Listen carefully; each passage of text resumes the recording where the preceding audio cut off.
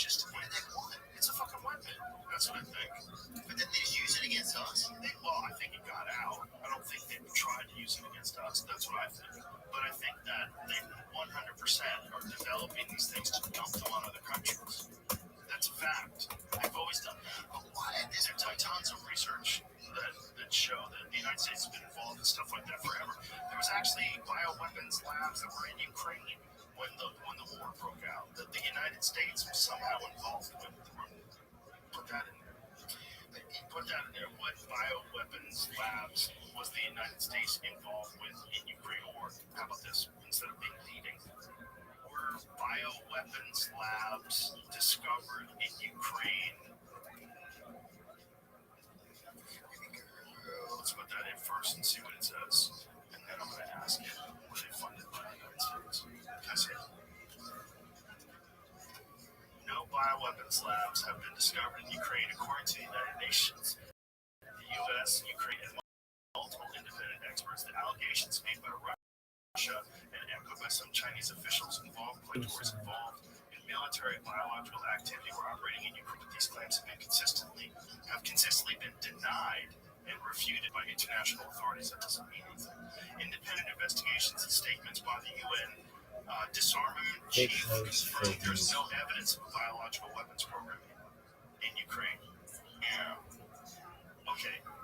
Are there any stories online about bioweapons labs discovered in Ukraine? The allegations made by but we don't know that that's true. Here's the thing: if the United States is running or funding bioweapons labs in Ukraine, and it doesn't become a national news item, you think they're going to come up and say, "You're right, we did it"? No, they're not. But if you're gonna fund bioweapons research in China and a lot of other places, are there stories about the discovery? Let's see what it says here. Stories about the alleged discovery of bioweapons labs in Ukraine have circulated widely, primarily promoted by Russian officials and state media. But these claims have not been substantiated by independent sources or international organizations, nor could they be. Like, what are you going to do? You're going to get in there and fucking rat everybody out in the middle of the war? They're going to kill you. Like, they wouldn't let that out. Chinese foreign ministry and various conspiracy theorists have also amplified these stories, including claims of 26 biolabs and illegal research discovered by Russian forces. I would hate to work at one of those places. Right. Okay, here's a problem here, right here. International news organizations and independent scientists, including the BBC and experts at King's College London, have reviewed the alleged evidence and found it lacking, noting that the pathogens and documents cited by Russia are consistent with public health research, not weapons development. Okay, public health research is one of the ways that they do weapons development. They do it under the guise of public health research. That's the whole original premise of gain-of-function research. We're doing this so that we can figure out how to heal people, and these diseases do come our way. We know more about them because we've been researching them. Like, okay, so the problem with the BBC saying it, we just found out the BBC's full of shit. That whole thing with Trump, where they took a speed in it and put a pause more than 50 minutes later in the sentence to end the sentence, like, they completely changed what he had to say. The head of BBC had to resign. This is a giant scam. So I don't trust that. But I don't know who's telling the truth or who's not, because if I was Russia and I had invaded Ukraine, I would also say, we found bioweapons labs. Maybe there weren't any, maybe it is a lot. What's the same with like the weapons? Imagine it's like it's just so hard to know what's real, at our level of just like being a consumer. So you can find online a story, so we can pick apart the story that says bioweapons labs. Look at this athleticism. It's tough to know who to trust. It's just tough to know where to trust things. So I think it is true. But there's a fact that we have had bioweapons research, and so has Russia. This is a story that I did when I did that show, Joe Rogan Questions Everything. I interviewed a guy who used to be a part of Russia's bioweapons research program, and he explained to me how they're creating anthrax. They had all these bioweapons available, and I said, do you think that there's a possibility that they were making various infectious diseases? He said, absolutely. I love that. Those research that was being done. And then we went down to Galveston, Texas, and we went to one of those bio research labs that they have in America, one of those giant crazy labs where everybody wears the hazmat suits and there's tubes that come off their suit and they're working with like Ebola and all this like super. And his perspective was what he was worried about was not something made in a lab. What he was worried about is some sort of a natural jump that goes from animals to people and just whips us out. This is what I'm talking about. I don't know. I feel the problem was I was in it too. I was in the middle of gain of function research. And so this stuff is nothing. Don't worry about this. What I'm really worried about is chicken pox from chickens. Yeah. Is that the big thing now? You know, I just don't even know. It's like, I don't know if they want to wipe us all out, though, because there's nobody for these, like, dark lords to play with. I don't think they want to wipe us all out, but I think they want to keep us as controlled as possible, as scared as possible. You see what they did in Canada? They just shot 300 hostages for no reason. Fuck that. And Canadians, dude, also have very good posture. Posture is probably great posture for birds. You say, well, they have a crazy neck, right? They have to posture that wasn't fall down. So, imagine if your neck was like 3 feet long. That'd be crazy. Best posture I've ever seen in the world. Toronto. Oh, yeah, get a fucking 3-foot neck. Like everywhere you go, your neck's gonna tell you. Bro, have you seen those giraffes with a little neck?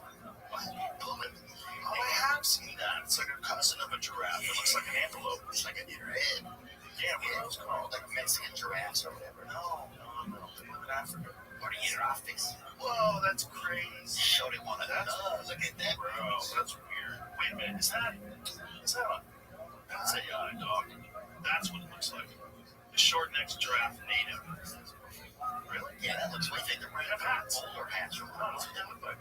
No, I think that's genuinely what they look like. That's the one right there. That's it. That's that dog, no. That is a weird giraffe, man. Interesting. Oh, from what kind of it's definitely real. That's the thing. You can't tell. There's no information anymore. It's all just a blender of fucking who knows. Anything you put in a TikTok, the next story it's merged. Your last research is into a new Sora is making new things and it looks so real. It just like I don't even know what if information even means. It just everything feels so bizarre. You know? Don't you feel like that? And it's getting weirder. It's getting weirder and harder to tell what's true. By the month, it's getting weirder. And fast. Yeah. It's getting very strange. So you gotta lock in. I'm trying to think of the things that just even still feel real to me sometimes, you know? I think this is a really important time to minimize the amount of time you're online. Yeah. This is, as things get squirrelier and squirrelier, check in every now and then, but don't allow yourself to be looking at that goddamn thing all day. Yeah. Because that's part of what's wrong with us. Is we're staring at these goddamn things all day and they're just hypnotizing us with bullshit. Just at the end of the day, you're confused, aimless, you go to sleep, you feel depressed, you wake up in the morning, you get up in the middle of the night pissed, like, what is life? Yeah. You go back to bed, like, what am I doing? Yeah. Those things do that. You take away those things and life is pretty normal. Yeah. They are amplifiers of anxiety. Oh, that's for sure. For sure. Well, it's even like, they had, that, like, a lot of these shooters, like, they live, like, these young guys who become, what's it called, when you see stuff online and it makes you radicalized, right? How are some of these companies not legally liable? Like, if you go to a restaurant, right, and somebody poisons you, you could take something up with that restaurant. Right. They poison a bunch of people, have to sue the restaurant, have some recourse against that restaurant, the food establishment. But these entities, like these social media places, like if they radicalize someone and they go shoot somebody or something, there's no like accountability from the company. You know what I'm saying? Well, the company's not radicalizing people. I think it's a real danger what you're saying because what you're saying is you're opening the door to censorship. You're opening the door to the government. So you can't talk about certain things because these things can radicalize you. Because anybody's definition of what radicalizes people is it's very variable, right? Like during COVID, I could have been radicalized as people against taking the COVID vaccine. I could have been seen as a science denier and a dangerous person that has to be silenced. You have to remove that from public discourse. So what you're saying by like people getting radicalized, that's the problem. Like who's getting radicalized and who's doing it? And what is the real reason is where you get radicalized. Okay, so you don't know who the fuck you are. You can get radicalized for the better or for the worse. For sure. So you're just really getting educated. Just people get radicalized towards, radical ideas of fitness and will and discipline. That's a good point. Paying attention to Jocko every morning. What is radicalized? You can be a radical, you can be into radical kindness. You get radicalized, just be kind to people. They're on the ground, no one gives a shit. What are you talking about and who's doing it? So why would the social media platform be in trouble for doing No, I don't. nothing other than giving people? I'm fairly certain no one else does either. That's why it gets. So the algorithm is what I mean. Is the algorithm? Isn't there some liability to an algorithm? No, but here's the problem: the algorithm amplifies what you like. So you have to decide what you're looking at. Right? Like you have to have some personal responsibility because most of my algorithm, particularly on YouTube, is all just stuff I like. It's all fun stuff. It's all interesting. It's all ancient history stuff. Cool cars that people are building. That's it. That's most of it. Fights, pool matches, professional pool matches, a lot of Muay Thai. That's all stuff I'm into. Nothing is. So, why is your algorithm fucked up? Because that's the stuff you're clicking on all the time. And a lot of things, I don't know if you can do it on Instagram. Can you do it I don't like posts like this, where you right-click on things? I think you can. But you can also do it on Google Newsfeed. People are interested. If it's a young person, is there any, should there be anything, I agree, there is a lot, it's always personal responsibility. And I think we're probably in a space where more than ever, personal responsibility we start to thin the herd because it's who can, have control over their own wherewithal, and what they absorb. Well, we have to learn from other people's mistakes, right? We kind of are better at that. We're better at that as a society than, say, when societies, with alcohol, for instance, than a society where I'm introduced into that society history of alcohol. Generally speaking, that destroys peoples. It's the Native Americans. It's a perfect example. Native Americans have no history of alcohol use. The United States troops came through, did two things. One, killed 90% of them with disease. So 90% of the Native Americans died from disease because they were smallpox and all sorts of horrible shit that the Europeans carried over with them. So 90% of them died from that. And then they got pushed into reservations. They got slaughtered by people with guns, and they lost all their land. And then also they get introduced to alcohol. So everything gets super depressing, and you get introduced to reservations have very high rates on Native Americans. So but if you really drink it over there. But if you look at us, regular people, we were talking about alcohol today. We're talking about I don't drink. I'll have a drink every now and then and have one recently. But that's it. But you can do that. I come from a culture where people drink. It's common. People drink wine with dinner. It's common. It's normal. You can figure out how to regulate it. There's people who won't, right? Yeah. What's bad is when no one knows what to do because you've never had it. And then once you get it, you're a buck. That's the problem. Also with censorship. That problem with social media. We're the first people to get it. Basically, the Native American social media, we're getting it for the first time, and it's wrecking our society. At the same level that it did in Native Americans, it also carries a lot of positives. It does let you distribute information about things. There's a lot of positive social media, but also people that don't know how to handle it. The grandchildren have a much better understanding of what to do. I have an uncle who is an addict. He's a Twitter addict. It's a real problem. All he does is yell about politics. He's on his phone 16 hours a day. He doesn't pay attention to his life. He's losing his job. There's these people that are drug addicts, but these are the first ones. I thought about it like that. Yeah, we got to learn how to regulate. And I think people are going to learn, a lot of kids are using apps now that limit the amount of time that they're on their social media for 1 hour a day. And I think a lot of these kids, they're just kids that want a better life. Yes. And kids that can recognize that you can waste time, and when you waste time over long, junior high school, into high school, you really start realizing it. You see the difference between people who don't waste time and really get after it and get things done, and then you see people that are falling by the wayside. And that's a pattern that establishes when you're a teenager, pretty much for the whole rest of your life. You know, I knew people that were kind of ne'er-do-wells in high school that really never got into anything. They never tried hard at anything, and they stayed like that. Yeah, I think it's hard to make a really big change in your life. You know, Very hard.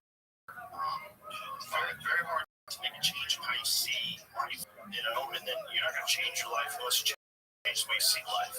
Yeah. Do you think about something else? Sorry. Brain sometimes gets hard to like keep going. How are the fights, man? You get fun? Yeah, it's always fun. Madison Square Garden is crazy. There's a few buildings in this world that have like a tangible feel when you're in them. Like, this is the garden. Bro, I've been there a ton of times. I performed there. It doesn't matter. Every time I go there, when I walk into that building, I'm like, oh, you're in the fucking garden. Yeah, you gotta be on PCQ, son. You gotta be ready to go. That's awesome. Garden. I think Fighters Field too. I'll be extra amped to fight in the garden. Yeah, Dustin said that he went to watch the fights. Was there a lot of, was Anik there? Yeah. I didn't get to watch. Yeah, Anik, DC, and Megan. Let's go. And Megan was there too. Megan Levy? Yep. Oh, she's the best. She's the best. She's so great. Her and her husband are both Joe. So they're The best. the best. Their whole, I mean, I will say this, they have one of the best staffs of any sporting group I've ever been around in my life, for sure. Yeah, the UFC staff is very much like a family. Amber, Nicole, We all know each other so well. We've hung out together so long. Like everybody's all hugging everybody backstage. It's a beautiful place to work. and Bruce is doing his stretching. There's so many little things going on, and you just get to see them all happen. It's always the same people, you know? And We travel around the world together. Well, I don't anymore. I used to travel with those guys around the world. And they, they'll go from here, and now they're going to Qatar.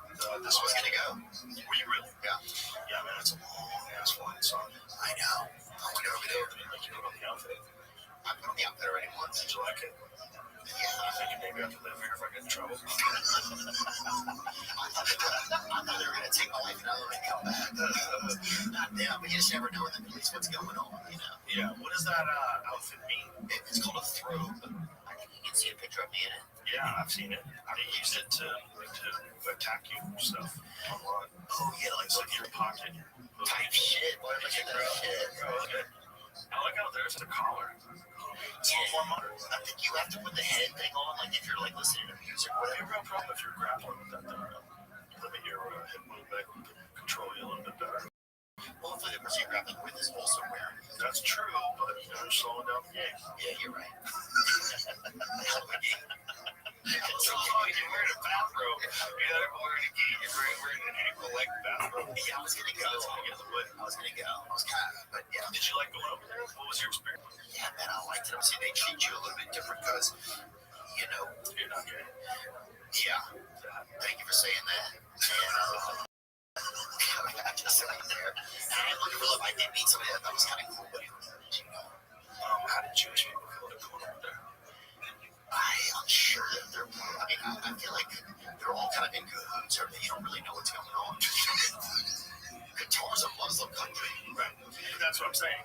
Like, if I was a Jew and I was traveling around the world right now, I'd be like, well, Do I stop in here?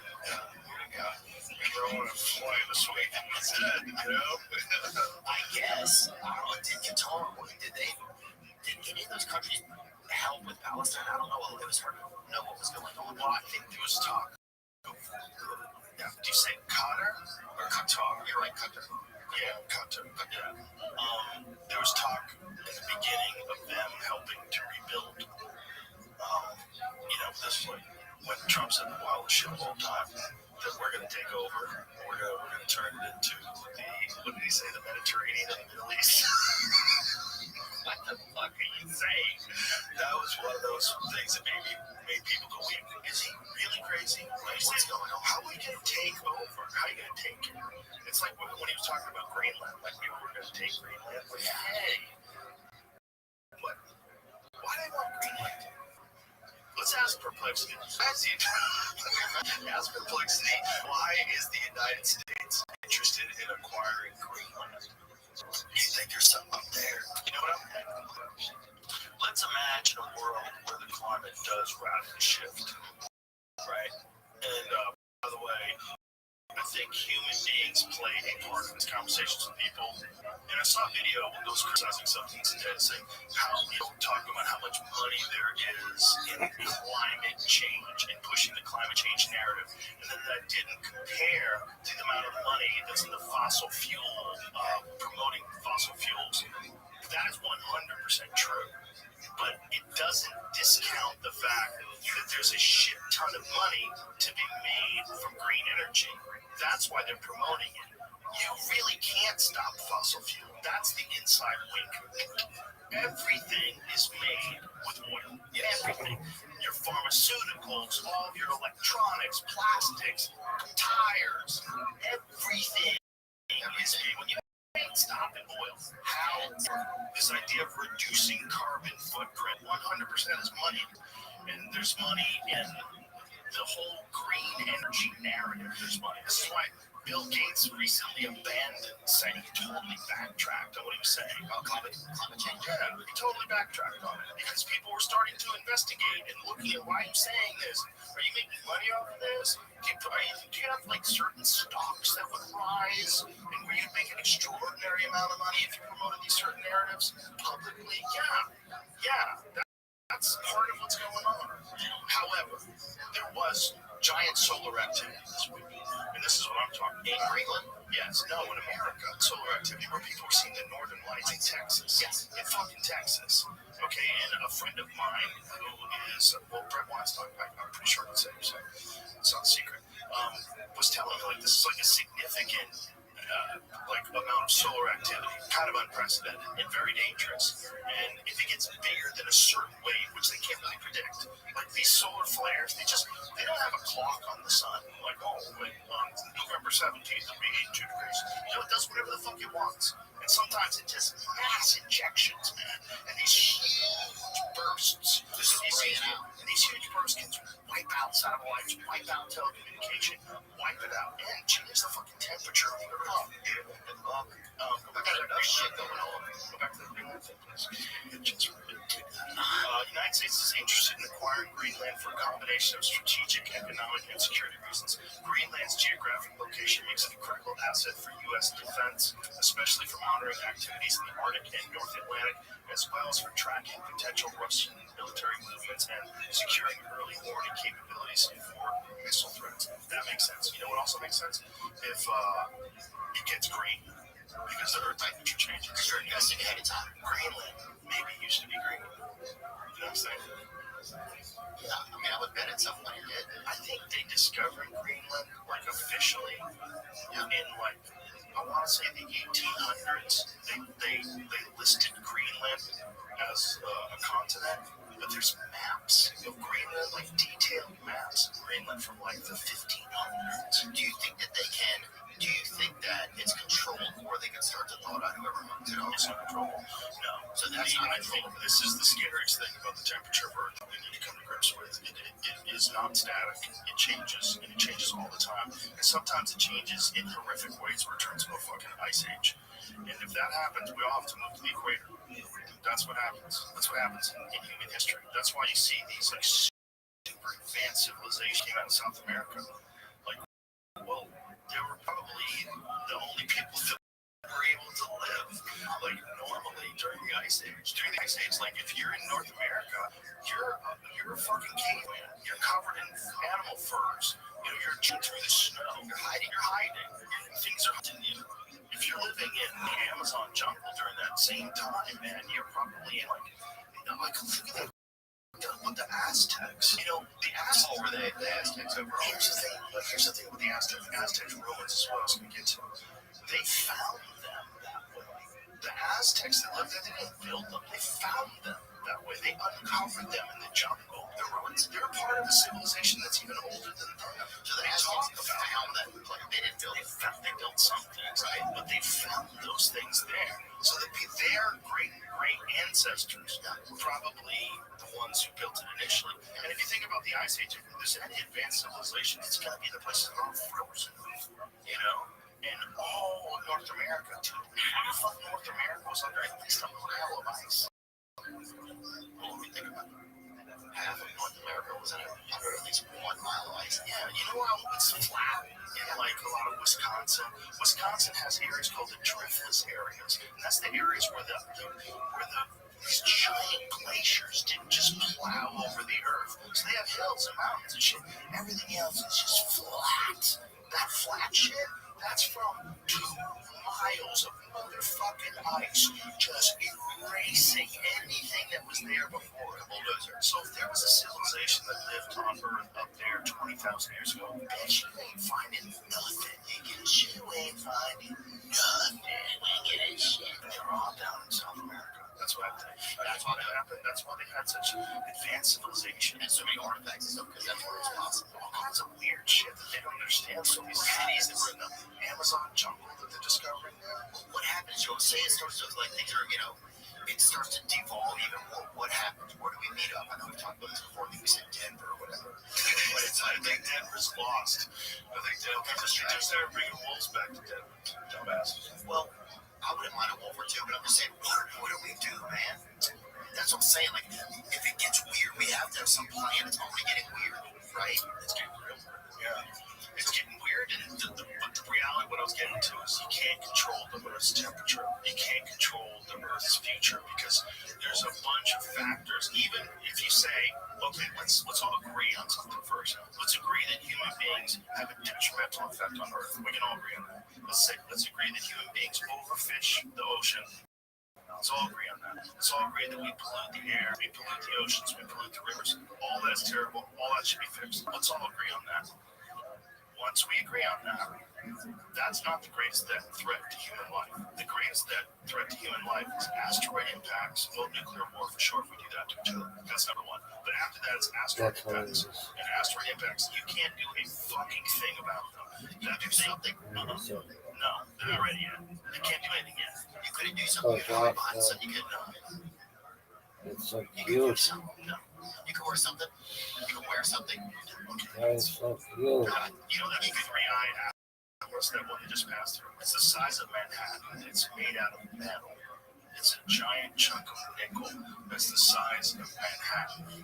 And it's billions of years old. And it's going, how many thousands of miles an hour was it going? Where would you be? How fast was 3i Atlas? It doesn't matter where you are. Everything's dead. The whole planet's dead. Okay, because what happens if you hit it? You have roaches, some fucking underground animals that survive. Because they get hit the planet, and then what happens? That's when everybody dies. It's miles deep into Earth in the first second. Miles deep. But does it like impact? Like does the Earth like shift over 20 feet? Like it's a massive explosion. Oh, you said you see the explosion. This not just an explosion, but it creates nuclear winter. Like the entire Earth is covered in volcanic ash. Like you're fucked. Everything's dead. Most of the Earth is dead. Okay. So maybe I'm not understanding it. It seems like it's going approximately 100 miles an hour. He didn't say this. The fastest interstellar object observed, with its velocity accelerating as it approaches the sun and then gradually slowing as it moves away. So it's 250,000 kilometers per hour. Earlier measurements as it enters the solar system recorded speeds of 130,000 to 140,000 miles an hour. So it's the size of Manhattan. It's made out of nickel. Okay, let's go with this. What is the observed mass of this object? What is the observed mass of 3i Atlas? Observed mass of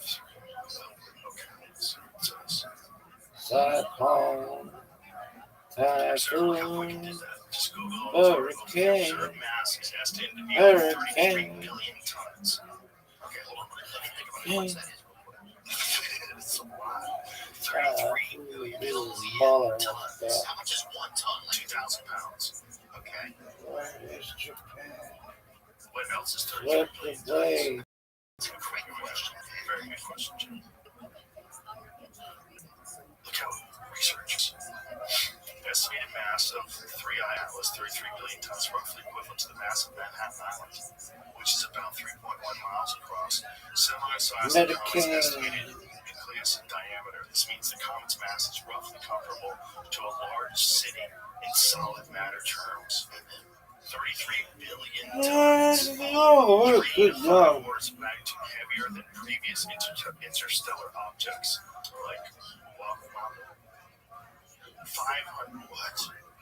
Far smaller than the heaviest known comets in our solar system. Look at this one. One C2014, whatever, which weighs around 500 trillion tons, with a diameter of about 128 kilometers, 80 miles. I didn't think that it was. I think I had a different concept of it. Yeah, so I had something small. I had something like that. those hit all the time. Things like that hit all the time. But Yeah, one of the best places to find them is Antarctica. Because Antarctica's all white, so they go out there and they see things in the ground that are meteors. Is it true they won't let us up there? Or is that true? That's right. No, there's places where you're not supposed to fly, but there's a bunch of reasons for that. One of them, I'm sure they're probably doing military research up there, but also, so they have restricted airspace, but also it's really dangerous. And if you crash, they won't have to rescue you. Like, there's nothing up there. Like, you will die, most likely. They don't want to have to try to die going to get you. It's sketchy as fuck going out there. Cyclone, hurricane, typhoon, they're all the same thing. La la la la la la. I think it was in Iowa. And then went to, they have like a place called Sundown, I think it was. It's fucking freezing. And like we went to Whistler, Canada. What a good job. Freezing cold. I can't even imagine being at the Antarctica. How cold does it get? Oh, it's cold. It's not just cold. There's no one there. Like, they do these. Volker. I wonder what they're studying.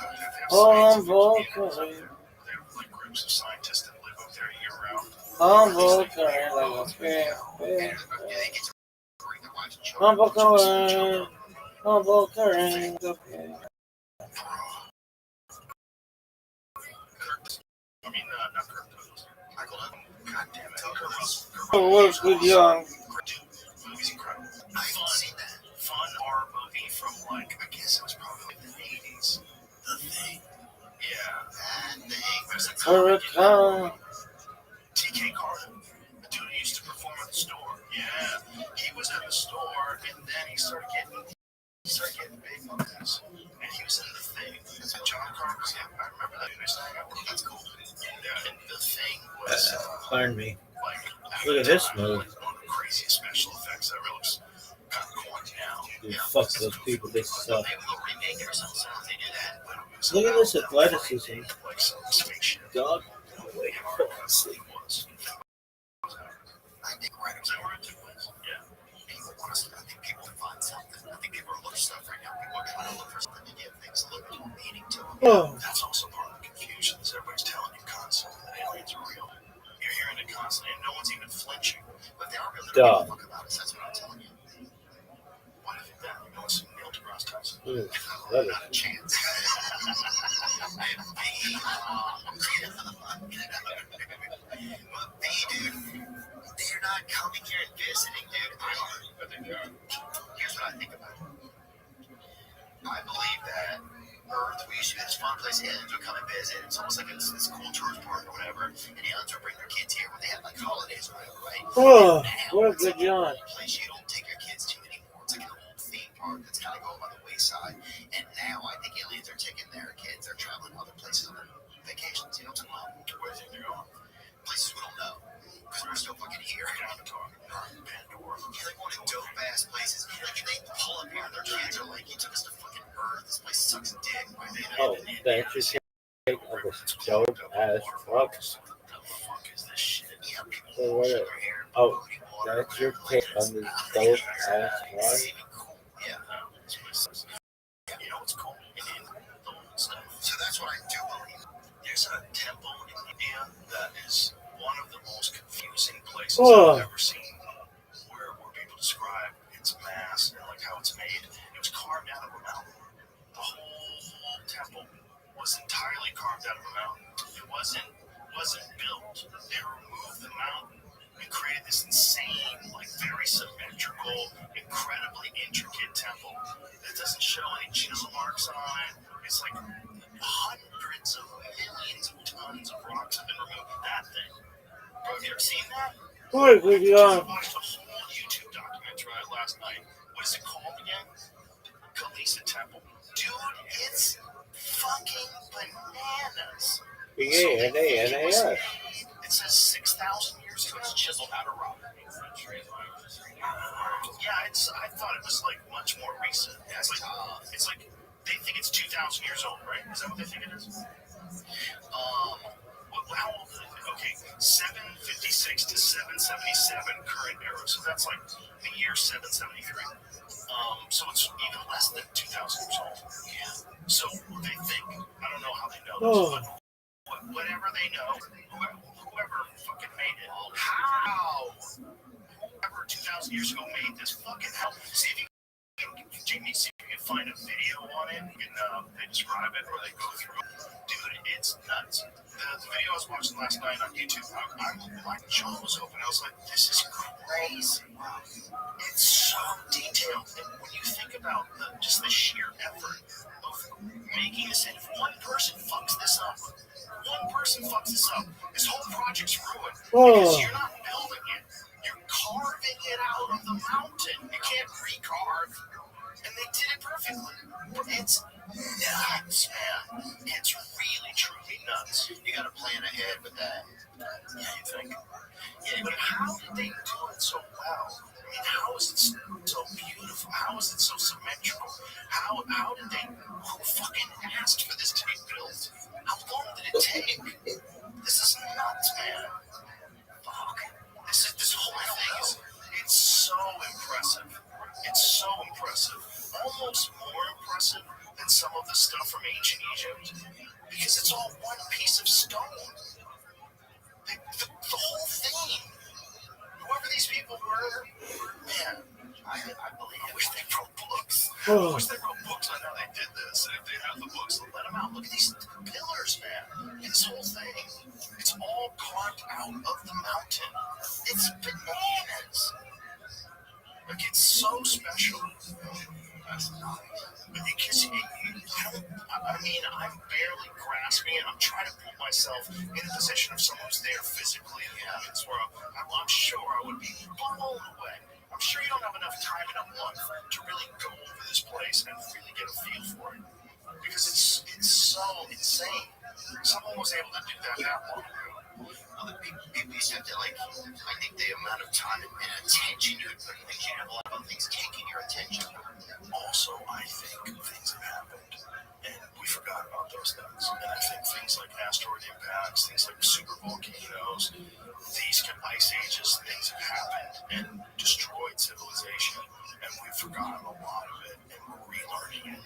We're refiguring it out now. That's what I think. That's how you find stuff like that. Like that one doesn't even make sense. Like, and also if you make that, who just left it there? Why'd you guys move? Where'd you go? Where'd you go? Where you just left this there? That's nuts. I'm trying to think of wow. That's the Aztecs too. There's a bunch of these structures that people just left, or they all got diseases or wiped out. Yeah, I'm sure they probably got wiped out because even if everybody leaves, and if there's a nice place, right, everybody leaves, some people would say like, no, we're just gonna stay. Got wiped out. That's how they're not there. That's something would happen. And probably like you're saying about weather or something big, you know, maybe weather. But I think a lot of it is people traveling with the new disease. Like that killed people in giant chunks all throughout history. That's what they think happened to the Mayans. Also, they think happened to the people that lived in the Amazon. These, like the City of Z, the Lost City of Z. Did you ever see that movie? Yeah, with George Percy Richards. Is that what the guy's name was? Percy Fawcett. So Percy Fawcett was this explorer that went down there. And so what happened was a group of people had said they went down and they found these cool cities, these spectacular civilizations, and they went back to Europe and told everybody. And then 100 years later, they returned to try to find these things. At least it might have been longer, right? All the shit was gone. Everything was gone. Because those first guys brought over the cooties. They brought over diseases. And they killed everybody. And they didn't even. How were they spreading the diseases? They just went around them, man. Like we Europeans. And nobody noticed that they had something wrong with them. They were used to it, man. They were used to those diseases. You know, they had developed but over generations. If you show up with miles of the disease, right, at a certain, like, I'm going to maybe see that something could be wrong with you, or you think it's just hidden in your path. They probably had real fear of it. They probably had no, because they never encountered it before. But you know, they do believe it's possible that the Native Americans gave the Europeans syphilis. Yeah, type shift. Yeah, That's it. I said type shit. That's what kids say. yeah. Well, my daughter doesn't want to swear. She says type shift. She does. Oh, I like that. How are your daughters doing good? Right, man. They're awesome. My youngest one loves it. I miss getting that. Did they go to the fight too? No, they're gonna go to a future one that I'll let you know. Okay, Yeah. That's awesome. That what you said, so fun. They're fun. They're so funny. It's just been funny because I just see them incrementally over the years. You get to see them grow up and just see. I was just thinking, when we do our first podcast together, do you remember? I don't know. It was like 10 years ago. No way. 8. Okay. It's been a while. Yeah, man, I can't believe that we've been. Back then, It's all been going on this long. yeah, I would never imagine that you would go down this road and be really good at it, man. Like, you're real sincere with people. You ask real good questions. You know, you're very present. You know, like you're funny, but you're also trying to really understand what they're saying. That's a delicate balance, you know. But be silly, be funny, but also like pay respect to whatever they're trying to say. Try to figure out where they're coming from. You know. Yeah. Well, thanks, dude. Yeah, I try to be. I think there's been a couple times, like, yeah, I try to be. I don't really know what I'm, like, I do not know what I'm doing. Like, how you figure it out as you go along. Yeah, and I'm still kind of figuring it out, I don't know sometimes, like, what, like, my purpose is in it, or, you don't think? Maybe that's a trap, huh? Yeah, it's a trap. I think you should have a direction. I do notice I meet a lot of people and I care about what's going on in their lives. That's a direction. That's good. Yeah, that makes me feel not important to me, but of some value, right? Like, last week when we had Grace and me on, he was talking about his son. Like, his son passed away from cancer, like, within the past year. And just talking about his son, right? Like, it was just, it was nice to get together and just talk about his son, right? Like, stuff like that. Like, I think it just makes me feel like, I don't know, that kind of stuff means something. So, do you feel like in your regular life you're not connected enough to people that are talking to you like that? Is that it? And that's kind of interesting. I think I do sometimes have a problem with connection sometimes, So you somehow or another can be more connected publicly than you can be privately. That's so weird you say that. I've thought about that before. Well, I thought about that because of my friendship. You tell me things on air that you don't tell me things in private. It's not private. Look, I love you very much. I was trying to reach out because the last thing you want is a friend is going through some shit and not doing well, and maybe you could have reached out. You could have helped your friend and you didn't, but you have a hard time expressing yourself in person. Sometimes, sometimes I'll be asked, like, what's up? Tell me what's bothering you. Like, how do you feel? What you do? And there's like a thing where it's almost like a blockade where you'd rather just like ignore it. You know what I mean? Yeah. But then when you're talking publicly, you like to address everything, which I find very interesting. It's like you almost feel more comfortable exposing various parts of things that you don't like, or your life, or what publicly you're better off. You're better privately. They don't trust you. Don't Trust thing, maybe it's not me. I don't know. I'm trying to that maybe. No, I don't know. I'm trying to think of it as you're telling. As we're talking about this, I'm trying to like feel it in the same amount, Right. Because it's interesting to me because I love thinking about this kind of stuff, like operate or why we operate certain ways, Right. Yeah, I think sometimes, I don't know, it's hard for me to maybe say what's going on sometimes. Sometimes I don't know what's going on. Sometimes I like just, if I talk with somebody, and then some of the biggest conversations I have are on podcasting now. It's like, that's when I'll talk the most. And so I'll sit there and have moments that are like, that's kind of my biggest conversations. It's kind of the only time you have real conversations, because every other time you have conversations, there's usually multiple people around and everyone's checking their phone. You know, and everyone's going in and out of the room. Everyone's going to take a leak, like green room conversations. It's kind of almost like a podcast in and of itself, right? But Yeah, it's fun. there's also people showing each other funny memes, and you know, we're all watching videos, fucked up things that happened.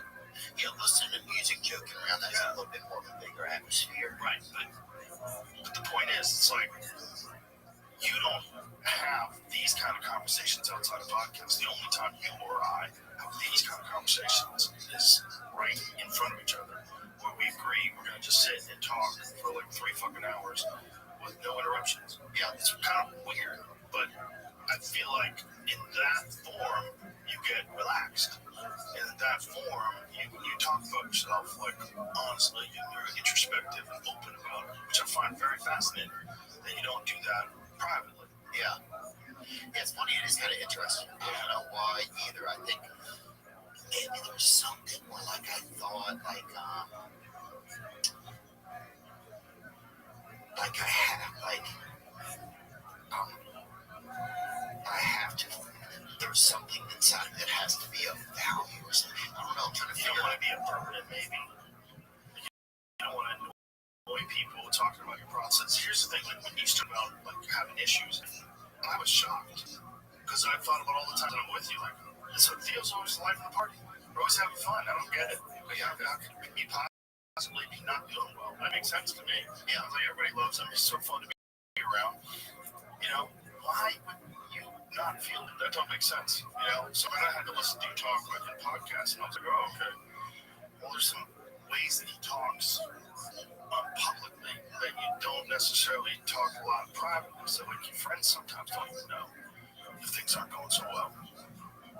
Well, I think for some reason, whenever I started podcasting, I was starting to kind of have a conversation with myself for like sometimes the first time in my life, maybe where I was like having like some dialogue with myself, you know? Because you do a lot of them solo, too, right? Yeah, probably the first 100 or something were solo or something, pretty much. And so I think that you're forcing yourself to do a totally new thing, which is to not just like go on momentum, but to actually think about something for like at least an hour where you're talking, just thinking about stuff. Yeah, that was probably the most fun I ever had in some ways, I think. And also it was like a learning.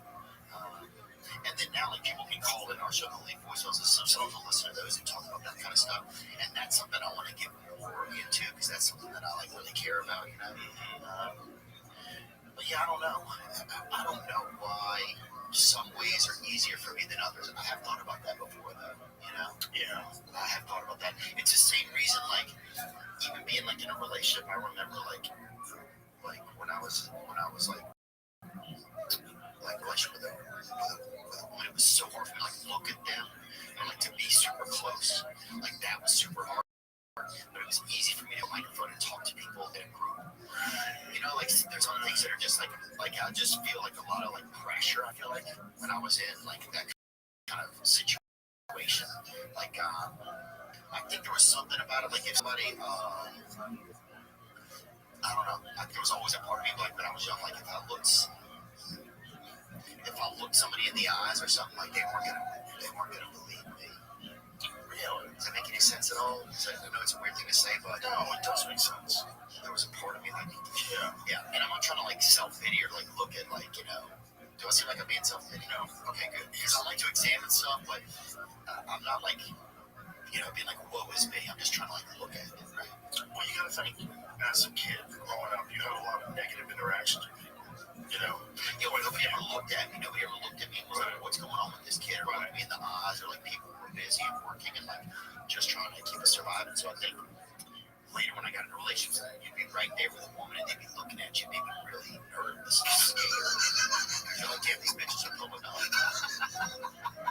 You know, and that shit was like baby girl, and shit. You weren't used to intimate relationships. Right, so intimacy made me super uncomfortable, right? Well, you weren't used to trusting people.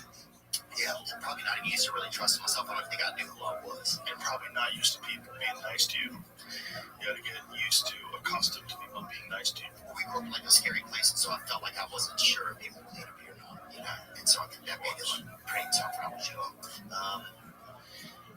But yeah, I don't know. So it's been an interesting experience, you know? And that's life. It's just like life is an interesting experience. It really, truly is. but it can be awesome and it can suck. The reason why it's awesome is because it can suck. Like that's you need them all. While we're human, and I think that's we have only so much sand left in that hourglass.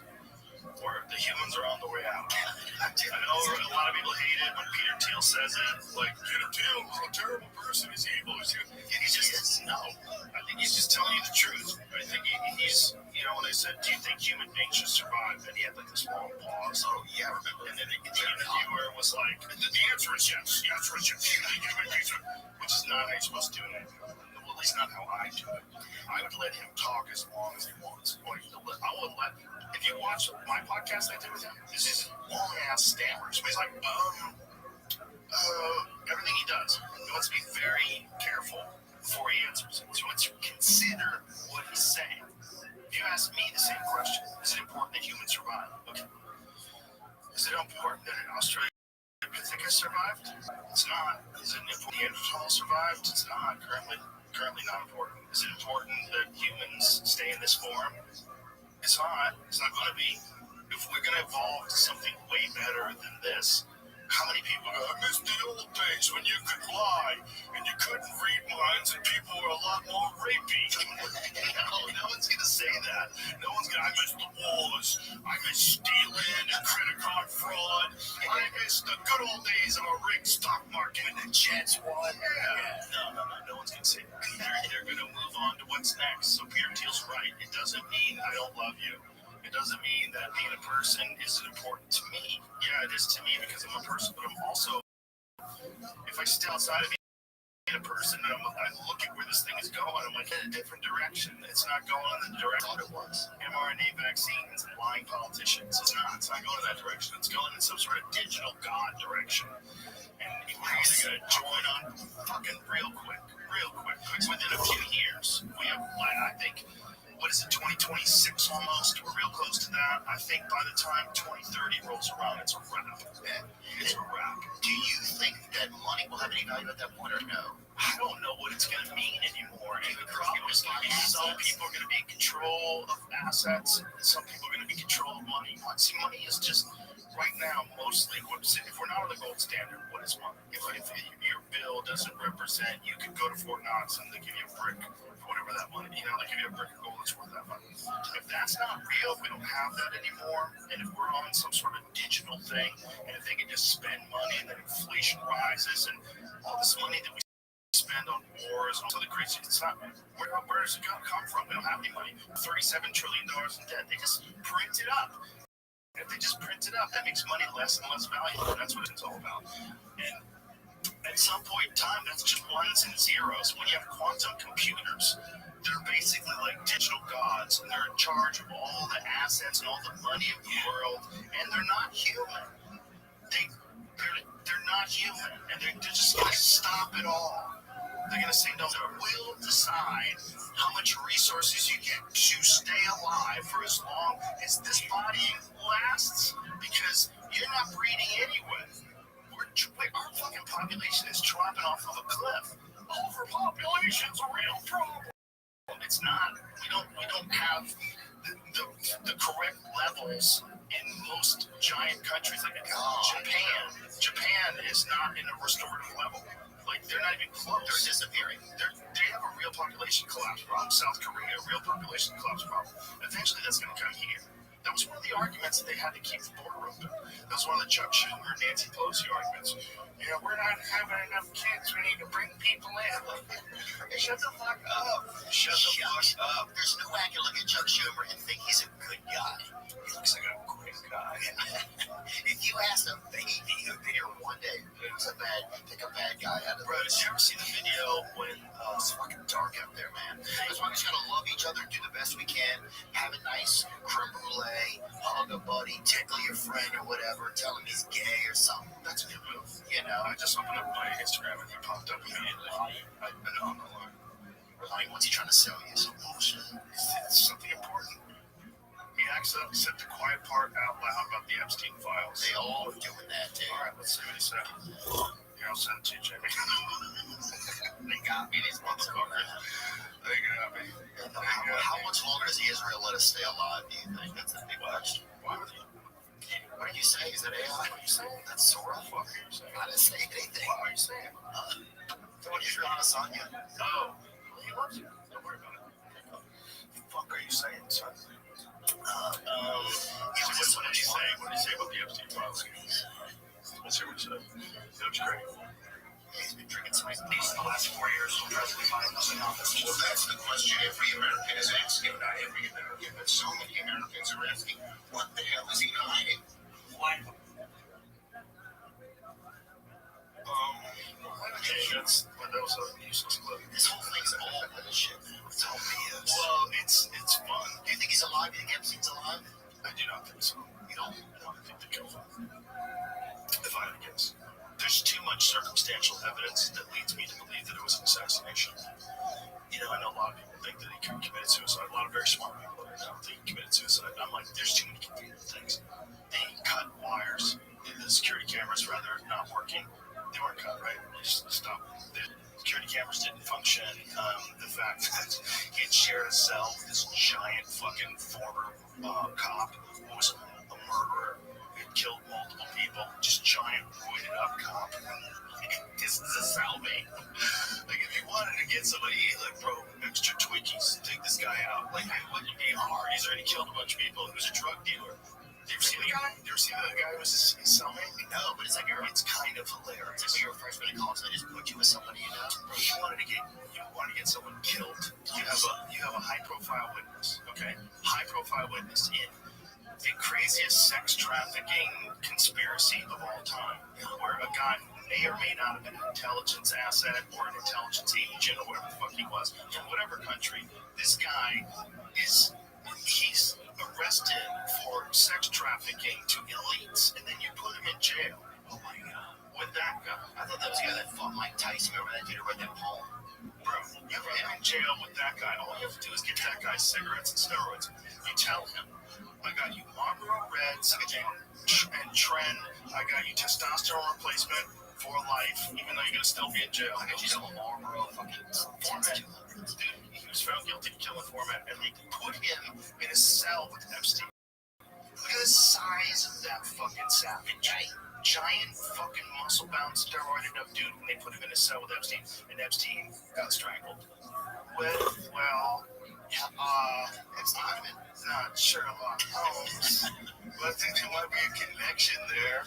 Epstein was probably trying to slurp him. I bet that he was such a pervert, dude. Well, if he didn't kill him, then somebody killed him. I bet he was such a pervert. I think someone killed him. Retired Westchester cop charged with killing Ford and cocaine deal after bodies dug up on his property. Bro, he buried them in his backyard. Yeah, that's a crazy motherfucker. Oh, that's a good gardener, dude. That guy's fucking composting. What are you talking about? It's true. It's a better way to deal with already dead. And then do let him go to waste and bring him back to Mother Earth. Those are leftovers. That guy's Italian, dude. They love leftovers. How deep do you think he dug it? I bet he was pretty lazy. That guy's pretty jacked. I don't know. I bet he got tired, though. They don't have good cardio. You're right. There's a lot of cardio involved. 2 feet. How many bodies? 4 bodies? Bro, 4 bodies is 4 6-foot graves. You think he did a mass grave all on top of each other, or you think it was respectful and made 4 individual holes? I bet it was more like, you open up a box of chocolates like that, kind of. I don't think it was like tea servants. I kept saying it was like that. Yeah. Or a 4-pack of cannolis Right there. Yeah. Right. Take the lid off. You see feet. Just a dusting of confection and sugar or cocaine deal went bad. Fuck, but way to go, cop. But imagine, that's horrible, but imagine you are the most high-profile person being charged. They put him in there on purpose with that guy. 100. How could they not? They did. How would you not? Like, what? If you worried about the guy dying, why would you put him in the room, lock him in a bedroom, a tiny little bedroom, with a roided up murderer? Just stop and think about that. You're in a room smaller than this fucking studio that you and I are in right now, with a roided up murderer you suck on. And you wind up getting strangled. How would you sleep? Say you have to go to jail, right? I know, but I'm just saying, dude, if you had to go to jail, right? You're in jail for something that you've done or didn't do. Doesn't matter. Right? How do you sleep?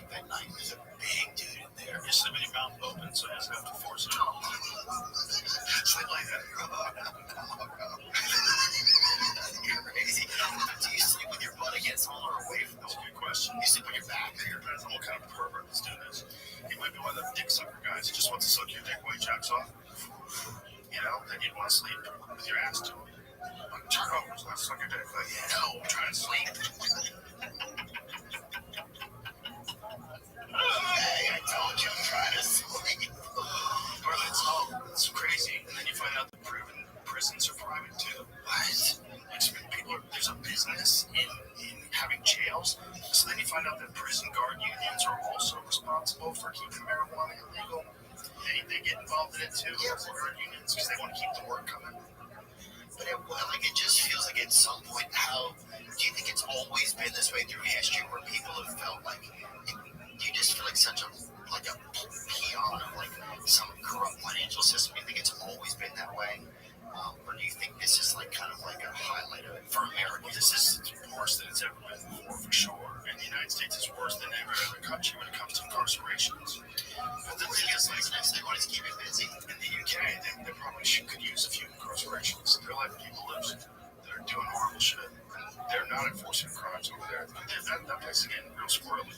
But, you know, the United States, half the people are in there for nonviolent drug offenses. Half of them, right? I think that's the number. Put that into perplexity. What percentage of people in American prisons are there for nonviolent drug offenses? I think it's like half. So it's basically, you know, it's a byproduct of prohibition that's led to millions of incarcerations where people are locked down for the rest of their fucking life. I would hate that shit because somebody wants something and you don't think they should be able to have it, so you will arrest people, sell it to them, and you will lock them all up for possessing it. 43% of federal prisoners in the United States are serving time for drug offenses, which are predominantly nonviolent. Additionally, about 72% of federal prisoners are serving sentences for nonviolent crimes, including drug offenses with a significant portion related to drug possession and trafficking. 72%. In federal prisons, 72.1% of inmates are incarcerated for nonviolent offenses. More than half, 55% in federal prisons serving time for drug offenses. So 43% of federal prisoners in the United States are serving time for drug offenses, but 55% are serving time for drug offenses in the summary of key data. So it must be like, this is what's happening when AI is drawn from multiple different sources. They're giving you two different numbers. So it's somewhere between 43 and 55%. Yeah. I think it's interesting. Like, I guess you don't know which ones are like weed, which ones are cocaine, heroin, fentanyl, that kind of stuff. That's, you know, look at this type of offenses. The majority of drug-related incarcerations involve possession, which is classified as a non-violent offense. So, put this. Other than drug offenses and drug possession, what percentage of people are in jail for non-violent crimes? Put that in there. Like discount drugs? Yeah, other than drug offenses, what percentage of people are in jail for non-violent crimes? I gotta get a family up there. Yeah, I think that'll be good for you. Okay, let's see. Non-violent. What does it say? Okay. Other than drug offenses, about 25% of the daily jail population nationally is incarcerated for low-level non-violent offenses, including misdemeanors and public order offenses. 13% are there for property offenses such as burglary, and around 11 for public order offenses, non-violent infractions such as weapons charges, broken. The problem with that is property offenses like burglary can lead to violence. Like that's next door to violence. It's not violent, but like those guys that got shot into that guy's house. As soon as you're breaking into his property, you're getting super close to violence. Yeah, I think it's fine. I mean, it's like if you're inflicting like fear on somebody, they're running out. Yeah, that's pretty violent to me. Yeah, it's not violent in that you're hurting a physical person, but you're breaking into their house, and anything goes once you're breaking someone's house. You know, everybody knows that. You break into someone's house, anything goes. They don't know why you're there. They don't know that you're just a petty thief. They have no idea they're gonna fucking shoot you. We all know that. You'll never forget the small leftover. I Googled the other thing, the opposite. Or not Google, like say the opposite thing. how many are in for violent crimes? Right. 62% in state prison, but only like 7 to 10% federal. Interesting. Most federal inmates are serving sentences related to drug and public order offenses. Oh my God, that's nuts. Yeah, I mean, it's just so nuts. It's like that. I think it's weed. I mean, what do you think it is? No, it's probably cocaine. Cocaine's the big one, right? Cocaine laced with fentanyl. Yeah. And then there's pills, and then there's meth. Meth is a big one too. Those are the ones that everybody's really terrified of. No one's really. The marijuana thing is a disingenuous. The marijuana thing is really this bunch of special interests that want to stay illegal. The actual people that marijuana is dangerous or wrong. And they're not totally wrong. This is a very important point. Marijuana is not completely safe, just like alcohol is not completely safe. I think there are certain people that, for whatever reason, the way they're wired, marijuana can fuck with them badly. And there's some evidence that it can trigger psychosis, or just some sort of a psychotic break. There's Definitely, dude. Some of that shit's bad. Oh, dude, I'm tired of shit. Powder or crack cocaine offenses account for more than 54% of drug offenses. So that's most of it. And then there's meth, 24%, and marijuana represents 12%. But I guarantee you that marijuana thing, that's dudes who are growing. You know, you're growing and dealing. If they're hitting you up in federal prison, heroin offenders account for 6%. That's weird. I would have thought it would be higher. Just 6% for heroin because they're so chill, they never get in trouble. They never get caught. But the family that did that, the opioid epidemic is still out. Sackler family's out and about. Sackler family's still out. Be responsible for 1 million people losing their lives. And the ripple effect of that to their families. Yeah, that's what I mean. Suicides, drug addictions, families falling apart, lives destroyed.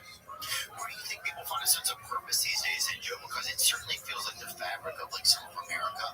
It used to feel like they gave us a lot of purpose, right? And some of that feels like it's not there anymore. Do you feel like that's a true statement? Well, I think this is also part of the problem with social media is that we feel that way. Okay. And while we feel that way, that everything's falling apart, we still have our neighbors, we still have our friends, we still have the places we go, we still have all the community that we always had. You know, we still have the mothership, we still go to nice restaurants, you still hang out with your friends and watch the game. You're still like alive on Earth, but you're so overwhelmed by this fucking constant onslaught of bad news. That's complete. That you're freaking out always. But then you got ICE raids where they're taking people that are American citizens and they're scaring the shit out of everybody. And they made me the video. You see that thing where they put on the video? That was crazy. I didn't even ask you. Well, it was really scary. We're just joking around because we were talking to a guy who was talking about his friend. And this was quite a while ago, right? When was that video? Yeah, I think like a year and a half ago or something. I don't remember. But that was crazy. So it was like, hey, it was a joke, right? She's like, a friend. She said a friend of mine got reported. But she said, well, do you have anything to say to him, right? And I was like, I'm clowning around. I have no idea if it's real or not. I have no idea. You have no idea. It's literally someone just handed you a phone. And then Homeland Security, was that what it was? It was put up online. It was the Charlie Kirk thing, yeah. And so then I was like super scared, remember? I was texting like you. I was just texting people to make sure everybody's okay. I didn't know if they were like just going to kill people that had been on TikTok or whatever. I had no idea what they were going to do. I just can't believe they did that with you, where they just put it in there as if like you were endorsing that. Well, it just kind of, it was just a scary time. That was the same time we were fucking with the trouble. I'll be some fucking trap beat. But you know what I'm saying? Whatever. Like if a company did that, you could sue them. You know what I'm saying? If it was privatized, like if ICE was a private company, and that was the people that the United States hired to get rid of illegal immigrants, and they used you, you would sue them. You could sue them. Well, it was just, but the government can just put that up there. And then what did you do? You had to formally request them taking it down? Yeah, I hired an attorney to get help to take it down. How long did it take to take it down? Like 48 hours or something. It had like 30 million views over a whole platform. How many people even know it was taken down until they just heard you say it? I knew because you told me, but I couldn't believe it. When you first asked me what I should do about this, I was like, oh, that's probably nothing. And I was in the car, and I got to the club, then I talked to you from the club. And you're like, you didn't see it? I was like, no. And then I saw it, I was like, oh my God, what the fuck are they doing? It's like, that's not how you envision the government. Yeah, there were like deportation hype videos with trying to make some shit. And I was like, what? Dude, that's what I'm saying. Everything is turned into like the WWE. It's none of it's real. It's 100% that like judgment. It's idiocracy. Oh, idiocracy, yeah. But yeah, that was scary, man, because then I got to look, because there was just like a lot of threats, and then things got like, then it was just kind of, that made me kind of paranoid. And then my mom was visiting, and we went to the doctor. I went to the doctor, just getting something looked at or something, you know. And I was in the doctor's office. There was a nurse asking me questions, or whatever, blah, blah, blah. And then she's like, I have something for you. I was like, huh? And she's like, oh, I brought you something. Can I give it to you? And I was like, I'm at a doctor's office. Like, she made something out of it. Yes. Something. And like, okay. That was just like, it was such a weird time. And my mom was visiting, and it was like the Charlie Kirk thing. It was just super. She didn't know what was going on. Like, watching that guy easy. Like, it was. And you know what's crazy is when people react. Oh, that scared me just as much as watching him get shot. Well, yeah. And let me think about that in just a second. I'm just thinking through the end of this, if you don't mind, real quick. So I know you're not interrupting. So I'm in this doctor's office, and it was just weird. You know, like I'm at the doctor, maybe feel like nothing was safe. Like it compounded on my head, like, oh, nothing's safe. Right? No place is safe where, like, because I just give this girl like medical information, like, is this okay? You know, so I talked to the doctor, and it was all old stuff, and like, but then I go outside, I was sitting in my car, my mom was out there with me, and like, and it just like been a lot of stress, and I'm sitting there, I kind of was like kind of tearing up, talking to my mom, just like, you know, I told her what happened in the doctor's office, you know, and it was after the DHS thing, just a lot of stuff that felt like, you know,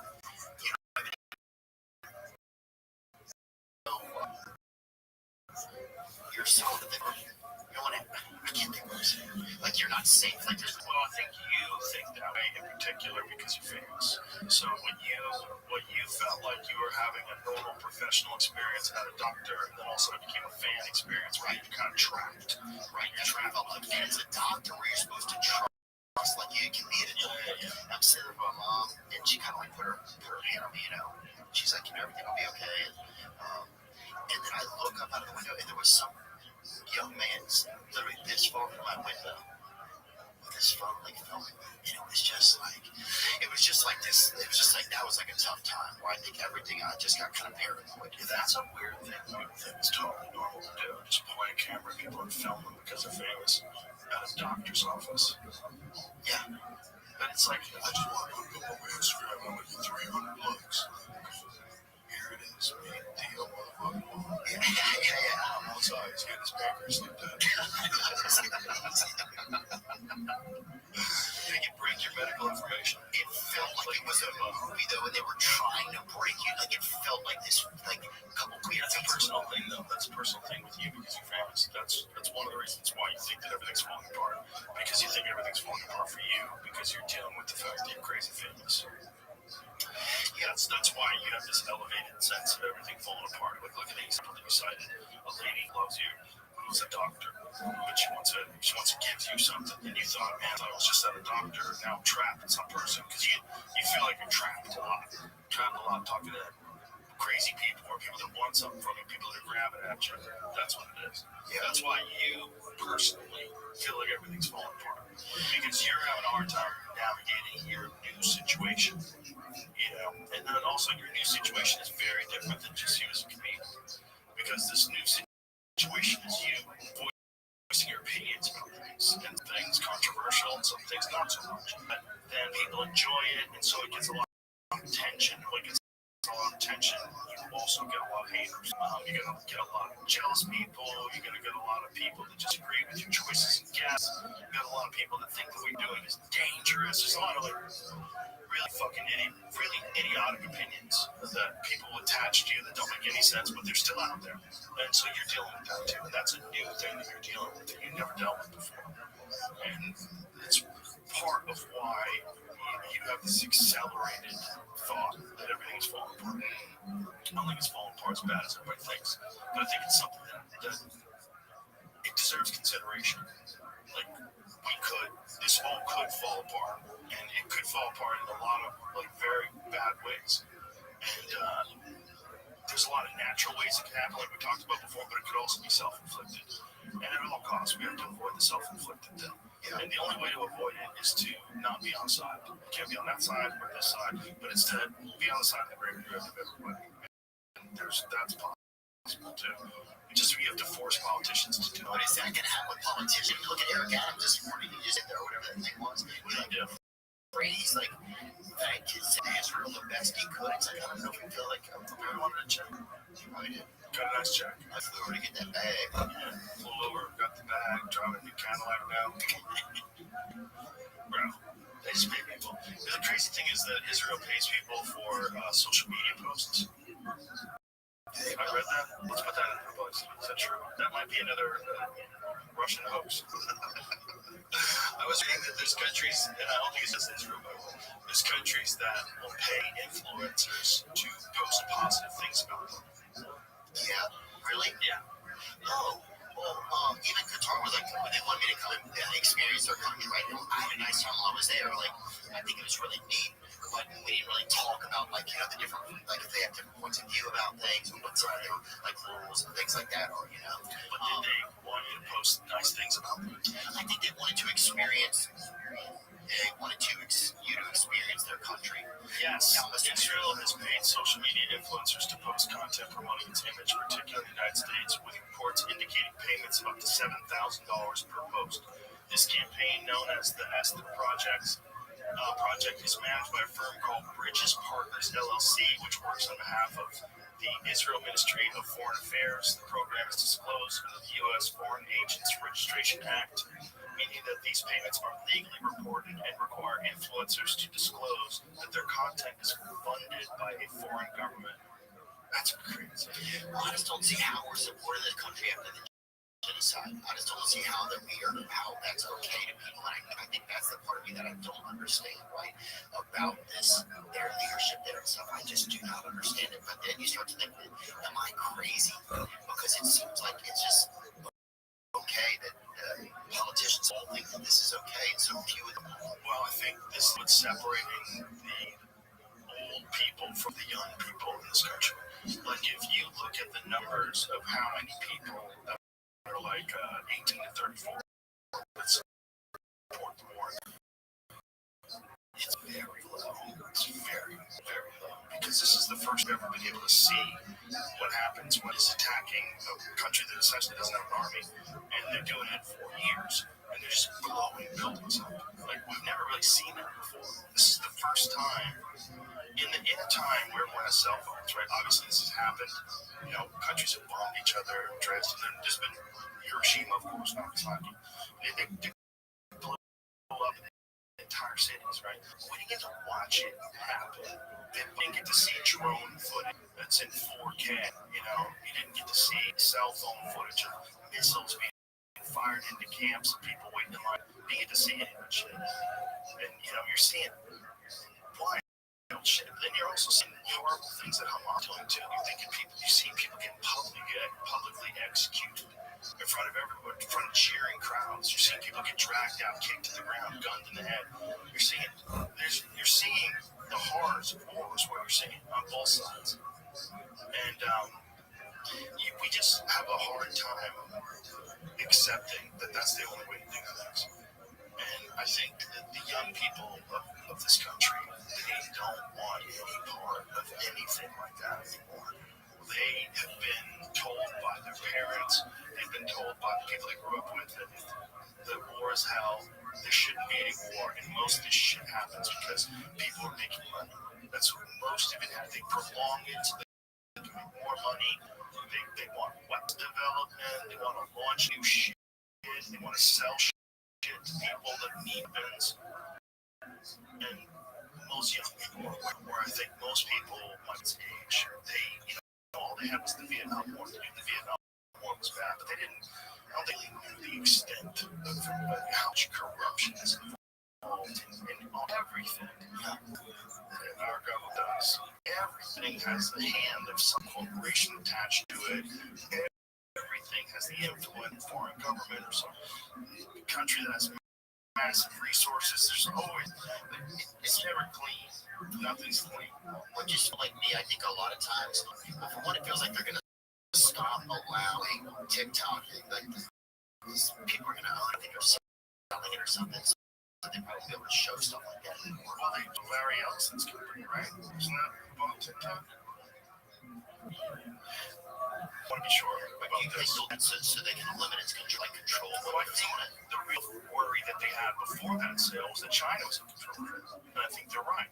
I think that if you have a foreign country and the foreign country is using a very popular social media website to spread propaganda, spread things that absolutely aren't true. Along with, I'm sure some things that are true. Yeah. But they have on which way the influence goes. That's dangerous. That's dangerous. Now, I'm not saying that Larry Ellison's company is going to do a great job of being totally objective and letting people criticize Israel, letting people criticize Hamas. But I don't know.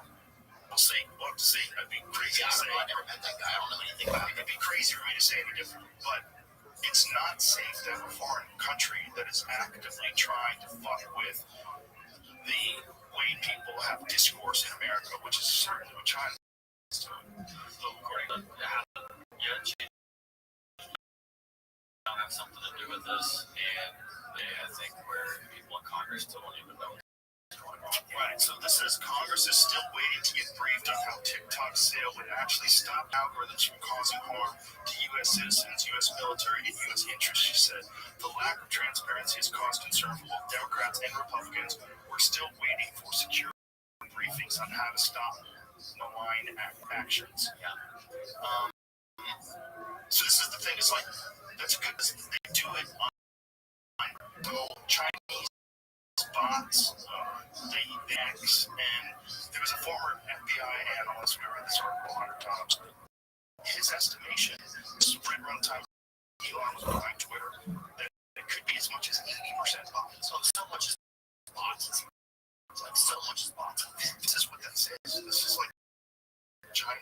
This is for say things about USA things about gay rights. So say things about LGBTQ, whatever issues, whatever it is, whatever it is, USA, whatever it is, and they just flood it. And so they have their finger either how much negative shit you see about any kind of subject, and whoever's the best at it, whoever's the best at this kind of propaganda, this is like an incredible tool to use to demoralize another country, to have another country hating itself, hating its actions. And if you leave that in the hands of China and they own the company like TikTok, at least if someone in America owns it, and again, I don't know what they're going to do, but at least if they own it, you would say, okay, well, at least they're not actively trying to fuck with us and make us battle back and forth. They're just allowing the algorithm to do its natural course. Right? I guess if they're going to do that, here's the thing: if you can't stop bots, then all of them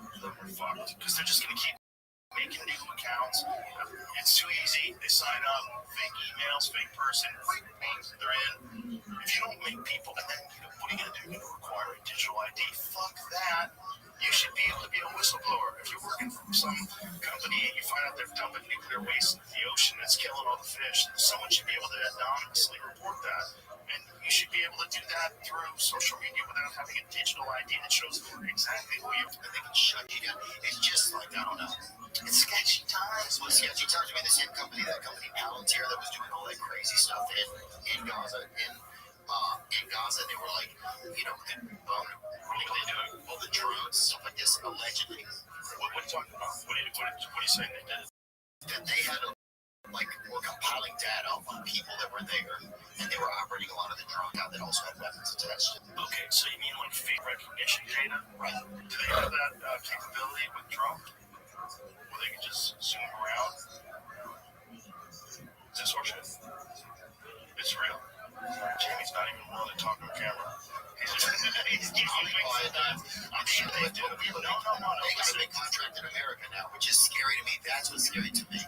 And drone could go by. That maybe that's what happened to John Kirk. Who knows? Maybe a drone, you just have no idea. You can even point the finger at a bullet comes out of the middle of nowhere. True. That's a kind of, that's it. You're so about it over time. I'm just saying, Listen, okay. So you're right. However, China's making drones, and they're making really good ones, way more sophisticated than our drones. If you don't have drone development and some kind of drone defense system in America, if you say, oh, no one should have that kind of power, you're right, no one should have that kind of power. However, China already does. So if you just have no innovation and no way to implement any kind of defense system with drones in America, but it's already in China, it's already in Russia, you're kind of in trouble. Okay, so you have to have something in that space. You got to be moving forward into you got to have the weapons. They're already. It's like the nuclear bomb. If they're already doing it, you better fucking get it. Right? You better get it. I think it's me that the company that was allegedly doing that there is the company that we hired to I believe create a database and have some of the same opportunities here. Or they could potentially be able to do the same thing here. To me, it just kind of tracks where it's any one private company that has a database and all the information on every person, where you are, what you're doing, yeah, that's sketchy. What are you looking at? What's going on? The story reporting on this. It's that absolute power corrupts the looping thing. This is like absolute power. One AI system is called the gospel, another one's called Where's Daddy? Oh, Jesus Christ. Used to identify people. One of them's called Lavender. That sounds lovely. AI-enabled data processing system developed and used by Israeli occupation forces in their, it says, genocidal campaign against Gaza have caught widespread attention, prompting journalists to call Gaza the site of the first AI-powered genocide. AI technology was reportedly first used in Gaza during Israel's 11-day assault in 2021. During the ongoing genocide, for the first time, it's being used to kill Palestinians at an unprecedented level and at much faster rates. These three known systems identifying targets for airstrikes based on Israeli mass surveillance records of the Palestinians in Gaza that have been collected for years by the IOF under the racist framework of monitoring what they deem as threats to the Israeli regime. This is from Palestine-studies.org. So who knows also how? Yeah, it's obviously going to be favored towards it. Yeah.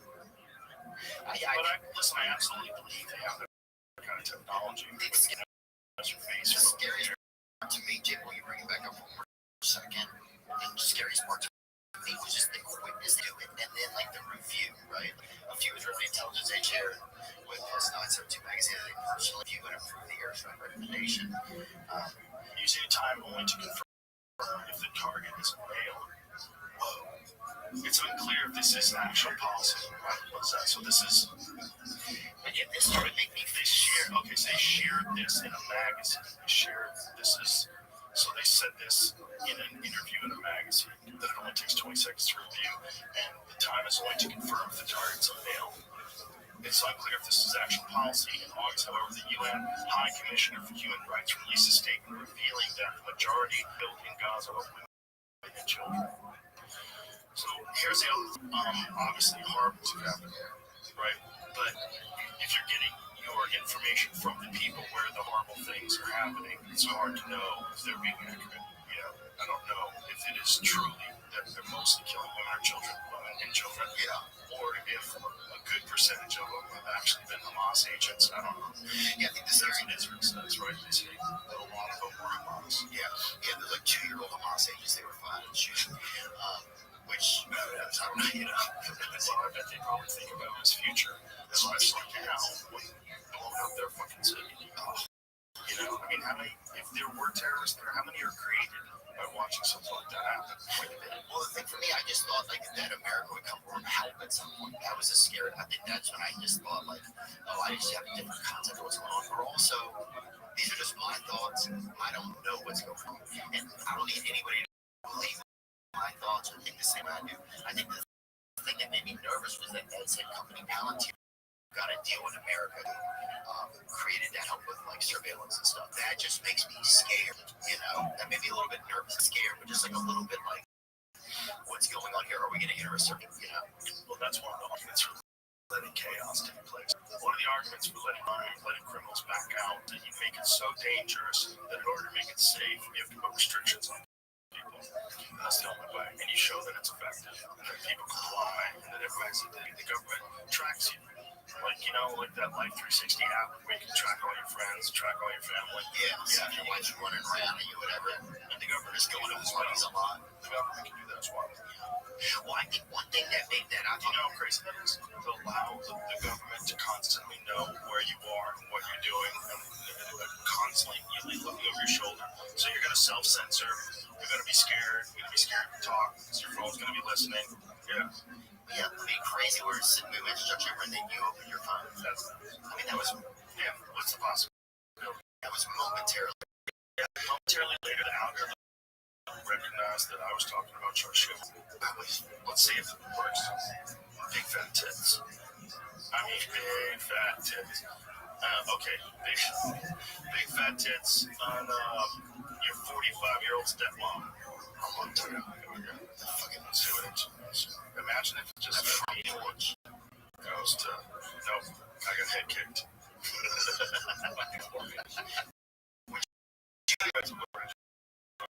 Cat off of Facebook Marketplace. Sure. If it's a cute cat. Fuck that. Yeah, that was fun. Look. I'm not buying a cat. Right in my For You page. You can see one of them. Hey, how Right in my For You page. Wonder if that's text something random to someone. And then give it 5 minutes and check your For You pages. Right away. Ladies boobs. So, hey, let me see one of them and guess what the other one looks like. Oh, trick. That's a good trick. I don't know. I bet that other one's looking. That one's too perfect. Yeah, so they both look the same. See, this fun thing I would have if I sat next to an airplane, I would have them draw a picture of their kids. Like if they had kids, like draw a picture of your kids, and dude, it would be the most ridiculous looking picture. But it would always be pretty fun, Yeah, I think I was just concerned about like if that's a company that does it here, so that's like where my brain tracks, like none of that. And then That should be scary. That's why I think ICE happened. That's why I think all the ICE stuff happened.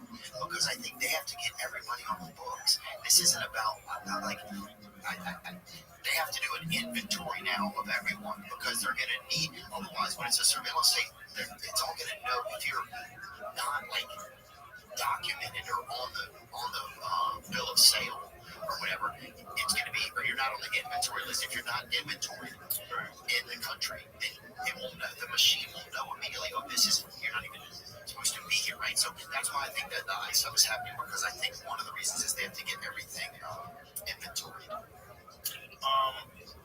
I see what you're saying. I think the ICE stuff is happening. A lot of it's because of political power.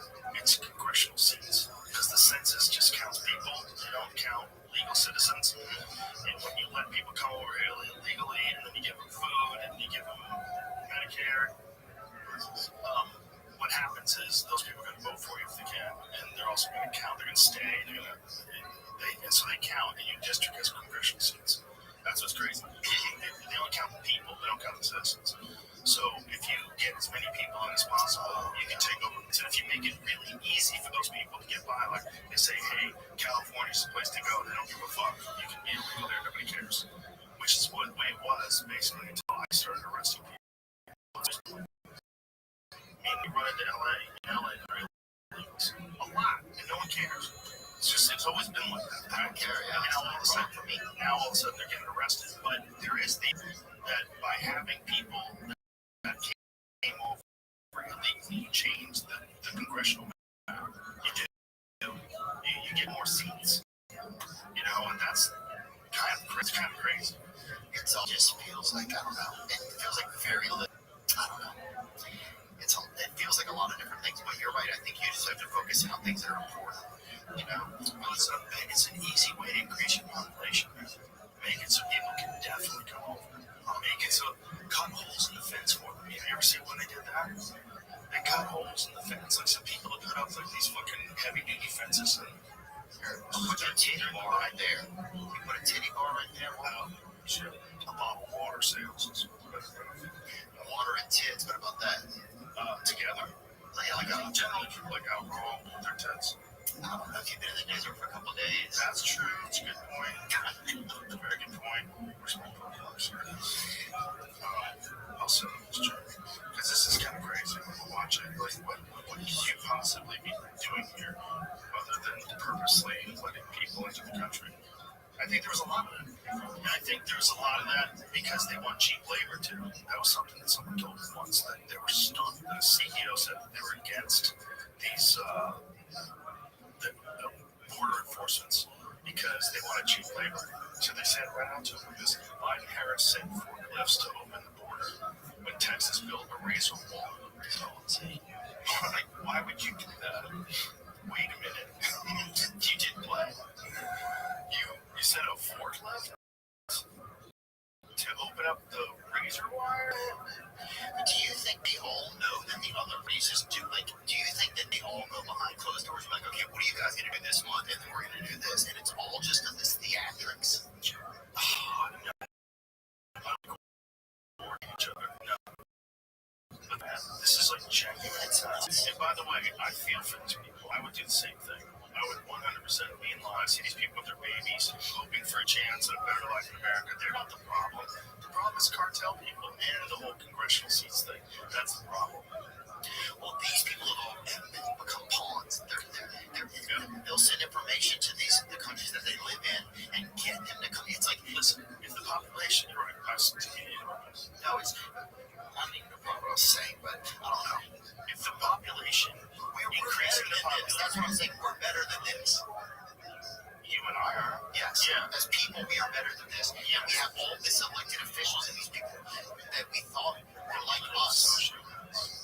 When does that end? That's a good question. Can it end? Do you think there's a way to end it? It's going to be hard. My suspicion is it ends when AI starts sorting government. We're probably going to use AI with government to prevent this kind of fuckery that we see on an everyday basis.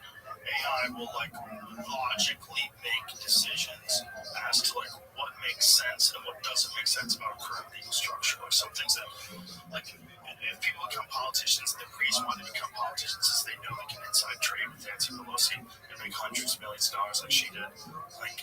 That's crazy. That can't be that way anymore. And I think any intelligent artificial intelligence that's not attached to an ideology or a party is going to immediately, if they both agree, if the America votes on it and say, we want AI to take a look at the government, and immediately goes, you can't do that, you can't do this, this is bad, this is evil, this is a lie, this is truth, and you're suppressing it, and then we probably don't have anything remotely like the government have now. Because I think that mind reading software is already in beta, right? They're already communicating, going back and forth with each other questions. They have headsets. You don't even have to have an implant. Is it Google that did that, Jamie? What was the company that did that? Where they were asking each other questions and then answering them? I don't even think it's built yet. No, but it's in beta. The point is, it's in beta. So they're doing this already. And as this stuff gets more potent, it's going to be just like we have little flip phones without colors, and now you have an iPhone. And it's going to be that. It's going to go from you used to be able to just questions to we can all read each other's minds. It's coming, man. And when that happens, turtle face, that Mitch McConnell motherfucker, you can't operate anymore as a leader. You can't. No, you're seen now as what you are. You're an agent of money. You're a money agent, moving money and influence around. You're not doing it for the greater good of people by any stretch of the imagination. And also, how are you still working when you Windows 98 on us every now and then? Yeah, that guy just freezes up. You ever see him? Because his you ever see him lock up? Just lock up. How is that guy still able to make decisions on anything? His receptors are there. Because his receptors go down. You think he's not a remote? You think that guy? They didn't even update his lips. Yes, if he's all people are RFK Jr. Imagine we found out. Imagine if Candace comes out, she does a deep dive and said there was no RFK Jr. Do you know that all those photos are AI? There's no evidence of him whatsoever until 2021.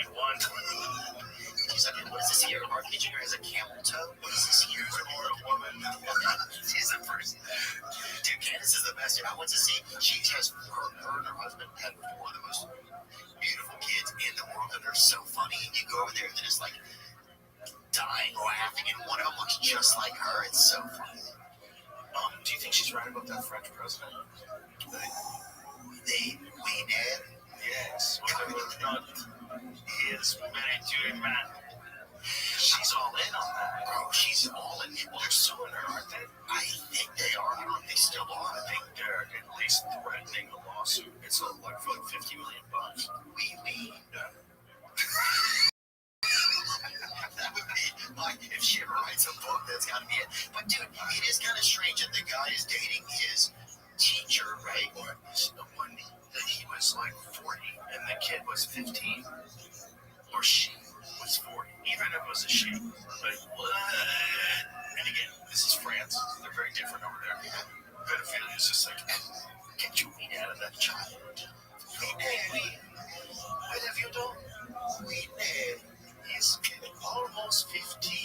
Bro, if she does, she better have a hog on her. And I don't think she doesn't. That's what I'm saying. I don't know if she has the body style to have a real fucking hog on her. And if they release, the last thing France needs is to release like a weed that looks like it's retreating kind of. It will just go down to this. They need to release a fucking hog. Did you see that information? They have it on to have a micropenis. They got genes from Hitler's blood, and it seems to indicate that he had a genetic disorder that would lead you to have a micropenis, which totally makes sense, right? I'm not surprised these days. About Hitler, why would you be surprised that Hitler would be the guy I would think would have a micropenis? The guy wants everybody to take over the world? Oh, yeah. A little tiny dick.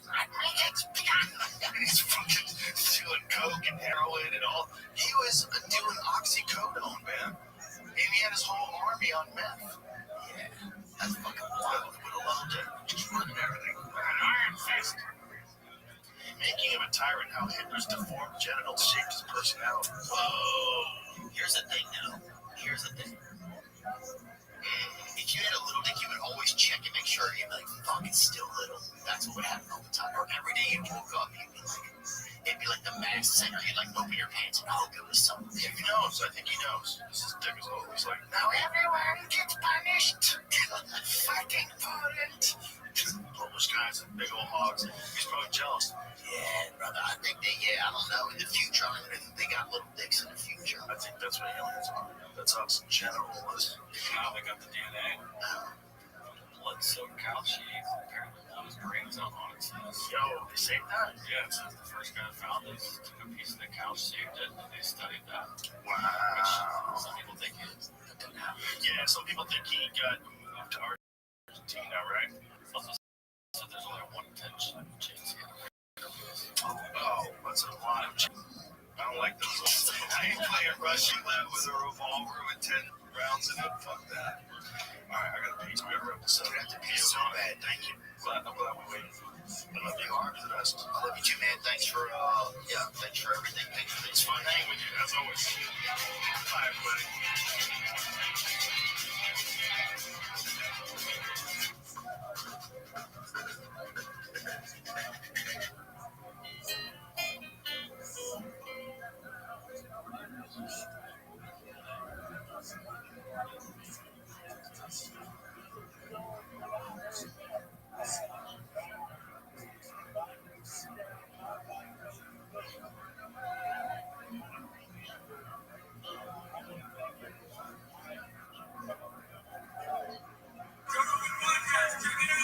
The Joe Rogan Experience. Drink by day, Joe Rogan podcast by night. All day. Good to see you, brother. What's happening? Oh, man. Everything. It's been a few years, man. Yeah. When was the last time I saw you? I think I saw you outside of the ice house. Oh, yeah.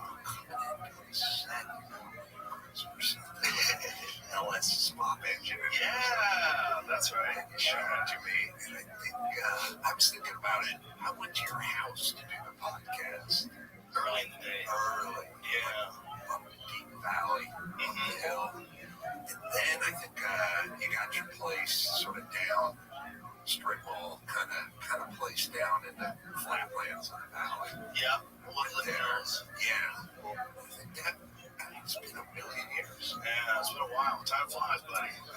I know, it's so sad. You know what's sad?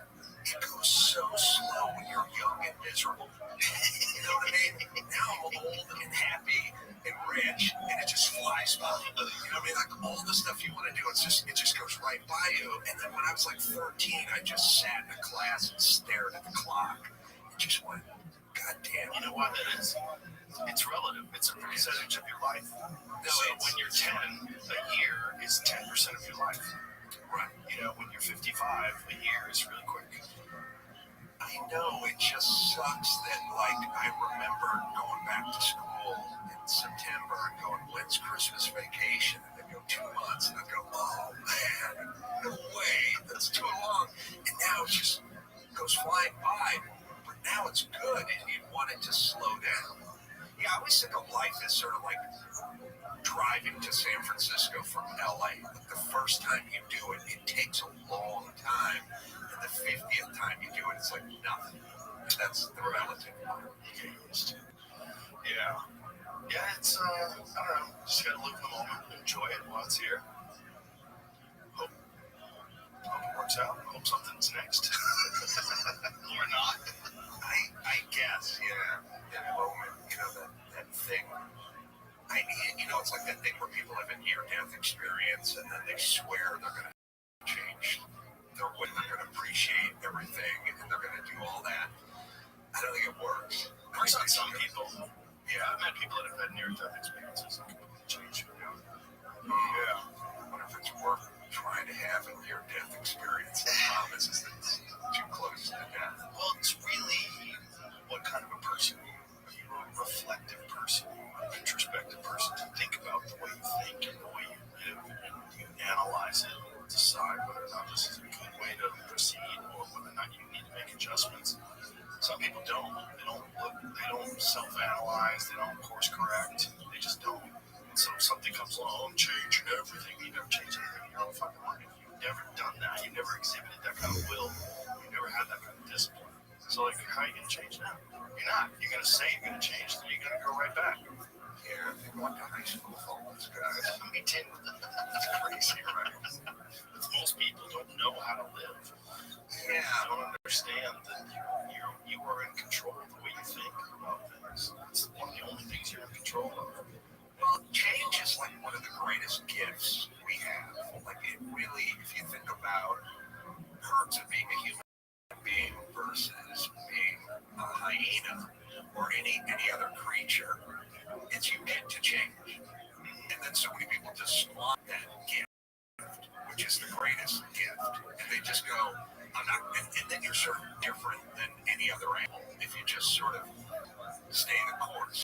And the ability to go and change and transform is a sick gift, completely squandered. Well, it's hard because you have to change the way you think. You have to decide that you've been doing things wrong. People don't like to think.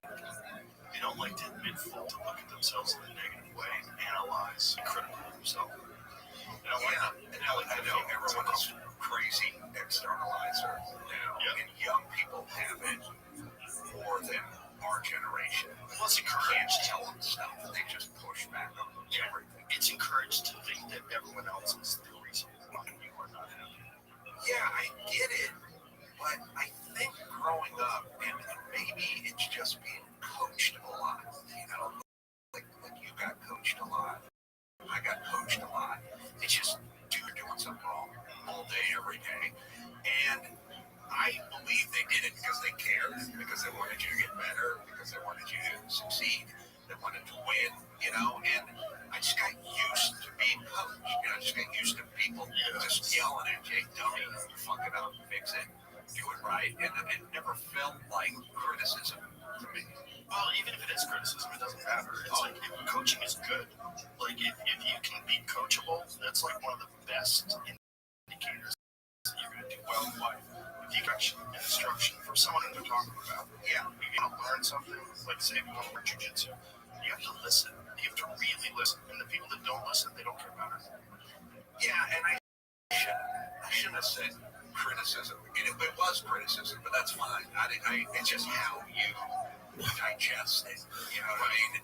It's criticism. I go constructive criticism, or it's just criticism. You're doing something wrong. Right. That's fine. Now, how do you perceive it? How do you ingest that? Well, also, how do you look at yourself? Do you look at yourself as like, do you think of yourself as only being valuable if you're good at a thing? Right? And if you're not good at that thing, do you take it as a slight against you? Or do you just understand that you are a person, this is you, and this thing you're doing something you don't know how to do as well as this person who's teaching you? And if you can do that, then you can get better, and then getting better at anything that you are trying to do that's different, any discipline, that discipline becomes a vehicle for developing your human potential. You can figure out how to get good at that by listening to this person and then proceeding, seeing the steps and improving. You can apply that to everything. But if you never learn how to do that, it's stuck. You know what I've been thinking about? How insecure a lot of people are and how they really react when you tell them something, criticism, or coach them. But I think it's their insecurity that's reacting. And then I sort of realize, like, you have a skill set. You have multiple skill sets, right? And you take just martial arts, okay, you know it, you're comfortable with it, you're real secure about it, you know your abilities. And the curse that he gave to Yoav is that essentially Yoav's descendants would be crippled, poor, would die early, even a pretty significant curse. So Yoav said to the Shlomo, it's not fair. I can't have two punishments. He says, listen to this. Kabbalah to say so again, he said, Shlomo, here's the deal. If you're going to kill me, fine. But then you have to upon yourself upon your descendants, curse of your father. It's not fair to actually be executed and have the curse. How to be executed? The curse is upon you and your descendants. Spare my life. Suffer the curse. I and my descendants will suffer the curse that Abraham gave to us. He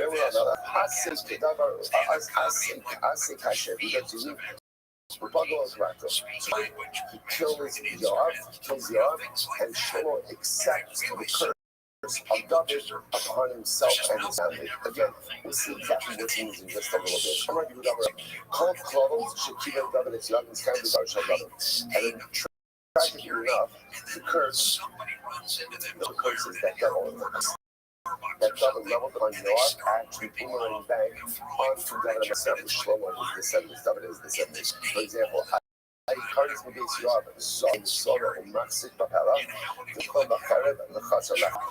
remember, this was the curse that David gave to Yoav. So the curse that gave to Yoav, your descendants will be all amongst them will be Mitzorah, Saras, Sik Bapela means supported by a king, right? Supported by a king. No Bapela, stricken down by the sword, Chasarach, without bread, poor. And he points out all of these curses came true in David and Amalek's descendants. Zog made a Chavam, who was the son of Shlomo, became Zog the son.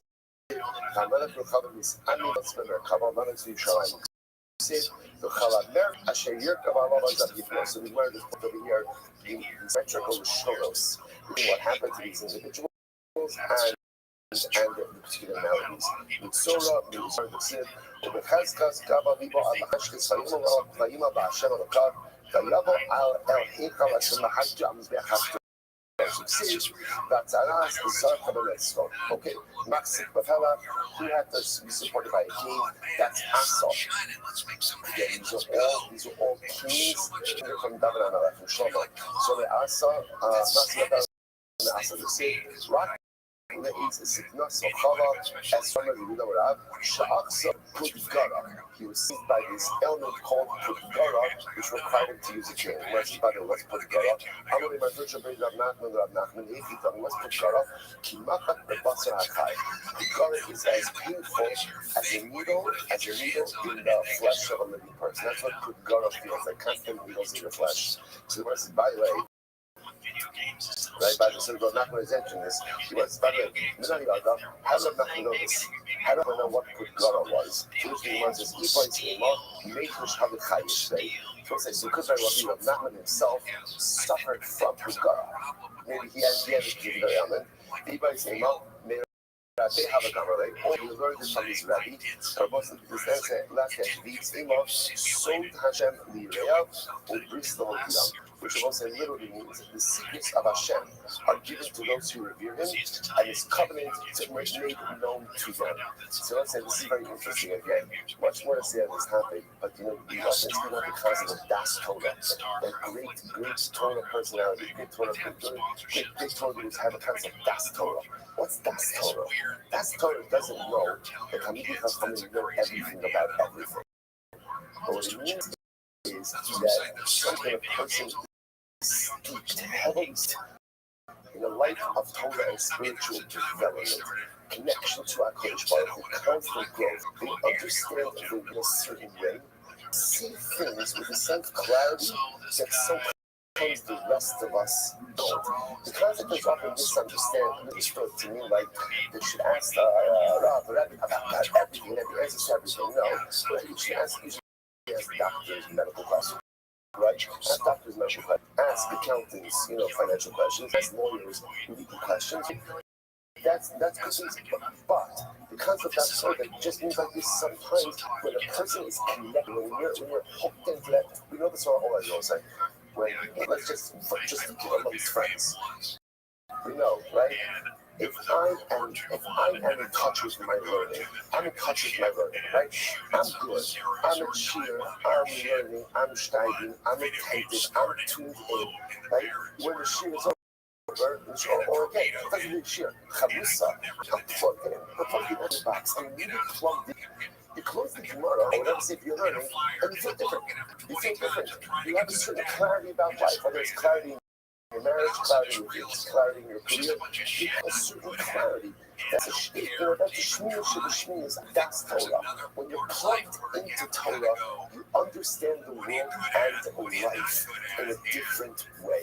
And what's the, when I'm not, when I'm missing shir, I'm missing my chavrusa, so I'm not, I just feel different. Everything feels different. That's just, I'm not plugged in to the source. So therefore, Sod Hashem Li'reav, just, again, so that feeling that all of us feel, right, when we're into our learning, and we're on, and we're there, and we're plugged in, so amplify that, by 100, that's what great Torah scholars have. So that little clarity that you have after our episodic moments of spiritual connectivity is exactly what great Chachamim feel amplified often every day of their life because they're constantly actually plugged in.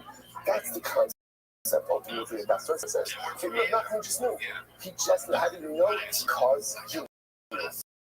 Because he saw the incredible. So the who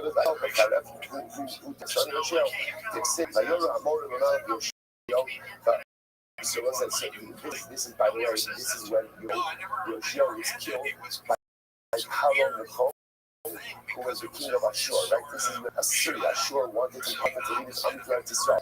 Not start war, he just wanted to bypass Israel. And Yoshio was so convinced of people's righteousness that he refused to allow a foreign to march through. He made a mistake, and again he loses his life. He's out by refusing everything upon the declaration of war, and he was killed by this. He was pierced by so many arrows that literally his body became like, let's see what I just point out, this sounds a little bit familiar, on Tisha B'Av morning. One of the most authentic keynotes that we know so bad. The Korban Bayis, by Koning Young Al Young. It's one of the oldest keynotes that we have, tracing back to the Korban. Okay, someone was like, who was lacking bread? Chanya, Bixir, Ba'alufasa, Alufa, Tamid, Nas, Nolo. Okay, because we learned about Yechanya, we learned like Yechanya, there were a couple of years ago, like Yechanya exiled by its Yishon. I'm not doing that. All right, I'll do that. So again, so just by the way, just to kind of reconnect this. But so Yoav, so Shlomo, so Yoav says Shlomo, when you can't go ahead and also go ahead and have me receive the curses. So we execute me himself. Shlomo orders him to be executed, and the penalties and count of the curses upon himself. So it's going to say something amazing. I'm going to say, by the way, well, let's do this. I'm going to do Gemara. And I mean, people say, well, this, to say the following saying,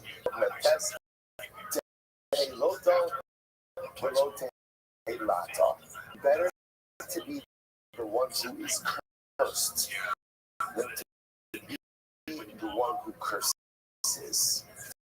Right? What does it mean? When a person delivers a curse, unfortunately, sometime, a matter of time, the returns boomerangs back on you. So David Amelech delivered a curse to you, and again, a justifiable curse. But at the end of the curse, another year, and what ended up happening? Profound Gemara. Take a look at Rashi. This Rashi says, "Today, Noah will call you the Kulam. You're not near the Kulam. So isn't this incredible? Better to be amongst those who are the Roman Hametari, and not among those who curse. If you should kill us, awesome. Sorry, kill us. Not sure Alam Because the curse has been boomerang back. We'll say, but first of all, just so you understand over here, this whole crap of because the curse was uttered by David Amelech, we see this concept so many times throughout Shas, that the words of a tzaddik create a reality, almost like an irreversible reality that cannot be undone. So once that curse was uttered and came into the world, that was a fact. It was going to happen. Now the only shiloh was upon whom was it going to devolve. So an incredible idea. Better to be the ones who are cursed than to be the ones who curse. Incredible. Asuli off. So what's the Daniel? So what happens again? Let's go back to. So they brought you off.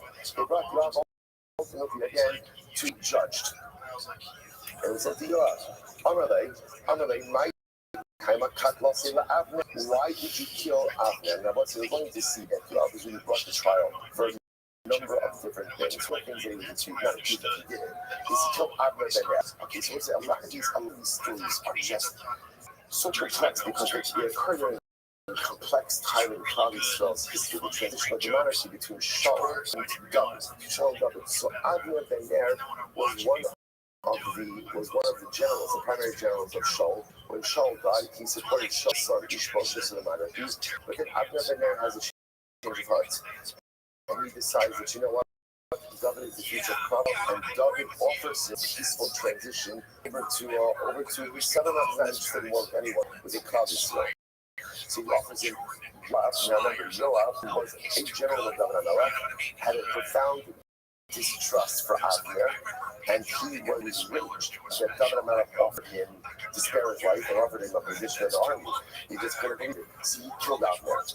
So Yoav killed Avner. So that's one of the things that David can never forget. Again, the problem is all of these things, I say, one of the hardest things about leadership is that, remember, when a person is in a leadership position, anything that happens in the is his responsibility.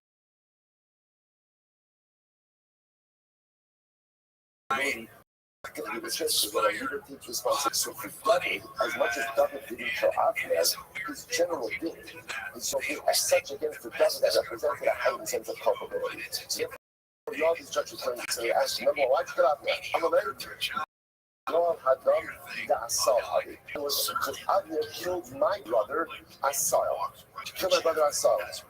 Which is true, right? You see, when we killed my brother Asal, I'm a guy like that. So the match was come on. Asal wrote the cover. Yeah, do you know why Avner killed Asal?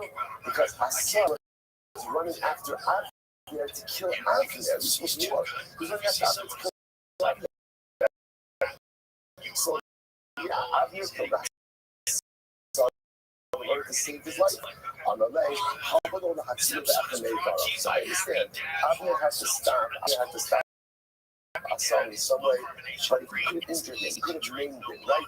That's a shot, whatever, hurting a leg, or give him some type of injury that prevents him from pursuing. You didn't have to kill him.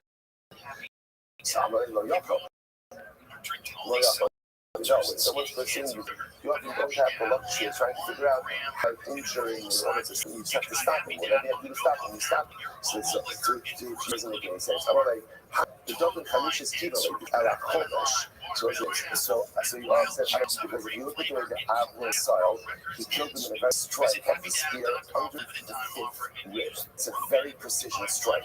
Now, why would you strike someone under cover to the apparently the area where the gallbladder and the liver intersect are next to each other, so you can get them both in one. It's a death blow. It's a death blow. So Kazabit says, come on.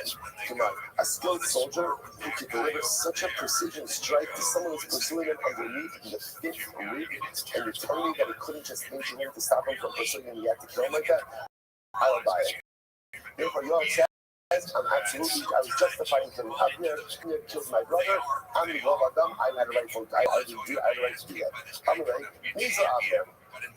Fine. So he said, fine. Let's leave the side Abner. Let's move on to the next thing. Why did you kill Amasa? He said, you're killed my black hole. So fine. Even again, we're arguing for Abner. Why did you kill Amasa? So you're like, Amasa, first one, right? Amasa, very simple. Amasa defied the king. Amasa defied the halacha by Moed Malchus is execution. By the way, there's no judge and jury. If you defy the king, two things I think are going to be interesting adjustments in Eretz Hashem when Mashiach comes. So number one, there's one day Samikdash. There's only two, right? It's very important, right? There's not like the young Israel Beis Hamikdash, right? The Yagud Beis Hamikdash, the Chasisha Beis Hamikdash, the Litvisha Beis Hamikdash, Hashkama Beis Hamikdash, right? Karabach Beis Hamikdash. There's one Beis Hamikdash, and it's going to be fascinating and beautiful and incredible to see how Klal Yisrael gets its act together and is able to exist under one roof. The other thing going to be our adjustment to a king. It's going to be a big adjustment. Because you understand, we are very used to different leadership models, where often leaders really make suggestions, right? Much more than decisions. And let's say a king at a monarchy, whatever the king says is what you do. And if you defy, the punishment is death. That's called Moed Malchus. And again, there's no appeal, there's no but 1 second, this is my opinion. Just such a 2,000 years we haven't lived with a king. We've lived in different kinds of countries, especially now, like democratic societies with leadership, but a king is an absolute authority. Now, before, totally absolute, because there is a checks and balances for the king's right as well. But for myself, when the king says something, the king says something. So therefore, and Yoav says, I killed Amasa. This is one of Amasa. What did he do? This. See, how's it please issue Moshe's numbers? The king said to Amasa, and he just gathered everybody for 3 days. So Amasa went together. And what happened? It wasn't 2 days, it was more than 3 days. So what happened? So therefore, Yoav said, I must have not comply with the order of the king, and therefore, again, he deserves to execute. So again, Be'el responded to Yoav, come on, I must need the right move, which is a beautiful Gemara. Why? So this is so beautiful. So what happens? So Amos came, and what do we see the Jews doing? From the sect, they don't say. They're learning Dafyomi. Right? The Jews were learning Dafyomi. So Amos says to himself, Amar, so again, the Pasuk says when you have to listen, and if you don't listen to the king, you report to death. I'm going to thought maybe even if Jews are learning Torah and they don't listen to the king, they're put to death. Therefore, the Pasuk says, Rak is a mere, Rak Chazak, let's be strong when it comes to learning the Torah. I mean, God's wishes usurp or take precedence over the king's wishes. So it's beautiful. The king wants them to assemble in 3 days. Amasa gets there. They're going ahead and learning Dafyomi. So Amasa figures, let them finish learning. And when they finish learning, then I will gather them. So it wasn't more of the Malchus. Fakir, just the opposite. He listened to the Melech. But which Melech? HaKadosh Baruch Hu. Because the desires and wishes of the Ribono Shel Olam are more important than the desires and wishes of the human being. So therefore, again, so David says to Yoav, you have no right to kill Amasa. Ella who Gavra, the Gemara says, Ella who Gavra, my Machusaba. Rather, again, the Basin says to Yoav, if anyone was my Malchus, anyone rebelled against the king, it was you. You rebelled against Nashua Baal Ad Yoav. Yoav Nata Achariah Yoav Achariah Shalom. Achariah Shalom Nata. Let's listen to this. The passage says, news came to Yoav that Yoav first after Adonio, and ultimately again to Shalom, he did not veer. Now this is incredibly important. So let's say, I remember that Dalamel faced multiple rebellions in his lifetime. One was brought by Adonio ben Chagis' daughter. By Adonio ben Chagis, who was the son of David, who thinks himself as king when David was dying in his deathbed. Right? Adonio ben Chagis misnamar ani emloch. So he keeps proclaiming himself as king.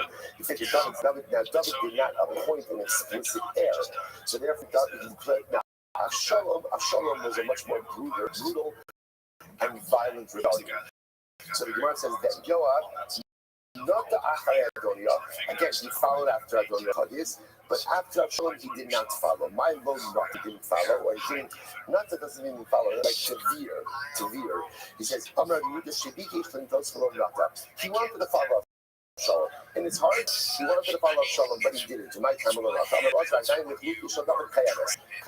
was still his youthful vigor. When Avshalom rebelled, David was still strong.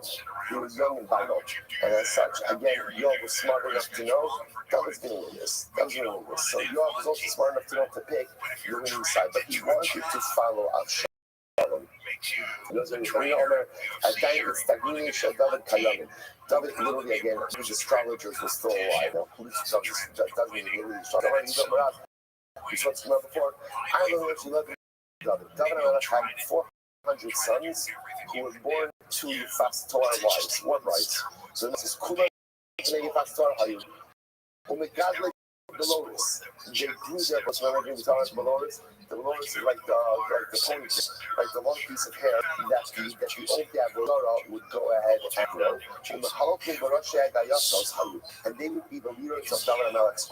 The Hain Ba grew up in Shalom. They were the muscle of the I guess you want to say, interestingly enough, when we went out to war, when other nations saw soldiers that appeared to be Gentiles fighting for David, it was scary. Because suddenly, again, it looked like it wasn't just the Jews who were aligned with David, but rather, again, it was even Gentile nations who were aligned with David. Okay, so therefore, again, Yoav was smart enough to know David's got all this muscle. He's got all this muscle. His heart, first of all, so he was part of one rebellion, and he would have been part of the rebellion had he thought that Avshalom had a better chance. I think he's already out of that kind. So remember, coming later in this entire story so far is that Yoav was antagonistic to David. Right? He was antagonistic to David. Then again, here this last piece, antagonistic, in that he joined rebellion, Adonio, and he joined a second rebellion of Shalom. Now, before this, I just want to point out, there's another total version to this story. So this is what you got about Adonio, the Mother David will also Yoav, the Mother David will also Yoav. So there's another version of this, another version of the relationship between Yoav and David. In each version, not for David, Yoav isn't able to successfully lead you. Your mother Yoav will also cover the Torah. Not for Yoav, David would not have been able to lead. David also Mishpat and Stakal of Kalamo. The Yoav David Amelech performed Mishpat and Stakal, literally again adjudicating cases. He did chesed for all of Klal Yisrael. And Yoav ben Tzruya was in charge of Matam Asa David Mishpat and Stakal of Kalamo. Why was David able to do Mishpat and Stakal? We'll say, by the way, just as an aside, you see this something amazing. What's the role of the king? The role of the king is to make sure that there's savor, to make sure that there's justice, and to make sure that there's chesed. That's the job of the king. And the Gemara says, why was the king able to do his job? Why? The Gemara says, Mishum Yoav al Sava, because Yoav was waging the battles. Umatam Yoav al Sava, and why was Yoav able to be successful in army? Mishum David Ose Mishpat Tzedakah Lekol Ava, because David was going out and doing Mishpat and Tzedakah for the entire nation. I will say, this is a profound. So first of all, just a different version of David's story.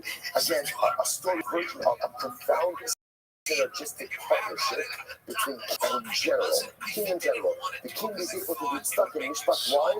Because the general is leading the army. And the general is able to be successful in the army. Why? Because the king is leading stuck in Mishpat. Which I will say, by the way, is also a profound model for just, we'll call it organizational success. One person can't do everything. So at the end of the day, the only way there's success, and you can plug this into anything, is if there's synergistic partnerships between different people. So David is able to be David because Yoav is Yoav. And Yoav is able to be Yoav because David is David. But if David would have to be David and Yoav would have to be Yoav, the whole thing falls apart. All people profound idea, and he says that David is super talented. And by the way, David HaMelech was a warrior also. Let's understand that. I always say, whenever you see paintings of David HaMelech, right, he's always sitting with what? What is he always sitting with? He's always sitting with a harp, right? And you see yourself like, I don't know how to play the harp. That's the one, right? But how much time do you think he actually did? He's just sitting and strumming the harp like what? What's the check? David was a warrior. He was a warrior. His entire life, he was a warrior. He could have managed the army. He still, that if David was in the army, he's not doing stuck in Mishpat. And that means he's not doing his job. There have to be different roles. There has to be just a partnership with the Shav Yisrael in order to get things done. Because if David has to do everything, then David ends up doing nothing well as it could be done. It's incredible. Remember that phase here in David? She was on the last year. Now you must get back to the story of where Avner actually killed. Yoav actually killed Avner. Okay, so David made peace. David made peace there. After David makes peace with Avner, so Yoav, by the way, if you don't mind, come back a little bit. She also, we bought a Hasira. So by the way, my bought a Hasira. I'm going to be able to bought the Hasira. Got me Avner Shihare.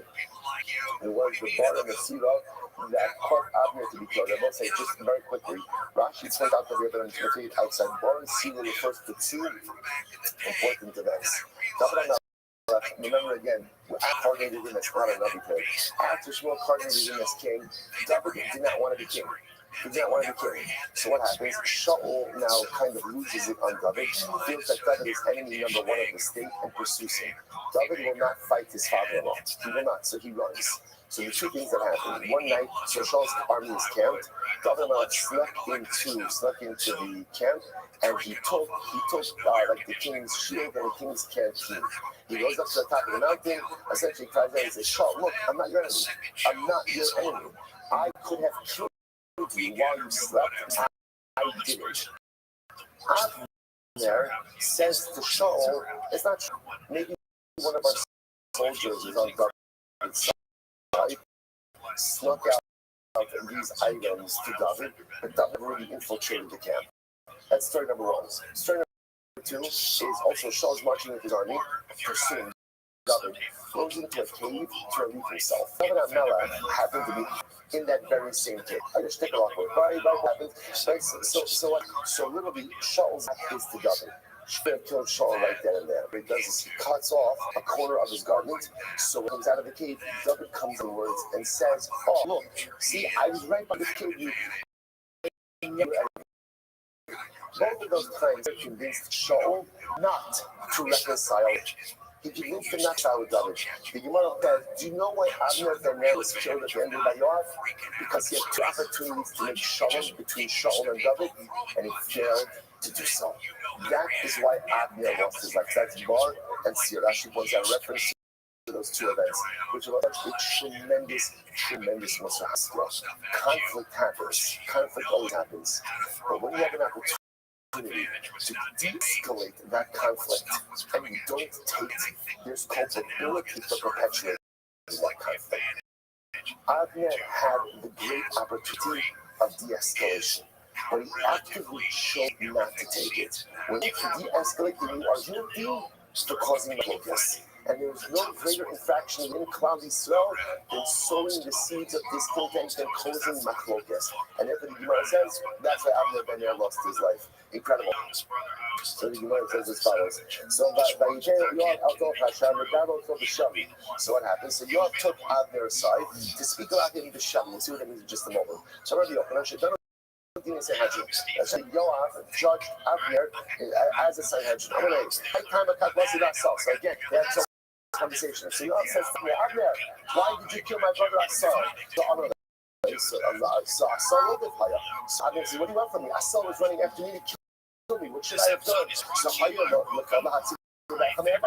you should have injured us. Just injure me in his leg. Don't go ahead and kill him. And so Avner said, I couldn't do it. To which Avner said, you're a liar. Hush, dog. He says, come on, you killed him by striking him underneath like the sub of our gallbladder or whatever. You got to do that. That was a precision blow. Someone who could do such a precision blow could have only injured my brother in his life. He would have no longer pursued him. That was in the end. So you're a liar. You couldn't injure him. You killed him. And therefore, again, I'm going to kill you. So the Gemara says, what does that mean? To speak with the Gemara, Shalom or Shalom. That's exactly what it's fascinating. So Avner, how did Yoav again? Yoav calls Avner. David just says in the comment over here. David made peace with Avner. Avner is going on his own. Yoav calls back Avner. Now Yoav, so Avner there's no reason to getting his way on. So that Gemara says over here that he asked Avner an investigation. Avner was become couple. He says, Avner, let me ask you. How is it if a woman doesn't have arms, doesn't have hands, how does she do chalitza? Because that's what she has to remove. She has to remove the shoe. So Avner said, I guess she can untie it with her teeth. So to Avner, how exactly would that work? So Avner says, I'll show you. And he bends down. So he bends down and leaves himself exposed. That's when Yoav killed him. So that's what it says Vaidad. So the Lashon over here also the Sheli is a play of words. Shalom, each alone. By take off the shoe. So he killed because he was asking a question. Chalitza, Avner had his guard down, made peace with David and his generals, and therefore he was killed. Incredible. So again, interestingly enough, how does Yoav kill Avner underneath the fifth? So I'm going to go from which is Makom Shemar the cover to Lulin. Okay, so apparently at least biblically, that fifth blow, that was the death. That was the same way. So you remember right there. So you remember.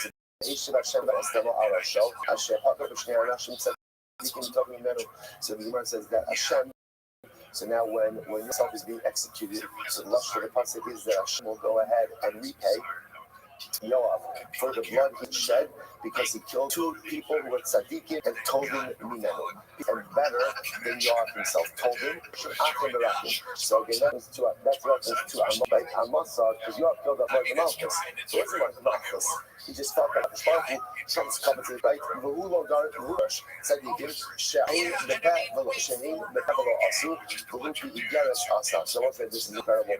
One of the things that Avner did not do is when ultimately again when Shaul wanted to wipe out the city of Nob, so ultimately again Avner did not do it. Avner did not comply with that command, even though Shaul said it verbally. On the other hand, when David commanded Yoav to place Uriah on the front lines, which was an incorrect thing to do, and he did it through a letter, and Yoav still complied. Incredible. So the Gemara was right there. So again, Amasa didn't think that Yoav was going to do it. He didn't watch himself, and therefore again, Yoav was able to kill him. Vayikbar b'beis hamidbar. Now Yoav was executed. Let's say Yoav. So now what happened? It says he was buried in the desert. So Atik b'midbar. I understand Yoav's house is in the desert. What does that mean? I'm going to read Kimidbar. Yoav's home was like a midbar. What does that mean? Man midbar mufkal. Beiso shalav mufkal l'kol.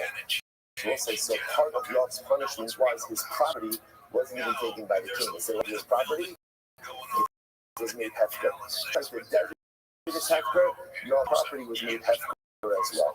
Another possibility is Kimidbar, Midbar Minuka Migazayos, Asbeso Shayab Minuka Migazo Varayos. House was like a midbar. What does this mean? Just like a midbar, there's no Gaza, there's no theft. Why is there no theft? Nothing to steal. And there's no arayos. There's no immorality. Why not? Because again, there's no people there. So just like the desert is clean from theft and immorality, so Yoav's house was clean from theft and immorality. The Yoav Yichti, much of the Yoav Yichti as Shar Ha'ir. What does that mean? That Yoav literally against supported of the city. Whatever you are, even the greatest, as Rashi says over here, these were different types of fish. Different types of fish, which were delicacies. Yoav would share everything he had with the poor. Even the greatest of delicacies, he would always share whatever he had with the poor of the city. So let's say it's quite an amazing way to end the narrative, right? Because the entire Gemara is talking about the duplicity of Yoav. Right, killing people who were unsuspecting, going over to rebellions. And how does the story end? That Yoav was excited.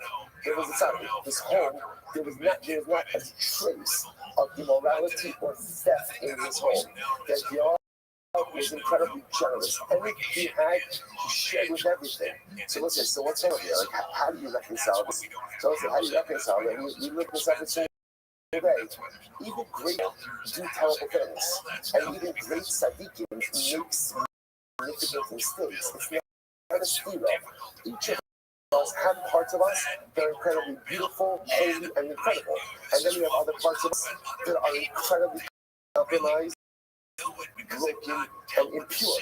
That's what it is, and that's the thing it is. My impurities don't obscure pieties. Pietishness, right? And on the other hand, my tzidkus, my righteousness, also doesn't go ahead and eclipse my negativity. We live in this constant state of almost inherent contradiction. That is the nature of the human condition. Even in Yoav, who was clearly so duplicitous in his behavior, yet had so many elements of himself that were so profoundly righteous. The beautiful part is also is this is what people say. To the tshuva. This is how badly I mess up in life. I can always turn myself around. Why? Because for everyone, there's always that bucket of good that is still there.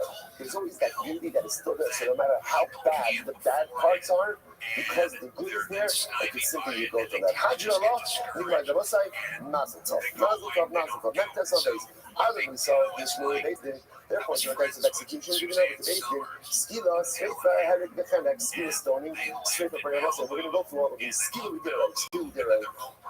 Sreifa, burning, Herrick means again decapitation, because of decapitation with a sword, kind of strangulation. So let's say that's the order. That's the order. We're going to see that what the Mishnah is saying is like this. The order of the Mishnah, Rashi puts out here is Dafka Nugget Sitra. This is an order of severity. An order of severity. Right? Skila, so again, most common skila, so on and so forth, right? From severe to least severe. But be sure disagrees. He says, Sreifa, skila, Chenek Mehalek, Zonin says, Rabbi Shimon disagrees. Rabbi Shimon says the order is like this. Sreifa, skila, Chenek, right? We'll have to see exactly what the Machlokes is over here. Zoom, Nishas Haneskala. I've heard it before. We learned all about skila, right? Because we went through the entire process of skila. It says,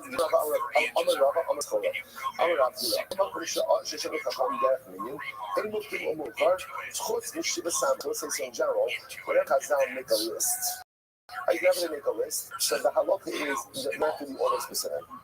Except in cases, except for example, the Shiva ceremony. Someone said, what's this case? It's not. So someone says, sweat stain on her garment. And what are we not sure about? We're not sure, is it blood or is it something else? So the way to do this, the way to understand this is, essentially you wash the garment with 7 different things. And after washing it with 7 different things, it still remains in halacha l'maisa. In halacha l'maisa, it's blood. It's blood. So what are the 7 things? So the Gemara says, you tap out saliva, you may grease some saliva after from eating oats, made like Ryan, urine, nessa, bolus, communal, these are different types of cleaning agents. So both say halacha l'maisa, and the order of the is very specific. The Katani Seifa has Yuna Shaloki Sidron, Osha, Yuna Shivasan Ka'afalo, Asam Loklo. If you use these cleaning agents out of order, or if you use them all at once, the process is invalid. So again, notice what the Gemara says like this. Normally, when Chazal give us orders in the Mishnah, orders don't really matter. They're not really order specific, except over where they are. So it's Rav Papa Savi. No, what about a Mishnah? Also, Mishnah is also order specific. That is why, how do you know that? From the fact that Rabbi Shimon argues on the Tanakh indicates to us that the order begins Mishnah. So that's the case, then why doesn't Rav include this as we eat the No, they're not talking about milk, yes. It's just talking of the cleaning agents, so that's the case for everyone of these. I'm going to place my phone. Sorry, piece of my phone. So Papa says, I'm saving your Yoma. Even order of your Kippur. It's not commencing with people, and I'm going to say, you're lifting nice and Kippur. Torah gives a very specific order for the Avodah. And if you go ahead and you disrupt the Avodah, so the Avodah is invalid. So why doesn't include that in the list as well? Just have to the severity of your Kippur shot that any part of the is more important. It should go first. It's because of the chumrah of this day. The Torah solidifies in order for the order because of severity of items. Like we're going to bring down the show. I'm absolutely tummy. What about the order of the tummy? They nothing. The tummy about Zer Seder tummy. The tummy knows that about a certain order. The Ida, how we the mitzvah ba'alma. And the other thing we'll say, no, the order of the tummy, that's just the chatzilah. Chatzilah is doing a particular order, but I'm not convinced if you change the order, it's ultimately still good. Otherwise, we'll have to stop over for today. More, sleep to that last part a little bit. And then we'll catch up tomorrow. Straight everyone. Because I think a lot of people go, all right, so, we're going to prayer. Like, why are they using? Why are they using? They want doing this. Just one of these houses in the Palisades. They're building it in a dramatic using wood, but they're making the outside. They're not going to have the eaves, the rafter tails hanging out. All right, good morning. Good morning. Let us begin by thanking all of our sponsors for this morning's show. To thank our annual Tamashar, the Tosim Mishpacha, all of the Shurim and Drugs this year. It was a fuss from the Soros Tamo and the Shahar, I wish we Zophir Hashem, to see that inspirational desire to Hashem materialize for our people for this year, for many years to come. That's the only sponsors for today. Batsheva Papa of Eretz Yisrael, wishing her husband Daniel Papa of Shuk Hashmonaim a mazel on his 70th birthday. Lots of love, good health, good news, and that's beautiful, beautiful. We wish it's a great Baruch Hashem to learn from Daniel and Hashem to continue to swim through the Yam Shal Talmud Ameh Ve'esim Shanim Tovos. So as always, we dedicate our learning in this list of our countries has to be Hashem. Bring them home with Shalom and the Karov. Of our holy soldiers, may they be successful. Thus, with that, let us be relaxed. Today, today's African test 49, picking up on the Testament days. 48, about that 10 lines up from the becomes wide. Those who are executed by the king, what happens to their property? So, their property goes to the king. But those who are executed by Beis Din, their property goes to their children. So an interesting distinction here. The Yehuda disagrees. The Yehuda says, Malchus, the extended Yerusha. He really says, no. Even those executed by the monarchy, their property goes to their children. So the fundamental machlokes is about what happens with the property of those who are executed. Again, Tanakama, if you're executed by the king takes your property. If you're executed by Beis Din, it goes to your Yerusha. By the Yehuda, if you're executed by the king, your property goes to your inheritance, to your Yerusha. Amar Rabbi Yehuda. So it says Rabbi Yehuda. Balo Kvar Emar, Kinei Bekar knows Asher Yarad Sham Levisho. Amar Lahem. Okay, so what's this? Interestingly enough, you might say something like this. But by King Achav, the Rabbi tells the story that Achav was unfortunately a very evil king. Achav had good inside of him, was an incredibly conflicted individual who never fully able to insult him. So Achav desired a particular vineyard. Vineyard belonged to a guy by the name of Novos. So Achav conducted an entire story that Novos went ahead and cursed the king. We're going to talk about this. Cursed the king, cursed God. All of these different things, and halacha myself, and so as a result, what ends up happening afterwards is that he had Novos executed, and Achav took it. So you see from here that the king gets his property. Achav got his vineyard after executing Novos, but it comes to Rabbi Yehuda. No, it's not a good raya. Ben Achi Aviv Haya. No, in fact, interestingly enough, King Achav was related to Novos. He was related to him. So in fact, he was inheritance for him. So all he needed to do was have Novos killed. Once Novos was killed, then he was able to go and take possession of the vineyard through the laws of inheritance. What? How do you know? But again, but Novos had a lot of sons. What happened to them in terms of inheritance? On the other hand, so he found it also the Eshman Para. In fact, Achav not only killed Novos, but he also killed Novos and Novos' sons. Lo as to name Novos, as to name one of Ladies. But it's an overwhelming story. So Novos is executed. Novos is executed by Achav. Not only is Novos executed, children. The sons are executed as well. Again, why? For what? For a vineyard. And this was the king. The king of Baruch Hashem, had everything. And yet again, executed in order to go ahead and get this vineyard. Please do not be amazing. So remember, it's back to Rabban. Rabban says, no. That does not literally mean sons, but rather again, that actually refers to sons to come from Novos. Achav didn't actually execute Novos' kids, but instead what ended up happening over here is that Achav executed Novos. Novos himself was fit to have children, but as a result of being executed, he never ended up having a family. Incredible. So according to the opinion that says that when you go ahead and you execute someone who is executed by the king, so their property goes to the king. I know this is.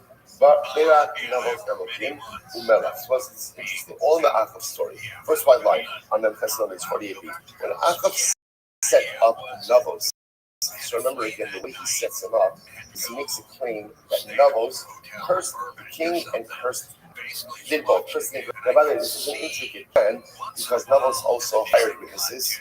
Like the witnesses testified falsely against Achav hired witnesses to testify against Novos. So what they testified against was that Berak Novos Elohim Umelach. So Novos cursed God and he also cursed the king. So the Gemara listen to this. So Bishop are in the same Umelach, how would you say Berak Novos Elohim Umelach? So I understand why the witnesses had to say that Novos cursed the king. Because according to the Chachamim, ultimately again that those executed by the king, their property goes to the king. That's the number one Achav wanted at the end. Elamam the Amrin the same Yarshin Lamali Umelach. But eventually that says that even if you're executed by the king, your property goes to the inheritors, then why did the false testimony have to include that Novos cursed the king? Who cares? After using the logic, Elohim Lamali. Why did the witnesses have to lie and say that was cursed God? Whereas God was, remember again, cursing God is punishable by what? Punishable by what? By death. Get executed by Based it. Everyone agrees that it's just, so in other words, so what's here altogether, which is Elos La Fusta. Rather again, what Achab's plan was to go ahead and really create a tremendous sense of animosity and anger towards numbers.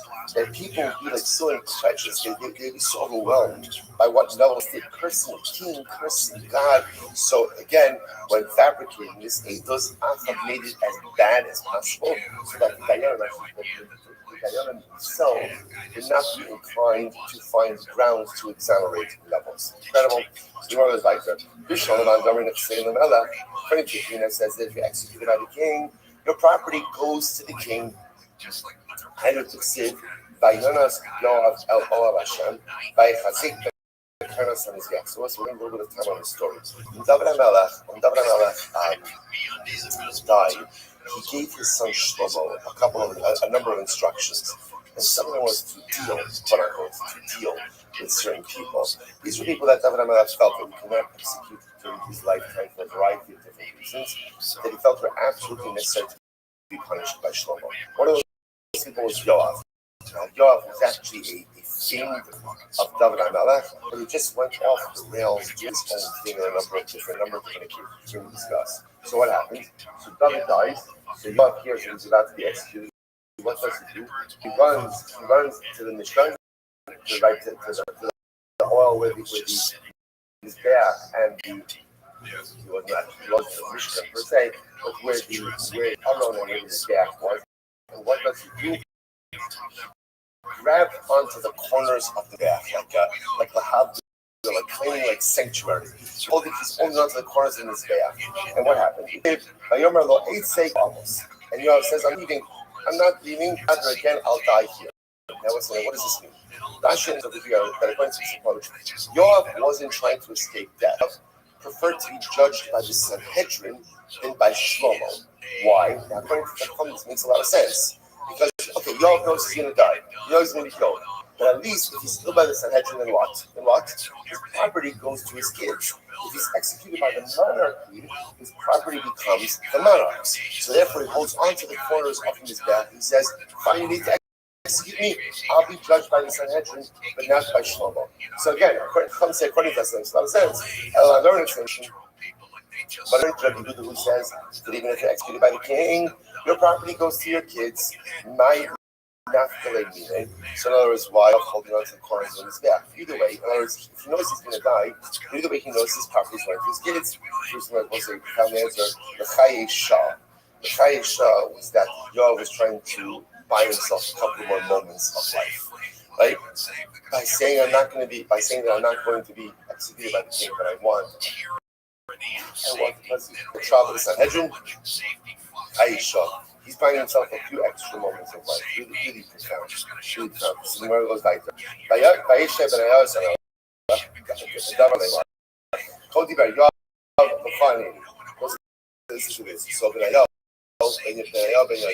says to Shlomo HaMelech, okay, here's what's going on. Yoav is going ahead and holding on to the corners of the Mizbeach, and he is refusing to be judge a king.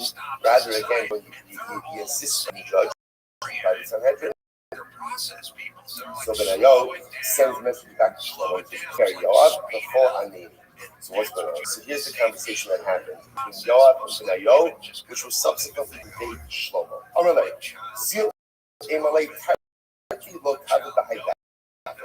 Listen to this. So Yoav says to Shlomo through Benayo, Shlomo can do two things. In other words, it's not fair that I should have two questions. One of the things, he cut her. Now again, so just look at it. As much as he doesn't, he cannot go ahead and kill Yoav.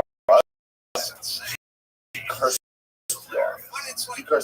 And the curse that he gave to Yoav was that Yoav's descendants would be killed before early, giving a significant curse. Yoav said to Shlomo, it's not fair. I can't have two punishments. He says, listen to this. So again, he said, Shlomo, here's the deal. If you're going to kill me, but then you have to accept upon yourself, upon you and yours, the curse of your father. It's not fair that I should be executed and have the curse. So if I would be executed, the curse falls upon you and your descendants.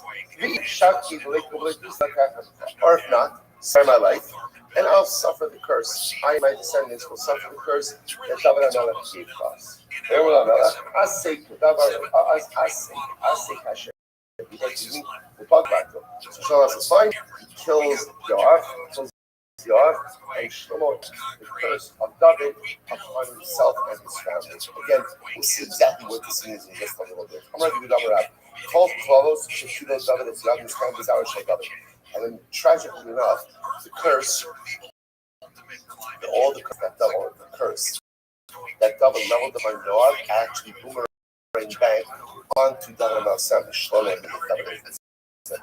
For example, I carries the base Yoav Zoro Umaxik Bapala, the Nufa Bakarev, the Chasar Lachem. So remember, this was the curse that David gave to Yoav. He gave to Yoav, your descendants will be all amongst them will be Zav, Sorat, Saras, Machzik, Bachalach means by a king, right? Crippled, supported by a king. No problem, stricken down by the Lord. Got right, more. And all of these curses came true in David HaMelech's descendants. Zav and Nerachah, from the son of Shlomo. Dr. Sib, HaMelech was Amitz Laros, the Nehovanas Yishalayim. Sib, Chala Merkov, Asher Yirkav Allah Zavitro. So the Gemara just points out over here the symmetrical Rishonos between what happened to these individuals and the nowadays. It's Sora, Uzio, between Sora and Sib, the Kazkas, Gaba, Libo, and the Hashkas, Limo, Lima, Bashem, and the Kaz, Gabo, Al, Kikal, Hashem, Hakya, Amishia, Hakya, Siv, Gatzaras, Zar, Kabanetsko. Okay, Maxim, Kapela, who had to be supported by a king, that's Asa. Again, these are all kings from David HaMelech, Shlomo. So, Asa, Maxim, Kapela, and Asa, Siv, Rak, Le'ez, Signas, Chala, Es, Ragbo. Remember, Sha'aksa put Gara. He was seized by this element called Pudgara, which required him to use a king. By the way, what's Pudgara? Amor Marzucha Berivav Nachman, in Hikikon, he was Pudgara. Kimachat the Basa Pudgara is as painful as a needle in the flesh of a living person. That's what Pudgara feels like, constant needles in the flesh. So, by the way, right by the Sibra Nachman says, by the way, Mina Yada, how did Nachman know this? How did Nachman know what could rush? To which the Gemara says, Ipa, Mechush Chavid Chayim. So it could very well be that Nachman suffered from Pudgara. Maybe he had his commandment. Iba is Ema, Meirate Havagama, right? Or he learned this from his Rabbi.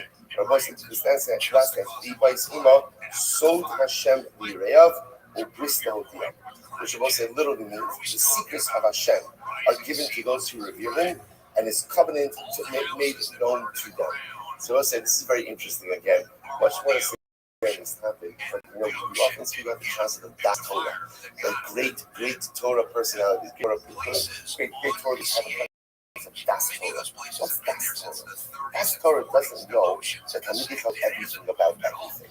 So what it means is that sometimes when a person is heavily steeped in the life of Torah and spiritual development, connection to HaKadosh Baruch Hu, constant growth, they understand the world in a certain way and see things with a sense of clarity that's sometimes the best of us.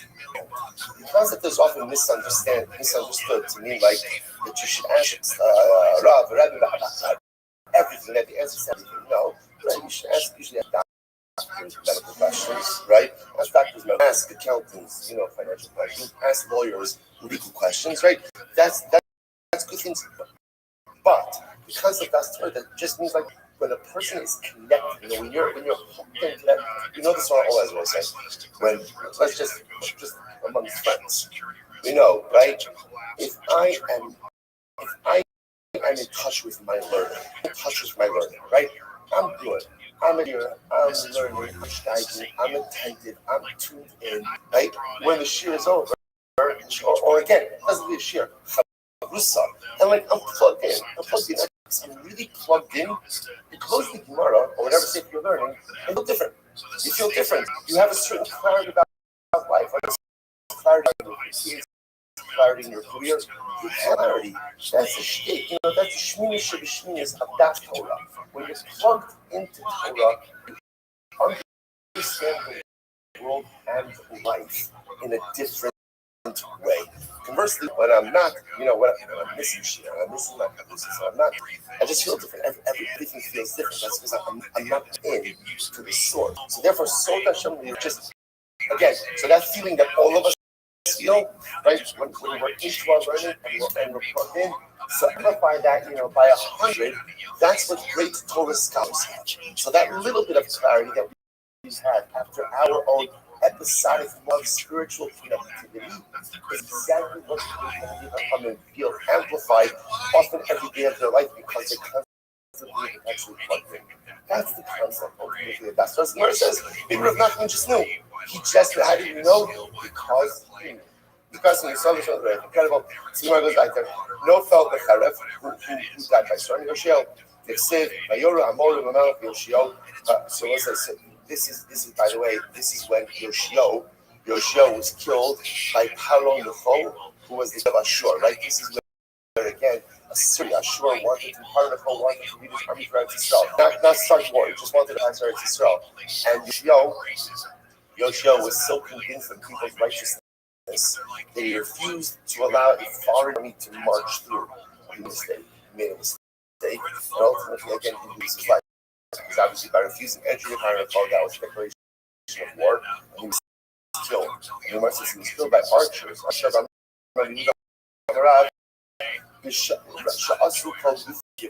He was pierced by so many arrows that literally again his body came like a sea.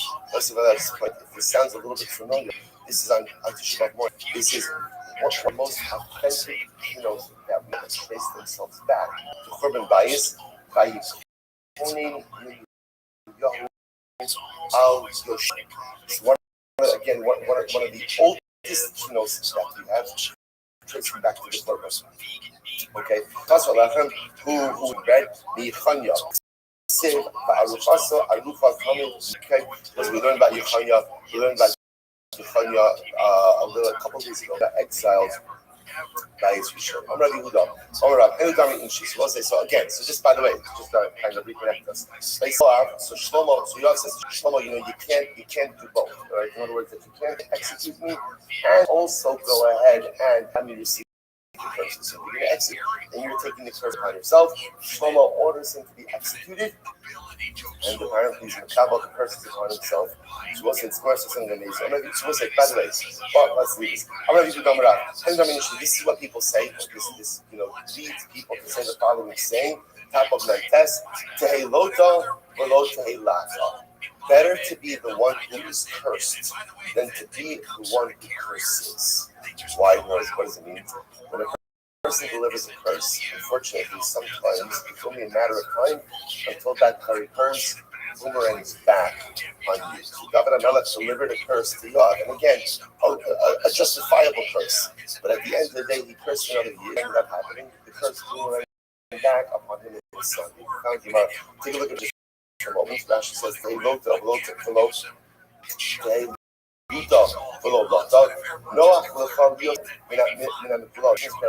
better to be amongst those who are cursed, the Lomin HaMekarim, and not among those who curse. If you should so kill us, sorry, kill us, because the curse has a boomerang back. First of all, just to understand over here, this whole because the curse was uttered by David HaMelech, like so many times on Shas, that the words of the tzaddik create a reality, almost like an irreversible reality that cannot be undone. So once the curse was uttered and came into the world, that was a fact. It was going to happen. Now the only shaila was upon whom was going to solve. So an incredible idea. Better to be the ones who are cursed than to be the ones who curse. Incredible. Asur Yoav, supposed to die. So what happened? So again, let's go back to this. So they brought Yoav. They brought Yoav ultimately again to be judged. And they said to Yoav, why did you kill Avner? And we're going to see obviously he brought the child for a number of different things. One of the things that he was accused, not accused, that he did it, is he killed Avner Ben Ner. Okay, so we'll say a lot of these stories are just so complex because they occur during a complex time in Israel's history, the transition of the monarchy between Shaul and David. So Avner Ben Ner was one was one of the generals, the primary generals of Shaul. When Shaul, he supported Shaul's son, Ishbosheth. Then Abner ben Ner, and he decides that, you know what, David is the future of Klal Yisrael, and David offered a peaceful transition over to his side. But he's not interested in war with anyone within Klal Yisrael. So he offers him Yoav. Now remember, Yoav, who was a general of David HaMelech, had a profound distrust for Avner, and he was raged that David HaMelech offered him to spare his life and offered him a position in the army. He just couldn't believe it. So he killed Avner. So Yoav killed Avner. So that's one of the things that David never forget. And again, the problem is all of these things. I don't say. One of the hardest things about leadership is that, remember, when a person is in a leadership position, anything that happens in the under him is his responsibility. That's the way it works, or at least effective leadership is when a leader takes responsibility for everything. So for David, as much as David didn't kill Avner, his general did. His general did. As such, again, for David, that represented a kind of culpability. So therefore, structure killing. So they ask, number one, why'd you kill Avner? Amalei, Shkol Hadam Asal. I was here, killed my brother Asal. Killed my brother Asal, which is true, right? When we killed my brother Asal, therefore I'm a Gol Adam. So the Gemara says, come on, Asal. Yeah, do you know why Avner killed Asal? Because Asa was running after Avner to kill Avner. This was war. He was running after Avner to kill Avner. So yeah, Avner killed Asa in order to save his life. So I understand. Avner had to stop Asa in some way, but he could have injured him, could have maimed him, right? Right? Hurt him in the leg, or give him some type of injury that prevents him from pursuing that you didn't have to kill.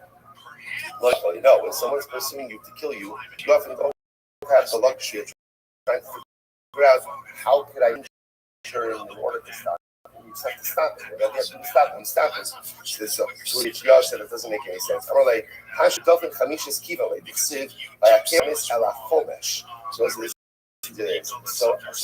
Yoav said, I don't buy it.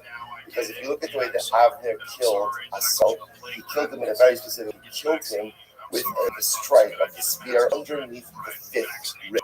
Right? It's a very precision strike. Now, why would you strike someone under the fifth rib?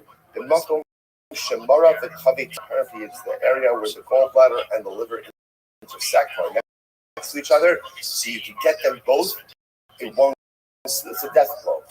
It's a death blow. So Avner says, come on. A skilled soldier can deliver such a precision strike to someone who's pursuing him underneath the fifth rib, and you're telling me that he couldn't just injure him from pursuing him, he had to kill him? I don't buy it. Therefore, Yoav says, I was justified in Avner, because at the end of the day, Avner killed my brother. I'm the Gol Adam. I had a right to do that.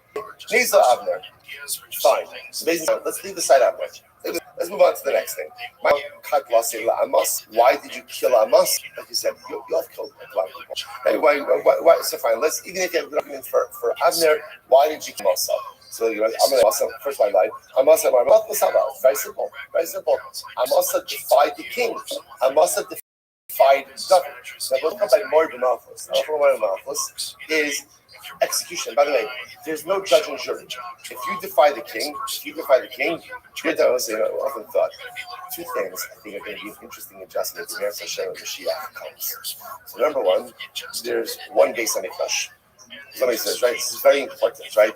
There's not like the young Israel, the Beis Hamikdash, right? The Yagod of the Beis Hamikdash, the Hasidic Beis Hamikdash, the Litvish Beis Hamikdash, the Ashkama Beis Hamikdash, right? The Karabakh Beis Hamikdash. There's one Beis Hamikdash, and it's going to be fascinating and beautiful and incredible to see how Klal Yisrael gets act together and is able to exist under one roof. The other thing is going to be to a king. It's going to be a big adjustment. Let's say you understand we are very different leadership models. And leaders really make suggestions, right? But much more than decisions. And let's say the king and a monarchy, whatever the king says is what you do. And if you defy, the point is death. That's called Mor B'Malchus. And again, there's no appeal, there's no but there's no but. But 1 second, this is my thing. Just such a 2,000 years we haven't lived with a king, and we've lived in different kinds of countries. And now, like like democratic societies where it's easier, but a king is an absolute authority. Now again, we saw before, it's not totally absolute. There's checks and balances for the king as well. But for myself, when the king says something. So therefore, again, Yoav says, I killed Amos. He says, Mor B'Malchus, what did he do to this? It says, Vayor Melech Amos, the king said to Amos, I need you to gather everybody to me in 3 days. So Amos went to gather people in Yehuda, and what happened? And they were delayed. It wasn't 3 days, more than 3 days. So what happened? So therefore, Yoav said, Amos did not comply with the order of the king, and therefore, again, he deserves to be executed. So again, Be'el responds, Yoav, come on. No, Amos made the right move. This is beautiful. Why? So beautiful. So what happened? So Amasa came. And what did he see the Jews doing? Pasuk from the Sefta. They were learning Daf Yomi. Right? The Jews were learning Daf Yomi. So Amasa says to himself, Amar, so again, the pasuk says, whatever the king says, something you have to listen. And if you don't listen to the king, you're going to death. I'm going to put maybe even if Jews are learning Torah and they don't listen to the king, they're put to death. Therefore, the pasuk says, Rak is a meal. Rak Chazak is strong when it comes to learning of Torah, i.e., this usurp. They grant the king's wishes. So it's beautiful. The king's going to assemble in 3 days.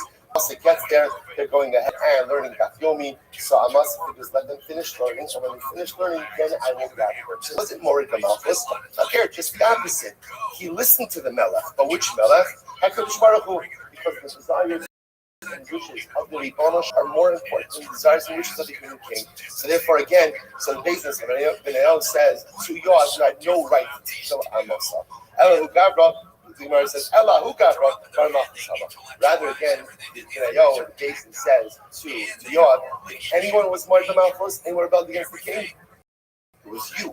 You rebelled against him. The Siv, Vash, Baal, Ad, Yoav, Nata, Acharei Adon, Yoav, Acharei Avshalom. Acharei Avshalom, no Nata. Let's listen to this. Because the pasuk says, news came to Yoav that Yoav feared after Adon. I know he must be again, but after Avshalom, he did fear. Now this is incredibly important. I remember again, David faced multiple rebellions, and his name was by Adonai that she had a order. Right? And Adonai ben Chagis was the son of David, who proclaimed himself as king when David was dying in his deathbed. Right? Adonai ben Chagis misnaseh lemor ani amloch. So he proclaimed himself as king. Figured David's dying. David now died at the point of explicit heir. So therefore, Avshalom was a much more brutal and violent rebellion. So the Gemara says that not the Acharei Adon Yoav, again, he followed after Adon Yoav, but after Avshalom, he did not follow. My Lord, what does it mean he didn't follow? Or he didn't, not that doesn't mean follow, not that means like to veer. He says, Amar Yehuda, he wanted to follow Avshalom. In his heart, he wanted to follow Avshalom, but he didn't. My time alone. Because David was still had his youthful vigor.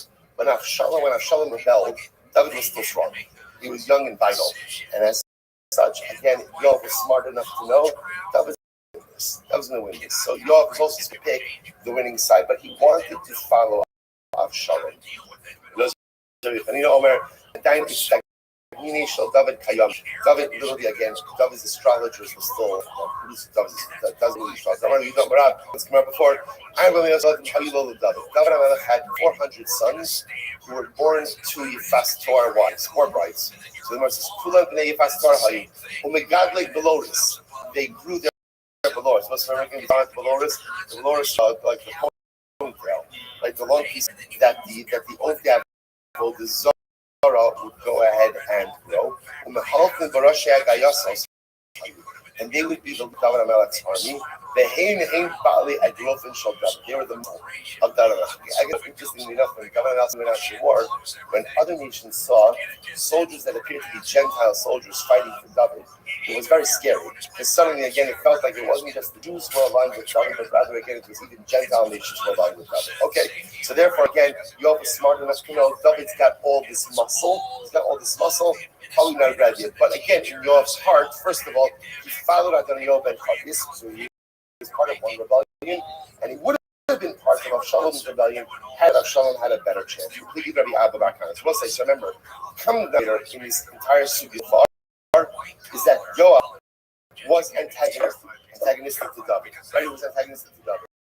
That again, here, this last piece, actively antagonistic, in that he joined one rebellion, Adoniah, and was ready to join it. There was another total version to this story.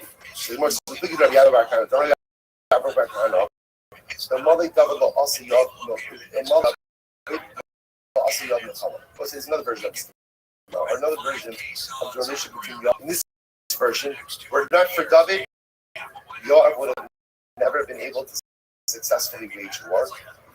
Yoav also never the Torah.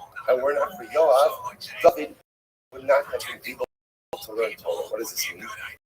Right? David owes a mishpat stuck in a kalamo. Yoav ben Tzvi, David HaMelech performed mishpat and stuck. Really again adjudicated cases. Did chesed for all of Klal Yisrael. Yoav ben Tzvi in charge of the army. Matam the Asayid mishpat stuck in a kalamo. Why was David able to do mishpat and stuck out? Just as an aside, speaking of something amazing. What's the role of the king?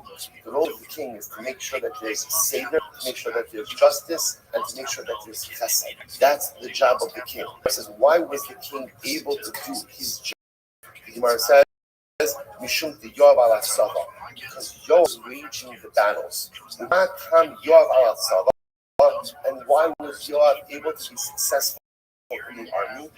The David ose mishpat because David was going to get a mishpat and staka for the Irish. I will say this is a personal, just a different version of the story. Again, a story, a version of a patristic partnership. King and general. The king is able to mishpat. Why? Because the general is leading the army. And the general is able to be successful in the army. Why? Because the king is stuck in mishpat. Which I will say, but also a profound model for, we'll call it organizational success. One person can't have everything. So at the end of the day, the only way there's success, you can plug this into anything, is if there's synergies between different people. So David is able to be David because Yoav is Yoav, and Yoav is able to be Yoav because David is David. But if David would have Yoav and Yoav would have to be from David, the whole thing falls. The whole thing falls. Profound. Was a warrior. Also, let's understand that. They always say things of David HaMelech. Right? He's always sitting with what? What is he always sitting with? He's always sitting with the heart. Right? And you wonder to yourself, I don't know, but how much time do you think he actually just sitting there strumming the heart? Like what's the shot? I don't know if he was a warrior. He was a warrior. His entire life, he was a warrior. So he could have managed the army. But he also understood that if David was managing the army, he's not doing stuck in mishpat. And that means he's not doing his job. There have to be different roles. There has to be this synergistic partnership with the Klal Yisrael in order to get things done. Because if David has to do everything, then David really ends up doing nothing as well as it could be done. Incredible. Remember, like, she was on the Sira. Now he must go back to the city of where Avner actually killed. Yoav actually killed Avner. So what happened? So David made peace. David made Avner. After David makes peace with Avner, so Yoav sends a message. And because Avner, by the way, if you don't mind, come back. I want to talk to you for a little bit. Shiva also need Bar Hasira. They brought Avner back from Bar Hasira. You might say, by the way, my Bar Hasira. I'm going to be Avner Bar Hasira Gamrulo La Avner Shehare. It was the Bar and the Sira that caused Avner to be killed. I will say just very quickly. Rashi points out over here, but which is contained outside Bar and Sila refers to two important events. David HaMelech, remember again, after Shmuel coronated him after Shmuel coronated him as king, David did not want to be king. He did not want to be king. So what happens? Shaul now loses it on David, feels that David is enemy number one of the state. David will not fight his father-in-law. He will not, so he runs. So the two things that happen. One night, so Shaul's army is camped. David HaMelech snuck into the camp, and he took the king's shield and the king's camp. He goes up to the top of the mountain. He cries out and says, "Shaul, look, I'm not your enemy. I told you while you slept, I didn't." Avner says to Shaul, maybe one of our soldiers is on David's side. Scout, he's hiding on his side, but David never really infiltrated. That's story number one. Story two is also Shaul's marching, pursuing David, goes into a cave to relieve himself. David HaMelech had to be hiding in that very same cave. I just take a lot of it. Right, what happens? So what happens? Literally, Shaul's back David. David could have killed Shaul right then and there. But instead, what he does is he cuts off a corner of his garment. So when Shaul comes out of the cave, David comes out afterwards and says, "Oh, look, see, I was right behind you. I could have killed you. I'm not your enemy." Both of those times, Avner convinced Shaul not to reconcile with David. He convinced him not to reconcile with David. The Gemara says, do you know why Avner Ben was killed at the end of Yoav? Because he had two opportunities to make shalom with Shaul and David, and he failed to do so. That is why Avner lost that bar, and Rashi points out a reference to those two events, which was such a tremendous mitzvah. Conflict happens. You have an opportunity to de-escalate that conflict, and you don't take it, there's culpability for perpetuating that conflict. Avner had the great opportunity of de-escalating, but he actively chose not to take it. When you don't de-escalate, you are guilty causing machlokas. And there is no greater infraction within Klal Yisrael than sowing the seeds of discontent and causing machlokas. And after the Gemara says, that's why Avner Ben Ner lost his life.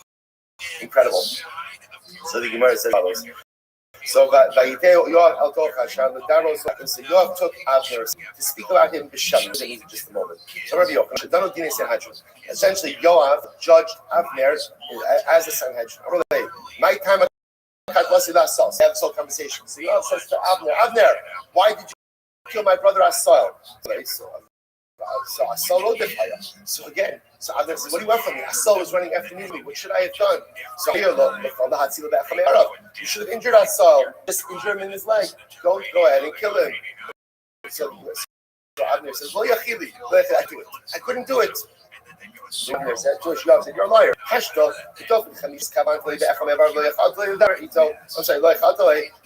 He says, come on. You killed my brother by striking him underneath the fifth rib, like we saw before, gallbladder and liver. You definitely did that. That was a precision blow. Someone who could deliver some blow could have also injured my brother's leg. He would have no longer pursued you in that case. You're a liar. You injured him. You killed him. And then again, I'm going to kill you. The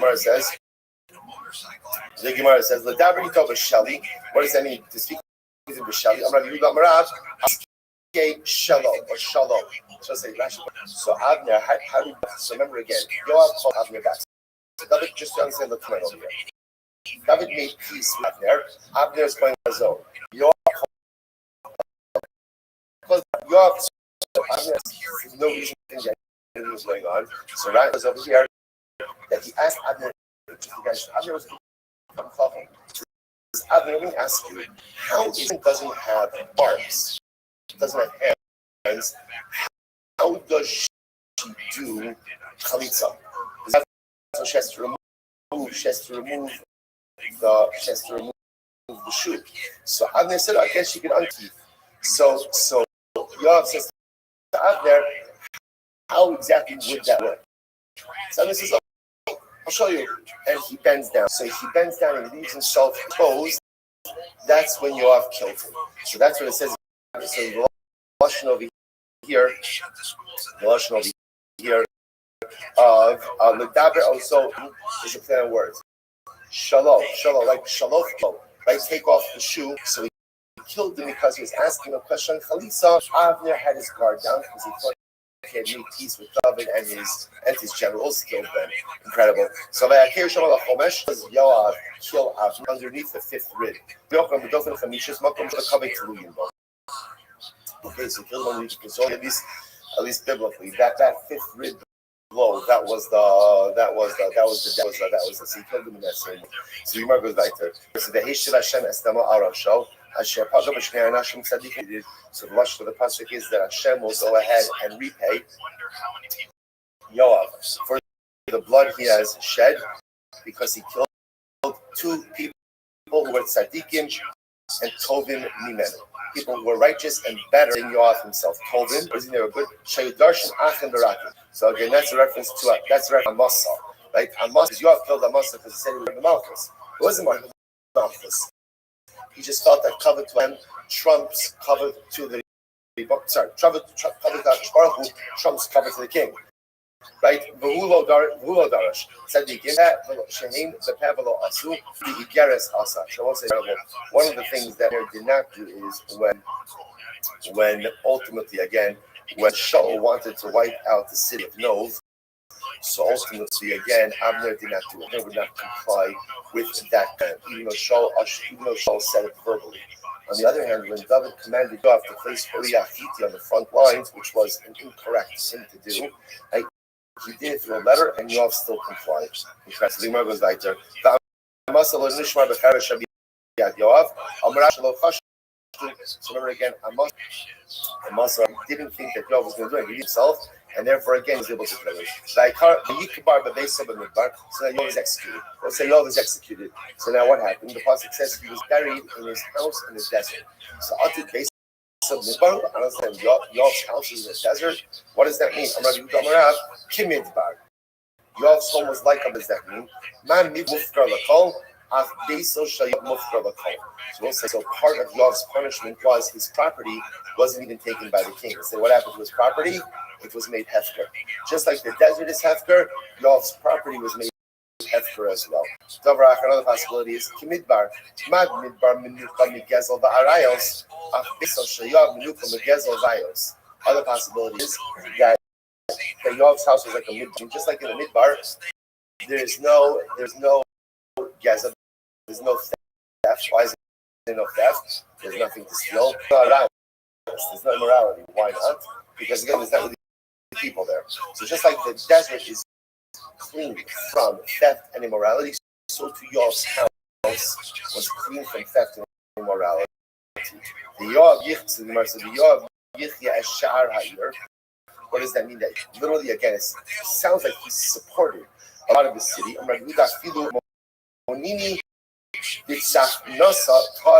Whatever Yoav ate, even the greatest delicacies. Rashi says over here, these were different types of fish. Which were delicacies. Yoav would share everything he had with the poor. Even the greatest of delicacies, he would always share every had with the poor of the city. So it's quite an amazing way to narrate, right? Because the entire Gemara is talking about the duplicity of Yoav, right? Killing people who were unsuspecting, going over to his home. There was of immorality or theft in his home. Yoav was incredibly generous. Anything that he had, shared with everything. So we'll say, so what's going on over here? Like, how do you reconcile this? So we'll say, how do you reconcile it? We live with this every single day. Even great people do terrible things. And even great tzaddikim make significant mistakes. It's not a stira. Each of us have parts of us that are incredibly beautiful, holy, and incredible. And then we have other parts of us that are incredibly compromised, broken, and impure. That's the way that it is. And that's the inconsistency we live. And the incredible part is, my impurities don't obscure my pieties. I don't know if that's the word pietishness, right? But on the other hand, my fruitfulness, my righteousness also doesn't go ahead and eclipse my negativity. We live in this constant state of almost inherent contradiction. That is the nature of the human condition. Even a young who is clearly so duplicitous in his behavior, yet has so many elements of himself that are so profound. The beautiful part of this is this is what gives us the ability to tshuva. This is why no matter how badly I mess up in life, I can always turn myself around. Why? Because there's always that bucket of good that is still there.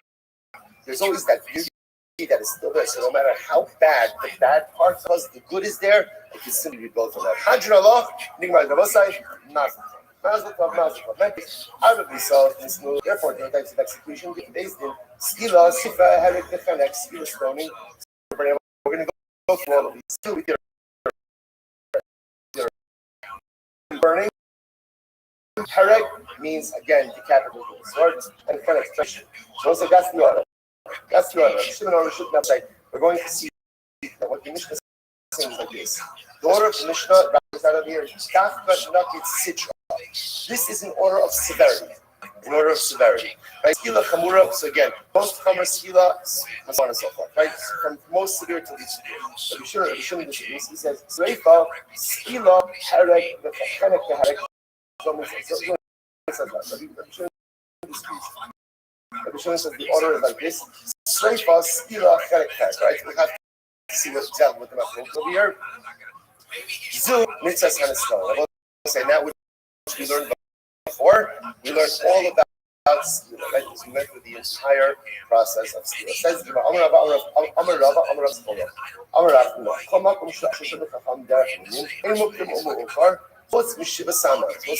whatever Chazal make a list, right? Whenever they make a list, is not to the order specific. Except in certain cases, except for the Shiva Salamanim. I will say now, this is not, what's this case? It's not. Shiva Salamanim Ma'avina Lakasa. So let's say again, a woman has a certain garment. And what do we, we're not sure, is it or is it something else? So the way to do this, the way to end this is essentially you wash with 7 things. They've actually washed 7 different things. It still remains in her and I look for myself, it's blood. It's blood. So what are the 7 things? So the Gemara says, kafal, saliva, make research, saliva after from eating oats, melag, ryan, urine, bolus, kamila, these are the types of cleaning agents. So both say, salaf, lamaisa, and the order over here is very kakani, seifa, havirin, shaloki, sidran, oshavirin, shivasan, ke'afal, asal, loklo. If you use these cleaning agents out of order, or if you use them all at once, the process is invalid. So again, what you're saying is, normally, Rabbi saying like this. Normally, when Chazal give us orders in Mishnah, orders don't really matter. They're not really, except over here they are. No,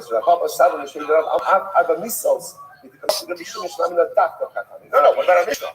Our Mishnah also was our Mishnah is also order specific. Right? Why? How do we know that? From the fact that Rabbi Shimon argues on the Tanakama indicates to us that the order is specific in the Mishnah. Alright, so 1 second. So if that's the case, then why doesn't Rabbi use this as well? The Ida, they put the Lokamai. No. They're not talking about cases where there's machlokes. They just point out the case of the cleaning agents because that's the case where everyone agrees. When it comes to machlokes, everyone agrees to machlokes. The Papa says, "Af Seder Yoma," even the order of Yom Kippur. It's not what's Yom Kippur? Torah gives a very specific order for the avodah, and if you go ahead and you disrupt the order, then Allah said the avodah is invalid. So why doesn't Rav include that in his list as well? That just has the severity of Yom Kippur. It's not the shot that any part of the avodah is more important than the other that it should go first.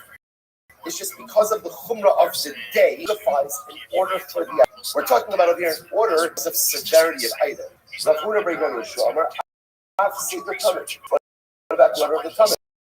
The offering, the Kani Allah, Zet Seder Tummy. If I would also have to follow a certain order, the Ida, Hahu, the Mitzvah, Ba'alma. So we're saying, no, the order of the tummy, that's just the Chatzila. Chatzila is the order, it's ultimately still good. I also have to stop over here for today. More, I know, flew through that last part a little bit. And then we'll catch up tomorrow. Shkoyach, everyone. All right, Chavraz, everyone. It has a terrible reaction to the body. This is why it doesn't stay low. Accusing him of being misinformation. Like he literally helped create the fucking thing. Well, look, you did not do it. You never go after anybody. But that's got outside the narrative. What I'm saying is Sanjay's not that guy. No, Sanjay agreed, but he good morning. Good morning. Let us begin with our sponsorships a moment or two early. give I thank all of our sponsors for this morning show today. Our common sponsor for Touching Hey Hey. Our annual common sponsor the Toast Mishpacha to start teaching instructions this year. As is close, and so it's almost Ari we have learning sponsors of the Ari and Kyle Richter, and then we Revolutions to dear grandmother's class, shillings upon the ball. Our Gatlin sponsors for today, Jacob and Judy Greenfeld, Redeeming Mishmas Captain Ayam Mubarak Kito, Shane Kondomer. Gave his life fighting for Annie's son, Eretz Yisrael Breakfast today. Our Gatlin sponsors for today as well, Saeed and Sina Aiken, Redeeming Mishmas Saeed's mother, Haji Bas Harab Meir Moshe, number first yard site. The American icon was Shama Saga and the families in the Hama, all of our hostages home, and our holy soldiers should be successful, but not safe. Let us be here. We have a lot to do today, Baruch Hashem. An ambitious day. An ambitious day ahead of us, but we're going to make it. So today has 40 days. But we wrapped up on Men's of the days 47B, and we are acting on Ashi Amar as follows. I did this as follows. Mondays I did this week. Lenders, so as I remember again, talking about the concept of whole the Ignorant our time yesterday. But we didn't quite finish up the Sugya. We're talking about the Sugya of whole the Ignorant. The concept of that sometimes once something is set aside and cannot be performed, so at the end of the day, it can't be performed any longer afterwards as well. So it says as follows. When does Averis begin? And at what point in time does Averis begin? So you might say, Mistima Sagolo. So again, Averis technically begins from the time that the grave is filled in. So you might say, Kapara Me'emas like Havio. When does Kapara begin? Remember again, we saw yesterday that there are three elements to Kapara through death. One is right, part one is death itself, part two is burial, and then part three is decomposition.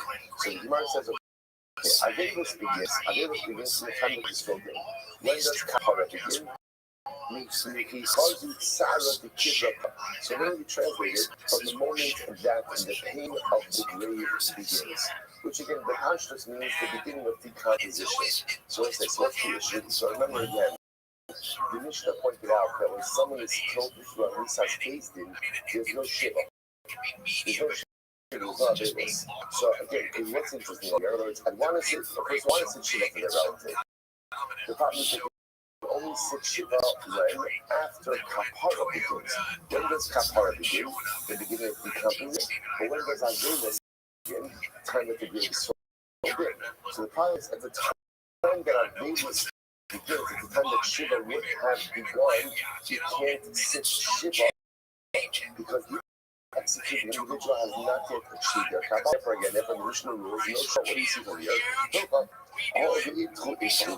Yitru was in again, that once something can't be performed, they ultimately again is forever precluded from performance. So I will say that here's interesting. In yesterday's life, that Kapara only occurs actual decomposition. And now what we see from here is that decomposition, even some decomposition is fine.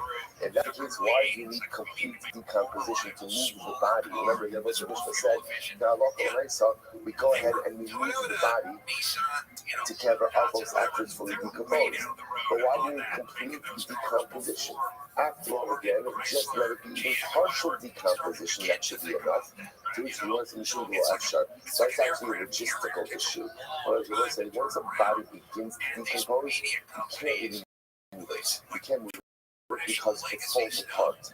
So therefore, it has to be that inner disintegrate and the body is complete, or you wait for complete decomposition. If you wait for complete decomposition, then you can go and move the bones afterwards. Okay, so let's say something, just another proof to the concept of holding Yitru. Once something is set aside, it's set aside. Good. So let's say another interesting sugya. So very interesting. So apparently, it was one of the Talmudic studies for treating fever. Treating the fever, a first-day fever is earth, is dirt. So they used to take dirt from the kever of Rav to treat a first-day fever. Okay. Now, it sounds like over here, if you look at Rashi, Rashi says over here, Lashusa Basyoma Biyom Shalo, that in the Srakim also offer. So again, I don't know if it's like grave dirt or just dirt in general, but apparently you're saying this dirt has a medicinal quality, and for a first day fever.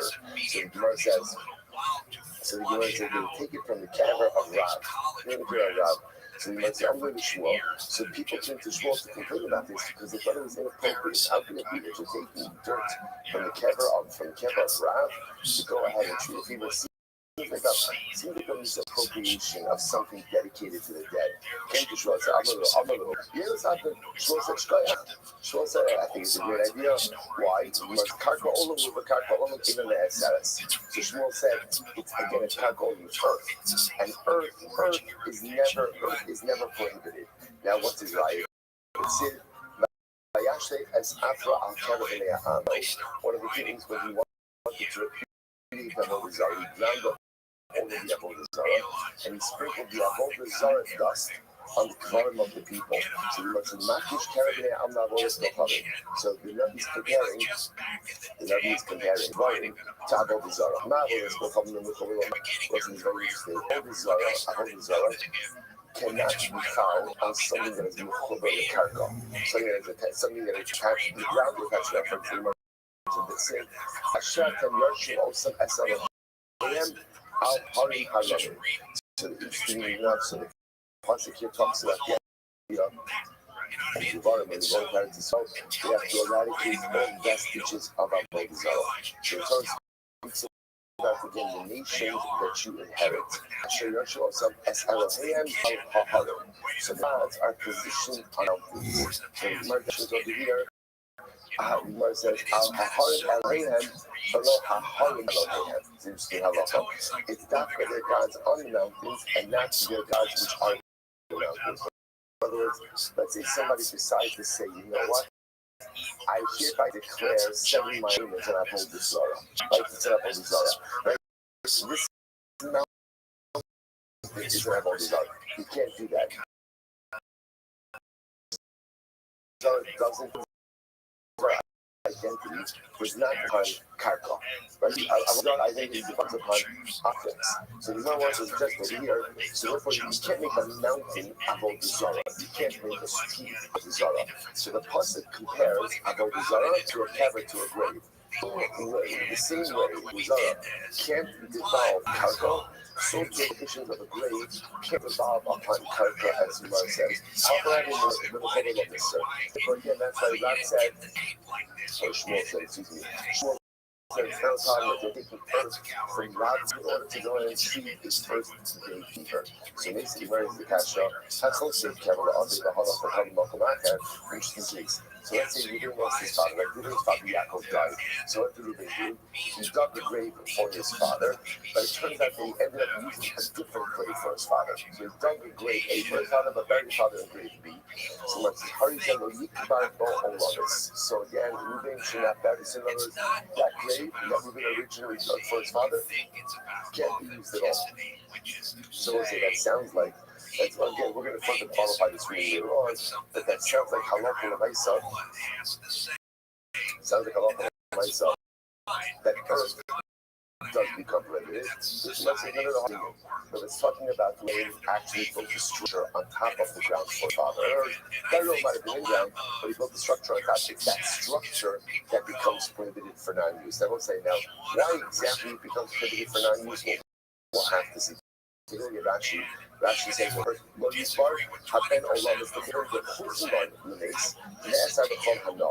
Okay, but the hula dinami matzvul tzorek ish achar also the neserachim. Now, what's the Gemara is assuming over here that this case is not specific in that Reuben got before his father. It would have been Allah with anyone. Once you dig a grave for someone, so there's a lot of things happening in this case which we're going to unravel in just a little bit. But the idea for us in this moment is that halakha l'maisa, ground does become prohibited. So if you might say, no, we're not talking about ground. What are we talking about? An above ground structure. That becomes prohibited. Okay, Tashma, kever chadash mutabano. So let's say a brand new kever. Now, what's a brand new kever? It's a kever that wasn't designated for anyone. Actually says over here, the mace was not a lachad stam, or the kushiyam from mace correct. So let's say stam, a grave was dug, not for anyone in particular. Mutter bahana. Be interesting to see how to repurpose that, right? But for mice, again, it's mutter bahana. Okay, so you might say, it's hidden. But if you put miscarriage or a stillborn, so you go and you bury a baby in there, a savannah, also if you're going to go to a savannah, so it says, what do you see from there? You see from there that once you use a grave for the dead, the earth itself becomes prohibited when you benefit.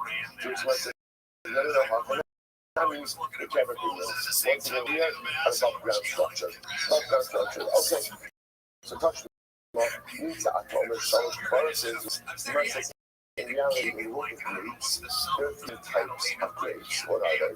Kever hanimsa. Kever hanimsa means, I will say, that you discover a kever in your property. Right? Or you discover that somebody died now. It means somebody illegally buried their dead property. Yeah. Right? So the mindset, so that's called kever hanimsa. That's kever. Very well. Kever 2 is kever hayadua, which as is understood, it's a property, what do you do about it? And number 3 is kever hamasik, is halakha, which poses a god, not danger, but as a damage to the public.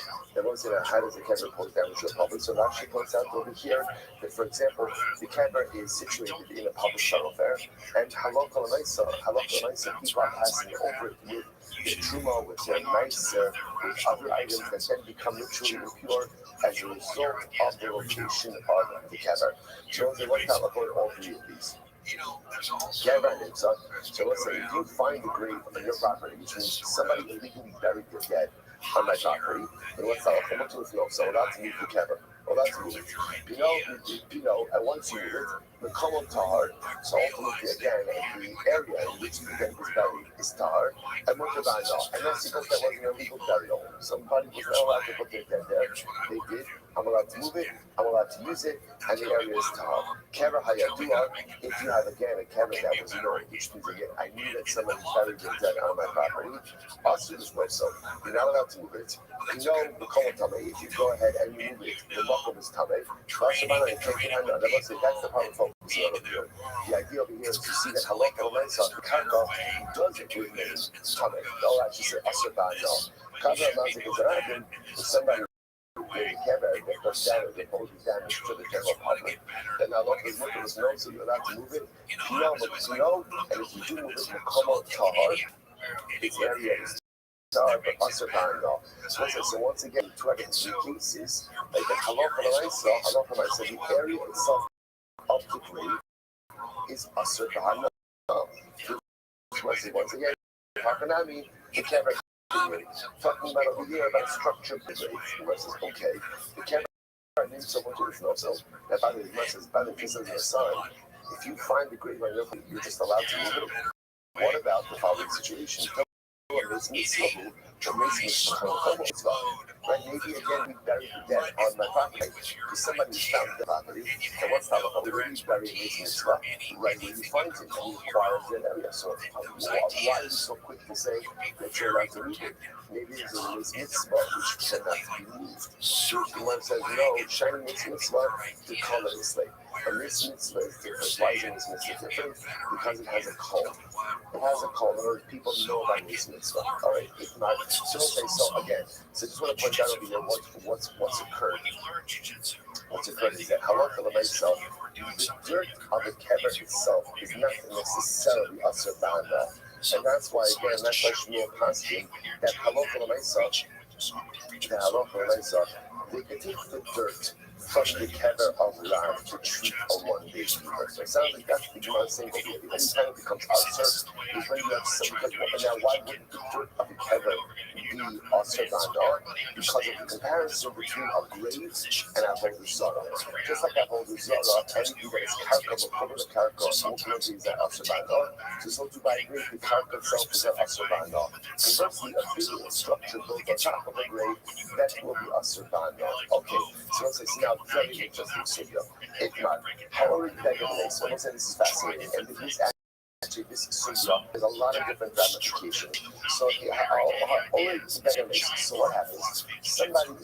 Somebody makes a garment for with this, right? So again, we call it Yaakov dye, and then it goes ahead and then goes ahead and weaves a jacket for the so it's just you know, and we can see a little bit. Perfect. You know, no catch up will be something. I feel bad because I don't sort of so the rest of the how always begging me. So once you watch the ahead and technically trust. Okay, now interesting enough, watch what happens over here. So I suppose they say silent is not actually doing the Rashi. Rashi says over here. Yeah, how are we begging the mace? La'achar shemes. So let's say, so now, Yaakov died. Reuben made tachrifim for Yaakov, made shrouds. So let's say, so now the shayla is, what is the status of the shroud? So Abai Omer Aser. Abai says it's Aser. Now, what does that mean, Aser? Rabba says it's mutter. I was looking to this means like this. Abai said, you cannot use that shroud now for something else. Rabba says, yes, you can. So Abai says it's Aser Hazimona Yosihi. Abai says, designated something for a particular use and endows it with that identity. So therefore, once you go ahead and you make a shroud for burial, that becomes a burial shroud, even if it has not actively been used in that way. And therefore, halacha l'maaseh becomes aser ba'ana. Just like any other accessories of the dead become aser ba'ana. Okay, Rabba Rabba says, no, it's mutter. Why? Hazmara Rav Nossi. Rabba says designation does not endow an item with identity. Right? So again, Rabba says, when does the shroud become aser ba'ana? When does it become aser ba'ana? When you wrap the mace in it. That's what it becomes aser ba'ana. This one is the machlokes that we're going to see really extends in many different areas of halacha. Does designation down the item with identity or not? Machlokes Abai and Rabba. Okay, so let's analyze this. So my time with Abai says that has the designation endows with identity. What's his logic? My time with Abai. Gamar Shama Egla Arufa. So it's a Shama of Shama from Egla Arufa. So once I say just to get to see. It talks about Lakamas Sham Latikaver Sham. And then that's Russian of Sham by Lisa by death of Miriam. And by Egla Arufa, the Arfu Sham Esa Egla. They will decapitate the calf there. So Sham. So Sham by death, Sham by Egla Arufa. So it says you are not Egla Arufa, Razman Nisira by Egla Arufa, the moment you designate it. Now the truth is, it's not really the moment you designate it. Actually, for example, the moment you bring it into the dry riverbed, right? So once you bring it into the dry riverbed, that's the designation. From that moment on, it's designated as Egla Arufa, and from that moment on, it is Aser Ba'ana. So Hainami Ba'azman Nisira. Okay, so just like Egla Arufa, the moment you designate it is Aser Ba'ana. So to again, by death, by any component, any death accessories are automatically Aser Ba'ana. Rabba Amar Sham Sham Yavol. Let's go back. So Rabba has a different zero Shava of Sham Sham. Avodah Zarah, Avodah Zarah. I want to say something to you about Avodah Zarah. Avodah Zarah does not become aser by designation, only through worship. For example, let's say I say table is going to be Avodah Zarah. The table Avodah Zarah, let's keep it simple, right? So the designation of the table as Avodah Zarah does not make it Avodah Zarah. There has to be active worship. Now down to it, like you offer an addition to it, put a carbon on it, right? But the designation itself does not create that whole result. So then the other says, just like marbles, it has no rubber syrup.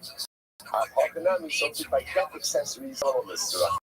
Incredible. So literally two different Xer showers. Fascinating. My time will come down the first. Why don't you do it? Also, so why don't you really have to like love fuck? So Gemara says, I'm gonna call Mishamshin Gamina, Lafukle Egra Alifata, the heat Gufa Tusha. Because you also it is better to learn out about the Zara accessories from that region. Because you also remember again, both of them are accessories. Both of them are accessories. As opposed to Egra Alifa, which is the Avodah itself. Because second line Abaye, my time of Abaye, why do we have to love the Zara? And when the thought need the arcade, you need the arcade. That means you should learn common things. In other words, common things. And I've always throwing taxes also, right? But I remind you again, that can have always that's common. You might just I'm sorry.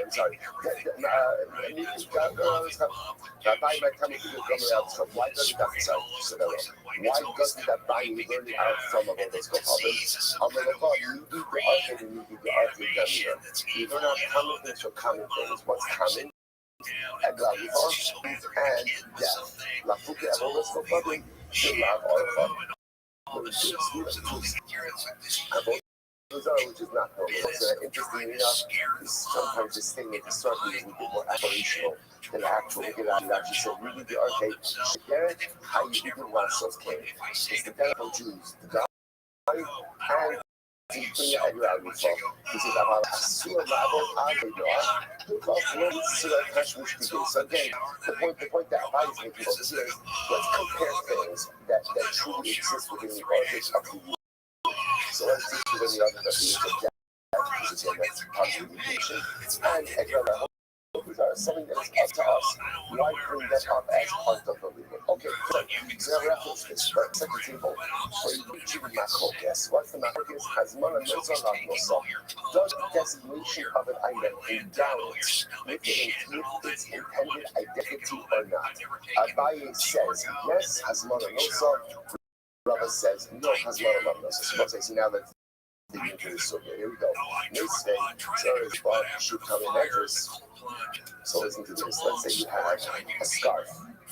People usually go in a scarf. Should come in address. That is ultimately again is Thomas Metrics. Take a look at Rashi. Sha'af who law in address. Hamid Shenekafat. Don't do a shepherd's hawat. Only Enes Rokas. Thomas Metrics. Thomas Metrics is every time, let's say for example, a Zav will sit on something or rest his weight on something or hold the very long Zav or Zavar, again it could convey what's called Thomas Metrics to the item. So a shawl or like a kerchief could be macabre Thomas Metrics because again, the person can put their head on it, the person can sit on it. So that, let's say you have to keep on your tongue. The nut through the safer. The rest is very interesting. What happened? We took this shawl, this sif, and we designated it as a safer Torah cover. Okay, so now interesting enough, as a safer Torah cover, obviously no one's going to sit on it. Like, no one's going to sit on it, no one's going to rest their weight on it. What's that? So ultimately, again, it is now from Thomas Metrics, right? Because again, it actually points out even without a version, going to lean on it or sit on it, because it is designated for safer Torah use. But it can still contract from Thomas Metrics. So let's say, so what do you see from here? Now, the way you're reading this Gemara is you designated it for use as a sefer Torah, as a conference sefer Torah. I haven't actually used it, I designated it. Well, yeah, it says it's taught from Thomas Metrics. What does that show you? That has mononicity, the designation endows the item with its intended identity. To which the Gemara said, no, Ema, not something correcto. No, what it means is you actually gave the sefer Torah and you used it to back the sefer Torah. This is not Hasmana. This is not designation. What is this? This is active use already. To which the Gemara says, Giratista, I'm sorry, that's not the Rakhel. Giratista, Giratista, High Sujra, the Hazmi, the nature of Torah. So what's listen to this? So the Gemara says, 1 second. So we actually used it to that message of Torah. So what's the conversation? That's obvious. He says, no, there's another plot twist in this. Watch this with Chista. This is fascinating. We'll come to this later on again. What about this? You don't know Chista. High Sujra, the Hazmi, the nature of Torah. This is what I'm saying. If you have once again a shawl, and you're using this as designated it as a tefillin bag. I'm going to wrap my tefillin in this shawl. This side of the tefillin, and use it for tefillin, on makes of a sheet. You're not allowed to use it as a money bag. Once I've used it for tefillin, I can't use it as a money bag. So the Gemara says, Azmine below, side below Azmine. But if I went ahead and designated it, but didn't use it, or use this but didn't designate it, sorry, the nature of a sheet, you can use as a money bag. So once I this fascinating position of Krista, the Krista says, in order to endow an item with identity, you need 2 things. Number 1, hasimana, right designate, and use. If you don't have designation and its identity, which is actually quite bad. By the way, there's really 3 opinions in this whole thing. There's Abaye, Rava, and Abaye says Hasmana also has identity. Rava says Hasmana Allah also designated as not in the identity. And the Krista says you need Hasmana and Shimush. You need designation and use in order to endow an item with identity. Pretty incredible. Okay, Abaye, the Amr Hasmana, we'll see. According to Abaye, it says that designation as identity. I'm going to stop translating it. See, it has one of those. So the Rabbi has one of those. Azmine, Afagapi, and Sarbe. According to Abaye, who says that designation is significant, so now, as soon as you designated that shawl for someone, even if you did not use it, it still has its identity. Sarbe, but what happens if you used it? That doesn't use the thing. Abaye says, in order to endow with identity, you need designation. Now, designation without use is enough, but use without designation, according to Abaye, does not endow with identity. So the word says like Tashma. So we're still trying to figure out who's correct in this focus. So Tashma, Nefesh, which in Kai, Mutabana, which is the case. What's this? So a Nefesh now. What is a Nefesh? A Nefesh essentially is like a memorial, a grave, a tomb. So you built a nefesh l'shem kai. Like in other words, you built a tomb for someone who's alive. I don't know, birthday present, anniversary present, whatever it is. So the nice, some people just are not creative, right? So the nice. So you built it, obviously going to imminently die. You go ahead and essentially you construct it while they're still alive. So what's halacha? Mutabana. This is mutabana, right? Because again, it's built for a living person. So because it's built for a living person, it does not take on the identity as anything, as anything to the identity. She says, Nefesh, Sha'al HaKever, no, Sheitai, so again, this is an above ground structure that's built on top of a grave. That's the only very dense. So again, now, so the machine maybe is usher. Interestingly enough, it's built it for someone who's already dead, then it is usher bano. Right? Usher bano. So it's like, what does that sound like? Yeah, it sounds like you're doing it for a person who's already dead, but what had not yet been buried yet, which sounds like what's happening over here. There's Hasmana, there's designation, and yet it says it's Asrbana, which sounds like again Hasmana Musi, like Abaye, which was no, the Rama Benes. No, come on, somebody was buried there. Versus, okay, you have to marry Yaki might give you a wholesale. So it's like that's the case that why do you even have to mention anything about adding on any additional lands? You know, wholesale Namilo. So what's this often of like even if you don't go ahead and add on anything, it's saying yes or no. Which you must sorry, wholesale Namilo. So it's interesting. You might say, no, the structure is usher even if you move the deceased, even if you move the corpse out of it and they bury it somewhere else. So you might say, Bad Papa this stuff and how you might if you know exactly area that was added on after some died, you could reduce that and instructions Tashma. Okay, I hope to Kevin Love. All up the kid on the rap. So it's still not focused. So in this case, Yaakov's guy, his son Ruven goes ahead and holds it Kevin Love. Thinks it's great for his father. But with Lashon Chotze is with stones, right? He moves aside stones in order to go ahead and make Kevin's father. Bahala covered the Kevin, and then Ruven ends up burying father in a different grave. Okay? So I was always saying, what's Shiloh? Shiloh is what's the status of the first grave, which was dug? Harei Zeh Covered Olamis. Ultimately, again, Ruven used the first grave forever.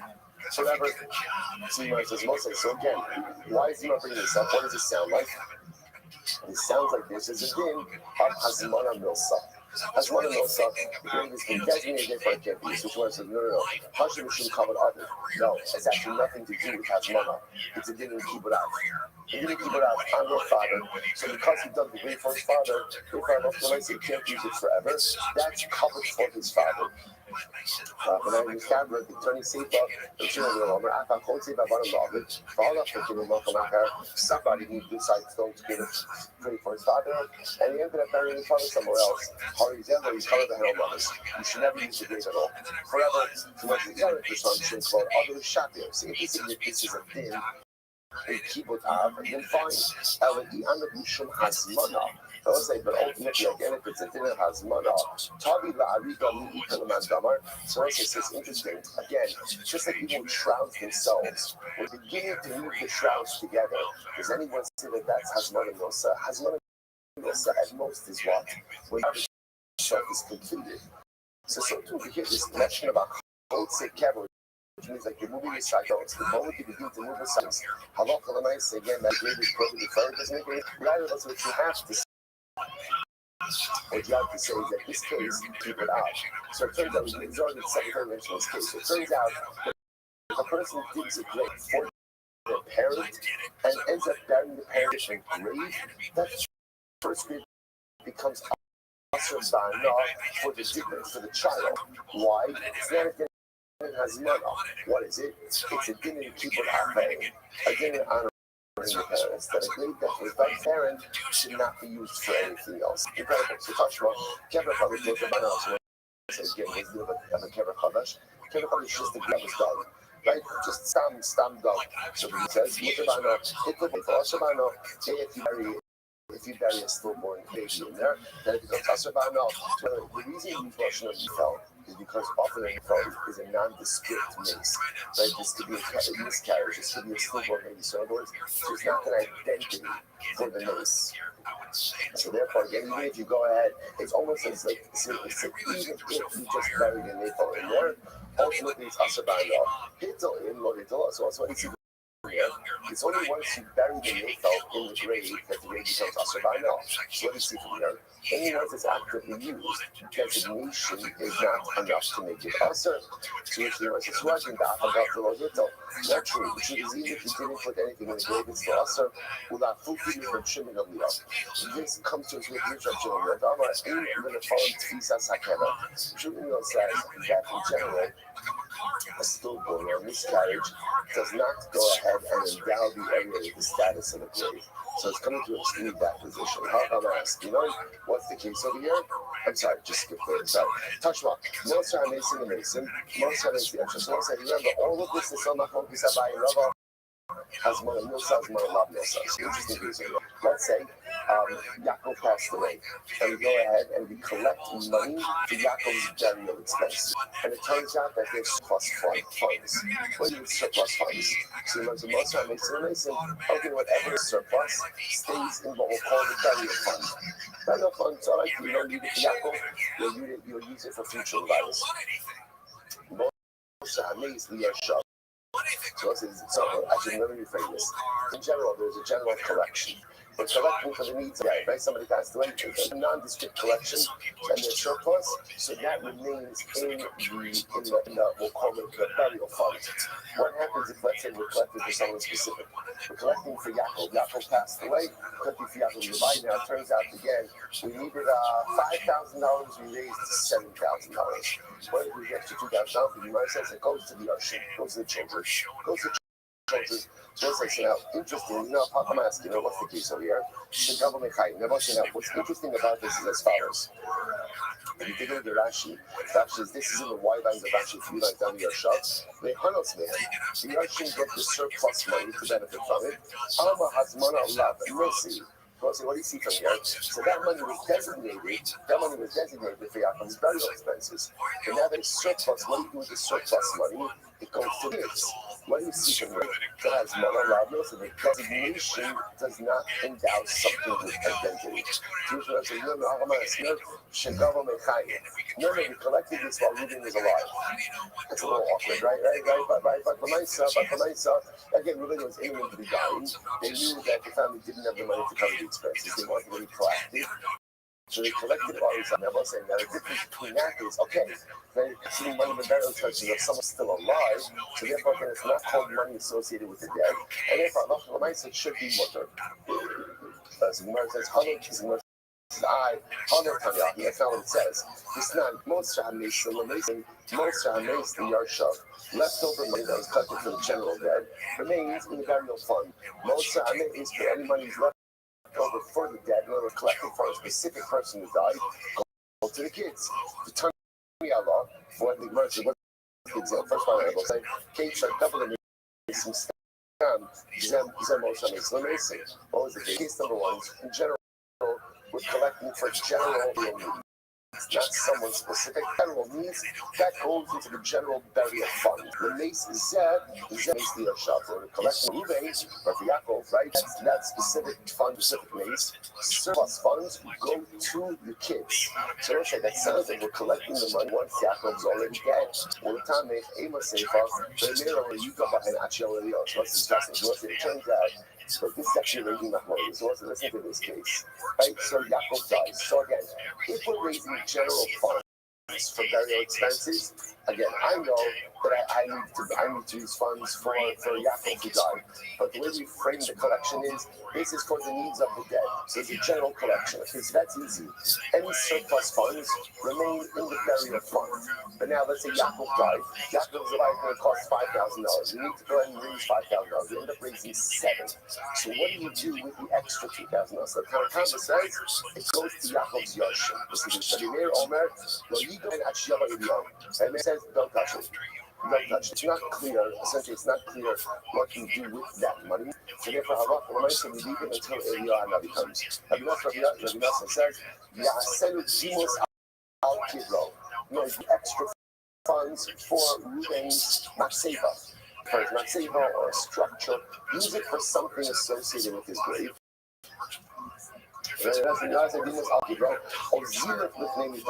Or sprinkle wine and aromatic on his funeral beer. Rabbi Nassim says the money has to be used for Yaakov himself, whoever he's using. It has to be used for the deceased. So let's listen and watch this. And Mar says, Ella, both Abai and Rabba interpret this Raisa in accordance with their respective positions. Here we go. Abai the time of the Holy Amas, what I'm listening. Abai says everyone agrees that designation endows the item with identity. So Tanakama said because you lay toughest, so they talk low toughest. So what's like this? Tanakama is like this. Has money no seed. But I think it goes like this. All the money that is going to be necessary for the burial of Reuben is down with burial money identity. The rest of the money is not. And therefore, for my supposed to be that's the kind of combo. Right there, the sector, you talk to see, don't talk to. Right there, it's not sure. Right there, it's not sure. Does the have money devolve upon all the money collected or only the money necessary for the burial? Therefore, no, you bought an actual burial. Therefore, again, right here it says, don't touch the remainder until the young man comes.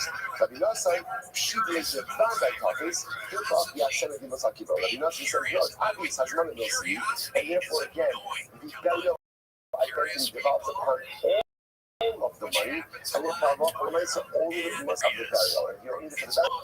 Use it for aromatic. You will be I'm not saying that, so it's a Rabbi Tazanay.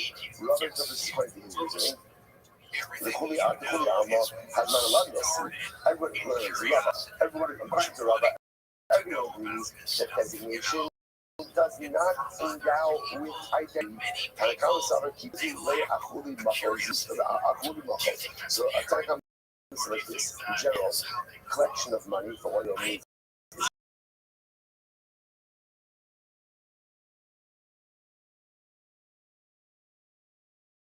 So the Gemara says, a holy moment. Once again, the mace is for the Yarshis. That's one mention that can be sound of anything, and therefore it's local, and therefore once you do it, it goes to Yarshis. From the Sanki, you do not do it local. The name is not sure that the mace is before that. Therefore, you go to the Bash. Therefore, don't touch the area. That the Nasa teacher is the low local. And then it says ultimately again, mace is not local. Therefore, again, Yasa, he was actual. Ultimately, again, he was using for burying, or let's say, Ojin Castle. So okay, fine. So it's like Shalach again. Here is the point of view that Halacha, the Machlokas Abai and Rava ultimately still remains in existence. Right. So the Gemara says follows. The Gemara says, fine. So but the Mechila over here is that when a person ultimately is looked on the fact he's going to suffer humiliation after his death. Whereas the idea over here is he's looking on that death. So that says over here, kind of comes up. About him. When he was alive, he was already local. Ultimately, again, honors embarrassment. The Nechal, she is father, and he saw so. He's not that he'll be embarrassed. After his death, for the sake of his children. Okay? So, the bottom line is, both of both in alignment with all the effective positions. Talking higher up the evil is actually within 6 years of us. It's like more than current through we're going to rock on what research and what happens, they're so distressed that they're taking all of their items, literally again their garments, and they're throwing it on top. It sounds like what they're doing is they're throwing it on top of the grave of their son, right? As almost like Rashi points out over here, as like a display of nothing in life is meaningful anymore now that we lost our child. The problem is when they throw it on the kever, does that become asr ba'ano or create a significant issue going forward? So the other people are talking about Kilim. We tell other people and save the garbage. Then our first look at Rashi, it's Saba that's on the Allah. Dina Shabbos Having the garbage. Allah is one of the Nosihi, Dili Nosihi, like a Hatsala. So we see as the parents are throwing that, pick it up, take the garments. And we'll say, now what do you see from this? The fact that the others can go ahead and step in and pick up the garments indicates to us love Yossi. Signation is not significant. Because if the nation was significant, then how long the nights off? Now, also the nights off, too late. What's the other days? Hassan, Mishum, Mararaki. It's different over there. That case is different. Why is that case different? Because how it's clear the parents aren't making an informed decision. What's happening over there? They're soothed by grief that they're just throwing away all of their stuff. So there's a lack of gas. So this is not Hazmana Nosa, Hazmana Lab Nosa. There's no gas. So because there's no Allah Nosa, others can step in and say, I need to tell you, when is so? So it says this, when is that so that you can save it? Items being thrown had not moved on. Now let's say, they're assuming over here, which literally means the burial. About local, but need to see it. But again, now let's say, so the pastors, what they sound like is, as long as it didn't touch the funeral beer. But if it touches the funeral beer, it's no. But I understand, if there's not really like informed das over here, so why should it make a difference? No. When we say the touches the bed, it's not talking about the funerals here. But say essentially there are two different mitos. There was one mito the mace was carried, right? But there was another mito the mace was. So when the parents are throwing garments, they're throwing it on the mito on the beer on which the deceased is being carried. So that other people who come rescue the items, save the items, because again, no one's going there and making any informed choices over here. This is Greek. And if they salvage the items. But on the other hand, I was thrown on the bed, on the structure, that the son going to be dealt with. Once stuff has been thrown on there, you can't take it off or not. Because anything thrown on the beer in which the mace is going to be buried almost can be confused with tattoo with burial shrouds. And we're concerned that if people start taking this to be dead, then what people will think that burial shrouds can be repurposed as well. Touchma, Kish, you want to Kish, Touchma, Kiss, Shasalia Photon, well, that's backtracks on Kiss. If you have a pack that was made, filling bag, money pop up. So ultimately, you can't use it for a money pouch. You have a filling, so I'm sorry. Shasalia Photon, I'm sorry, the rice says, if you have a bag for filling, you cannot use it for money. You need a filling if you only place the filling, which means it's like the pouch was not made for filling, but rather it was a pouch. You happen to put filling in it, then money at home malls. Ultimately, again,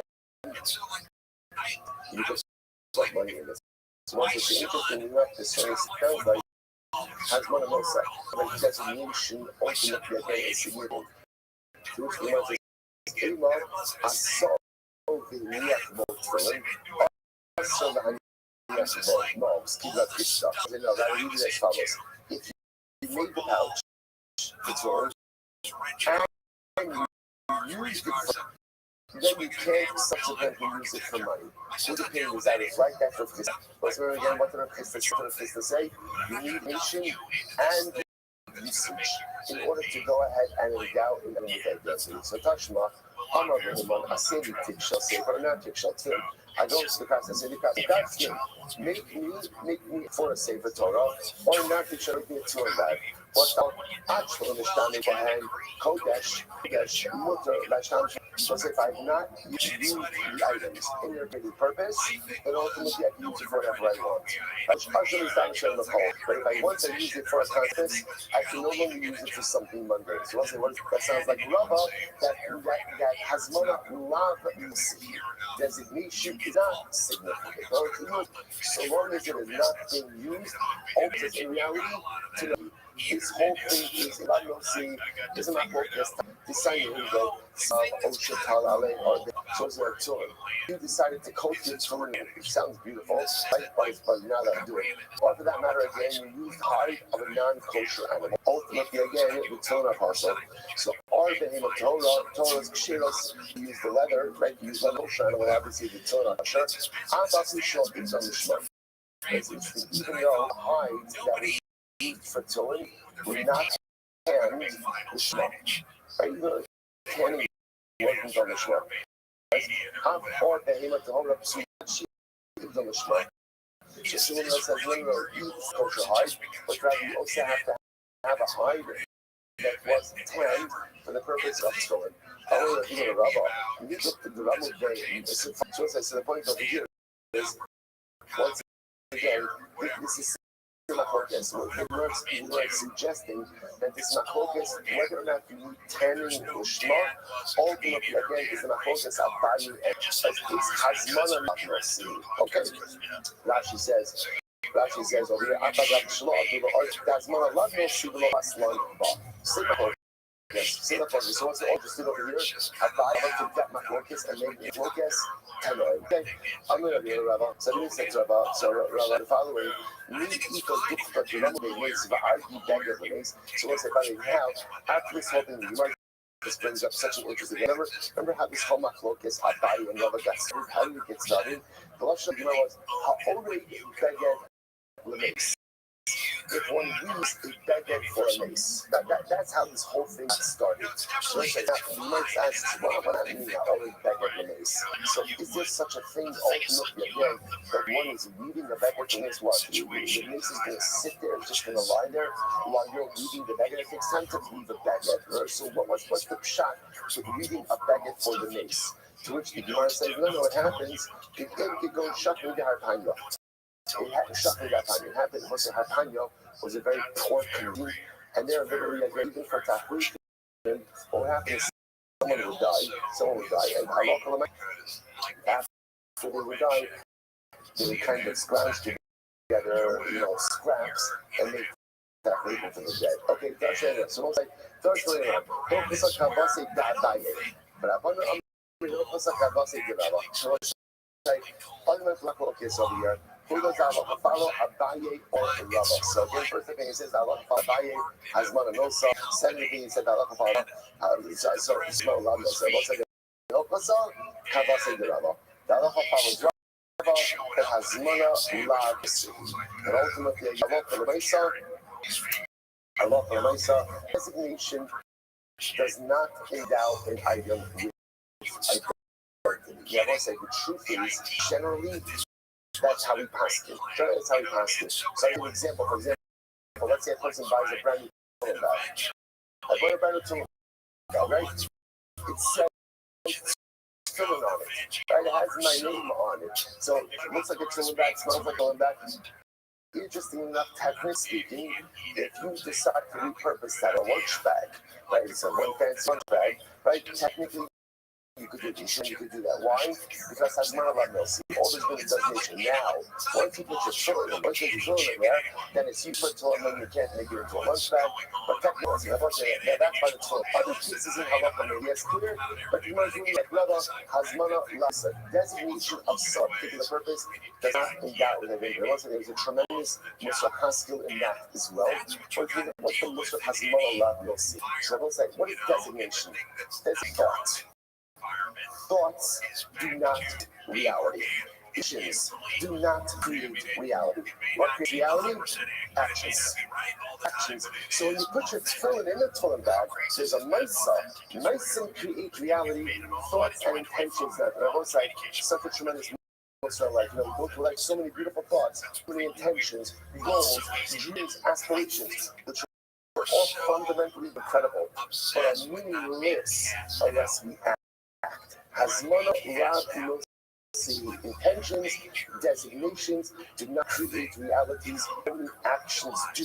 So Allah Maisa, that's Shabra Maisa, as always say, Shlayach. Kevin, you have a great day, everyone. I was in Maui, 10 years ago. And I was sitting at a table having brunch with like a bunch of people. We traveled to Maui, the couples and the kids. All right, Kevin, say good morning. Good morning. Let us begin. Let's begin with our sponsorship moment or two early. Begin by thanking all of our sponsors for this morning's share. Thank our Talmud Torah sponsor, First Kafshin, hey, our annual Talmud Torah sponsor, the Tosin Mishpacha, Merit Yisrael for sponsoring all the Shem and Drushes this year. As a Zchus for the Soros Talos on Yisrael, a week of learning sponsors, Rabbi Ari and Hannah Richter, in memory of Rabbi Richter's dear grandmother, Sarah Bas Shemin Zichron Gevracha, our Daf learning sponsors for today, Jacob and Judy Blumenfeld, Legally Nishmas, Captain Ayam, Mevarach Tuto, Hashem Yikom Damo, gave his life fighting for Israel and Eretz Yisrael's darkness today. Daf learning sponsors for today as well, Saeed and Haken, Legally Nishmas, Saeed's mother, Taji Bas Harat Meir Moshe, on the occasion of her first yard site. Merit of our Talmud Torah, all of them in Shem Sav and Aliyah, the families in the Chama, should bring all of our hostages home, and our holy soldiers should be successful in the whole of Maaseh Yidei. First, with that, let us begin. We have a lot to do today, Baruch Hashem. An ambitious day ahead of us, but we're going to make it. So today, that's 48. But we are picking up our Men's days 47 weeks. And we are picking up at Rav Ashi Amar. Rashi says as follows: Avelos Lois Ikonos Helis. When does Avelos begin? When does it? So remember again, the Gemara was talking about the concept of we ran out of time yesterday, but we didn't quite finish up the sugya. Was talking about the sugya of the concept of that sometimes once something is set aside and cannot be performed, so at the end of the day, it can't be performed anywhere afterwards as well. Gemara says as follows: When does Ash begin? What time does Ash begin? So Gemara says, So again, Avelos begins from the time that the grave is filled in. So the Gemara, I'm sorry, Kapara Ne'emasai Kahad. Just Kapara. Because we're going to slow yesterday's down that there are three elements Kapara through death. One is life, part one is death, part two is burial, part three is decomposition. So the Gemara says, okay, Avelos begins from the time that the grave is filled in. When does Kapara begin? So literally translated from the moment that the king of the grave begins, which again, the Pashtus means the beginning of decomposition. So let's say, so what's the issue? So again, the Mishnah pointed out that when someone is told from Mitzvah, there's no Shiva. There's no Avelos. So again, what's interesting over there? The person wants to sit Shiva relative. The problem is only sit Shiva when after Kapara begins. When does Kapara begin? The beginning of decomposition. But when does Avelos begin? The time that the grave is filled in. So the problem is, at the time that Avelos begins, the time that Shiva would have begun, he can't sit Shiva because the executed individual has not yet achieved their Kapara. So therefore the Mishnah rules, no Shiva. What do you see from here? All the Itru. Here's Allah again, that once something has been nifcha, once something can't be performed, the identity is forever precluded from performance. That's something equal basar. So that was his thing. And yesterday's that it sounded like that kapara only occurs with actual decomposition. But now what we see from that it's not complete decomposition. If that's the case, why do you need complete decomposition to move the body? Remember, the Mishnah said that Allah we go ahead and you move the body to kever avos actually decomposed. But why do you need complete decomposition? After all, again, just even partial decomposition would be enough. That's actually a logistical issue. But as I was saying, once a body begins to decompose, you can't really move it. You can't move it because it's falls apart. So therefore, either it has to be that it's interred when the body is complete, or you wait for complete decomposition. If you wait for complete decomposition, then you can go and remove the bones afterwards. Okay, so again, just another proof to the concept of whole nitru. Once something is set aside, right, it's set aside. That's good. So we'll say another interesting thing here. So this is very interesting. So apparently, I'll say one of the Talmudic remedies for treating a fever, a first day fever is earth, is dirt. So they used to take dirt, cover of rab to treat a first day fever. Okay. That wasn't out. It sounds like we're look at actually Lashisa Bashlama Yom So again, I don't know if it's like grave dirt or just dirt in general. But apparently again dirt has a medicinal quality and therefore be very good for first day. So the Gemara says they take it from the driver of Rav. You don't care about Rav. So the Gemara says, I'm going to Shmuel. So he came to Shmuel to complain about this. He thought it was inappropriate. How could that you're taking dirt from the kever of Rav? Go ahead and treat a fever. Seems like a misappropriation of something dedicated to the dead. So he came to us, Amrlo. Shmuel said, Shmuel said, I think it's a great idea.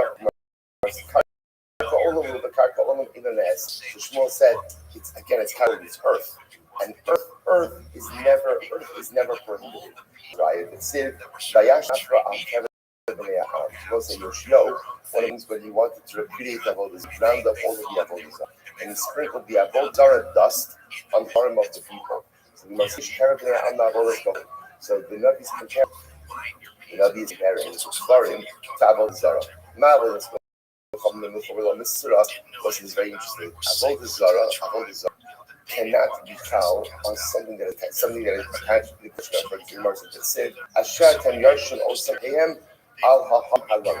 So interesting enough, so the pasuk here talks about the idea in Devarim when you go into Israel, will eradicate all vestiges of avodah zarah. So the Torah speaks about again the nations that you inherit. right? Asher Yoshu Osam Es Elohim Al Haharim. So their gods are positioned on the mountains. So the Gemara Darshan over here, the Gemara says Al Haharim Elohim Velo Haharim Elohim. It's interesting halacha.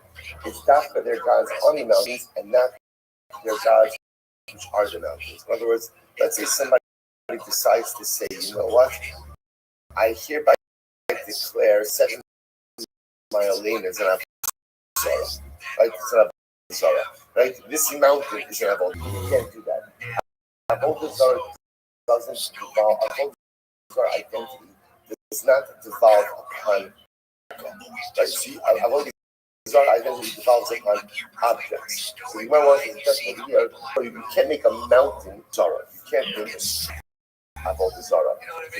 The pasuk compares Avodah Zara to a kever to. So the same way that halacha l'maisa Avodah Zara can devolve upon karka, so to again the prohibitions of a grave can't devolve upon karka as well. So the Gemara says, how can I be menuchober l'maser? So therefore, again, that's why Rav Shmuel said it's not a problem that they're taking from Rav's grave in order to go in and treat the grave people. So Mason have the Avi Bahala from Karmaka. Interesting case. Let's say Reuben lost his father, right? Reuben Yaakov died. So what did he do? He dug a grave for his father, but it's actually he ended up using the grave for his father. So he dug a grave, for his father, but buried his father in a grave. So again, should not bury. So in other words, the grave that Reuben originally for his father can't be used at all. So we'll say it sounds like that's again we're going to further qualify this meaning later on, but that sounds like halacha l'maisa. Sounds like halacha l'maisa that earth does become it. The Shema says no, I'm asking about the carabinian. So that's talking about where Reuven actually put structure on top of the ground for his father. In other words, that burial might have been in the ground, but he built a structure on top. It's that structure that becomes prohibited for non-use. That will say now, why exactly prohibited for non-use?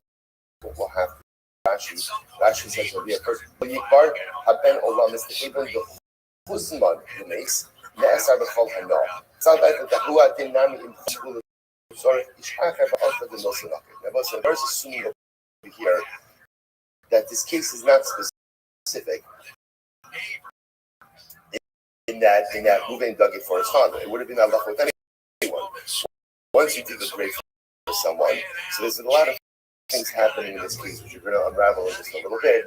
But the idea for us in this moment is that halacha l'maisa, ground does become prohibited. So which the says, right around ground, what are we talking about? Above ground structure. That becomes prohibited. Okay, Tashma, Kever Chadash, what about? I know, so we'll say brand new kever. Now, what's a brand new kever? The dash of the kever wasn't designated for brand new. And actually said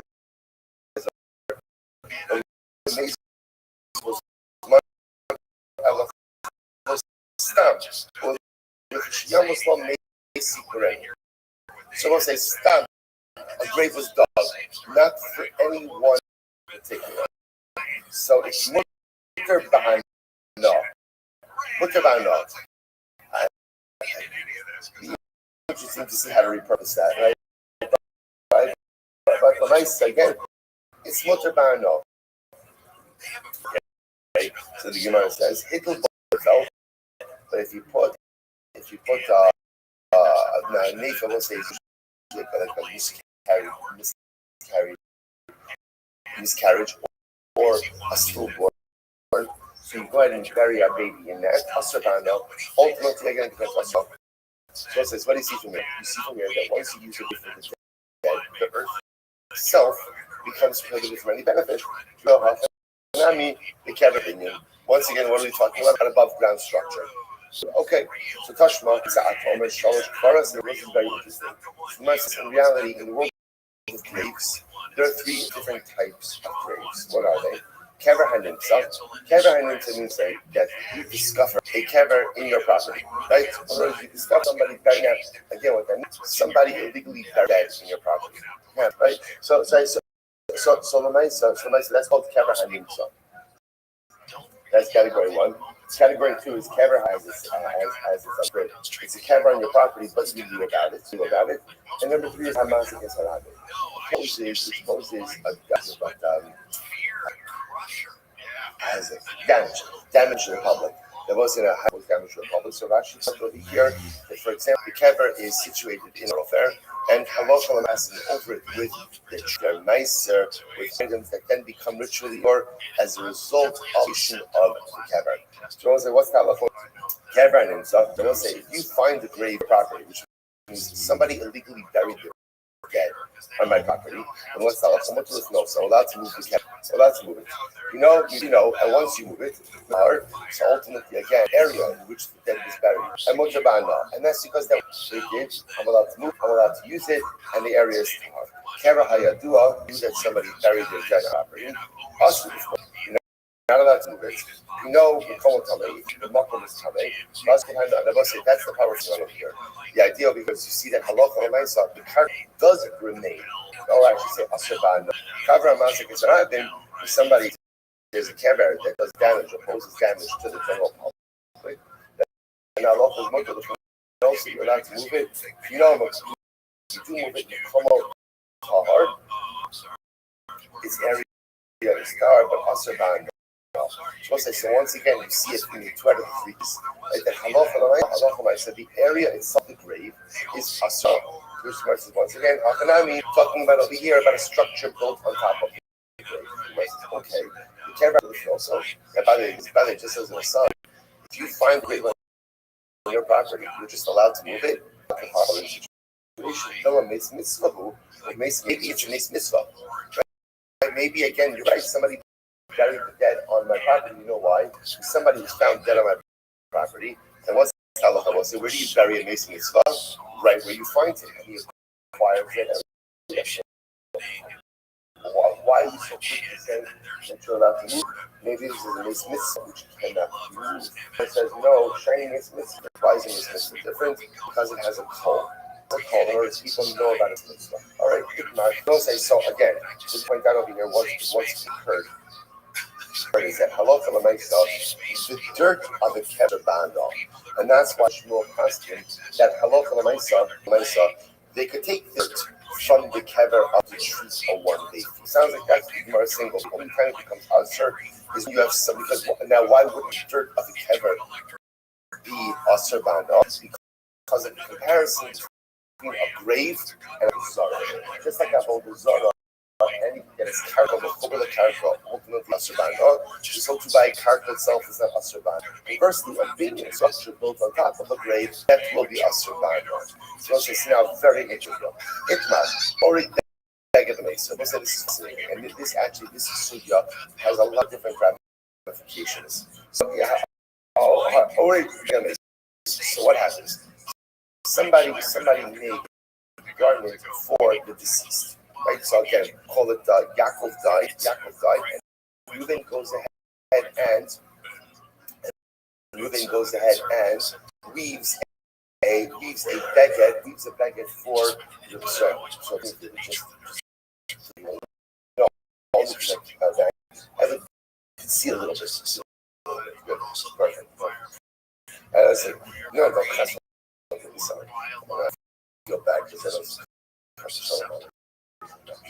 Okay, so Gemara says as follows. So Ignar, already back of the make. So what's this now? Watch this. Somebody went ahead and made definitely from shrouds. Now, interestingly enough, watch here. So what's this? The Shaila, Rashi says over here. Already back of the mace. La'achar shemes. So what's now? Yaakov died. Ruvain made kaftan for Yaakov. Made crowds. So now, Shaila is, what is the status of the shroud? Sabaya Amar Asr. Abai says it's Asr. Now then, Asr. Rava Amar Mutter. Rava says it's Mutter. As well as the Pashas, what this means is like this. Abai says, you cannot use that shroud now for something else. Rava says, yes, you can. Sabaya Amar Asr. Abai says it's Hasimana Nosi. Abai says, designate something for a particular use and gowns it with dagger. So therefore, once you go ahead and use the burial, that becomes a burial shroud, even if it has not actively been used in that way, and therefore halach l'maisa becomes asr b'nah. Just like any other accessories of the dead become asr b'nah. Okay, Rava Mutter. Rava says no, it's mutter. Why? Hazmar alam. Rava says designation does not endow an item with identity. So again, Rava says when does the shroud become asr b'nah? When does it become asr b'nah? Wrap the mason. That's when it becomes asr b'nah. Suppose like this is a yisod of the machlokas that we're going to see reads and in many different areas of halacha. Hasmana Mosia, Hasmana La Mosia. Does designation or not? Machlokas Ayin Rabba. Okay, so let's analyze. So my time is Sabaye. Sabaye who says that has no sihi, that designation endows with identity. What's his logic? My time is Sabaye. Gamar Sham Garufa. Seems to have Abaye makes of Sham. So what's he suggesting to get the Tzukim? Torah talks about that Hamas Sham Miriam. Vatikaver Sham, and then by lashon of Sham by Nisa by that. Garufa is va'arfu Sham es ha'egla. Take the calf there, so Sham by death, Sham by egla rufa. He says by egla rufa, the moment designated. Now the truth is, it's not really the moment designated. Right? It's out of the year. It's the moment you bring it into the dry riverbed. Right? So once you bring it into the dry riverbed, that's the designation. From that moment on, it is designated as Egla Arufa. And from that moment, it is Asr Ba'nah. So, Hainani Ba'azmana Misra. Okay, so just like Egla Arufa, the moment you designate it is Asr Ba'nah. So, to again, by death, by Kahutun, any will call it, any death accessories are automatically Asr Ba'nah from the moment you designate it. Rava has a different Ksira Shava of Sham. Ma'aval is called Bazmana Misra. I will say similar to that about Avodah Zarah does not become usher by designation, only through worship. For example, let's say I say this table is Avodah Zarah. Table of Avodah Zarah. Let's keep it simple, right? So the designation of the table as Avodah Zarah does not make it Avodah Zarah. It has to be an act of worship. To bow down to it, I could offer a libation to it, put a carbon on it, right? But designation itself does not create Avodah. So therefore, Rava says, just like Ma'aval is from the Hazman al Misra, Ha'chafanami, death accessories, Hazman al Misra. Incredible. So really two different Shabbos. Fascinating. Rava, my time will go on the Rava, why don't you learn those? So Rava, why don't you learn that? So the Gemara says, I'm going to call the Shamshin Kaminon, Lafukle Egla Arufa that he Zusha. Because what's it is better out about the Zara accessories from, because what's remember, both of them accessories, both of them are accessories, as opposed to Ikar Avoda itself, top of Memphis, same Garme Avoda. Why do you learn it after Avoda Zara? And when the thought meet the arcane and meet the arcane. That means Abaye says you should learn common things out from common things. What are two common things? Death and Avodah Zarah. We throw taxes also, right? But the nice again, death and Avodah Zarah, death common. The Gemara says, Egla Fuke Avodah. I'm sorry. Abaye might tell me people come around. Why does that say that wrong? Why do you learn out from Avodah Zarah? Amar Lachot. The arcade and the arcade we learn out common things from common things. What's common? Egla Rufa and death. To exclude Avodah Zarah, which is not common. Avodah Zarah, interestingly enough, sometimes this thing will start a bit more aspirational than actual. Look at Rashi. He says, the arcade, Shederech HaYehudim Lasos came. It's the derech of Jews to die and to get Egla Rufa. He says, so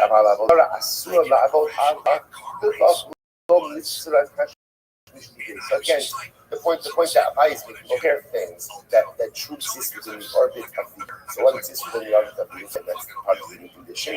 and Egla Ruva. But both these are as part of the Ruva. Okay, those sides. So now we're not finished this, but we just set the table for you. Machlokes. What's the machlokes? Hazmana milsa lashesa.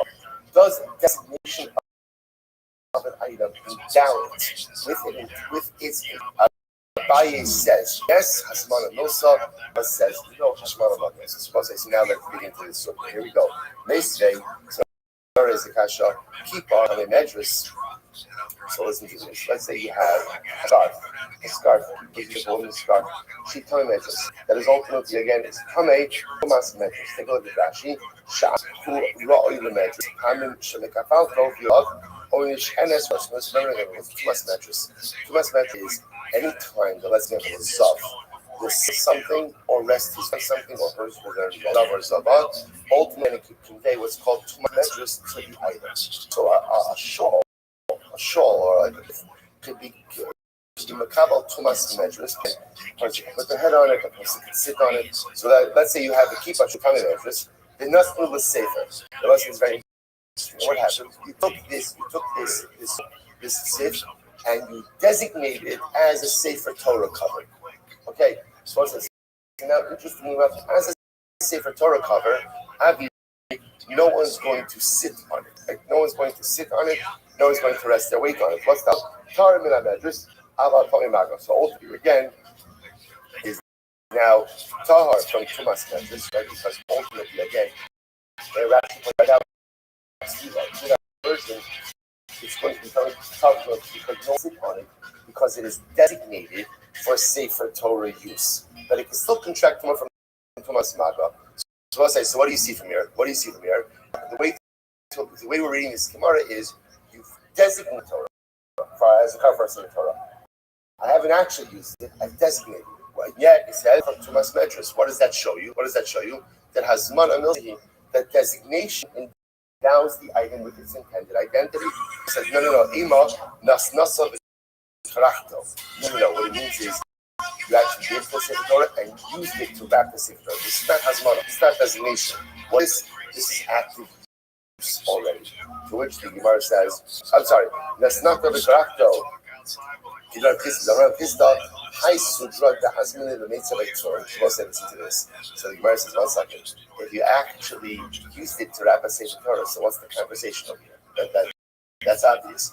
So no, there's another plot twist in this. Watch this for Pista. This is fascinating. We're going to come visit this later on again. What's it of Pista? Pista, High Sudra, the Hazmana, the Mitzvah.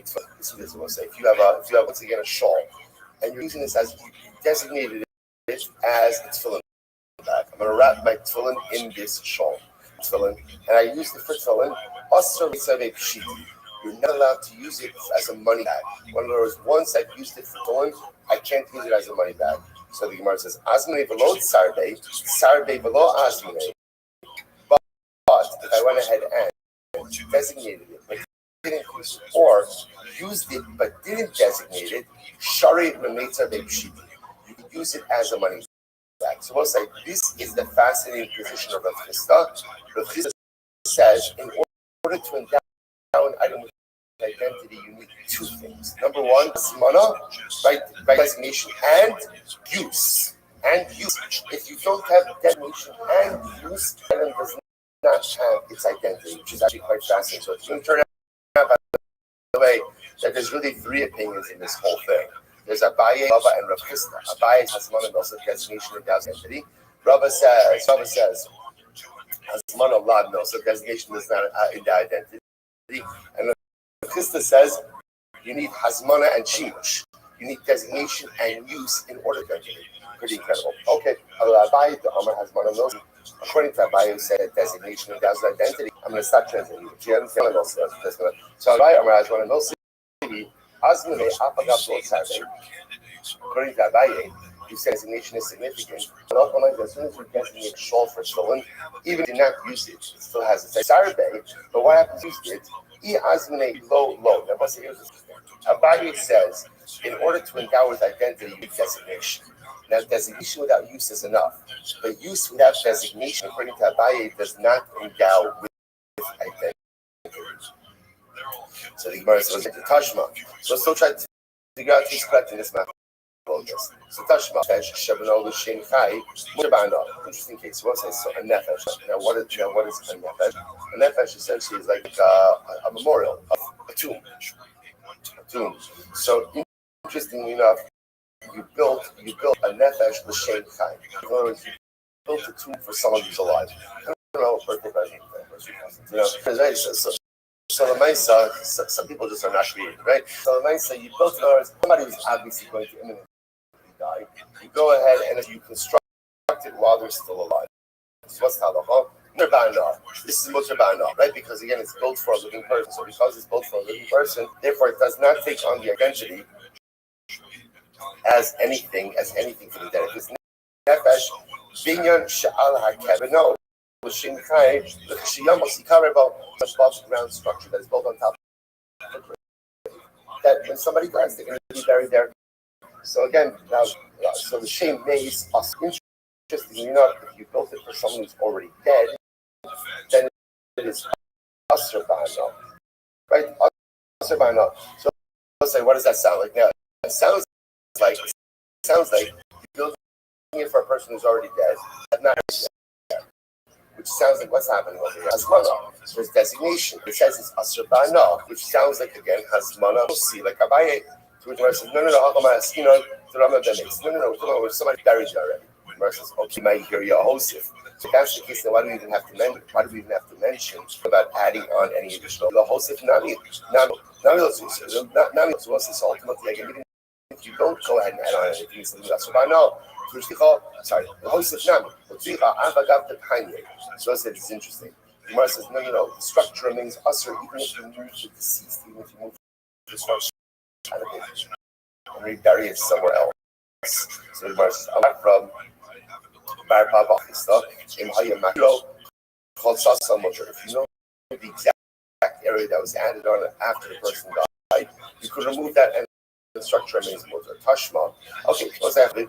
We still in this machlokes. So in this case, Yaakov died. His son Reuven goes ahead and Chotzev Kevin digs a grave for his father. There's Lashon of Chotzev is with stones. Right? He moves in order to go ahead and make a kever for his father. And then Reuven ends up burying his father in the grave. Okay, so obviously what's the Shiloh? What's the status of the first grave, which was the Hare Zet covered Olamis.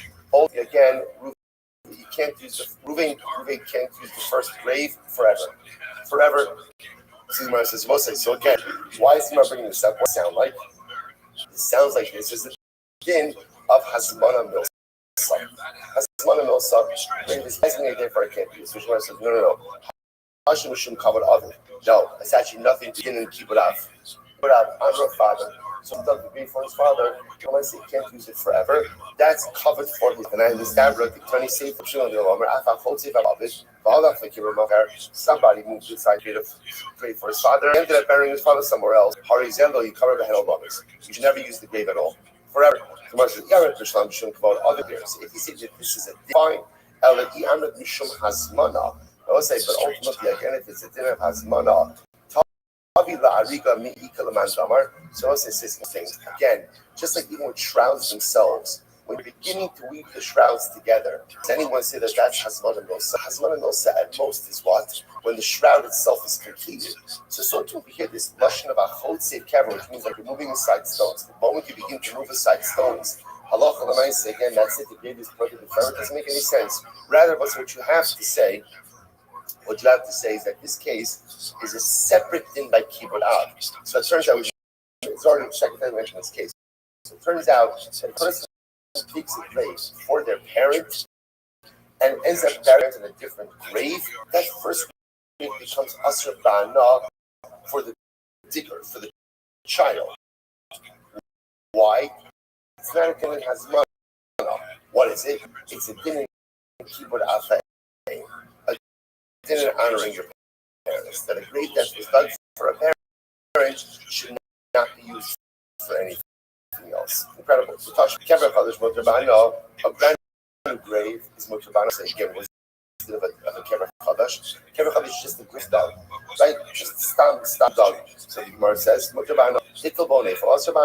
if you bury a stillborn in there, a baby in there, then it becomes asr ba'ano. Listen, by the way, the reason why they fell because often they fell is a nondescript mace, right? This could be a kever stillborn baby. So in other words, it's not going to identify mace. Or again, even if you go ahead, it's like even if you just buried a Nevano, Hittel in Lo Hittel, so it's even here.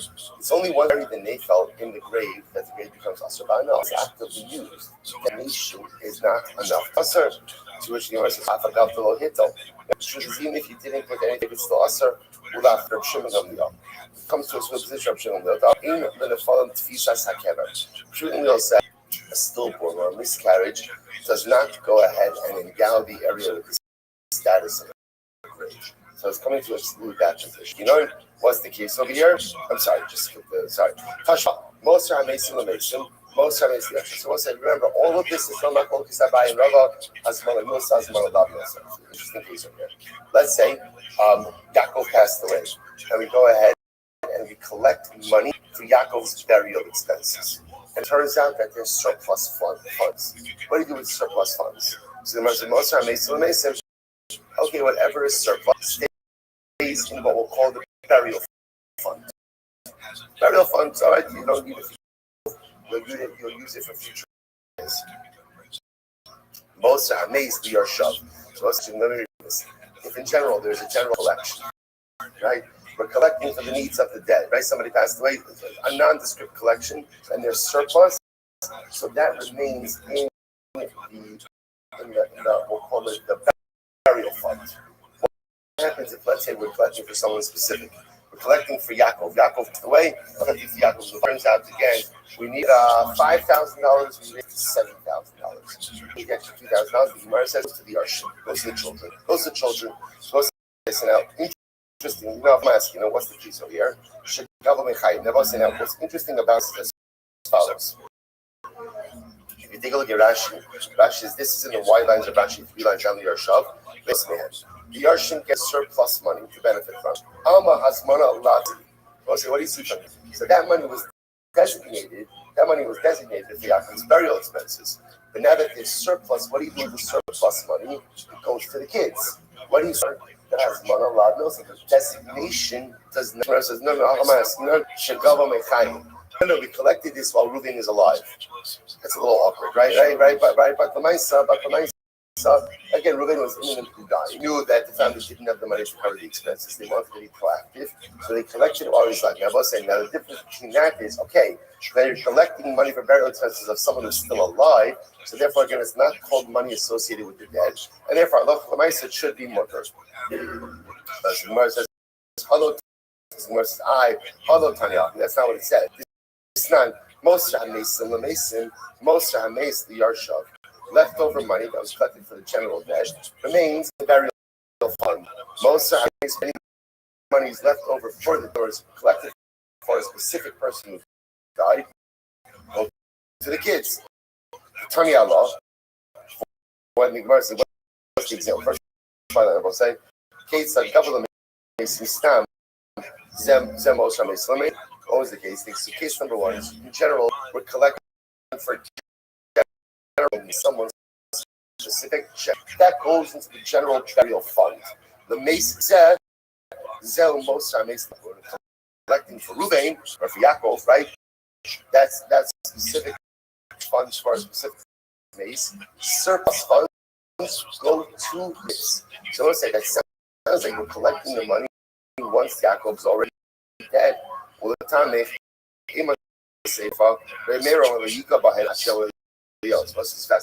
turns out that this is actually not. So listen to this case. Right? So Yaakov dies. Again, if we're raising funds for burial expenses, again, I know I need to raise funds for Yaakov dies. But the way we frame the collection is this is for the needs of the dead. So it's a general collection. That's easy. Any surplus funds remain in the burial fund. But now Yaakov died. Yaakov's life is going to cost $5,000. Go ahead and raise $5,000. You end up raising $7,000. So what do you do with the extra 2,000 asa? The Tanakama says it goes to Yaakov's Yarsh. Listen to this. Rabbi Meir Omer, Lo Yigo B'Hain Ashiyava Elio. And Meir said, touch it. Don't touch it. It's not clear. It's not clear what we do with that money. So therefore, how long we leave it until Eliyahu Hanavi. Rabbi Nassim says, Senu Dimos Al Kivro. Use the extra funds for Ruvain's Matseva structure. Use it for associated with his grave. Rabbi Nassim Al Kivro. Or Ziluf Mitaso. Or sprinkle, sprinkle wine or something aromatic on his funeral. In other words, Rabbi Nassim says the money has to be used for Yaakov from some reason. It has to be used for the deceased. So let's just now watch this. Gemara says, Ella Abaye Mikashtane Rabba. Both Abaye and Rabba interpret this brisa in accordance with their respective time. Abaye says everyone agrees that designation endows the item with identity. So Tanakama covered the Chazile Tafis to Lo Tafis. So therefore, but Abaye is like this. Tanakama is like this. Right, Hasmana knows. But Hasmana only goes like this. The money that is necessary proving is endowed with burial money identity. The rest of the money is not for Allah. It goes to the ocean. That's the Tanakama. Right? Right? He's not sure. He's not sure. Does the Hasmana devolve upon all the money collected? Only the money necessary for the burial. For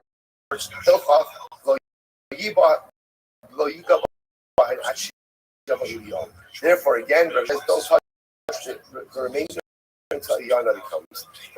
Rabbi Nassan, Shitli, the Vandai Tafis, Rabbi Nassan says, no, it's obvious, Hasmana knows. And therefore, again, the burial identity devolves upon all of it, and therefore, Allah, all of it must be used for the needs of the burial. And if you don't need it for the burial, use it for aromatic sprinkling on the funeral beer, seva, so on and so forth.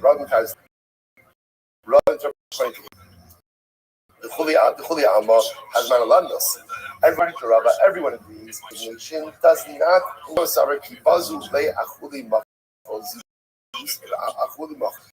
so a time comes like this money for one's burial. The person can't take care of it for themselves. So the Gemara says, but nevertheless, again,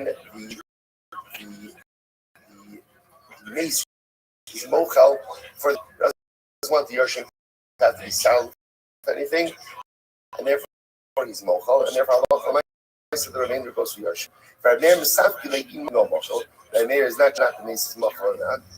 Therefore, hilchach lo yishabayim. Therefore, don't touch the remainder. Rabbi Nassim Shita like lo mochel. The Abner says ultimately again the mace is not mochel. Therefore, again, Yasa Dimos Al Kivlo. Ultimately, again, they get Dimos used it for burial needs or let's say, so okay, fine. So I'll say, again, the point over here is that Halacha L'Maisa, the Machlokas Abaye and Rava still remains in existence. The Gemara says as follows. The Gemara says, fine. So, by the Kilo over here, is that whether or not the person ultimately, again, is mochel on the fact that for humiliation after his death. In other words, the idea over here is he's mochel on that again. So, when he was alive, he was already mochel. He's called that he'll be embarrassed after his death for the death of his children. Okay? Bottom line is both Abaye and Rabba both bring them up. Haya Avivi, Mamazakin Bokalim, let's say he was a child.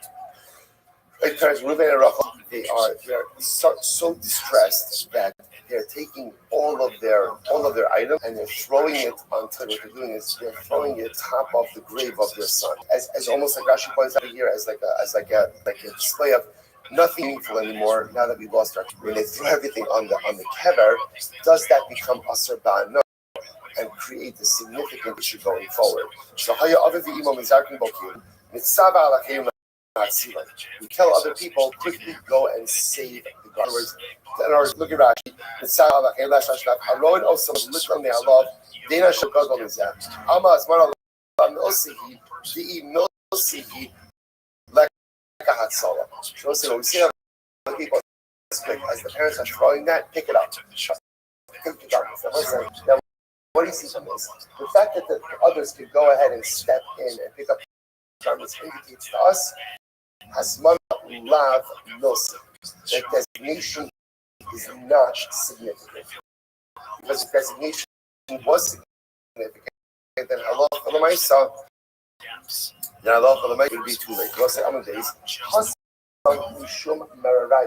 It's different over. This is different. Why is this different? Because Allah Alamaisa, it's clear the parents aren't making an decision.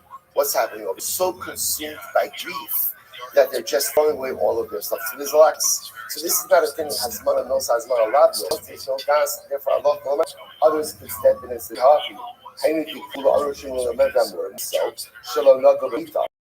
So it says into this. When is that so that you can save it? When the items being thrown have not touched the mita. Now I say, now we're assuming over here, which literally means the burial bed. Aval no go b'mita asur. And I will say, so the pashtus, what this sounds like is, as long as it didn't touch the no. But I don't understand. If there's not really like form of das over here, so why should it make a difference? No. When you're bed, it's not talking about the funeral. I will say, essentially, there are like two different mitos. There's one mito in which the mace was carried, right? But then there was another mito in which the mace was buried. So when the parents originally finished it on the mito here on which the deceased is being carried, so that again, other people come rescue the items, save the items, because again, no one's going for choices over here. This is grief, and they can salvage the items. If on the other hand, items are thrown on the beer, on the bed, or on the beer, that the son is going to be buried with. Once stuff has been thrown on there, you can't take it off. Why not? Because anything thrown on the beer, which the mace is going to be buried, almost to be confused actually from the burial shrouds. And we're concerned that if people start taking stuff off that bed, then what people will think that burial shrouds will be repurposed as well. Okay, Tashma, says Tashma, kiss, Shasal Yachoto. I won't say back question, please. They have a pouch that was made for tillin bag. So ultimately, you can't use it for a money pouch. I'm sorry. So Rashi says, if you have a bag that for tillin, you cannot use it for. If you only place tillin, so like the pouch was not made for tillin, but rather again it was a pouch. You happen to put tillin in it. Then what? Ultimately, again, you can put money in it. So it's interesting enough. This certainly sounds like Hasman Milsa. So it sounds like designation. Ultimately, again, is significant.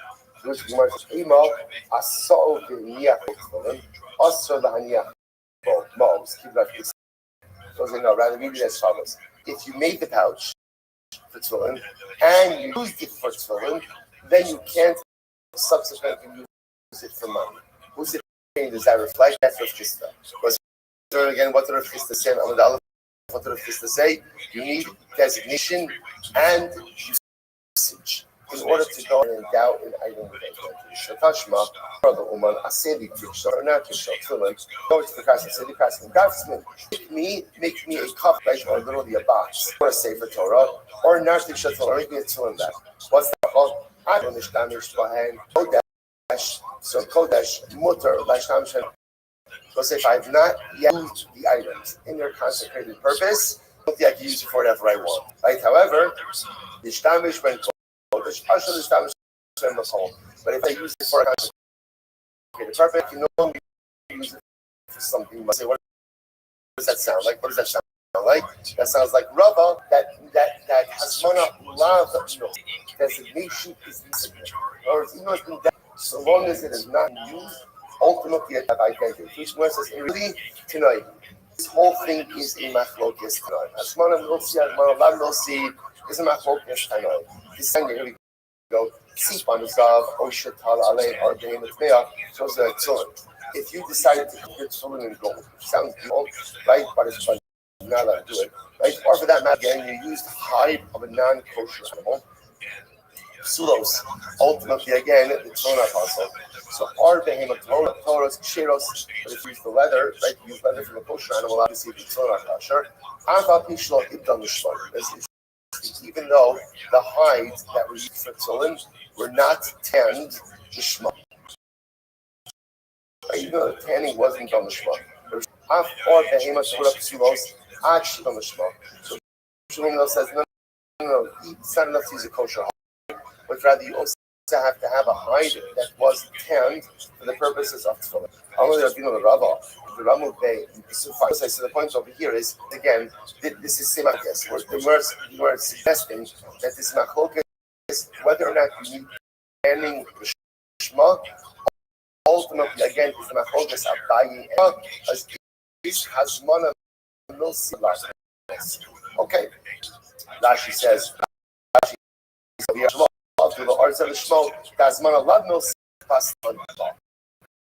Same machlokas. What's the only one in Rava to that machlokas and make it into machlokas? Okay, I'm going to be the Rava. So this is Rava. So Rava, the following. Me equal duchta juramu be mace, but I keep back at the mace. So we'll say, by the now, after this whole thing, the Gemara just brings up such an interesting version. Remember how this whole machlokas and Rava got started? How did it get started? The last of the Gemara was ha'oreg beged l'meis. If one weaves a beged for a mace, that's how this whole thing. So it says. So now the Gemara just asks, well, what does that mean? Ha'oreg beged l'meis. So is there such a thing? Ultimately, again, one is weaving a beged for mace. The mace is going to sit, just going to lie there. While you're weaving the beged, it takes time to weave a beged. So what's the pshat? Weaving a beged for the mace. Which the Gemara says, no, it happened. It became its own shachli d'harpanda. It had shachli that work community.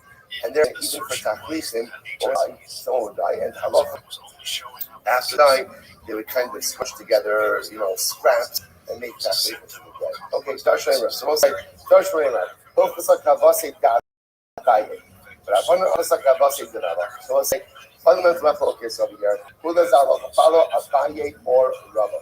So again, first thing he says halacha follows Abaye, Hazman and Milsa. Second thing he said halacha follows Rava. So Hazman allowed Milsa. What's the halacha? Havas Rava. The halacha follows Rava, but Hazmana lav Milsa. And ultimately again, halacha l'maisa, designation does not endow an item with identity.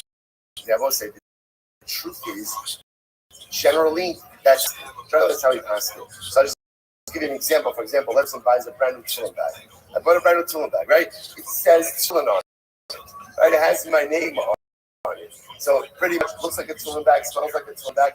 Interesting enough, technically speaking, if you decide to repurpose that as a lunch bag, right? It's like one fancy lunch bag, right? Technically, you could do it from Shuburman exam, you could do that. Why? Because Hazman Alav Milsi. All there's been a designation. Now, once you put your tefillin in there, then it's you. Once you use for tefillin, then you can't make it a lunch bag. But technically speaking, Rava Hazman Alav. I'm not saying a tefillin bag. Other king halacha may not be as clear, but the Gemara is running over here like Rava Hazmana Lav Milsi. Designation of for a particular purpose. In doubt with it. Also, there's a Musraf Haskell in that. This doesn't mean that what's the Musraf Hasmana Russian. Designation is a thought. Do not create reality. Intentions do not create reality. Reality, actions. So when you put the tefillin in a tefillin bag, there's a Maisa creates reality, thoughts and intentions. That both say such a tremendous Muslim life. We go through life with so many beautiful thoughts, so many intentions, goals, dreams, aspirations, which are all fundamentally beautiful and incredible, but are meaningless unless we act. Hazmana lav milsi. Intentions, designations do not create realities. Only acts do. That is true. Allah. And that's compliments. As I was saying,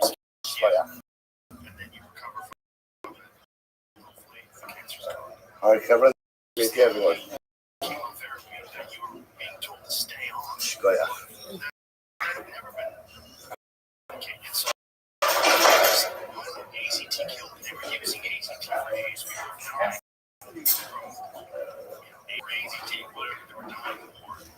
They stopped using it. People stopped class in this is because they try to tell you that, oh no, it's they want to be in trouble.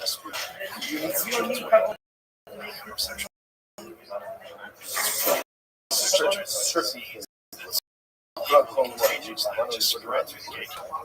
Transition to heterosexual.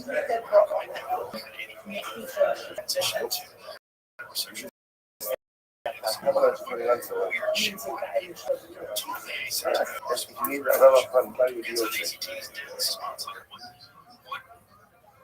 Is it possible that AZT can pull and then Peter Duesberg's right? This was my thought. And I'm like, all right, so good morning.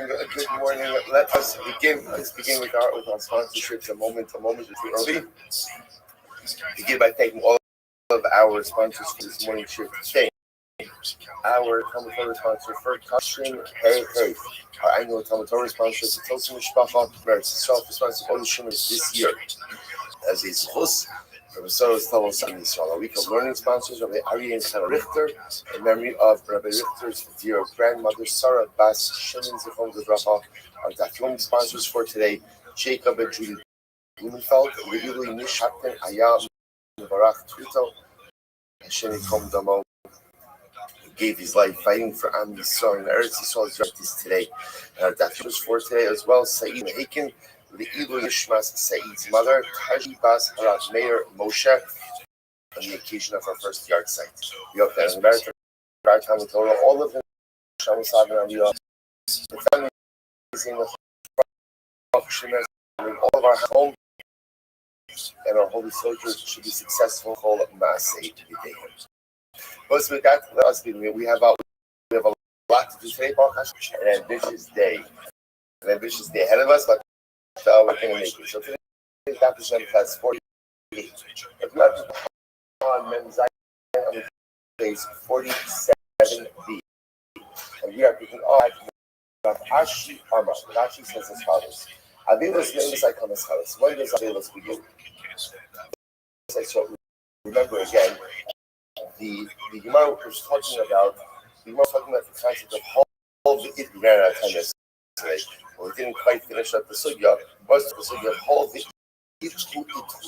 concept of that sometimes once something is set aside and cannot be performed, so at the end of the day, it can't be performed any longer afterwards as well. So the Gemara says as follows: Ne'im Ravasha, but Avelos in Sakon myself was Avelos speaking. At what point in time does Avelos speak? So the Gemara says Nistima Sagola. So again, Avelos is filled in.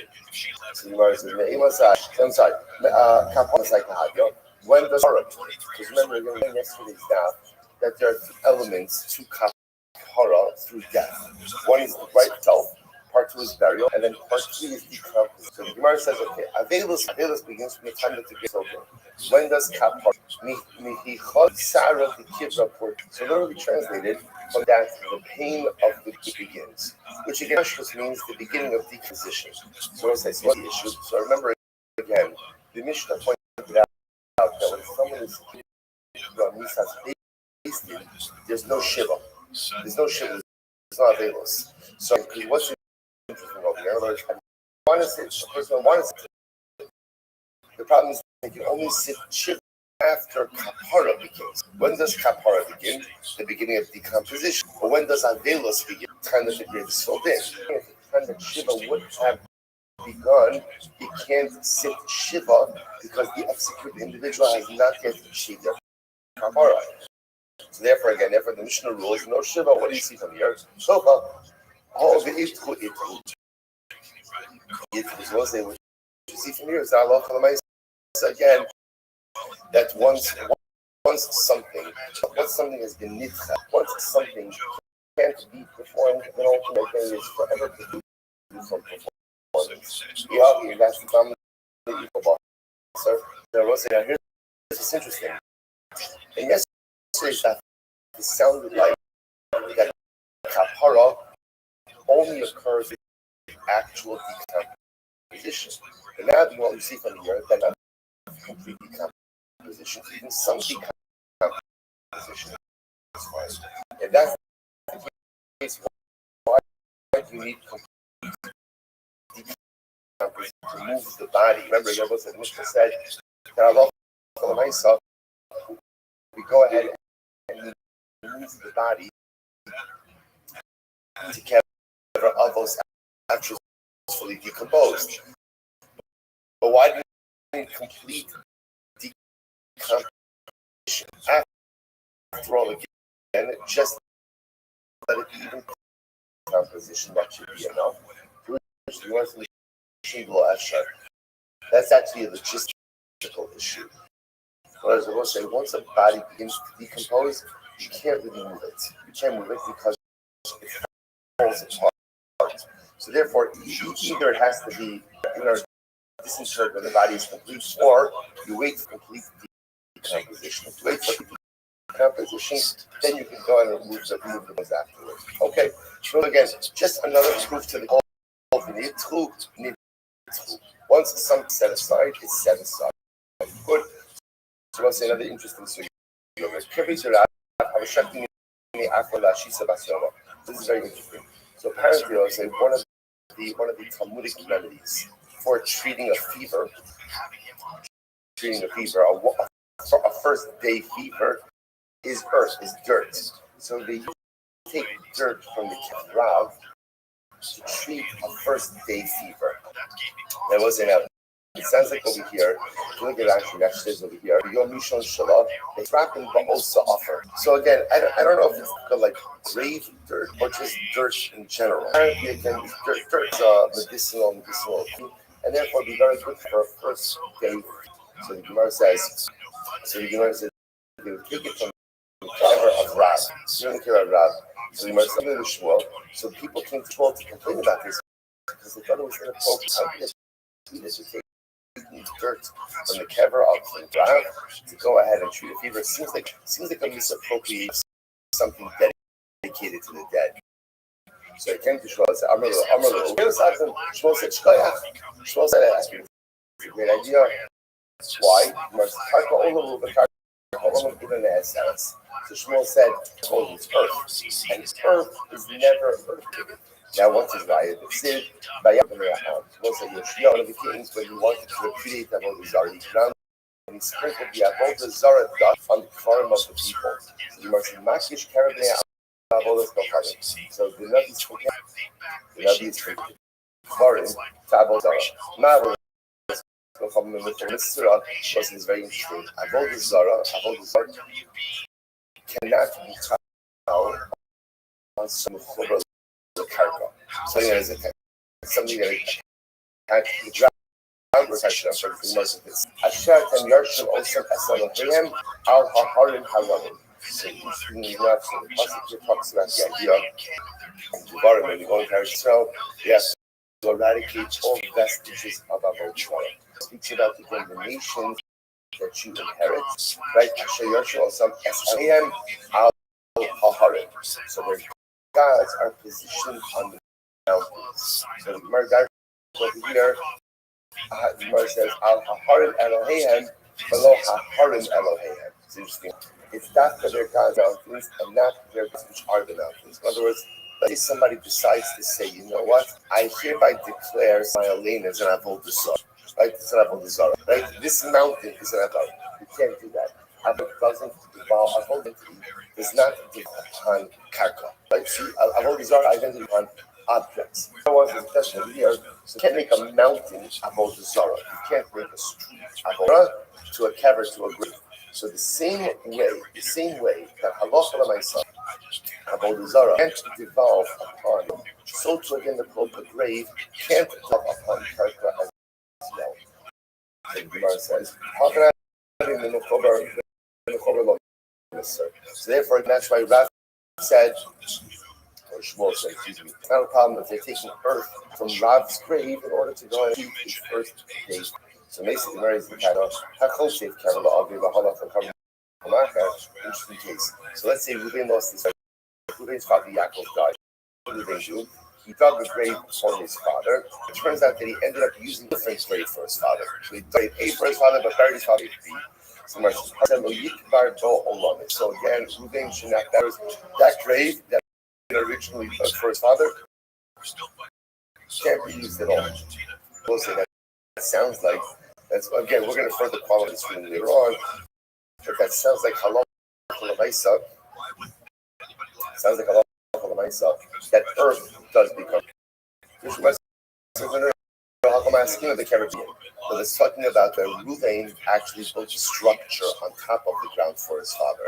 Burial might have been in the ground, but he built a structure on top. It's that structure that becomes prohibited for 9 years. I won't say now why exactly it becomes prohibited for 9 years. This is literally Rashi. Rashi says here first, Lo Yikbar Ben Olam.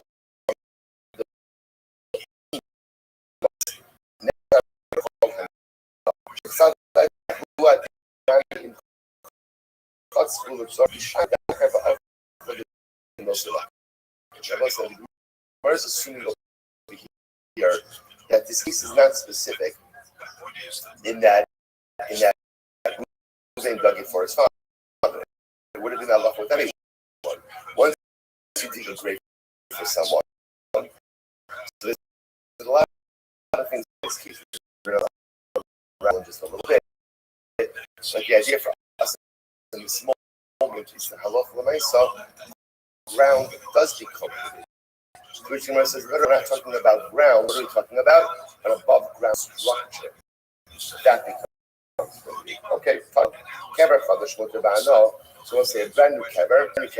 You know, what's a brand new kever? The Bash was a kever that wasn't dedicated for anyone. Rashi says here, the low mace was machatz was stam, or the shiyam was long mace korenu. So we'll say stam, a grave was dug, not for anyone in particular. So it's mutar ba'ano. Mutar ba'ano. It'd be interesting to see how it's that, right? But mice again, it's mutar ba'ano. Okay. So the Gemara says, "Hittul bol nefel." So if you put now nefel is usually like a miscarriage or a stillborn. So you go ahead and bury a baby in there. Asarbana. Ultimately, again, it becomes asarbana. So it says, what do you see from here? You see from here that once you use it for the dead, the earth itself becomes prohibited from any benefit. First one says, no, halfanami, the kever. Once again, what are we talking about over here? An above ground structure. Above ground structure. Okay. So Tashma, Nimtza Ashlosh Kvaras, which is very interesting. Gemara says, in reality, in the world of graves, there are 3 different types of graves. What are they? Kever Kever means I will say that you discover it in your property.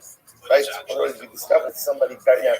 Again, what that means is somebody illegally buried their dead in your property. Yeah, this, right? So that's called Kever. That's category 1. Category 2 is kever hayadua, which as it's understood, it's kever on your property, but you knew about it. And number 3 is kever. Kever, which poses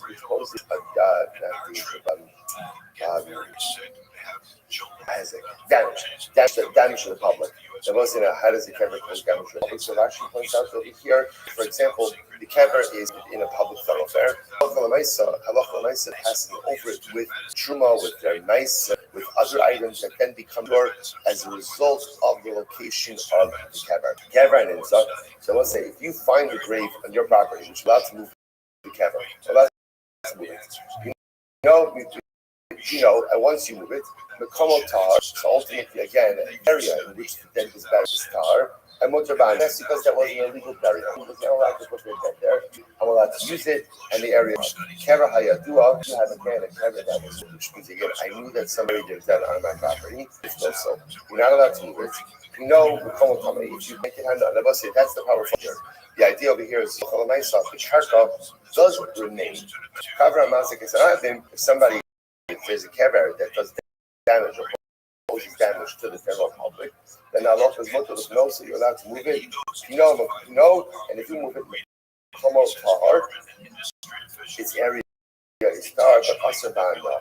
So once you see it in 2 out of the 3 cases, like the halacha l'maisa, the area itself of the grave, once again, hakanami, the kever opinion. Talking about over here about a structure built on the grave. Okay, someone can know so. That says, brother, just as an aside, if you find the grave, what about the following situation? Someone makes mitzvah, makes mitzvah. Right? Maybe you're right, somebody buried the dead on my property, you know why property.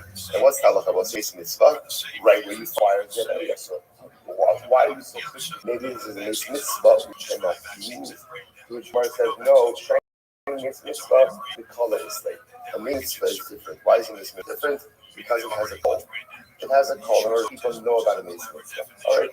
So I'll say, so again, I just want to point out over here what's occurred is that halacha l'maisa, dirt of a kever is not necessarily usher.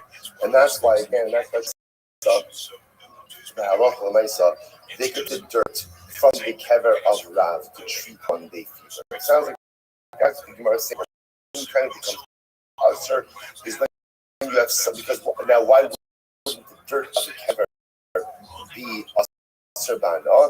Because of the comparison between a grave and a just like avodah zara, anything that is karka, b'chober the karka, ultimately asur bana. So to create the karka itself is not asur bana. A being, a structure built on top of a grave will be asur bana. Okay, so this is now very interesting.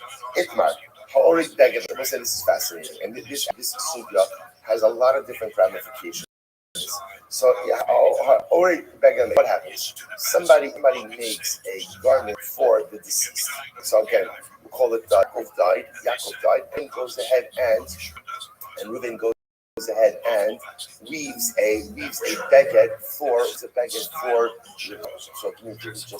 only because I have a little bit good. No, that's not good. I feel bad because I don't have so much.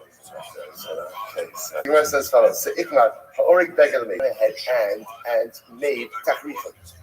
Now watch what's happened over here. So we'll say Shaila. So actually, look at Rashi. Rashi says over here, Shemes. So we'll say so now Yaakov. Ruvain made Tachrichim for Yaakov shrouds. So now the Shaila is the status of the shroud. So Abaye Amar Asr. Abaye says it's Asr. Is that new Asr? Rava Amar Mutar. Rava says it's Mutar. It means it's like this. Abaye says you cannot use that shroud for something else. Yes, you can. So Abaye Amar Asr. Abaye says it's Asr. Hasmona Milsi. Abaye says designated something for a particular use and downs it with that identity. So therefore, once you go ahead and use the shroud for burial, that becomes a shroud, even if it has not actively been used in that way. And therefore, halacha l'maisa becomes asur bana, just like any other accessories of the dead become asur bana. Okay. Rava Amar Mutar. Rava says no, it's mutar. Why? Hasmar Nosi. Rava says designation does not endow an item with identity, right? So again, Rava says when does it become asur bana? When does it become bana? When you wrap the meat, that's when it becomes asur bana. So this is a yisod that we're going to see extends in many different areas of halacha. Hasmana nosi, hasmana lav nosi. Does designate endow the item with identity or not? Machukas Abaye Rava. Okay, so let's analyze this. So my time with Abaye. Abaye says that hasmana nosi, that designation endows with identity. What's his last? My time with Abaye. Gamar sham egla arufa. Since Abaye makes it clear shava of sham from egla arufa. Just to get again.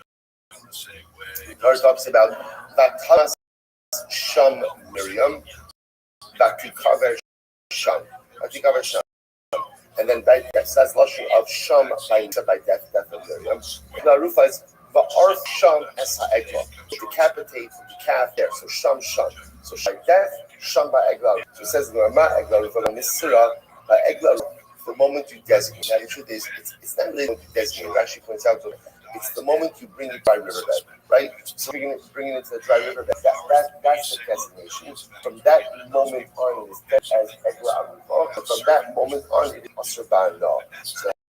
So okay, so just like Egla Arufa, it is Asur Bana. So to again, by death, any death accessories are automatically Asur Bana from the moment you designate. Rava Amar Sham Me'avonos no problem. So Rava has a different Ksira Shava of Sham. Avodah Zara, Avodah Zara, Bazmal Misra. I want to say something about Avodah Zara.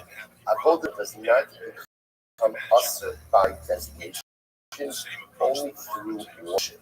For example, let's say I say this table is going to be Avodah Zarah. Table Avodah Zarah, simple, right? So the designation of it does not make it Avodah Zarah. There has to be an act of worship. I can bow down to it, I can offer a lavit to it, put a carbon on it, but the designation itself is Avodah Zarah. So the Bible says, just like Mavos from the Hazmarlon is so by death accessories, Hazmarlon is incredible. We'll say so. Really, literally two different Zera Shabbos. Fascinating. Rava, why don't you learn? So Rava, why don't you learn African Islam? So the Gemara says, Amalacha, Mishamshin, Kaminon, Lafukle Egla Arufa, better to learn out about accessories from Kathleen. Remember again, both of them are accessories. Both of them are accessories. As opposed to Egla Rufa, which is the Ikar Avoda itself. Second line, Abaye, my kind of why do you learn it out from Avodah Zarah? And when the thought meet the archive, we meet the archive. God means Abaye says it's we should learn common things out from common things. In other words, what are two common things? Death and Avodah Zarah. You're throwing taxes also, right? But the nice again, death and Avodah Zarah, that's common. You must just I'm sorry. By my time when people come around, why doesn't that? Sorry, you said that wrong. Why doesn't that buy you learn it out from a whole stuff happen?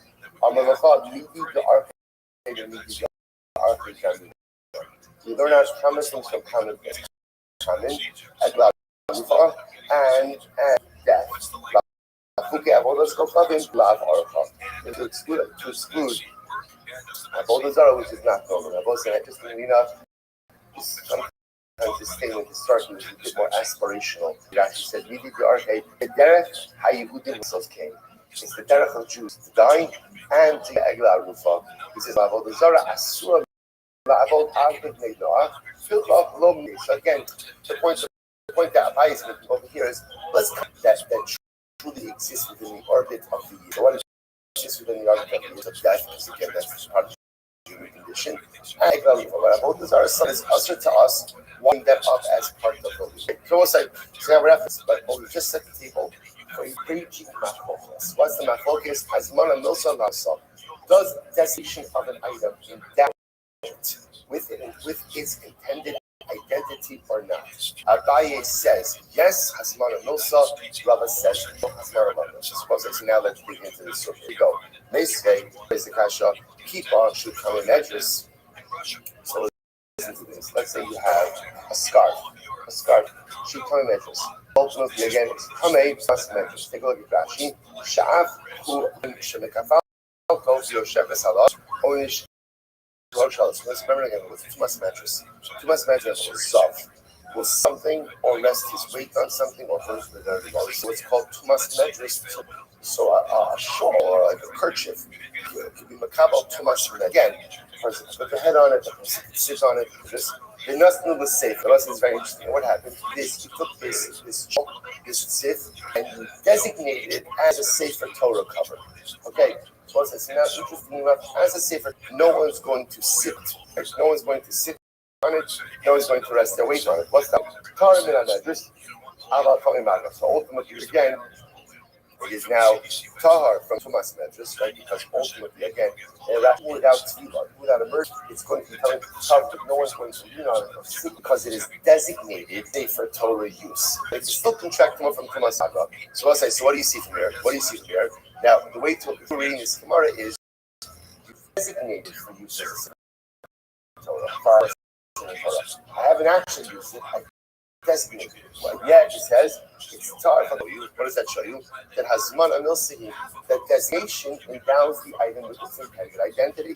To which the Gemara says, no, Ima nas nasa v'karach. No. What it means is you had Sefer Torah and used it to wrap the Sefer Torah. Designation. What is this? This is active use already. To which the Gemara says, I'm sorry, that's not the v'karach though. Listen to this. So the Gemara says, 1 second. If you actually used it to wrap a Sefer Torah, so what's the conversation of it? That's obvious. Tusha says, no. There's another plot twist. Watch this for this stuff. This is fascinating. We're going to come visit this later on again. What's the this stuff? High sudra da azmine the nature by tefillin. This is what we'll say. If you have once again a shawl, and your use has designated it as a tefillin bag. I'm going to wrap my tefillin in this. It's Sarvei tefillin, and I used it for tefillin. You're not allowed to use it as a money bag. In other words, once I used it for tefillin, I can't use it as a money bag. So the Gemara says, Azmine below Sarvei below Azmine. But if I went ahead and designated it, but didn't, or used it but didn't designate it, Shari L'Meitza Ve'Pshit. Suppose like this is the fascinating position of Rav Chisda. Rav Chisda says, in order to item with identity, you need number one, Hazma, right designation and use. Don't have designation and use. The item does not have its identity, which is actually so it's going to turn out, by the way, really three opinions in this whole. There's Abaye, Rava, and Rav Chisda. Abaye says Hazman also designates identity. Rava says Hazman Allah no, so designation is not in the identity. And Rav Chisda says you need Hazmana and Shimush. You need designation and use in order to endow an item with identity. Pretty incredible. Okay, according to Abaye says that that's identity. I'm going to stop translating. If you understand Hazman Hazmane Apagapol Sarde. According to Abaye, who says that designation is significant. As soon as you designate that shawl for tefillin, even if you did not use it, it still has its identity. Sarbe, but what happens if you used it? Hazmane in ilo lo. Abaye says, in order to endow with identity, you need designation. That designation without use is enough, but use without designation, according to Abaye, does not endow with identity. So the Gemara says, right, the Tashma. So let's still try to figure out back in this mathologus. So Tashma, Nefesh, Shabano, Shin Kai, Mutter Bana. Interesting case. So we'll say, so a Nefesh. Now what is a Nefesh? A Nefesh essentially is like a memorial, a grave, a tomb. So, interestingly enough, you built a Nefesh L'Shem Kai. Right? In other words, you built a tomb for someone who's alive. I don't know.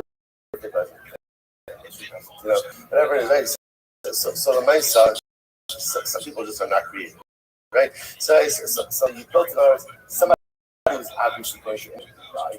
You go ahead and essentially you construct it while they're still alive. Mutter Bana. This is Mutter Bana, right? Because again, it's for a living person. So because it's built for a living person, therefore it does not take on the identity as anything. Rashi says Nefesh binyan she'al hakev shebeno l'shinkai ch'shiyamos yikarebo. It's above ground structure that is built for grave. That when some guys are going to be buried there. So again, now Shem Nevis Asr. Interestingly enough, if you build it, then it is Asr Ba'ana. Right? Also say, what does that sound like? Now it sounds like you're building it for a person who's already dead, but they have not yet been buried. Which sounds like what's happening over here. Mana. There's designation, and yet it says it's Asr Ba'ana. Like Abaye, which where it says, no, we're somebody who's buried there already. Right? He'll say that's the case. Then why do we even have to mention anything about adding on any layers? Even if you don't go ahead and add on anything, so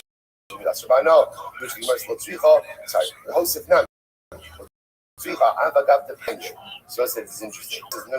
The structure remains us if you move the deceased, you move the corpse out of it and rebury it somewhere else. So the Gemara says, Amarav from Bar Papa Amrav Pista in Hayamakiro. If you know the exact area that was added on after the person died, you could remove that and the structure remains perfect. Kashma.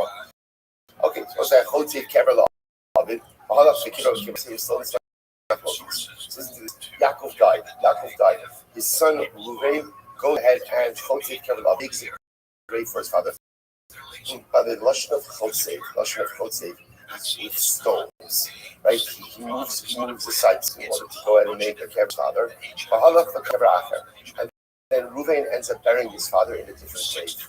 Okay, so I was going to say, what's the status of the grave which was dug? Is that where you cover it?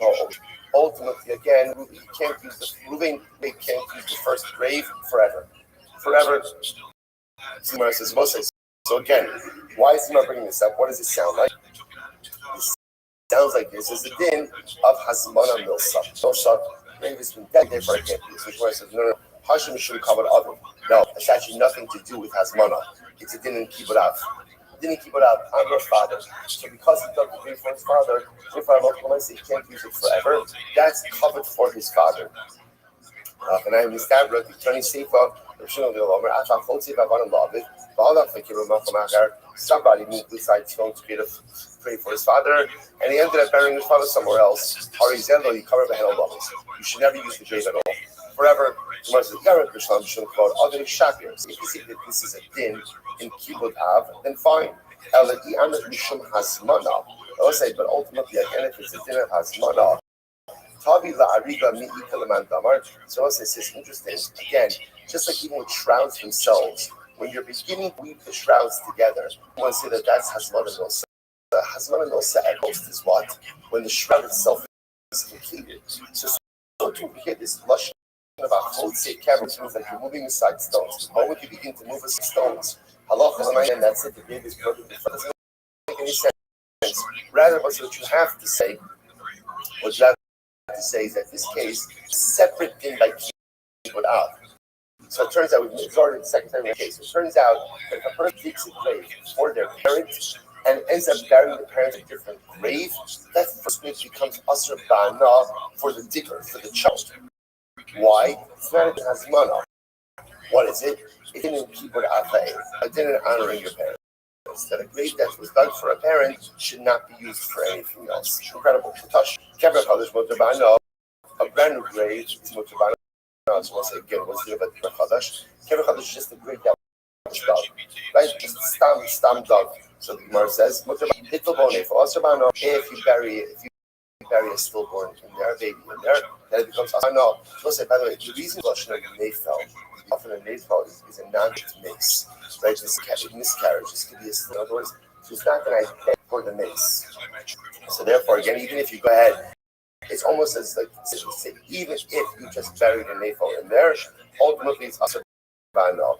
So what do you see from here? It's only once you bury the nafel in the grave that the grave becomes Shabbat. So what do you see from here? Only once it's actively used, designation is not enough to make it asur. So which says, what in the afagav the lo hito? Not true. True is even if you didn't put anything in the grave, it's still asur. Ulafuki with Reb Shimon Gamliel. This comes to his position Reb Shimon Gamliel. Amar ein lenefalim tfisas hakever. Shimon says that in general, a stillborn or a miscarriage does not go ahead and endow the area with the status of a grave. So it's coming to exclude that position. I'm going to ask, what's the case over here? I'm sorry, just skip the, sorry. Tashma. Most are Mason and Mason. Most are Mason. So remember, all of this is not like Okisabai.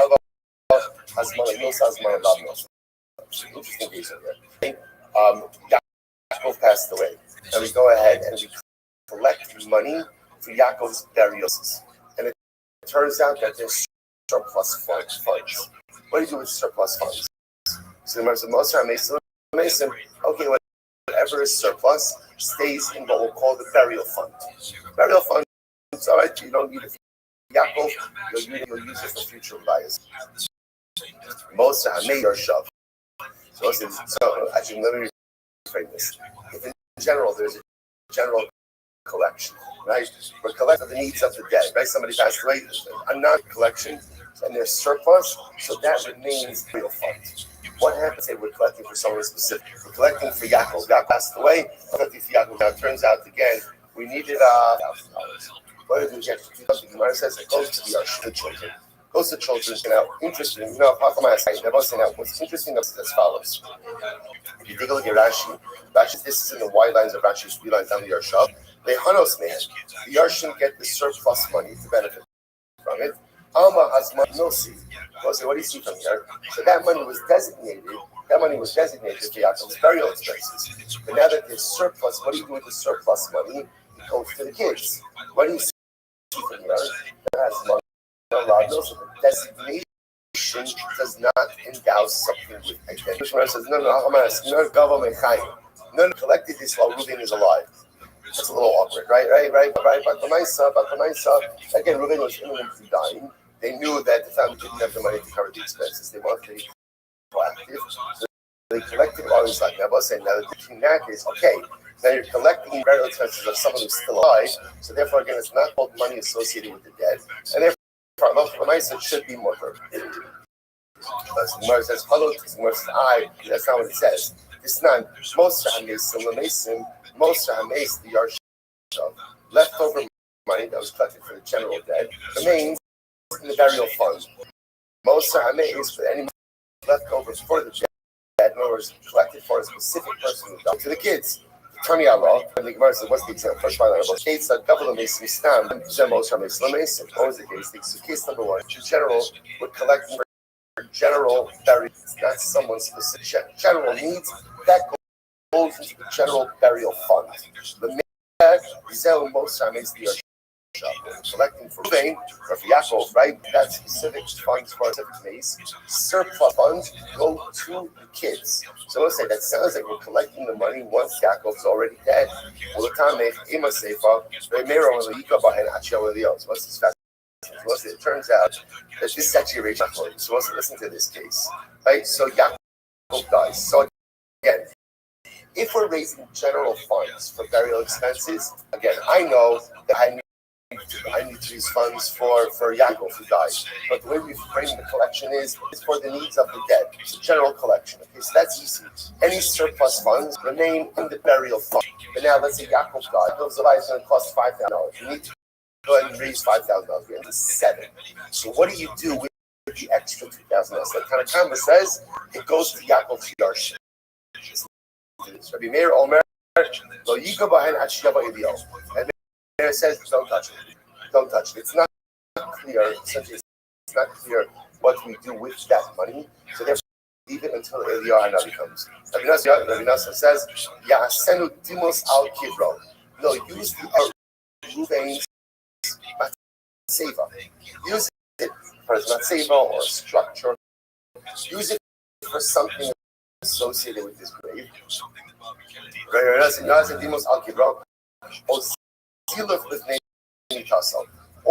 Or sprinkle wine or something aromatic on his funeral. Rabbi Nassim says the money has to be used for Yaakov himself. It has to be used for the deceased. So let's listen, now watch this. Gemara says, Ella, both Abaye and Rabba interpret this rice in accordance with their respective positions. Here we go. Abaye says everyone agrees that designation endows the item with identity. So Tanakama Savar the Chazile Tafis, the Lo Chazile Lo Tafis. So therefore, Abaye is like this. Tanakama is like this. Right? Asmana knows. But Asmana only goes like this. Only the money that is going to be needed for the burial of Ruvain is endowed with burial money identity. The rest of the money, and therefore Allah for myself goes to the earth. That's the kind of command. Right? The mayor is not sure. The mayor is not sure. Does the Hasmana devolve on all the money collected or all money necessary for the burial? Therefore, and Rabbi says, don't touch the remaining until Eliyahu comes. Rabbi Nassan, Shitale, the Bandai Tafis, Hilfach, Yasenati Masashibo. Rabbi Nassan says, no, it's obvious, Hasmana no see. And therefore, again, the bill identity devolves upon all of the money, and therefore, all of it must be used for the needs of the burial. And if you only need it for the burial, use it for aromatic sprinkling on the funeral beer, a matzeva, so on and so forth. Rava interprets according to his reasoning. The Chulia Amma has Manalandas. It's Rava. Everyone, according to Rava, everyone agrees that designation does not endow with identity. And I come with some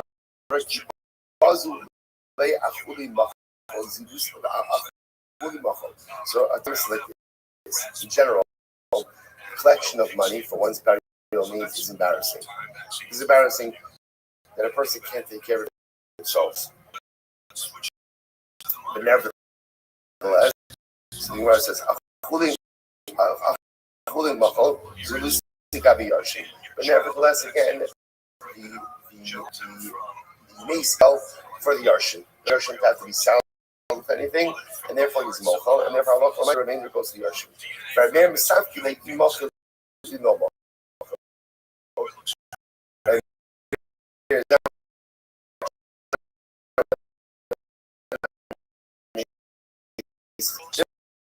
Therefore, he'll talk like Yikabai. Therefore, Rabbi Nassim Pita, like the low mochel, and it says ultimately again the mace is not low.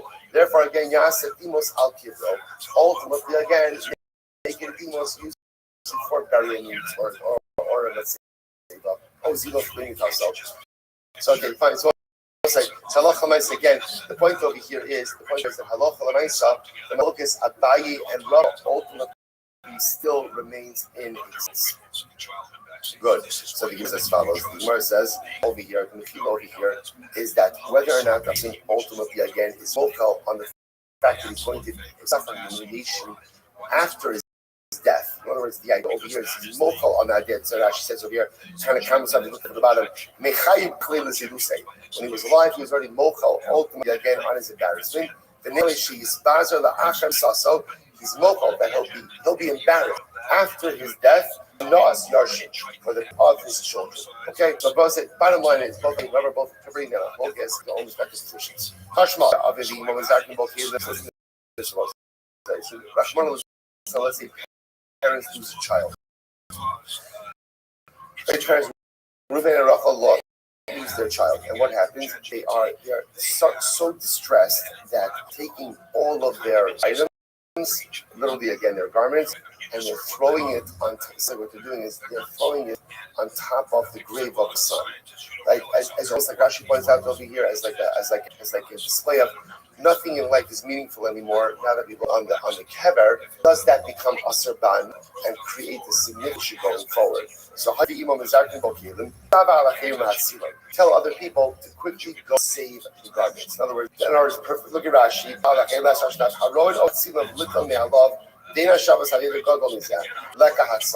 So when we see other people split as the take the garments. Now what do you see from this? Go ahead and step in and pick up these indicates to us.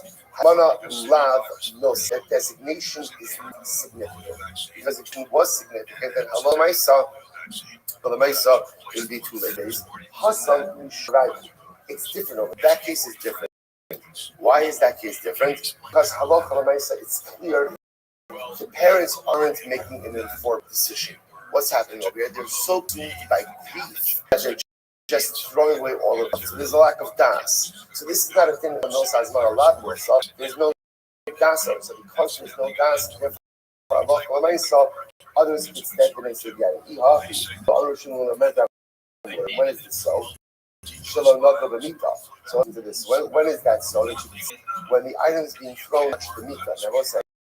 They were assuming over here, which literally means the burial bed. But again, I will say, so the kashtos, what it sounds like is, as long as it didn't touch the funeral beer. But if it touched the funeral beer, it's asr no. But I don't understand, if there's not like informed das over here, so why should we make No. When we say the bed, it's not talking about the funeral beer. I will say, essentially, there are like 2 different mitos. There was one mita which the mace was carried, right? But then there was another mita with which the mace was buried.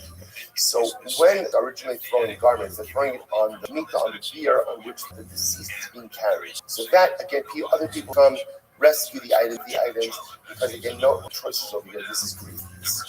And they can see the items. If on the other hand, on the bed or on the structure that we call the beer that is to be buried with stuff has been thrown on there. You can't find out because anything here in which the mace is going to be buried almost, and we're concerned that if people start taking stuff off that bed, then what people will think that burial shrouds to be repurposed as well. Okay, Tashma.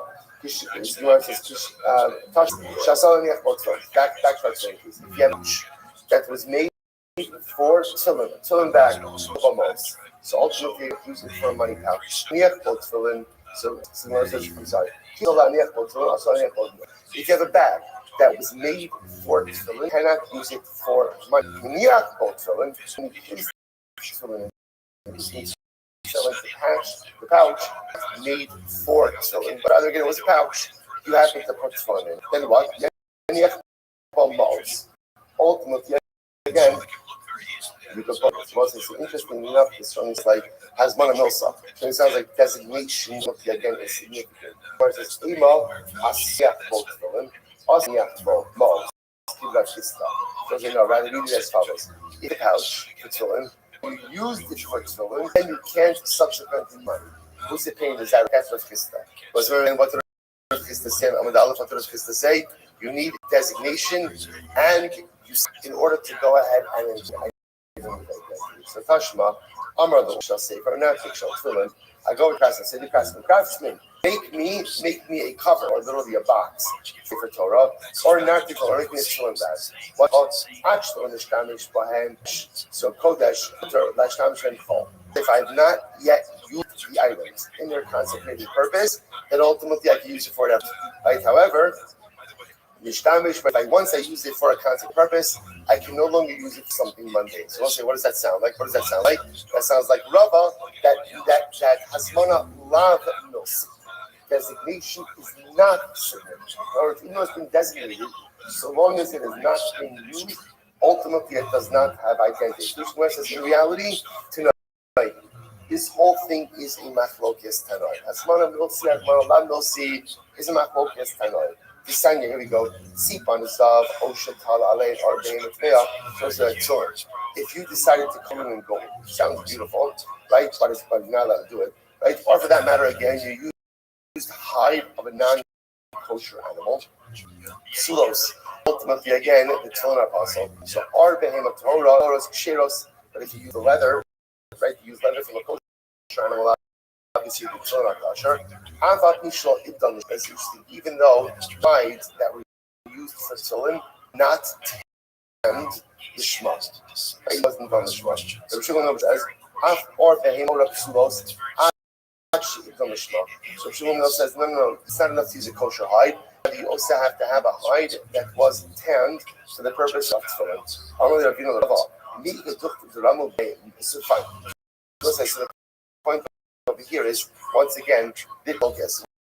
They were suggesting that this focus, whether or not you need tanning the shema, ultimately again is the focus and Rava as it has mana no see or not no see.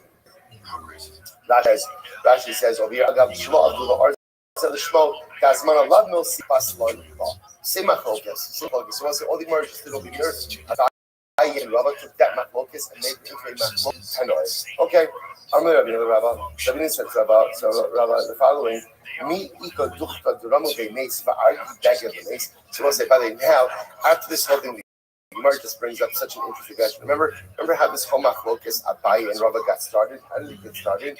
The last of the Gemara was ha'oreg beged lemes. If one weaves a beged for a mace, that's how this whole thing got started. So now the Gemara just asks, well, what does that mean? Only beged for mace. So is there such a thing ultimately again that one is weaving a beged for mace? What? The mace is going to sit there, just going to lie there. Well, it takes time to weave a beged. So what's the shot weaving a beged for the mace? To which the Gemara says, no, what happens? You think they go shafri hartanya. It happened because Hartanya was a very poor community, and they're literally again even for Tahrim, what would happen is someone would die. Myself, after they would die, they would kind of scrounge together. Okay, so we'll say,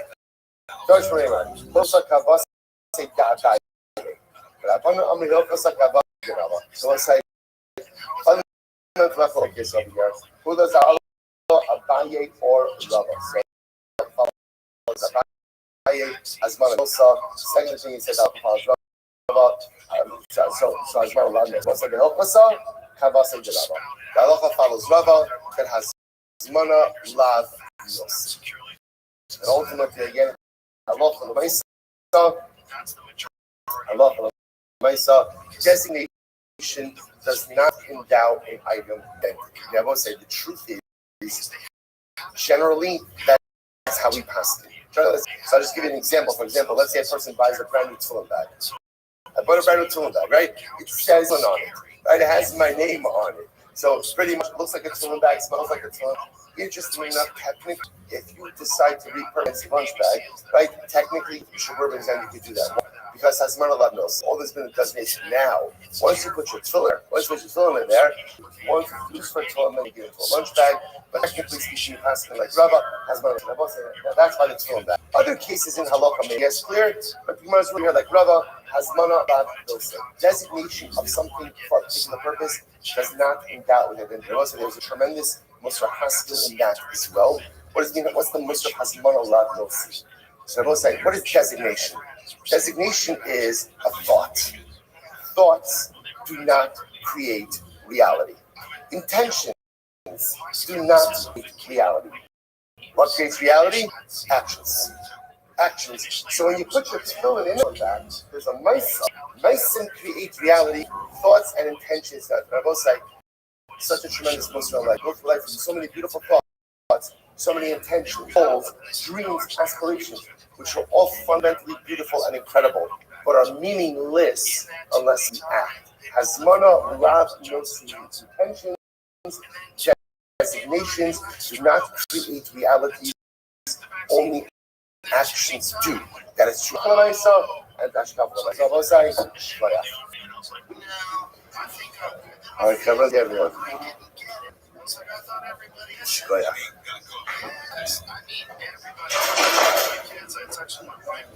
tried to get it. I didn't get it. It's just I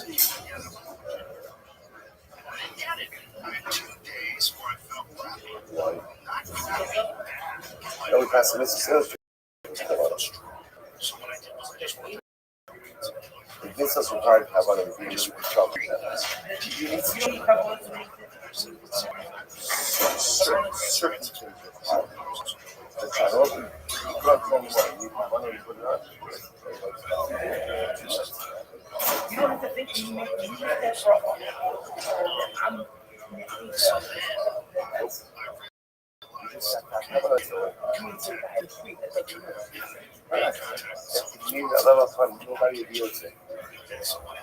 Jamie got it, Tony got it, a bunch of our friends got it, and they were fine.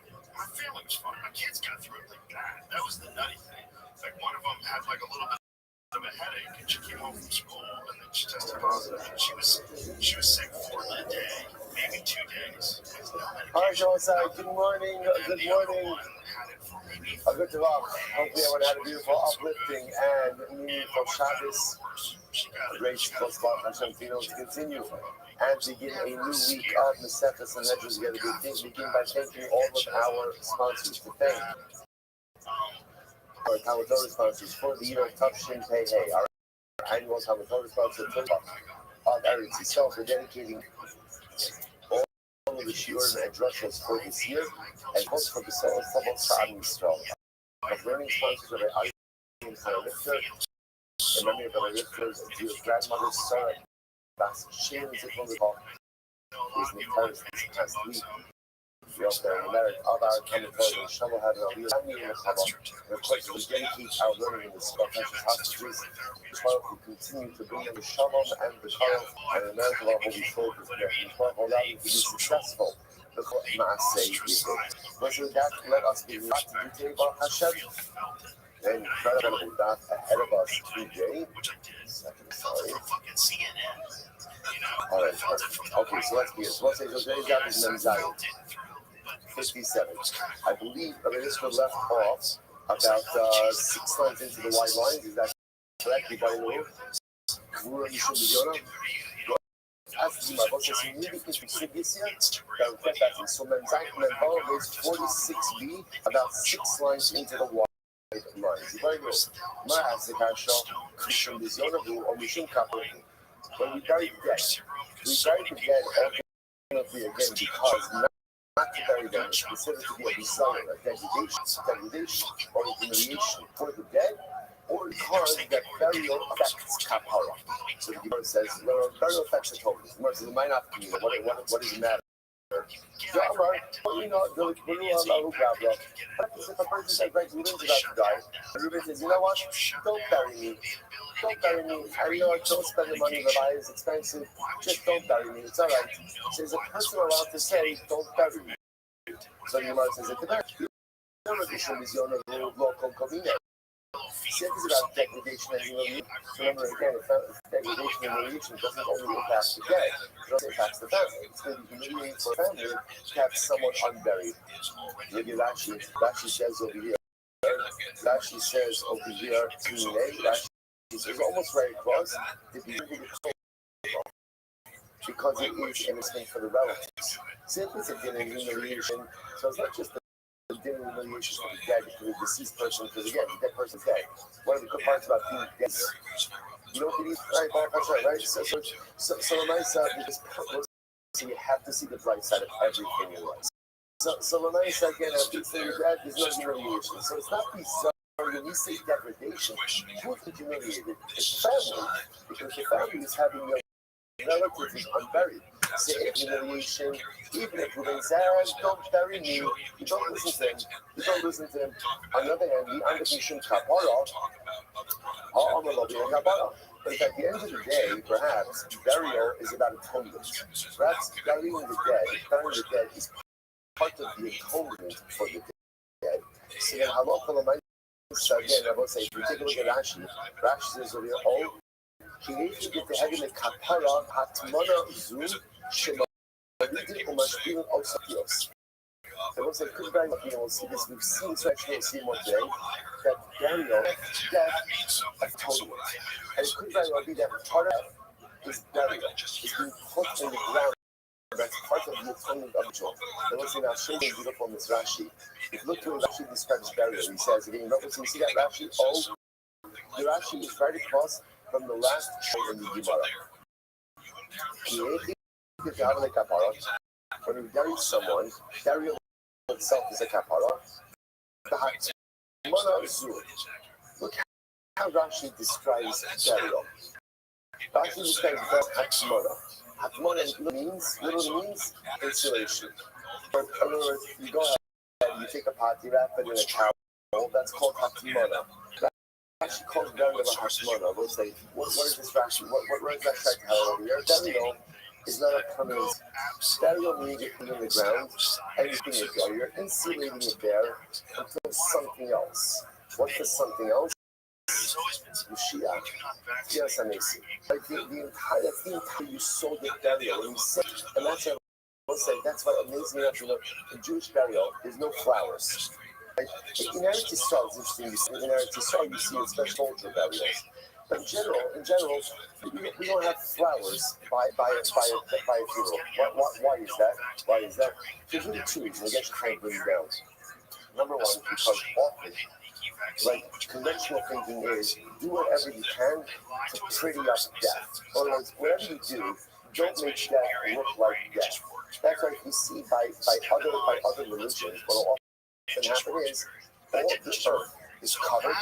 Like you'll never see a mound of dirt, and there's weeds, there's flowers, it's beautiful. Then what happens? There's the service. Everyone leaves, and then what happens? Then the dirt comes out, the digging happens, right? Because the goal is to really cosmeticize death. I don't know if that's what we're using, right? Cosmeticize, right? Just make it look pretty, make it look nice.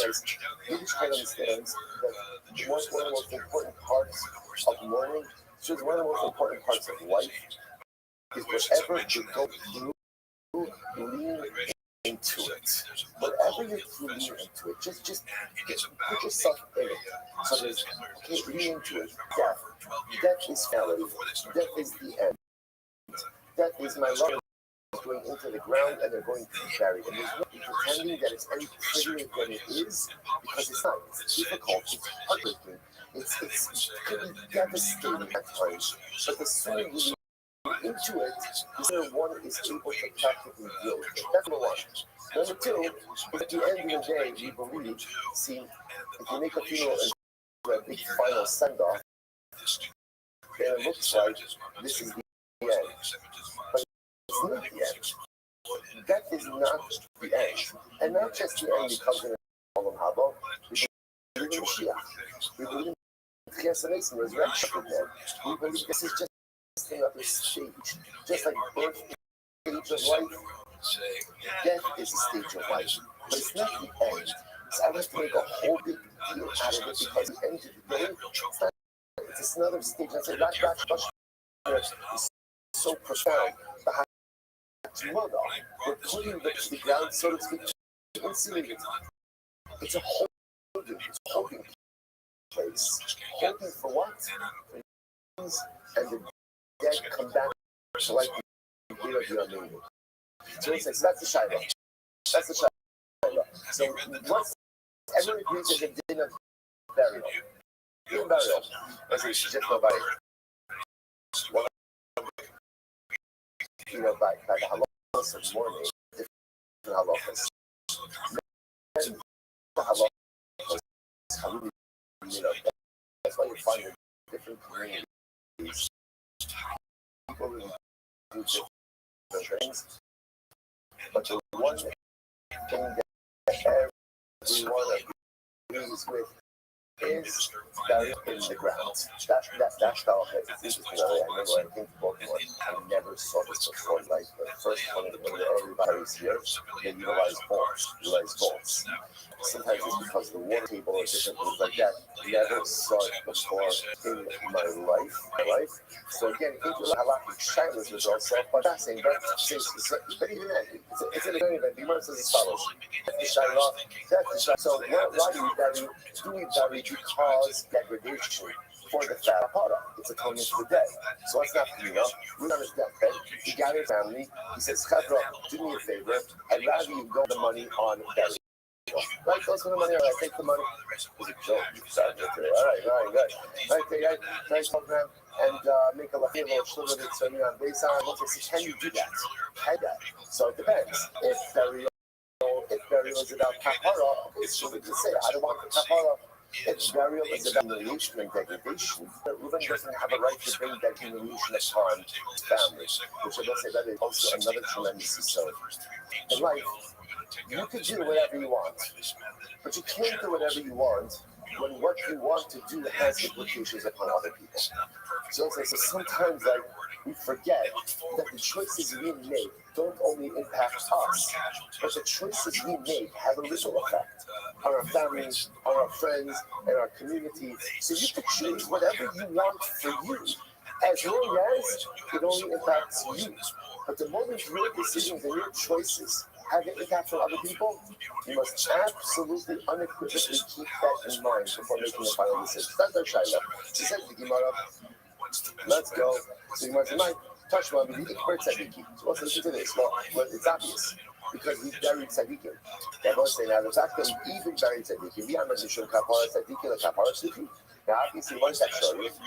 That shows you that burial is because of what humiliation and degradation. Because the tzaddikim need kapara. Tzaddikim don't need type of kapara, to which the Gemara says something absolutely amazing. No. Tzaddikim, so the Gemara says, it's not true. Even tzaddikim need atonement. Why? Adam in tzaddik ba'at sheyasetov v'lo yachta. Was one of the most profound psukim in all of Tanakh. Shlomo says in Taharas, Adam in tzaddik ba'at sheyasetov. There is no such thing as a tzaddik who doesn't mess up. Even the greatest of tzaddikim makes mistakes. Even the greatest of tzaddikim, when he dies, is in requirement of kapara. Incredible. Tashma, let me answer this. Tashma, the self-to-go college shall cover also. So we say the boss is that the unit are all times, so you look at me there, and this is an appeal. We haven't been the boss, unfortunately, was the kings of Malchus Israel. the film for Israel, the split kingdom, and unfortunately introduced Rav Zara. He had a son by the name of Avia. Well, he had a number of sons, but his son Avia was one of his righteous children. So the prophet says they eulogized him and they buried him. The Amakif to have it like Hanach Nami Yitzur. But if you tell me that ultimately what that burial is for Kapara, so why is only Avia buried? Why are all the other sons buried as well? The Gemara says, "Hi, did Tzad have a Kapara? How long do you have a Kapara? Not because sometimes the Allah is like this. Tzaddikim deserve Kapara. The Shrine don't deserve Kapara. Kashna lo yispadu, lo yikbalu, don't have a Kapara." Okay, so one second. So therefore, the Gemara kind of ends off, and the Gemara doesn't tell us exactly what the reason is for. Now, happens either the Rasham Paskins is that the entire essence of burial is because of degradation. That's not the Rasham Paskins, but the truth is it's really both. The burial itself is part of the Kabbalah, so we're going to essentially that there are three parts to Kapara, to the power of death. There's death, there's burial, and then there is the decomposition. Thank you. Decomposition of the remains. Those are the three parts that affect it. But burial itself really serves the two purposes of halakha ma'isa, halakha again. That atonement also saves the family from degradation. Also, this is actually very important because this comes up. Unfortunately, what happens if a family member leaves instructions to the teenagers? The teenagers, or even not as, let's say they leave for above ground burial. Now, in general, there's a mitzvah to the case. There's a mitzvah to uphold last will and testament of someone who dies, but not when that runs out. So therefore, again, even if someone requests to be cremated or above ground burial, the family member has the ability to write. It is an act of service to the deceased to give them a proper burial. Religious is just so before. Number one, the degradation to the family, and number two, the incredible kapara that burial affects for the neshama. All right, along the same lines. Ibano has speak out Yakar the Kai Havi or Yakar the Shliya. Both say this is an incredible Gemara. Eulogies. Why do we deliver eulogies? Let me ask you some notes. I open every single event with this information. Right? Because, yeah, I still think it's not much necessary. So the Gemara asks the following question. Not this any probably sounds weird. Not that he calls me all the values. Right? We just have to be about the same values. Right? And that's the Gemara. A eulogy. Like we deliver eulogies. Yakar the Chayahavi is honor to the living. What a eulogy does is essentially a eulogy gives that people are speaking about one very good or Yakar the Shak or no cover to the family. It's not cover to the deceased. Cover to the deceased, right? The neshama is there by Rebaya, and therefore the neshama hears all the incredible things that are being said about it. The Gemara says, okay, they might not communicate. Who cares? What does it really matter? So listen to this. That's everything that was God. And really says, I do not want any eulogies. Sometimes people say, I don't want any eulogies at my Levaya. So they used to have professional whalers, not W-H-A-L-E-R, like W-A-I-L-E-R, right? Otherwise, that will make sure people like professional flyers, you would get these guys. So I wonder, what an interesting service to provide, right? But for myself, the truth is, it's very different than bringing a band to the wedding. You always need a truck who helps to set the mood. So these guys, people would come, they would cry, they would eulogize, they would this. So what would happen? So can you force children to pay for the wailers, the criers, eulogizers? So I said, listen to this. So it depends. What does it depend on? If eulogies are about cover for the family, so then ultimately, again, even if Ruben says, I don't want any eulogies, you don't listen to him. He eulogies if you want. But if on the other hand, eulogies are about cover for the deceased, so if the soon-to-be deceased individual says, I don't want any eulogies, And so let's look at that fish island. So the Gemara, let's analyze. Tashma Baram, this all the Sarah. So wow, this is so hi Sarah. This is such a beautiful Gemara. Avram Avinu to eulogize for her and to cry for her. Let's see, that's interesting. So Richard points out on this passage. If you think about it, it doesn't seem the right order of things. It should Yavo Avram with Sarah the Ludah, that he cried for her, and then he eulogized her. Right? Crying is the most instinctive part. So it said that he eulogized when he cried for her. So remember, so Richard he says that Avram understood that there were two parts to Sarah. There was public Sarah, there was private Sarah. There was Sarah as Avram his wife, and there was Sarah like as the mother to the monotheistic community. So Avram Avinu put loss of the community above his own personal loss. So first he knew that was for the community, and then only after he gave the community the opportunity to mourn for her, only then did he mourn his own personal loss. Overwhelming. And if we want to go we should look at the Tarihu, we should look at the Avram, Mashu, and Sarah. And once you know, here's the starting of the Gemara, and this is very important. The Gemara understands over here that Halakha L'Maisa, Avram Avinu was not with Sarah when she passed away. Right? Remember again, Avram was by the Akiva. Sarah dies in the Sheva. Right? So Avram Avinu, Sarah dies, and Avram Avinu was by the Akiva. So Avram Avinu has to come to Sarah when she dies. So now remember, that means they read in order for Avram to eulogize. You say, watch this, if you say the eulogy is for the sake of the deceased, then I understand. Then it makes sense. It's covered for that don't do like a burial. But if you say that the eulogy is covered for the living, so because of covered for Avram Avinu, because it's covered for Avram Avinu, people should hear about his wife, they should talk about his wife, and it's covered for him with the way the burial of Sarah. Doesn't seem to make that much sense. So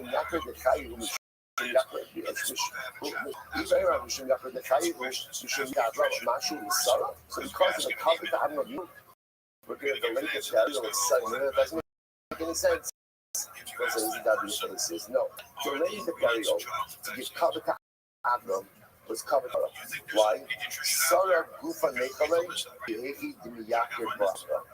So it was covered to Sarah for Avram to have covered. In other words, even if I say that eulogies are not for the dead, the eulogies are for the living, the greatest cover one could have given to Sarah Imanian was to give cover to her husband.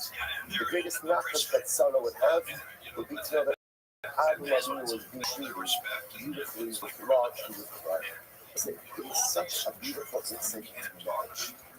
And at the end of the day, there's so much about what makes a beautiful and meaningful and holy marriage. And I'm going to say, I think it's right here, like on this Gemara, when you love and you care for someone so much that their needs are more important than your own, that's a beautiful, holy, and blissful relationship.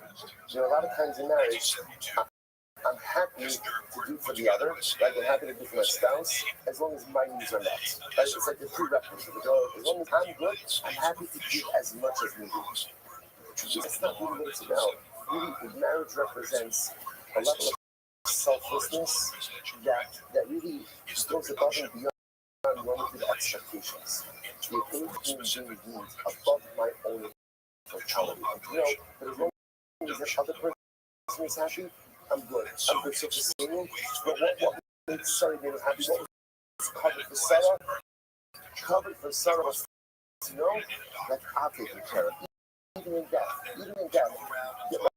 Like Sarah was happy in death, knowing that there's such a selflessness when it comes to marriage that really, again, by the way, you should just know, if the reverse as well, what's something amazing? I like my heels and just like I'm small, but the heels is magic. Remember, Avram wanted to have children more than anything. Sarah couldn't have children. Avram went more far the idea of taking a second life. Like, who did it come from? Who brought up the idea of bringing up a second life? Sarah brought it up. Avram never brought it up. It never came up. It was never a suggestion mentioned Why? Because I said because Avram valued Sarah over anything. If it's a choice between Sarah's feelings and children, I'm going with Sarah's feelings. If it's a choice between Sarah's happiness and my future, I'm going with Sarah's happiness. Also, do you understand what it means to be committed to another human being? It's not about me. It's not about me. If HaKadosh Baruch Hu is mazmin Ashira HaKadosh Baruch Hu allows me to build a life with a partner, if it gives me that gift, which not everyone is able to have, then by definition, the way to nurture that gift is to be 1,000,000% selfless. It's not that, okay, as long as my needs are met, I'm happy to give. A higher level of selflessness and everything. That was Avram and Sarah, and that's what they modeled for us. Incredible. Touch them up. All right, dude, we're not going to finish this stuff. Okay. All right, too good. So, I know it's not my fault. You put this like with the Eva. It's like with Eva up here. It's too good. All right, let's go. Touch them up. There's something called the There's something called the cover also. So again, we're just getting back. We must be reading today, mentioned before. I have you up on your rabbi. So don't check the eulogy. They buried in Yam and Mishka Shakayu. And if you want to say the eulogy is about honor to the living, we remember the family of the journey. So Tzaddikim wants to come to other people through them. Tashma, I have a Shbaz said they shall not be buried. So the Gemara says that ultimately Tzaddikim don't want coverage coming to Yisrael. Tashma, the Shalom Hamus, or when the folks Avosech, Amalokna, Yom Shari Lechanecha. Can Yisrael Machar, Adam, Yisrael Lach, so that's his by Sikyo. So by Sikyo, the Rabbi tells him that ultimately again you're going to die in peace. And the hires of the kings who came before you will be for you. He's going to have a good death. They're going to eulogize you. Now, again, if the eulogy is about honor to the living, honor to the dead, so let's just say, no, it's not just say, no, it's not about the dead, it's about the living. So it's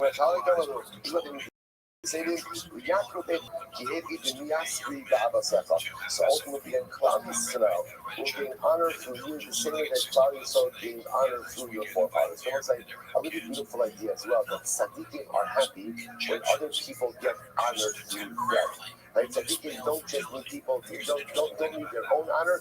Tzaddikim are always happy when other people get covered through them. What's the top of that time? 47. Tashma. Mitzvah be'inav nimas. So this is David and Arakim together. Which literally means again, someone who is rolling in his own art. Zech Hiskiel Meladuda. This refers to Hiskiel Meladuda. Shekibler Asmos Aviv Amita Shalchavar. He dragged his father's bones. So Hiskiel's father was a man by the name of Achaz. So again, he went ahead and he dragged Achaz's bones on a bed of ropes. Now, what does that mean? So remember, Achaz was a tremendous Russia. Introducing Hiskiel was a tremendous tzaddik. One of the things Hiskiel felt that he had to do when he first assumed that he was absolutely fundamentally and totally repudiate the idolatry of his father. So what he did was he dragged his father's remains through the streets to show that this is a fundamental and complete repudiation of evil. So the Gemara says, spoke a little bit about this by Shalashim, talking about grandmother's photograph, about this concept of sometimes, needing to slap people in the face and just say, no, this is not what we do, this is not how we do it. You know what it's like? So what's my time? Let's take it to have a kapar lavro. So that means, I'm sorry. And if you say that eulogy is about coming to the living my time, if it's having a kapar lavro, he did this ultimately again, so she kapar for his father, for our function, Shum kapar lavro. Because of coming for his father, he did not cover the Klal Yisrael. So you must say, fire names that we can make for Klal Yisrael also. Whereas again, this was important even for Klal Yisrael for gold to cover in order to go ahead and have kapara for Achaz. Tashma, Amar Lahem. So once this again, remember, we're still tethered in our fundamental question. What's our fundamental question? What is the role of the eulogy? Is eulogy there ultimately again to go ahead? Is it honor for the dead or is it honor for the living? So Tashma, both said, is an incredible Gemara. Tashma, Amar Lahem. So it was in his Rabbi Yehuda. When Rabbi Yehuda, before he died, he gave a series of instructions to his children. And he said to his kids, he said to his family, Al tisbiduni ba'ayaros. Do not go ahead and don't eulogize me in the small villages. So remember, they would take Rabbi Yehuda he died in Sipori. They're burying him in base shard. So they were to go ahead and take his casket. It was a journey. And they'd be making a number of stops along for eulogies. So he said to them, when you make stops, eulogize me. Don't eulogize me in small towns. Only eulogize in large cities where there will be a large gathering of people. That was his instruction. That was the instruction. So the Gemara says, now again, if you eulogy is for cover for the living, then what does it mean that us care where you eulogize him? What does it matter? However, yes, you Yisrael say. So Rabbi Yehuda Hanassi felt that ultimately the larger eulogies wouldn't be a cover for him, but rather again, it was a cover for Klal Yisrael. If people would see that Klal Yisrael were honoring they told the scholars in such numbers that'd be a cover for Klal Yisrael. Incredible Tashma. Shemar goes back to Herino the logo. So now our Mishnah. What do you learn in Mishnah? So said Havok is not to lay down the dead, right? But if they live for the purposes of honoring the dead, for example, to bring a casket or to bring shrouds. Ain't no over Allah. So let's say you're not over. In other words, the only time you're not allowed to delay burial is when you're just delaying it for some other associated reason. But the reason we're delaying burial is to give the mace even more covered, bringing shrouds, bringing a casket. That is going to be fine. So the Gemara says, "My love with those shall mace doesn't mean for the cover of the mace. No, the Kvodo Shalkai, not means for the cover of the lip watch, which Kvodo Shalkai may not is later mace. So I would say, out of cover for the living, we're going to delay the burial of the dead. How does that make any sense? In the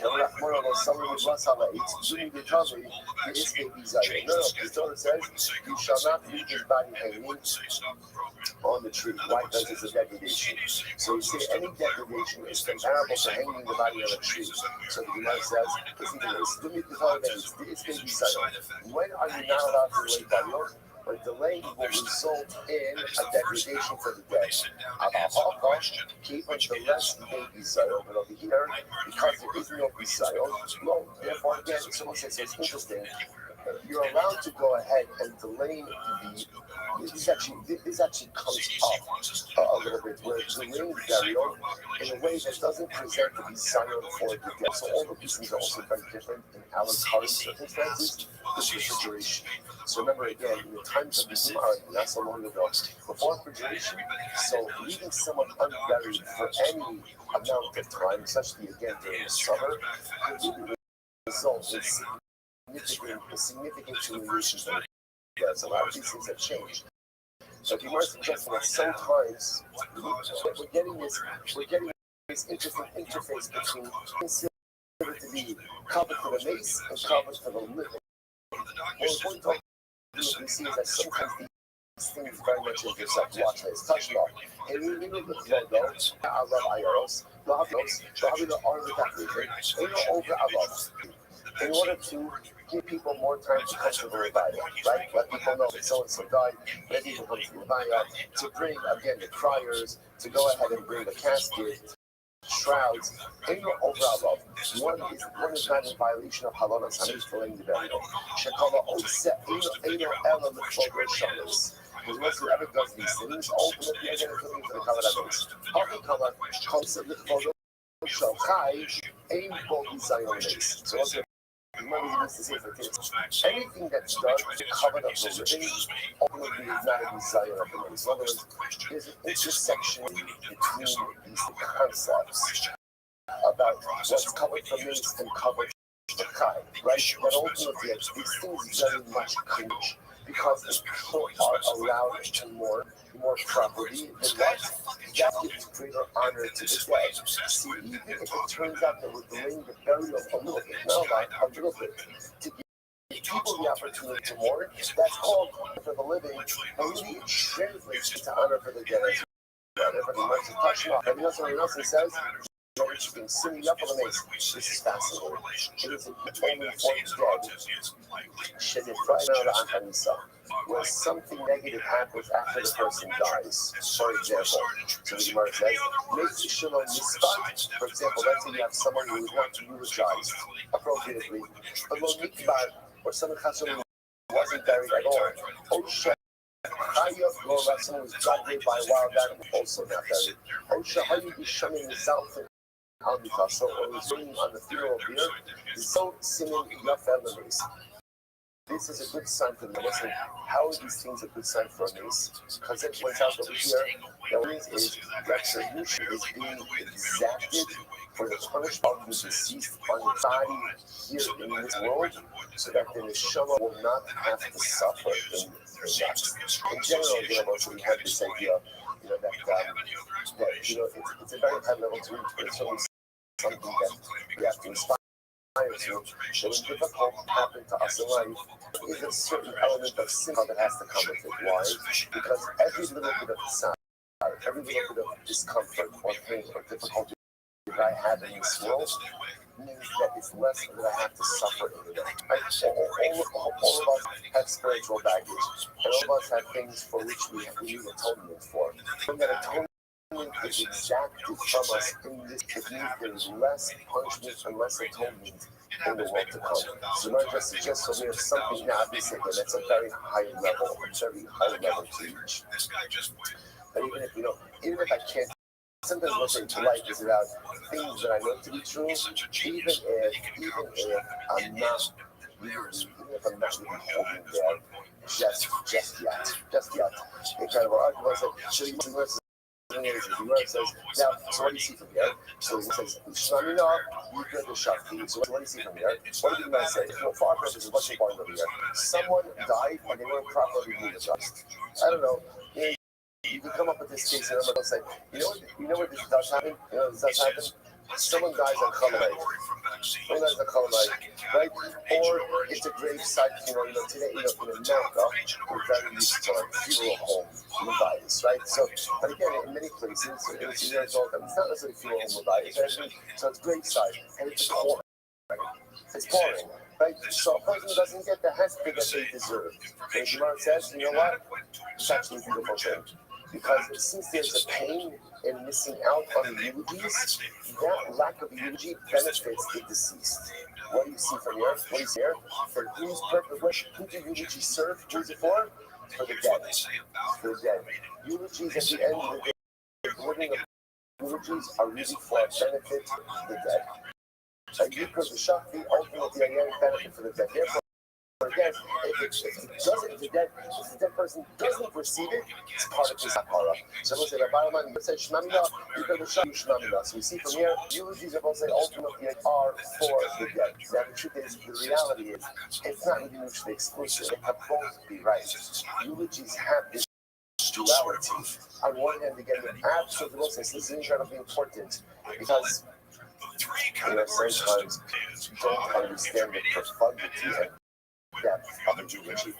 And sometimes like the most enormous in a eulogy. So imagine for a moment a person said goodbye to another. Imagine somebody said to you, that 5 more minutes to speak to your father, to your wife, to your husband. Imagine somebody said 5 minutes. You wouldn't say, the crab cakes. It's actually happened.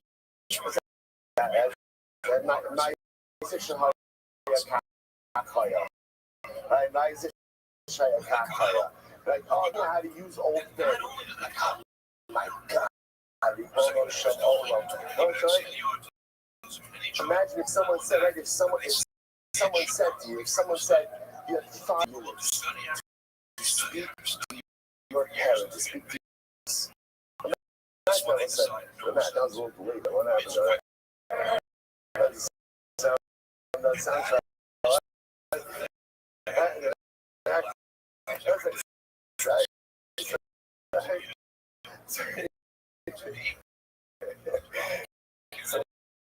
like just think about this.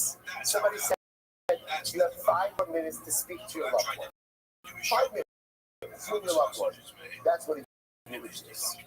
That's eulogy. It's not to paint a picture. People think like it's about a historical picture. Very nice sentence. That's great. You can post his website. Right? All of that, you can read that on your own. That's not what a eulogy is. A eulogy is an opportunity, a last opportunity. The mace is right there. Speak to the mace. Speak to the mace. In every single relationship, there are things that we wish we said that we got a chance to say, or we didn't say it in the right way, or maybe didn't say it enough. It's ultimately, again, a dead. We're dead now, all living as well. It's not mutually exclusive. But the essence of eulogy for the dead, right? Let's go back to why you call them. So let's remember again, next part of the Mishnah was that they would not go ahead and bury the dead in the cemetery, right? When somebody was by basically, they were buried in the same cemetery as someone who just died. So the Gemara said, the whole kaf lama, why? It seems so severe. So why change it up? Because you bury Rishon, that's just a big thing. This is a big thing. You don't bury Rishon, and it's like, you say to yourself, well, come on, once you die, kind of like death is the great answer, and the answer is no, it's not. Right. And the truth is, he worked really hard to live like that way. And in Russia, he didn't work hard. Of course, you reap what you sow. And Tzaddik is not very much very next to the Tzaddik, because again, you live your life a certain way, you're going to die a certain way. And you're going to be that a certain way, and that's just the way that it is. So when someone about Kabach and Elimination, Kabach and Tzaddik, how do we know that we don't die with Shoyim? Next to Tzaddik and Shneimar, by he came holding fish. This is wild. Okay, so listen to this story. This is from nothing. Rabbi. So Torah's talking about Klal Yisrael was at war. They're at war. Yeah. So like, carrying one of the casualties of war, he realized how to do it. And they saw the approaching enemy army. To them. So what did they do? By actually, so they throw the body, they bury the body, so they threw it into a burial cave. It happens to be the burial cave they threw into was the burial cave of the Navi Elisha. Get ready for this. What happened? So again, remember, so the way they used to bury is they would bury him, right? Well, first they bury on the ground, what they would do is after the body decomposed, left the bones, and they would clean up, like they would carry them, like they would kick. You can see this on the grave of Shimon HaTzadik. You can go up. It's in his juice, so you know, see, it's done in other rooms. Right next to they have to cover the Sanhedrin Kitana, right, which is like this massive burial. So what's interesting is over there you can see they have like shelves, and the bones, the stone shelves there. It's fascinating. The guy's thrown into the burial cave of Elisha.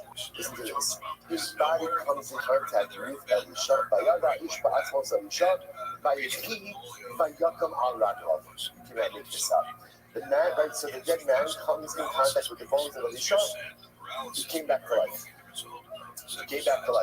So you want to say, now why did he come back? No, why is he coming back to life? So apparently this man was a Russia, and he did not deserve to be buried in the same grave as Elisha. Because we don't bury Rishon next to Tzadikim. So a miracle occurred, he came back to life, walked out. So I'm going to help the middle of the human so saying that maybe he came back to life for a different reason. But finally, the old died. So Elisha asked him for a bracha. He didn't have a bracha. So Elisha said to him, I would like to be doubly as big as you. Can you imagine that? And he said, I like to be double as big as you. So what that means is, remember, Eliyahu brought one person back to life. Elisha said, I want to be doubly as big as you. So Elisha therefore should be life. Now, Elisha died, he only brought back one person to life. Maybe this was his Kishnayim. Maybe this was his double portion. Maybe this was the second time he brought him back to life. That's it. We'll say first one. Here's the problem. It's true. The guy came back to life. We'll say what happened. He came back to life. He walked out of the burial cave and he died. He didn't go back home. He didn't go back home. He came back to life enough out of the burial cave and then died immediately afterwards. So it's either not each time they finish Kachla Dati. So it's like Marshall Stagger just saying. So by the way, how did Elisha get his Kishnayim? How did Elisha to become abortion? When did he bring the second person back to life? Shiriti Saras Naaman, she screwed his talk. You know, the Naaman, who was the general of Aram, was stricken with Saras. Elisha cured him from Saras. And you know that someone said, it's considered to be like dead. So the curing of Naaman from Saras was like this cancer mace. The seed Amati Kumes, but you see what we see from there, what's the difference? The difference from here is that we don't bury a Russia next to a tzaddik. What we shouldn't call it Russia next to a tzaddik in the same way that we don't bury Russia next to a tzaddik. And called in Russia, Hammer, Achal, so we do not bury a serious Russia next to a small Russia. Right? There's like we'll call it like you have people who are expert at shine, and then there are people who dabble, right? Russian dabblers, right? So I'm not sure, there's like a Russia law, Russia law, just like a shade of Russia law, right? So again, there are different levels of shine. We don't go ahead and bury a real Russia next to a Russia law. So there was this book for us. So maybe we should have a different cemetery. Besides Basin, 4 different days now, 4 different cemeteries. So it's Gemara, she only need 2. Okay, we'll have the open. So let's say, that isn't burying, not burying. Next to Tzaddikim. I can obviously recommend a little bit who exactly is the on this relative, but that's why, for example, certain cemeteries that do have restrictions. Shomer Shas. Did I cover other specialized? So I think there are certain cemeteries that absolutely do maintain certain religious obligations from the people who are going to be buried there. Okay. So the answer is, I'm going to also Caleb and otherwise he very interesting on the whole here. If someone ate Caleb, now Caleb is forbidden fact. Someone ate Caleb, again, which is obviously illegal. And then realized what he did, turned it out to carbon. He's ready to offer up a car. And then what happens, the heater is gone, and then he became an alcoholic. So again, for Ruben, it's been a busy day for Ruben. And he began the day by eating Caleb, accidentally. After he did that, he realized what he did wrong. He separated the carbon. And then after that, he became an alcoholic. Now the story's not over. The Hajjabah, and that's saying he came about trouble. This just shows you what a person could pack into one day. Right? If you maximize your time, you can really accomplish a lot. So he goes ahead and now he becomes about Shiva. So what's that? This is fascinating. How will the Nitra Yitka? That will say the halot is an apikolis is not allowed to offer up a cup. You can't accept from an apikolis. So watch this. One carbon was owned by an apikolis, then what's the halot? It can't be re-offered up. So Ruben now became about Shiva. He needs separate new carbon. You can't use that carbon. Why? Because it has a whole yitra. Once something has been set aside for non-use, it cannot be incredible. So let's see. Another case. Actually separate out a carbon, and then he became insane. Right? To show that then he became sin again. So what's that? Alcohol beneath that let's say since the person is showed that he can't offer them. So again, essentially, since the covenant was owned by a show that it can't be offered, even though he subsequently becomes sane again for myself, he still can't offer up that covenant. Why? Once the covenant has been set aside for non-use,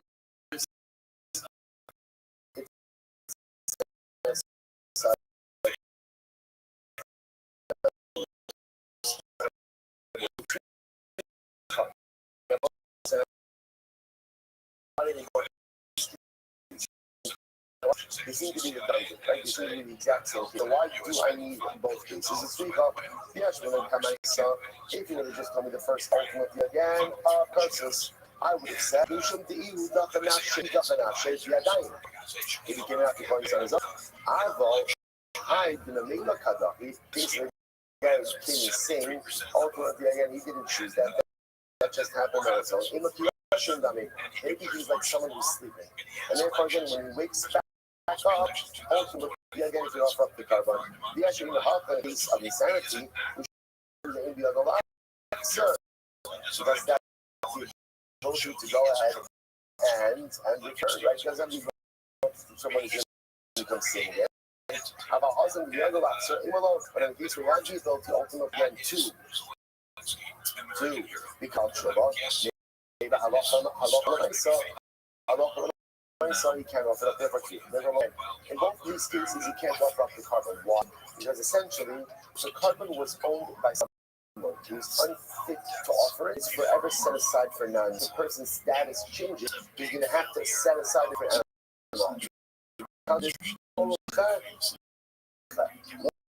set aside for non-use. Ultimately, it remains set aside for non-use. Most of it's running supposed to hospital, which is in life. There are certain doors that close that once they close, you cannot let. So we need to be able to think that if we don't advantage a certain opportunity in front of them, it's okay. Get to it later. I'll get to it later. And there are advantages now. And yes, the opportunity will be there later. But there are many things in life. Now, once the door closes, you cannot crack open. You're not getting back that opportunity. Once again, do it anymore than ultimately. The beautiful news is there's more opportunities, right? There's always additions afterwards, right? But Lamaisa, again, sometimes once they're gone, it's done. So you know, there's like that's why be so careful also to be mindful of our opportunities, to be mindful of the doors that open to advantage. Because you think when it's a little bit less busy and a little bit quieter, never has. Remember, like that. I'm going to say, how you about touching? So it's not here in the back, so how you touching is there. So it's by here in the back, which is tree that is condemned the inhabitants worship idolatry. And now again, let's say in the Aaron does itself, there were kachim, there were sacrificial items. So how about this? Kachim is death, anything that was being represented as death should be killed. Kachim like Hadais, financial sense, ultimately again should be redeemed. Amaya Musu, why do you have to kill the animals? Keep them to Ikdil to Kapara. The South of the Gabon. Once the people of the earth are killed, ultimately that's their kapara. Then you use the kabanos. Romi Shemar, hold the need to you too. Because once something is set aside for non-use, it means set aside for non-use. Somebody buy it. These Sabbaths, nothing. But never say that much. That's the concept of hold you to you. Anyway, somebody and these service makes me so crucial. How do they come? Hold on. 1 second. The Bible says 1 second. Do you think that death by itself atones? Listen, we're going to this thing that death, they said, do you think that if someone just dies as a Russia, that the death atones? Someone says, makes me so crucial. Everyone say, if a person Russia, and then he just dies, natural causes. You want to kapara, then that provide atonement. And if Shmaya, Yakar, Pirish, Rabon, something, Yakin Sibor, you might have thought that maybe, let's say a Cohen, parents, and his parents died. His parents became happy person. You might have thought that a Cohen should be withheld for these individuals. Only parents are on the derech is a son calling the Tommy for his parents. Now, what do you see from the other side? Isn't death mechaper? Death, what kind of death is mechaper? When someone is executed, that type of death is a natural forcing of death. That's not necessarily mechaper. How you could be executed because vicious to someone who causes while being a Rasha. This is so crucial. If you are die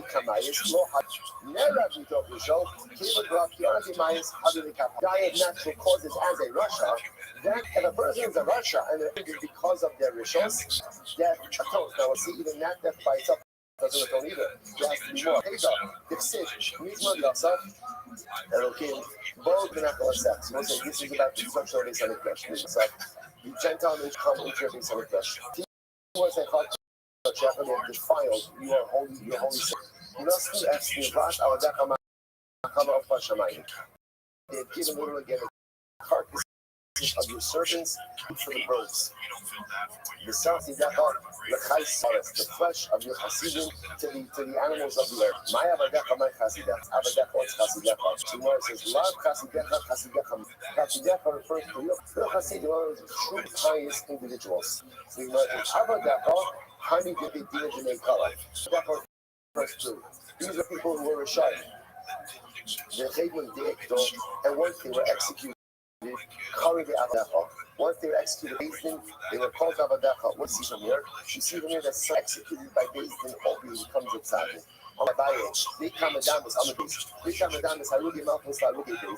Can you actually compare people who are executed by the monarchy to people who are executed by Beis Din? Haruge Malchus, those executed by the Malchus, since all Havili Kapara. So I said, some of you executed by Beis Din, since that's an abnormal reality, death is machaber. Haruge, that's by Gentiles. So those who are killed, that ultimately, because that's abnormal, they're not machaber. Essentially, they're killed by Hashem. On the other hand, the Gemara says, Haruge Beis Din, but those killed by Beis Din convictly, who are killed because of legal trespass, no Havilu Kapara. Ultimately, again, that death is not a Kapara. So also, it's not the word suggesting three types of death. Death of natural causes, death by enemies, just like the death of Kiddush Hashem, and death by a Beis Din.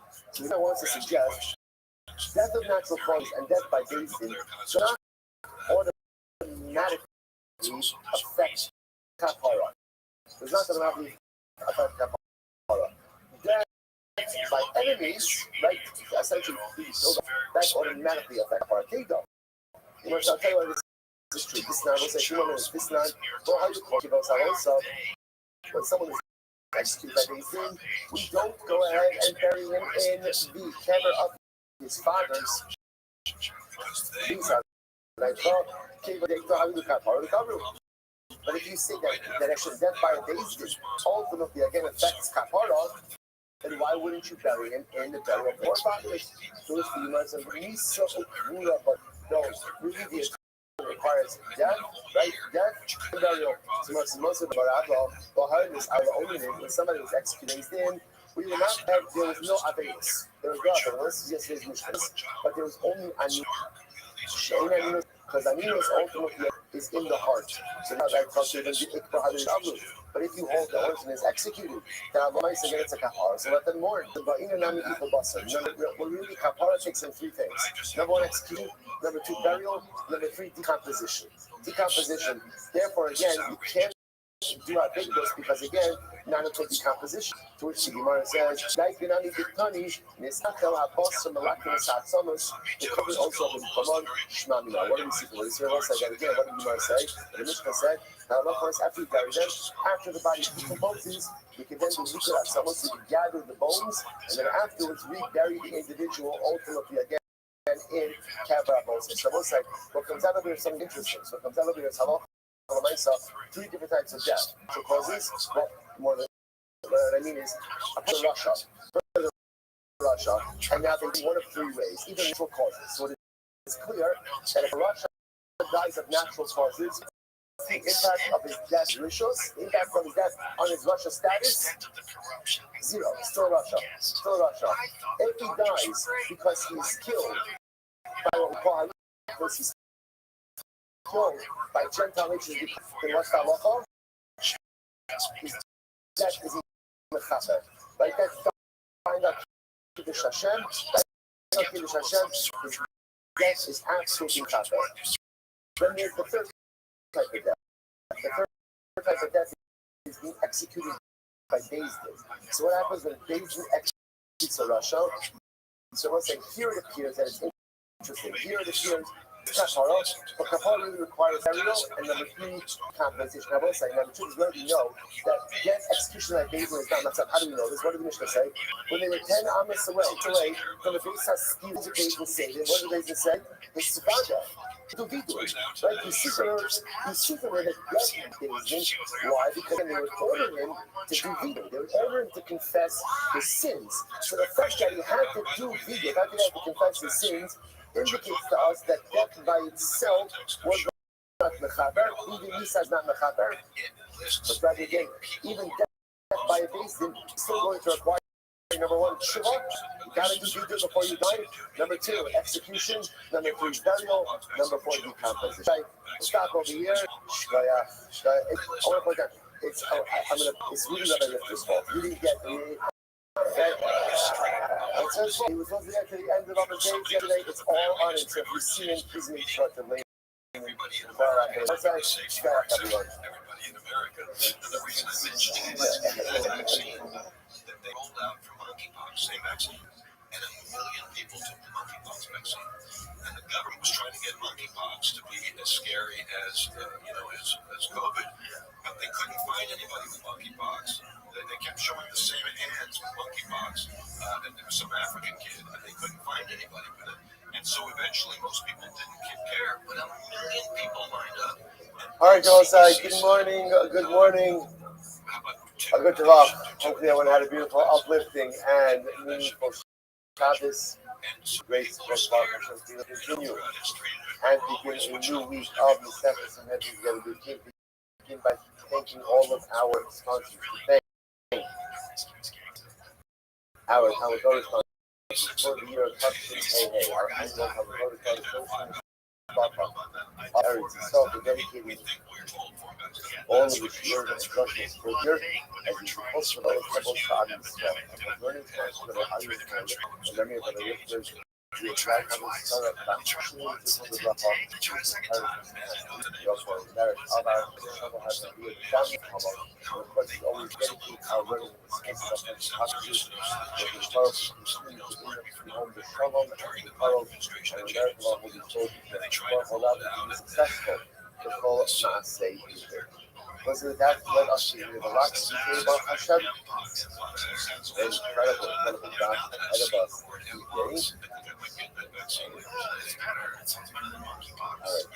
Okay, so let's hear it. What's it? Today's down to some Zion. 57. I believe the Rebbe left off about 6 nights into the wide lines. Is that correct? The Bible. Good. So the Bible. Ask the Bible. What's it? Really so this year. So then follow base 46b about slimes into the wide line. Mara asks if when we buried the dead ultimately again because not only degradation or intimidation for dead, or is it because that burial affects? So Gemara says, no, burial versus might not be, whatever. The Amar, low, but the Guru Allah. What happens if a person says, like, Ruben's about to die? And Ruben says, you know what? Don't bury me. Don't spend the money to buy your expensive. Just don't bury me. It's all right. So the person allowed to say, don't bury me. So the Gemara says, this is the local community. Say this about checking. It's not only doesn't only impact dead, it also impacts the family. Have someone look at Rashi says over here, Rashi is almost right across. If the son is being close, because it is embarrassment for the relatives. Since it's a humiliation, so it's not just a humiliation that the deceased person is dead, that person is dead. One of the parts about being dead is you don't get easily embarrassed. Right? Right? So in other words, so the nice side, you have to see the bright side of everything, right? So the nice side, again, after you dead, there's no humiliation. So it's not these guys, when we say degradation, who's being humiliated? Family. Because the family is having their relative buried. So if it's a humiliation, even if he says, don't bury me, you don't listen to him. You don't listen to him. On the other hand, the Armatation Kapara, but at the end of the day, perhaps burial is about atonement. That's burying the dead. Burying the dead is part of the atonement for the dead. So then halacha l'maisa again, if you look at Rashi says over here, the heavy like hakara, the hatmana zoom. Much even also the very well, this seems like let's see more today that burial death affects the atonement. And it could very well be that part of the atonement of death is buried. You put them in the ground and part of the atonement of the individual. It wasn't that facing people from Rashi. Look where Rashi describes buried as being relative. You see that Rashi? Oh, the Rashi is very close from the last short line of the Gemara. כי עצמי בתאו לכפרות, when you bury someone, burial itself is a kapara. בהטמנה הזו, look how Rashi describes burial. Rashi describes burial. Literally means insulation. That towel, that's called hatmana. Rashi calls burial the hatmana. What is Rashi? What is Rashi telling here? Burial is not a place. Burial means body in the ground, and burial is sealing in the ground. It's something else. What's the something else? Shia. Yes, like that's the entire Yisod of burial. And you say, and that's what I was saying. That's why amazing enough, Jewish burial, there's no flowers. Right? In Eretz Yisrael, you see it. Like in Eretz Yisrael, you see it, especially if it's soul burial. But again, in general, we don't have fire. Why is that? There's no two reasons. Again, you can't lose down. Number one, because often, like conventional thinking is do whatever you can, pretty up death. In other words, what you do, don't make death look like death. That's why you see by other religions, what will often happen is all the earth is covered, like you'll never see a number of germs. And if you flowers is beautiful, then what happens? There's the service, everyone leaves, and then what happens? Then the dirt comes out. What homes to really cosmeticize that. I don't know if that's a word, right? Cosmeticize, like, think of a cake, think of a nice. Yiddish can't understand. One of the most important parts of mourning, which is one of the most important parts of life, is whatever you're going to do, whatever you're going to just put yourself in it. So there's death, what's death? Death is finality. Death is the end. Death is my love in the ground and the going to be buried. No place that is any trivial than it is, because it's not. It's devastating. But the sweet thing you need into it, the sweet one is people to practice. That's number one. Number two is at the end of the day, you make a funeral into a big fire, send off, and it looks like this is the end. But it's not the end. That is not the end.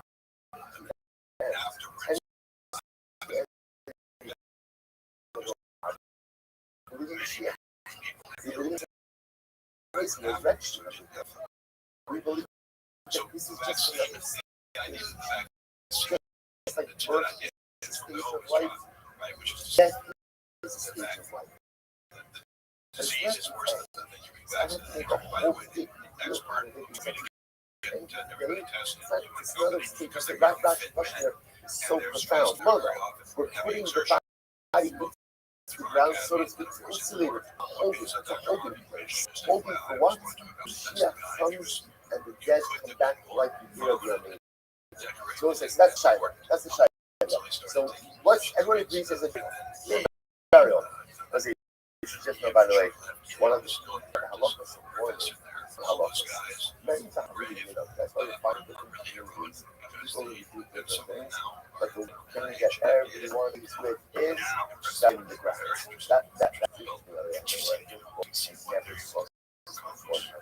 first one of the early guys he said some of the cemeteries here, they utilize bones. Now, sometimes because the water table and things like that, never saw before in my life. Again, it's a lot of interesting, I like Chinese also, but again, fascinating, but even then, it's in the ground, Okay, so then the verse is as follows. That's the Shiloh. So why do we bury? Do we bury because of desire?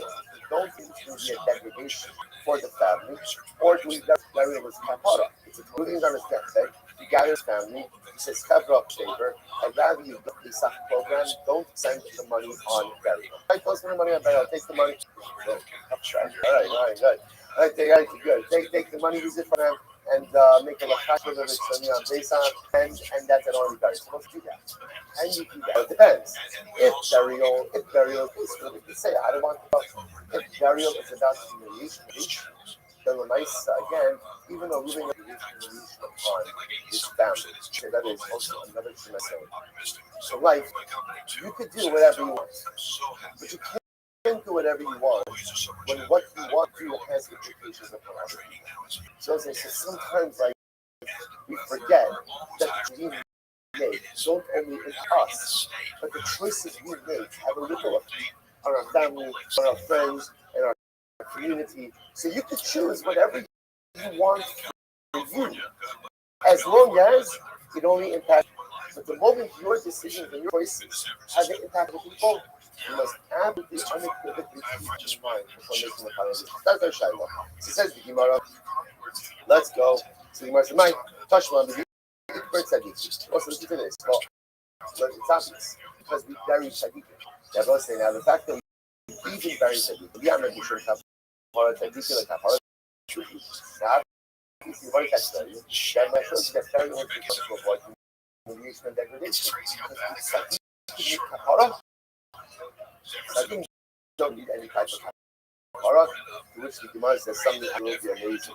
No, tzaddikim, it's not true. Tzaddikim need a tongue. Why? It says, Adam in Shad Arta Shayasakov Loyachta. It was one of the most profound sugim in all of Tanakh. No, it says in Tahara.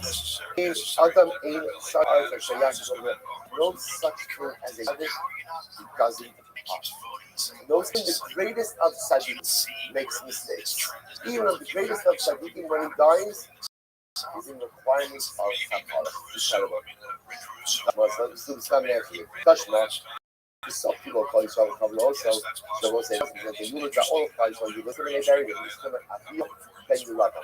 You love them, then back and forth to the idea because one of the things of Marcus is well. The first thing of Marcus is well. Is split kingdom. And unfortunately, we should have about Israel. He had a son by the name of Akira. Well, he had a number of sons. But his son Akira was one of his righteous children. The Bible said the ruler died and they buried him. The other case, he would have like Kahara, Hanach Nami in Peru. But if you tell me that ultimately was that's burial is for Kahara, why is only Akira? Why is only Akira buried? Why aren't all the other sons buried as well? Then I decided to have a Kahara. Hanach Lo have a Kahara. Because sometimes like this. He can deserve kapara. The Shoim don't deserve kapara. Tashma, no Yispudu, no Yispudu, having a kapara. Okay, so therefore, the Gemara kind of the Gemara doesn't tell us exactly what the reason is for. Now, happens to be the way the Rambam asks is that the entire essence of death is because of degradation. But it's really both. It's really, again, that burial affects part of it. So we're going to see essentially that there are three parts to kapara, to the atoning power of death. There's death, burial, and then there is the Experience. decomposition of that affects atonement. But burial really serves this whole purpose of and also saves the family from degradation. It's actually very important because this comes up, and unfortunately often, what happens if a family member needs instructions or even not as strong as that. Let's say they use instructions for above ground burial. Now, in general, there's a mitzvah to the the last will is impression that someone dies, not when that runs. So therefore, the legal someone requests to be above ground burial, the family member has the ability to do what is right. There is an absolute service to the deceased. Burial, the reason is just so that so those kind of when those incredible that all right, along the same lines. Ibalo, Speda, Yaka the Chai Have or Yaka the Shmi. I will say this is incredible tomorrow. Eulogies. Why do you deliver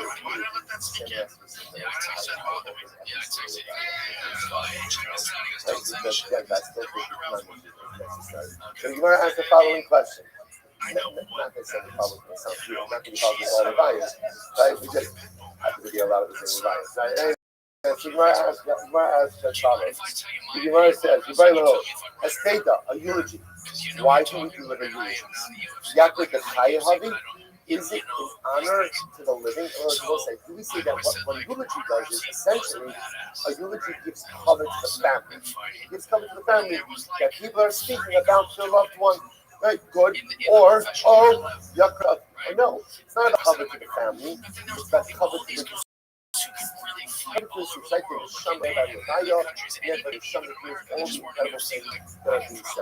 says, okay, they might not be what does it really matter? So listen to this. Let's say really not a deathbed, and where it says, I do not want any eulogies. Sometimes people say, I don't want any eulogies of my Levaya. So is or for that we used to have professional whalers, not W-H-A-L-E-R, right? In other words, like W-A-I-L-E-R, right? In other words, that when I said people like professional flyers, these guys would get like you get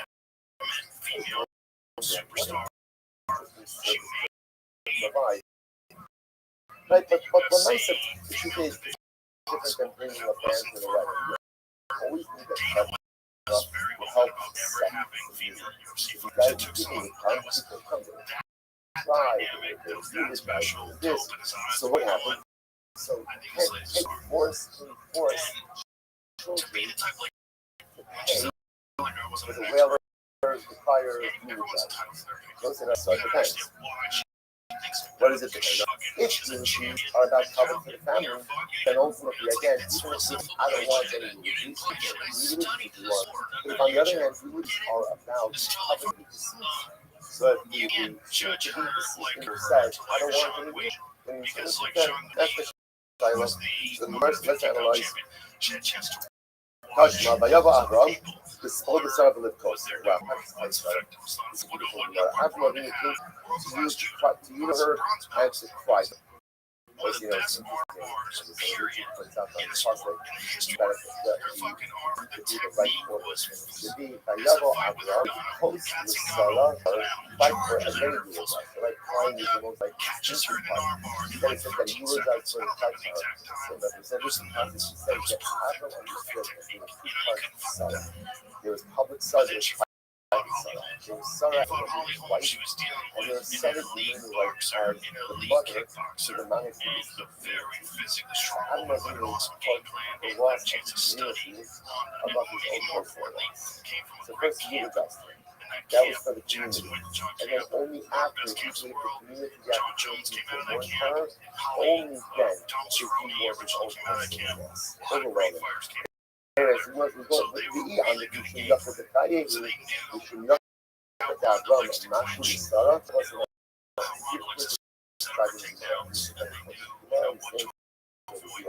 that Holocaust myself. I don't know was not with Sullivan. Adam was tied to Sullivan means they right? Right. Sullivan was tied to only has to come Sarah when she died. Now remember, that means that they believe the burial of Sarah in order for Abram to come. If you say that's is for the sake of the deceased, then I understand. Then it makes sense. It's with Sarah that don't delay her burial.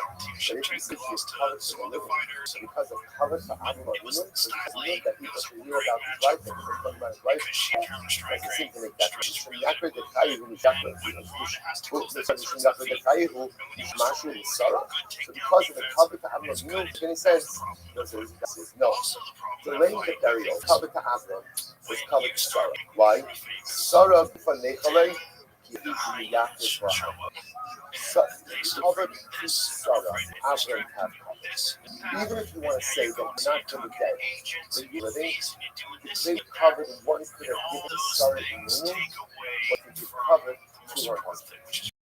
the greatest nachas I would have Take would away be from to know the that amount of Avram training Avinu you was do, they being take away from your focus. They just beautifully rob loved you of and so it is such I always a tell the beautiful comics thing. this when it comes to like dealing And with at the end of the day, haters and things online that you're there's creating. so much about like You only have what like think of your makes mind as having beautiful a and number of meaningful units of and attention. fully marriage. Think you I put think it's put very good 100 units of focus. when you love and you care for Anything someone that so eats much into those units, that anything that their bothers needs you, are that more annoys you, important that's using you, that's That's stealing a from your beautiful 100. holy You know, so now you have 80 You know, a lot of or times in 70 marriage, units of I'm focus. Just happy three of it is to concentrated be on other. Like I'm happy to be my it'll rob spouse you as long as of my what makes needs you are great. met. Right? It's like the So prerequisite. there was You know, just the I'm skill happy of to Holly, give as the much fact that as she me. had all this opportunity to But do now, with a big team, marriage with represents selfless focus.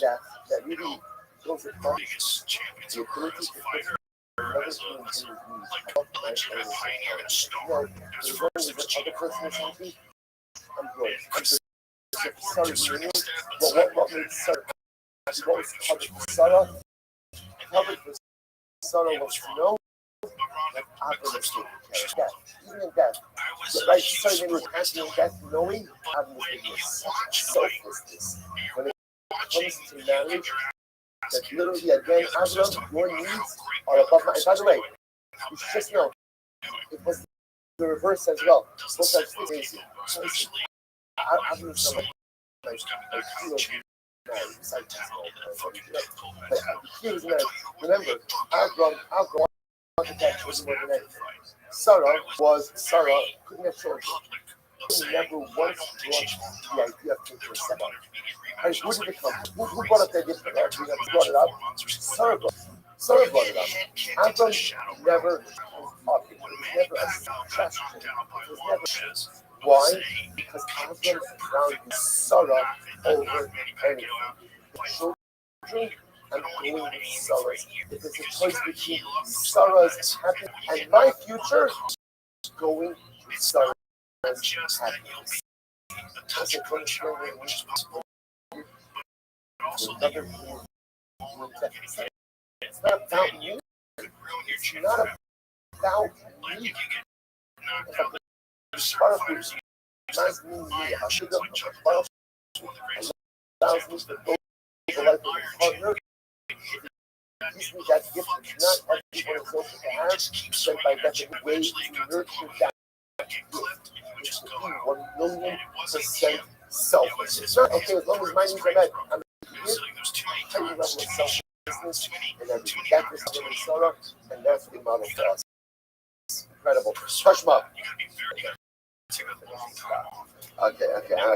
All right, it's too good. It's too good. It's not my fault. It's not my fault. You picks up. The festival called Cover Road. So Promos for that fight, we're just I thought right. were crazy disrespectful. Because the I promo ended up in your rubber. honestly The looked daughter says, eulogize me. was Buried in fucking the huge star.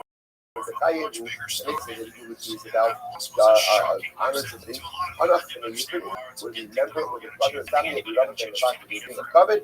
So, of course, the Nechel is Hadiki, the Yakin, Was Ronda coming back he from all was this, like she's coming back. covered What's them for her? other It's people to Ronda see in a them. mansion. Well, Nechel said, this is Yakin, they're showing. Like Ronda in a I mansion. but Pasuk says they shall not be because they shall not be buried. So the Gemara says that ultimately it's that he don't want covet coming to Rishon. Tashma, the Shalom Amos, or the Misrafos Avosef, Amalot Marishon, the Shayu Lefanecha. Can Yisuf Lecha, by Adon, Yisuf Lulach, so what's it by Tzidkio? So by Tzidkio, he tells him that ultimately again you're going to die in peace.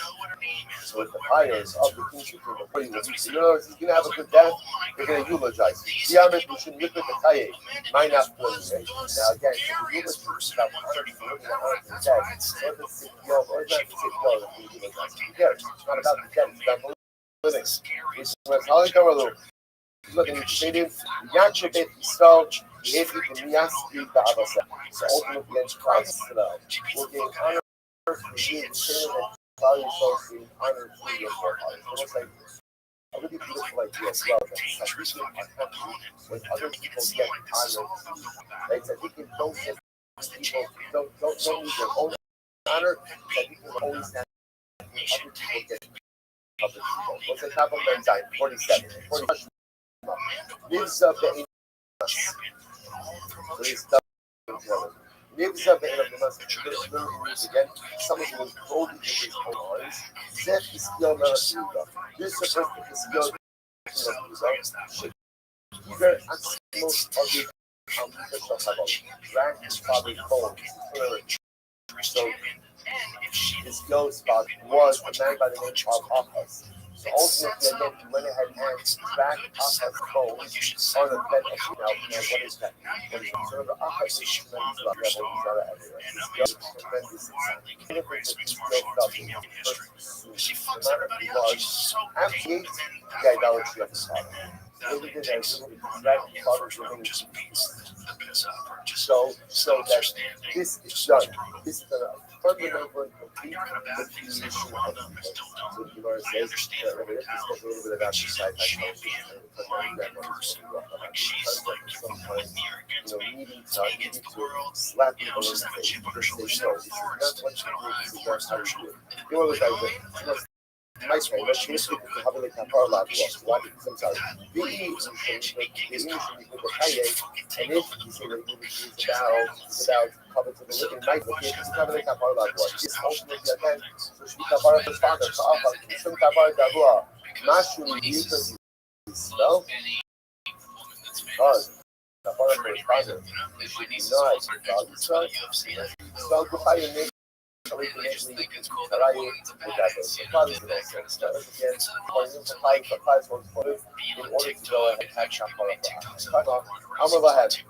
show again. Remember, we're still other people fighting. What is the role of the music? Is music there ultimately again to go ahead and be honor for the dead, or is it honor for the living? We're touching on both of these separately. I will go ahead. So we're going to study diagnosis. We're going to do diagnosis. Before he died, she was a series of instructions to his children. And he said to his family, "Now, this really idols. Do not go ahead and I'm sorry, you guys do don't eulogize me in the small village." So remember, they were taking like the Hamas died. He died in Sipori. They were burying him in base. So they were going to go ahead and take his journey. And he's making a number of stops along the way. So he said to them, when you make stops, eulogize me, don't eulogize me in small towns, only eulogize in large cities where there will be a large gathering of people. That was his instruction. That was the instruction. The Gemara says, the Iyam is the Kaye might not play again. The eulogy is recovered from the living. What does it mean that that's there the eulogize? What does it matter? However, yes, we will take this slow today. Like the us felt and ultimately again the large community like commentators and experts and what have you that it's not 9 years. People see that quality so honoring to compete at a level. Scholars such numbers that get help with the problems. So varies so much shorter range. Now I'm just Kind of most of my look is we're not allowed to look at dead. Right? But they bury the dead for the purposes of honoring the dead. For case but I mean, because later in life, the performances ain't no over. So we're not over. In other words, what we're not allowed to do in burial is when you take the language from some other he was the champion.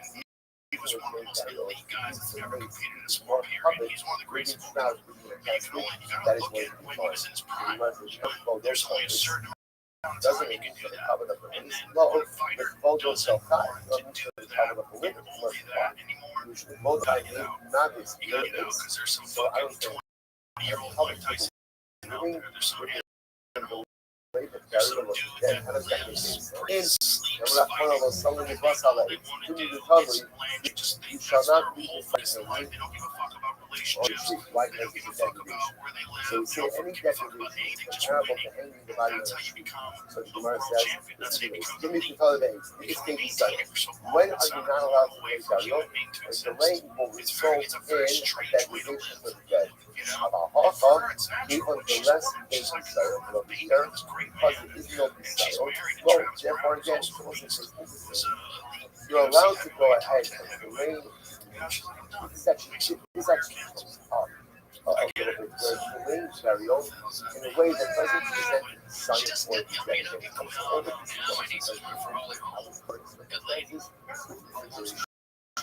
remember again, or refrigeration.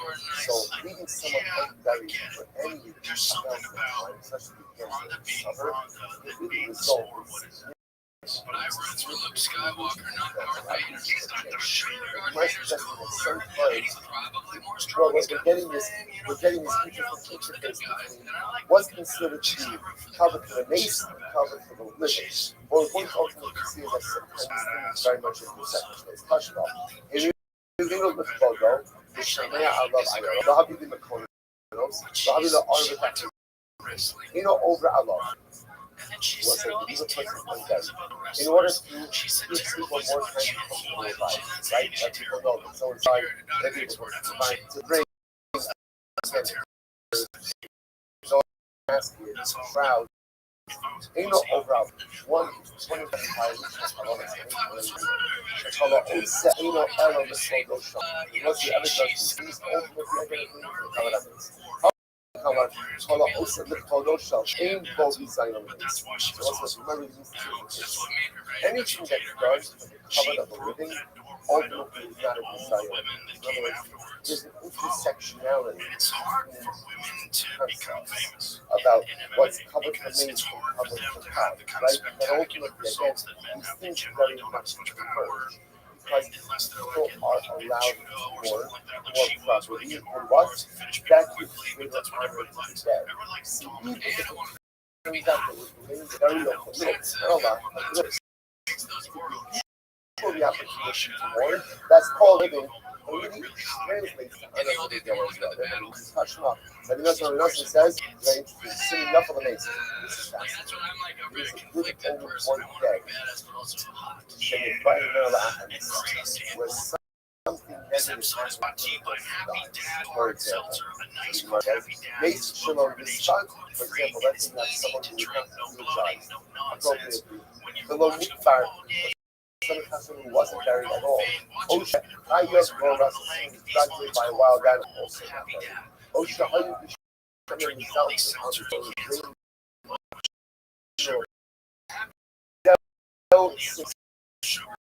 This is a good sign. On the GoPuff app and your local liquor during including Walmart, Kroger, Total Wine, and Circle K. And you can't get a flavor, grab a variety, lemon lime, watermelon, pineapple, and wild cherry. They also have a great flavor in collaboration with Chris and Snoop Dogg. Their new lemonade coming out now. Visit HappyDad.com for a limited time offer and use code Rogan to buy one Hacker hat and get one free. Enjoy the cold Happy Dad's must be of legal drinking age. Please drink responsibly. Hard seltzer, tea, and lemonade is all alcohol located in Orange County, California. All of us have spiritual back. And all of us have things for you don't really want that in your life. It's like, no, you know what it's like? I call some car. This world, Monster's a great drive, but you don't want to take them on a road trip to it. Shaggy took me to, so I have a great Lakers hookup, right? I go to all the Lakers games, and I invited Brendan Chad. even if I say something goes in life is about things that I know to be true, even if so that's my only kind of flex, you know, that can bring people to these guys. So I don't have a lot to offer, but I can offer that. She was like, yeah. incredible. So Yumar says, now, what do you see from here? Let me know you feel the shock. What do you see from here? What did Yumar say? What father of the someone died and they were able to do it. I don't know. You come up with these numbers where it's like, you know what this does happen? You know what this does happen? Someone dies at a color right? Or it's a great side for you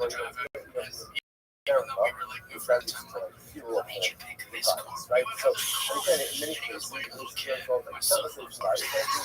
great foreign, right? So, a point doesn't get the hesitant that they just do. Or says, you know what? It's actually different. Because she's very yeah, exactly. Benefits. What do you see from here? What do you see from here? And who's the who do you serve? Who's the sport? Or the death? You want a one-night stand, you want a muscle car, you want a long-term relationship, get a Lexus.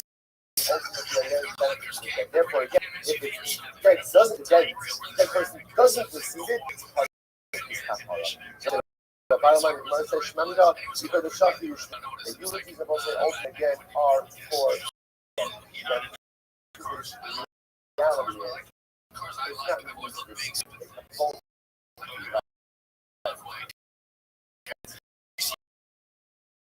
I was hearing I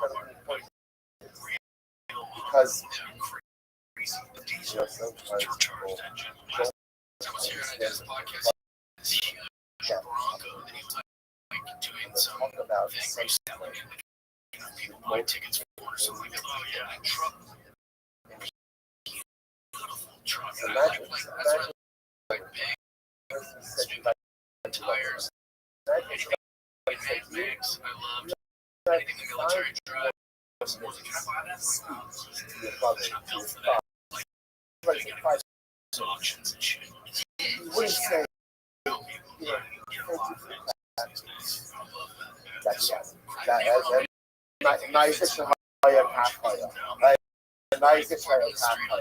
like, oh, do you know how to use old things? Oh, sorry, right? Imagine if someone said, right, if someone said you have 5 more minutes to your parents. Imagine that was that sounds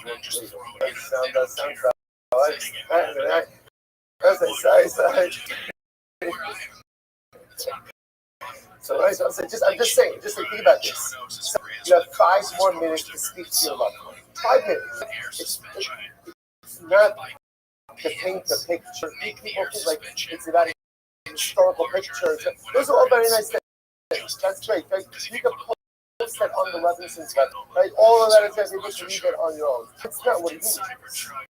A eulogy is an opportunity. The mace is right there to speak to the mace. Speak to the mace. Because in every single one of the dreams that we wish we never got a chance to say, or maybe didn't say it in the right way, or maybe you could have it's ultimately again for the dead, that it serves a benefit to the living as well.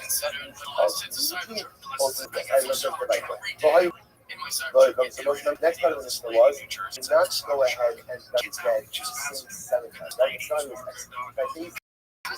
They were not buried in the same cemetery as someone who died stunned. So Gemara says, the whole half level. Why? It seems so severe. So why do that? The Christian Colby Russia is because we do not bury Rishon and this is a big thing. We don't bury Rishon and it's to save yourself a command. Once you die, but death is the great equalizer. No, it's not. It's like and which is what we do hard to do is that. And in Russia, finish that part. Okay, so you put yourself inside the Krishna, right? Russia, very live your life a certain way, you're gonna die. You're gonna be that. That's just the way. Some of us are nice without it. I don't know that we don't carry this. Yes, that you can survive by you ain't holding this. This is why this is from I think it's the Trump. I think Trump was so such Chloe's talking about how you saw with everywhere. What happened? So like they were carrying one of the casualties of war, meaning they tried to do it, and they saw approaching enemy army. So what's by actually as a so they did not talk about it. So bury the body. They put it into a burial cave. Right, put it in a burial cave. It happens to be they do it into burial cave of Navi Elisha. Get ready for this. Get ready for this. What happened? The young guy is so again, remember, so we'll say, wait, buried. They was buried in trees, right? Well, first they buried in the ground, and then off what they would do after the body was decomposed, they would collect the bones, and they would place it like they were in a cave. They would see they don't show that side. Surely some things we can criticize about, maybe North Korea, they go, oh, we racist. So it's like, it's because right next to it, they have so two friendly vague. photos. People love to keep vague things. Yeah. Because then they can make their, I saw a comedian, I won't say her name because I can't So what's pronounce it, interesting but is over there you can see they have I like will say, not shelves, some holding back and the names. bowls are Muriel based and on shelves. Rashida, That's or Rashida, fascinating. or So whatever the her guy's name thrown was. into the And burial, she was really burial nice to me, and then she used to be, yeah, his she body comes into got contact with caught talking and shit about Yaga me. Ishba'at And then she's like, oh, Yakam and Arad. you know, she's a nice person. The man, so the dead man, And she's comes nice. into contact with the And bones of Elisha, I came back to saw life. her do a bit the other night. Came back to life. In the lab So where you she must was say, like, now why did he come she back? was Now, like, why is this he coming back to guy, life? and he said, Apparently, this man was a she Russian. said, how are And you? he did not Oh, serve just really to sad buried today about in Charlie. the same grave as Elisha. And then she goes, Don't bury Sean next to Elisha. America, the third came back to life, walked out. Walked out, was America. You may know, you have and then she said, one of the old guys. she's like, So oh, Elisha what asked him, his ideas did you so find Elisha said, so I would like to gripping? double His racist. She it. started launching into like And he says, about yeah, the I fact that like a guy to she double like would be sad about Charlie assassination. That's the biggest turnoff to her. She wrote like a whole bit. And I was like, I can't believe that this. Maybe this was his I can't believe it's a maybe take this that was the his double crowd is on board maybe this with. was the second time he busted And back to life. That's it. Hockey was the first one. Hockey. And this is Sanya Aradu of Hamas the base of Hava. Here's the problem. It's true. The guy came back to life. Mostly what happened. But he came back to life. He walked out of the burial cave and he died. In other words, he didn't go back home. He didn't go back home. He came back to life enough. Walked out of the burial cave and then he died. The afterwards, he was Ella Bihi, not Mishnayim in the Shach. So the Marcus Kagresh. So by the way, how did Elisha get his Mishnayim? How did Elisha get a double portion? When did he bring a second person back to life? Rav Yochanan, Sherifei Tzaras Naaman, Shishkulah. Naaman, who was the general of Aram, was stricken with Tzaras. Elisha cured him from Tzaras. Someone Tzaras, the curing of Naaman from the Tzaras was like a Tzias HaMesim. Sick, I'm not teaching him. So remember, was like, but you see, what do you see from there? What's the here is that we don't bury around. You see in COVID Russian sometimes we bury Russian, but I did half the Colgan, the Hummer, ate the Russian cow. So too, we do not bury serious Russia next to a smaller Russia. I guess it's like or call like there are people who are exiled, and then there are people who babble.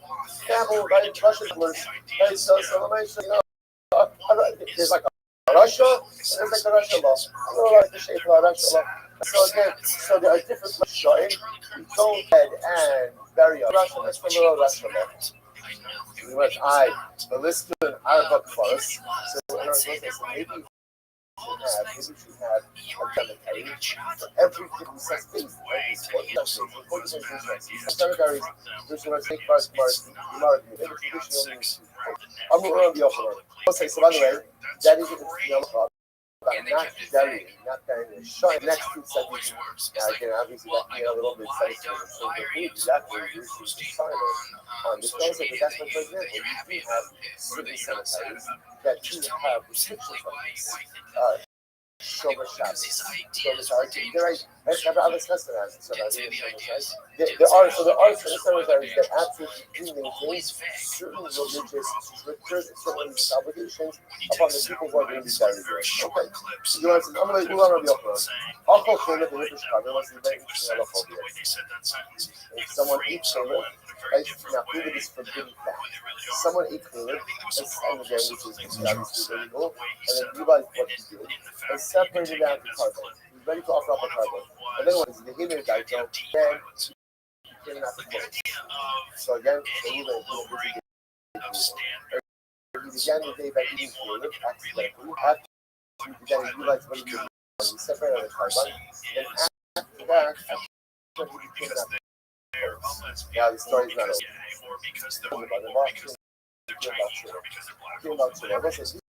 Just shows you what happens. If you maximize your time, you maximize your time, you can really transition.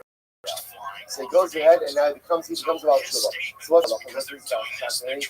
All of the Nitra, I will say the halakha is not allowed to offer up a cup. So watch this. Once this carbon was owned by Koresh, what's the halakha? It can't be offered up. Ruben now became about Chuck. He needs to separate a new carbon. He can't use that carbon. Why? Because it has the whole Yitzchak. Yet once something has been set aside for Ruben ate Salem accidentally, separate out a carbon, and then he became insane. He became insane, right? It showed that because of it, he became insane again. The whole mitzvah, since the person was a shota, can't offer up a carbon. So again, essentially, since the carbon was owned by a shota, it can't be offered. Even though he subsequently becomes insane again, still can't offer that carbon. Why?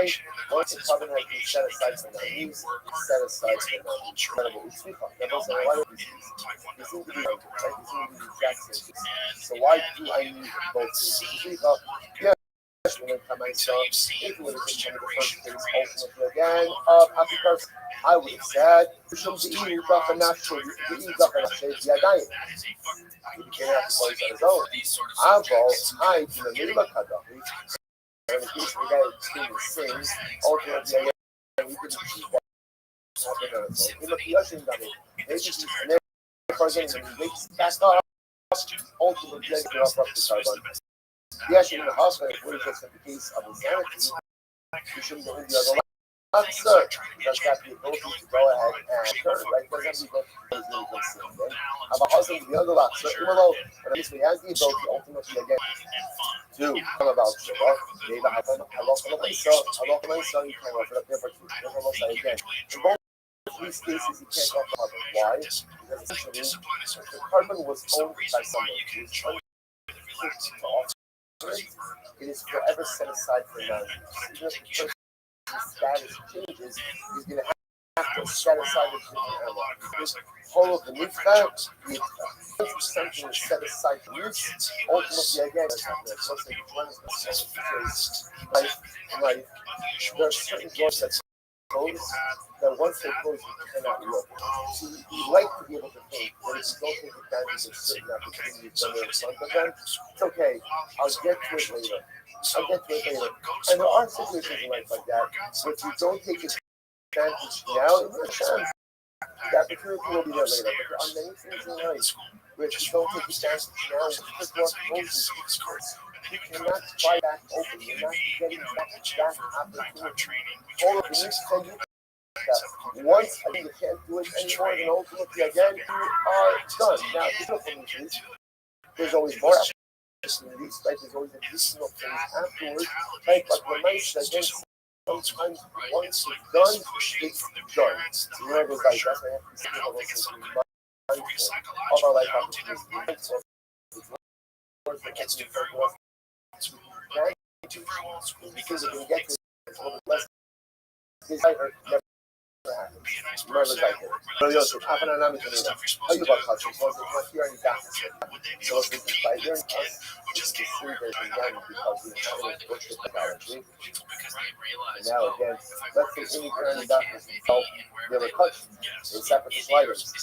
I love this touch. Yeah, anything that was going is there, sure that you touch it on the Kabbalah, anything that can sanctity, ultimately again should be routine. Gadinaba, Amaya Musu, why do you have to go there? Why do you have to slow the animals? Even still, how do you look up the south of once the people of the early dynasties are killed, ultimately again, that's their Kabbalah. I mean, these Kabbanos, solutions that we are all being. Once something set aside for non-use, it means set aside for non-use. This service, sometimes the whole beauty is somewhere by this service makes me go. I really can't follow. Death by itself atones. What's the one with this thing that death atones? And Abaye says, do you think that if someone just dies in Russia, that's what death atones for them? It makes me suffer. So I have to kapara. I was saying to Russia, and then he just dies. Just died, natural causes. You want to say that's kapara? Well, that doesn't provide atonement. spiritual something that you talking about, you might have thought was that maybe, let's say a Cohen. Cohen has a father or parents, and his parents went off to death. His parents became up because you might have thought that a Cohen is becoming himself for these individuals. Only when the parents are on the right together is a son who is a Cohen coming to those parents. Now, what do you see from that side? You see from that Allah, but they died. Isn't death the matter? No. Death, what kind of death is the matter? When someone is executed, that type of death is the matter. But just stand dying of natural causes, that's not necessarily. I'm going to rub it down. Never going to show. Because of his wishes, the son died of natural causes while being a Rasha. Maybe he's selfish. Even if you are to come out, you go having a kapara. Never be selfish. Even though you are to come out, having a kapara. This is an incredible distinction. If a person is a Rasha and they die of natural causes as a Rasha, that death does not atone. If a person is a Rasha and they're executed because of their rituals, that atones. Now, we're going to see even that death by itself doesn't atone either. It has to be more. Hey, dog, it's Mizman yourself. Both going after us. This is about the structure yourself. Gentile nations have come into this holy sanctuary. Through X, the Bash, our death color of us tonight. They kill again the carcasses of your sins as food for the birds. The son of the Kaisa are the proceeding to the kingdoms of the earth. My Avadas is that. What's Avadas Hasidafa? Tomorrow says, love Kasa Hasidafa Manish. Therefore, the first real Hasidas. Real Hasidas are only two individuals. Therefore, finding the Mexican color. Avadas is these are people who were and people and once they were executed, called the Avadacha. Once they were executed by a beast, they were called Avadacha. What do you see? You see here that someone executed from the Amale Abaye. Mika Damis Amadeus. Mika Medan Harugi Malchus Harugi Basin to actually compare people who were executed by the manner people were executed by Basin. Harugi Malchus executed by Malchus. Since also have you the Kappa? So it's like somebody executed by Basin seems like an abnormal death. It's an abnormal reality. Death is not happening. Harugi Basin. Sorry, Harugi Malchus. That's right. That's death by church. So those who are killed, let's say enemies, that ultimately, again, because that's abnormal, they're not there. They're killed, essentially, they're killed by Shem. On the other hand, the Gemara says, Harugi Basin, those killed by Basin, they're coming. What killed because the legal trespass, lo havilu kapara. Ultimately, again, that death is not a kapara. So let's say, so now the Gemara suggests three types of death. Death of natural is death by enemies, like the death of Hashem, and death is. So the Gemara wants to death natural causes and death by Basin does not automatically affect kapara. Not automatically affect kapara. Death by enemies, right? Essentially, that automatically affects kapara. Here you go. I'll tell you why this is true. This is not, this is not, no, how you call it also, when someone is executed by Basin, we don't go ahead and bury him in the camera of his fathers. These are like, but if you say that execution death by a Basin ultimately again affects kapara, then why wouldn't you bury him in the burial place of his forefathers? So if the Gemara says, no, really the atonement requires death, right? Death and burial. And burial. Most of the Abba, only if somebody was executed by Basin, we would not go ahead. There was no Abelos. There was no Abelos. Yes, there's no Abelos, but there was only Anin. Because Anin ultimately again is in the heart. So these are like okay, it's for having the kapara. I'll make you hold that once a person is executed, then I love this against the kapara. So let them mourn. Which the Muslim about in and people busting. No. Only kapara takes effect in two. Number one, execution. Number two, burial. Decomposition. Decomposition. Therefore, again, you can't make it because again, medical decomposition. Where it says, "Daikinami Tani is Achel Habas and Malakim Satzamos." The children also have been command.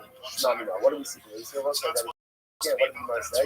The Mishnah said that Allah to bury them after the body decomposes. You can then do Almost gather the bones, and afterwards each individual ultimately again have those. But from that over is something really interesting. From that over is three different types of death. Death natural causes. What I mean is a person in Russia, and now they die in one of three ways. These are natural causes. So it is clear that if a Russia dies of natural causes, what's the impact of his death on his rishos? The impact of his death status? Zero. Still Russia. If he dies because he's killed by Malchus, he's killed by Gentile nations because he's a Jew, then what's the halacha? His death is in the mechaper. Right? That's dying of Kiddush Hashem. Dying of Kiddush Hashem, his death is absolutely mechaper. Then there's the third type of death. The third type of death is being executed by Daisy. So what happens when Daisy executes the Russia? So let's say here it appears that it's interesting. Here it appears that there is kapara, but kapara really requires three things. Number one, execution. Number two, burial. And number three, decompensation. Number two, very know that execution like Daisy is not covered by itself. How do we know this? What did the Mishnah say? It was like when they were 10 amas away from the base of Spira, what did the Daisy say? What did the Daisy say? Right? It's Sibanda. He's not to do vidui.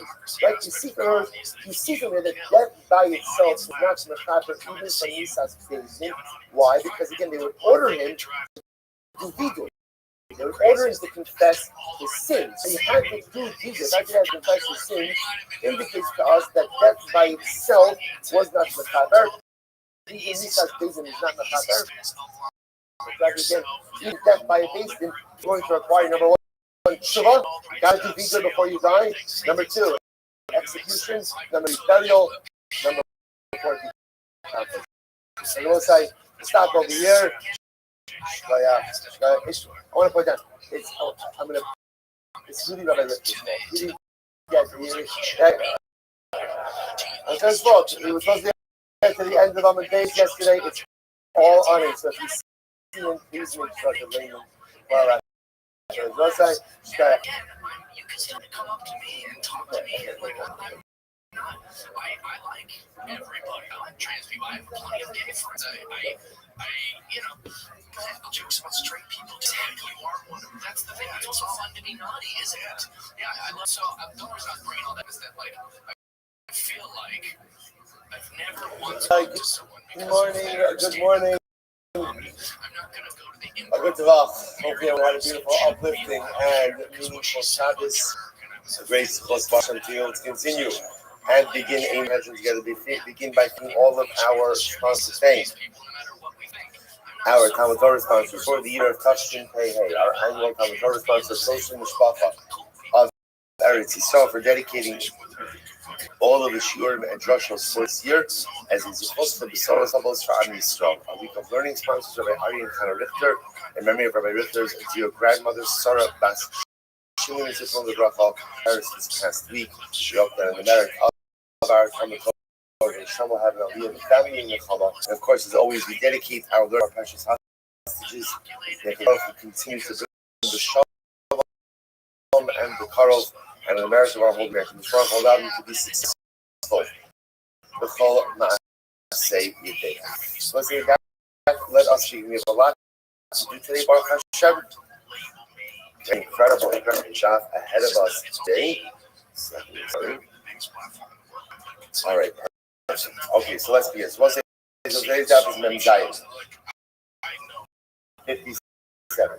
I believe the left off about 6 lines into wide lines. Is that correct? You buy a little.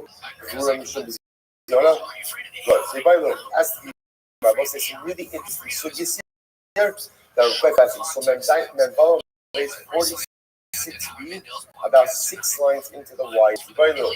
Mara asked the question, when we bury the dead, ultimately because not to bury them is considered to be a desire, degradation, humiliation for the dead, or is it because burial affects kappa? The Gemara says, when it affects the home. The Gemara says, it might not be, it doesn't matter. What happens if everybody says, you know what, don't bury me. Don't bury me. You know what, don't spend the money to buy it, it's expensive. Just don't bury me. It's all right. So is a person allowed to say, don't bury me? So the Gemara says, see, if it's about degradation and humiliation, so remember again, it's degradation and humiliation. doesn't only impact it, it also impacts the family. It's going to be humiliating for a family to have someone unburied. Look at Rashi. Rashi says over here, Lav Kol Kamine, Rashi says almost right across, to be Zion with the Krova, because it is an embarrassment for the relatives. Simply it's a din and humiliation. So it's not just a din and humiliation for the dead, for the deceased person, because again, the dead person is dead. One of the good parts of being dead is you don't be easily embarrassed. Right? Right? So in other words, so the nice you have to see the bright side of every plate. So nice again, at least when you're dead, there's no humiliation. So it's not these when we say degradation, who's being humiliated? It's the family. Because the family is having their relatives buried. So if it's a humiliation, even as don't bury me, you listen to him. You don't listen to him. On the other hand, the arm of Mishum Kapara, but at the end of the day, perhaps burial is about atonement. Perhaps burying the dead is part of it for the dead. So then halacha l'maisa again, I will say, if you take a look at Rashi here, creating heavy like kapara, batmana zoom, shemidim umashbirin also betafti. I will say, could very well be, and we'll see, this mentioned, we'll see more today, that burial, death, and it could very well be that the atonement of death, burial, is being put in the ground. That's called. I'll show you something beautiful Rashi. Look the way Rashi describes burial. He says again, so you see that Rashi? Oh, the Rashi is right across from the last short line in the Gemara. When we bury someone, burial itself is a kapara. Look how Rashi describes burial. Rashi describes burial as hasmana. Hasmana literally means insulation. So, in other words, you go ahead, you take a pot, you wrap it in a towel, that's called hasmana. That's called burial. I will say, what is this Rashi? What does Rashi try to highlight over here? Burial is not a permanent state. Burial means you're putting a body in the ground and you're keeping it there. You're insulating it there until something else. What's the something else? Yes, I mean, like the entire you sold the burial. When you say, and that's I will say, that's why amazing. In Jewish burial, there's no flowers, right? In Eretz Yisrael, it's interesting. You see it, right? You see it like a shoulder burial. But again, we don't buy a funeral. Why is that? Because really, two reasons. I guess you kind of brings down. Number one is because often conventional thinking is whatever you can to pretty up death. In other words, whatever you do, don't make death look like death. That's why if you see by other religions, what will often happen is all of the covered, right? You'll never amount of dirt. And there's meats, there's flowers, it's beautiful. Then what happens? There's the service. Everyone leaves, and then what happens? Then the dirt comes out, the dignifies death. I don't know if that's a word, but I'm going to use it, right? Cosmeticize, like just make it look pretty, make it look nice. You just can't understand that one of the most important parts of mourning, which is one of the most important parts of life, is whatever you're going through, lean into it. Whatever you're going through, lean into it. Just put yourself in it. So there's death, okay, lean into it. What's death? Death is finality. Death is the end. Death is my loved one is going into the ground and they're going to. There's no point in that it's any prettier than it is. Because it's not. It's difficult. It's heartbreaking. It could be devastating at times. But the sooner you move into it, the sooner one is able to tap into it. That's number one. Number two is the day we believe if you make a funeral and a big final send-off, then it looks like this is the end. But it's not the end. Death is not, and not just the end because in the Shema goes all the Bible. We believe in Mashiach. We believe in the resurrection of the dead. We believe that this is just another stage. Just like birth is a stage of life, death is a stage of life. But it's not the end. So I have to make a whole deal out of it because at the end of the day, it's just another stage. I say, Rashi's question here is so profound. We're putting the body into the ground, so to speak, to insulate it. It's a holding place. Holding for what? When Mashiach comes, and the dead come back to life in the era of Yom Kippur. So we'll say, so that's the Shaila. That's the Shaila. So what's everyone agrees is a din of burial. Din of burial. Okay, you should just know about one of by the halachas of mourning. There are so many different halachas. Many of the halachas are really minor. That's why you'll find that different communities will really do different things. But the thing that everyone agrees with, burial in the ground. That's the halacha. It's interesting. I never saw this before in my life. The first one of the early advice I did is that in some of the cemeteries here, they utilize vaults. Now, sometimes it's because of the water table or different things like that.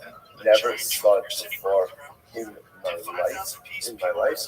So again, a lot of interesting halakhic shilas with also, but again, fascinating. But even then, it's in the ground. It's in the ground. Okay. So in any event, the Gemara says as follows. So that's the shayla. So why do we bury? Do we bury because of desire?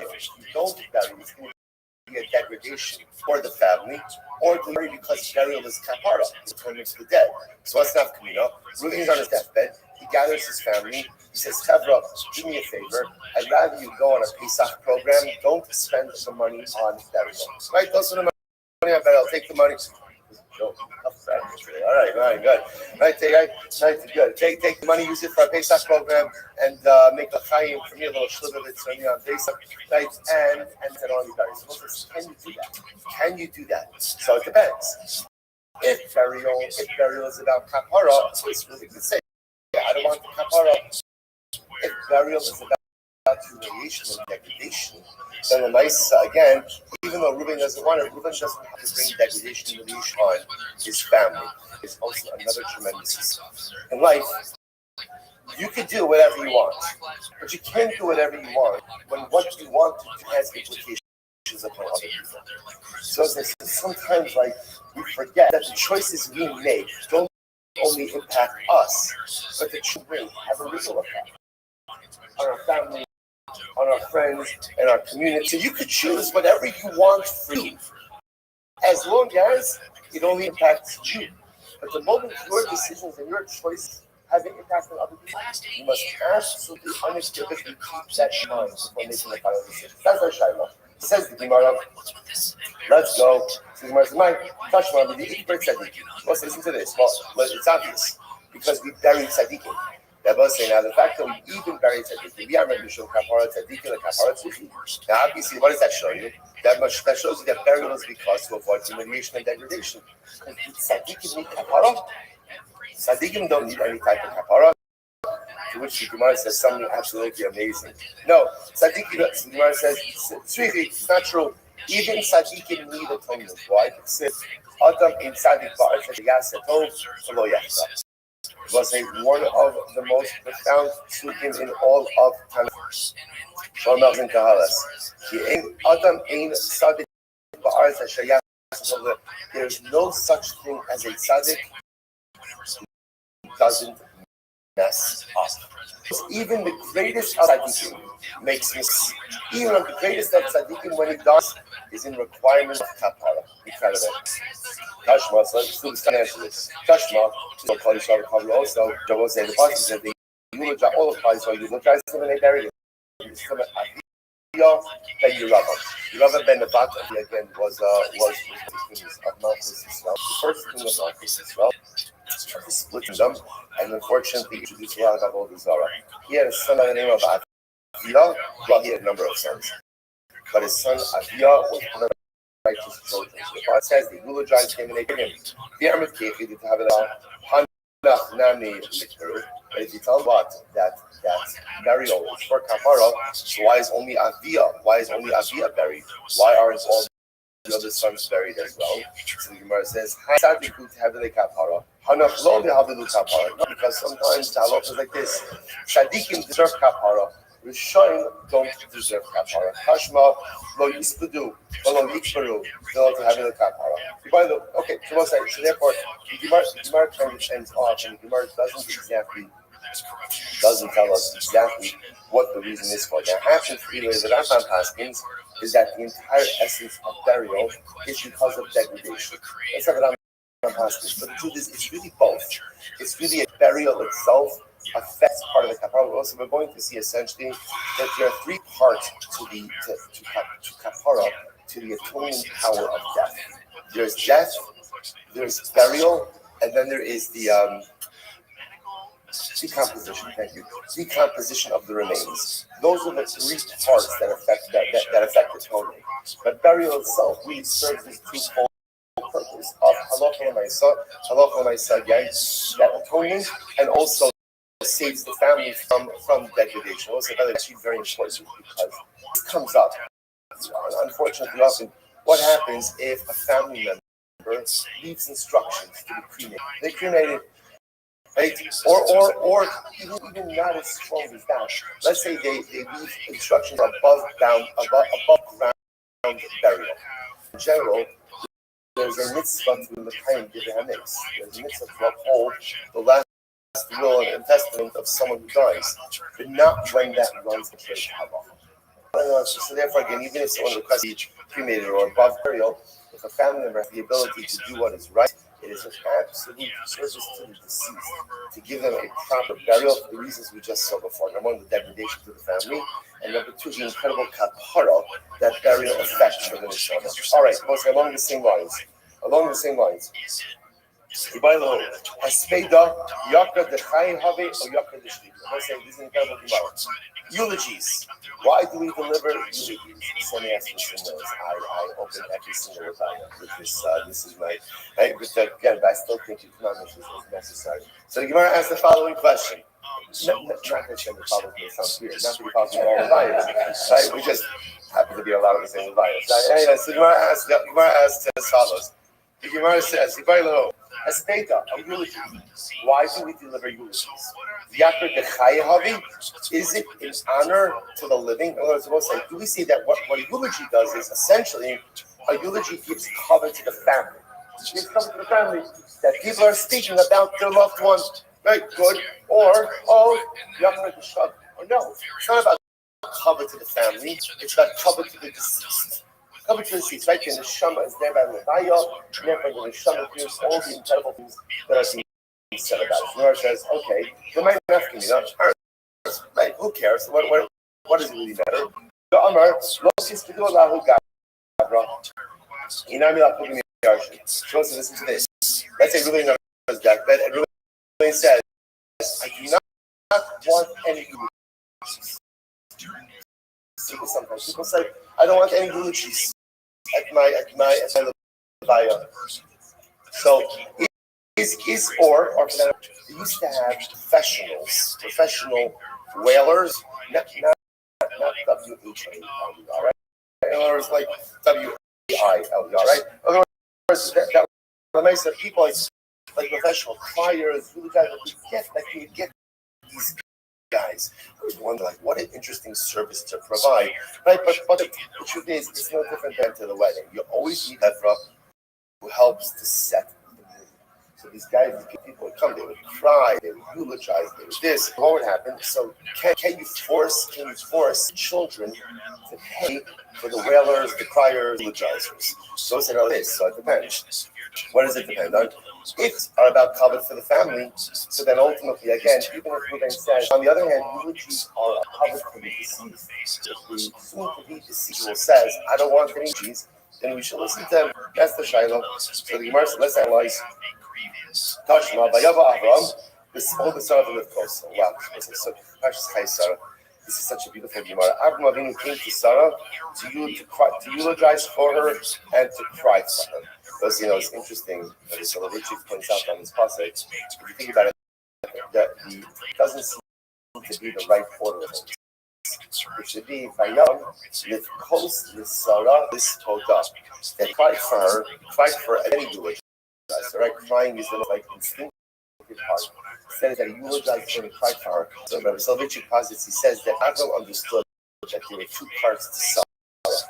There was public Sarah, there was Sarah. There was Sarah as Avram Avinu's wife, and there was Sarah meaning like as the mother to the monotheistic community. So Avram Avinu put the loss of the community above his own personal loss. So first he eulogized her. That was for the community. And then only after he gave community the opportunity to mourn her, only then did he mourn his own loss. Overwhelming. And as it was, but the Ian, Mishum Yakar the Chayehu, Mishum Yakar the Abram, Mashu Sarah, that was now, here's this dragon Gemara, and this is very important. Gemara understands over here that myself, Avram Avinu was not with Sarah when she passed away, right? Remember again, Avram was by the Akiva. Sarah Imenu dies in the area, right? Right? Sarah Imenu dies was by the Akiva. Sarah Imenu has to come to Sarah when. So now that means that they delayed the burial of Sarah in order for Avram to come and to eulogize. So if you say, watch this, if you say that a eulogy is for the sake of the deceased, then I understand, then it makes sense. It's covered for Sarah that don't delay her burial. But if you say that a eulogy is covered for the living, so because of covered for Avram Avinu, that people should hear about his wife, that people should talk about his wife, and if covered for him, we delay the burial of Sarah. Doesn't seem to make that much sense.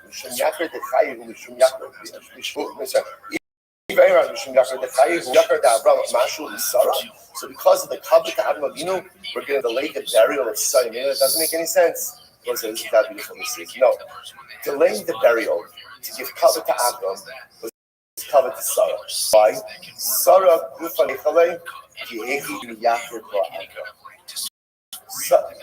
it was covered to Sarah for Avram to have covenant. In other words, even if you want to say that eulogies are not for the dead, the eulogies are for the living. The greatest covenant one could have given to Sarah was to give covenant to her husband. The greatest nachas that Sarah would have would be to know that Avram Avinu was being treated beautifully with love and with care. Those days, it is such beautiful insight into marriage. And at the end of the day, there's so much about what makes wonderful and meaningful a marriage. And I'm going to say from this right tomorrow, when you care for someone so much that their needs are more important than your own, that's a beautiful, holy, and blissful relationship. A lot of times in marriage, I'm happy to do for the other, right? I'm happy to do for the spouse, as long as my needs are met. Right? It's like the prerequisite. In other words, as long as I'm good, I'm happy to as much as needed. The truth is, that's not really what it's about. Really, marriage represents a level of selflessness that really goes above and beyond normative expectations. Another human being needs above my own totality. And to me, that as long as that other person is happy, I'm good. I'm good. Sorry, what made Sarah happy? What was covered for Sarah? Covered for Sarah was to know that Avram was taken care of, even in death. That right, Sarah would be happy in death, knowing that Avram was going to be such uselessness. When it comes to marriage, that again, Avram, your needs are above my. By the way, you should just know it was the reverse as well. Once I choose something amazing, I've been sort of like my heroes in marriage. Besides, I have some own parents, but the heroes in marriage. Remember, Avram wanted to have children more than anything. Sarah couldn't have children. Avram never once brought up the idea of taking a second wife. Right? Where did it come from? Who brought up the idea of the second wife? Who brought it up? Sarah brought it up. Avram never brought it up. It never came up. It was never never mentioned. Why? Because Avram valued Sarah over anything. There's a choice between Sarah's feelings and children and going with Sarah's feelings. If it's a choice between Sarah's happiness and my future, I'm going with Sarah's happiness. Listen, to understand what it means to be committed to another human being. It's not about me. It's not about me. If I customize me, I should have allows me to build a life with a partner. It gives me that gift of ready to nurture that gift. Is to be 1,000,000% selfless. It's not that okay, as long as my needs are met, I'm happy to give. A heightened level of selflessness and every that was Avram and Sarah, and that's the model for us. Incredible. Tashma. We're not going to finish this stuff. Okay, so I don't know. It's not my fault. It's not my fault. You put it's like let's read Eva. It's like the neighbor over here. It's too good. All right, let's go. The subtitle called Yisrael. The subtitle called Yisrael. Let's read this in super more. I be up in your rabbi. So Torah says they eulogize the nation. And if you want to say that eulogy is about physical living, Hanach b'nei Yiprininu, where the brothers or the family of Yerabim and Nebaki is serving a place. Tzaddikim want covered to come to other people. Kashma, people who know Tzaddikim Yaakov Yerushalayim. I have a pasuk says they shall not be buried. So the Gemara says that ultimately Tzaddikim don't want to come into Yerushalayim. Kashma, the Shalom Hamus. ובמסרפוס אבוסר המלוך מרשם משאיו לפניך כספו לך ויעד יספו דובך סבוס in Yo. So by Yo, the Navi tells him that ultimately again you're going to die in peace. And with the pyres also came before you will be so you're not going to have a good death, you're going to eulogize. The armor Mishum Yukrit the Chayim. Now again, the eulogy is about honors of the living and honors of the dead. So what does it say Yo that's going to eulogize? Who cares? It's not about the dead, it's about the living. What they need to say to him, the Yaakov Yisrael, Yehi to Nisri Ba'avasech. So ultimately, Klal Yisrael will gain honor you the same way that Klal Yisrael gains honor through your forefathers. What else I really beautifully as well that Tzaddikim are when other people get honored through them. Right? Tzaddikim don't just when people don't need their own honor. Tzaddikim are always happy when other people get covered through them. What's the top of Mem Zayin? 47. Tashma. Nivza be'enav nimas. So this is David HaMelech in Torah. Nivza be'enav nimas, which literally means again, someone who is low in his own eyes. This is the first Chizkiyahu, the king of Yehuda. Shegiver Atzmos Aviv Amita Shalchavah dragged his father's bones. So Chizkiyahu's father was a man by the name of Achaz.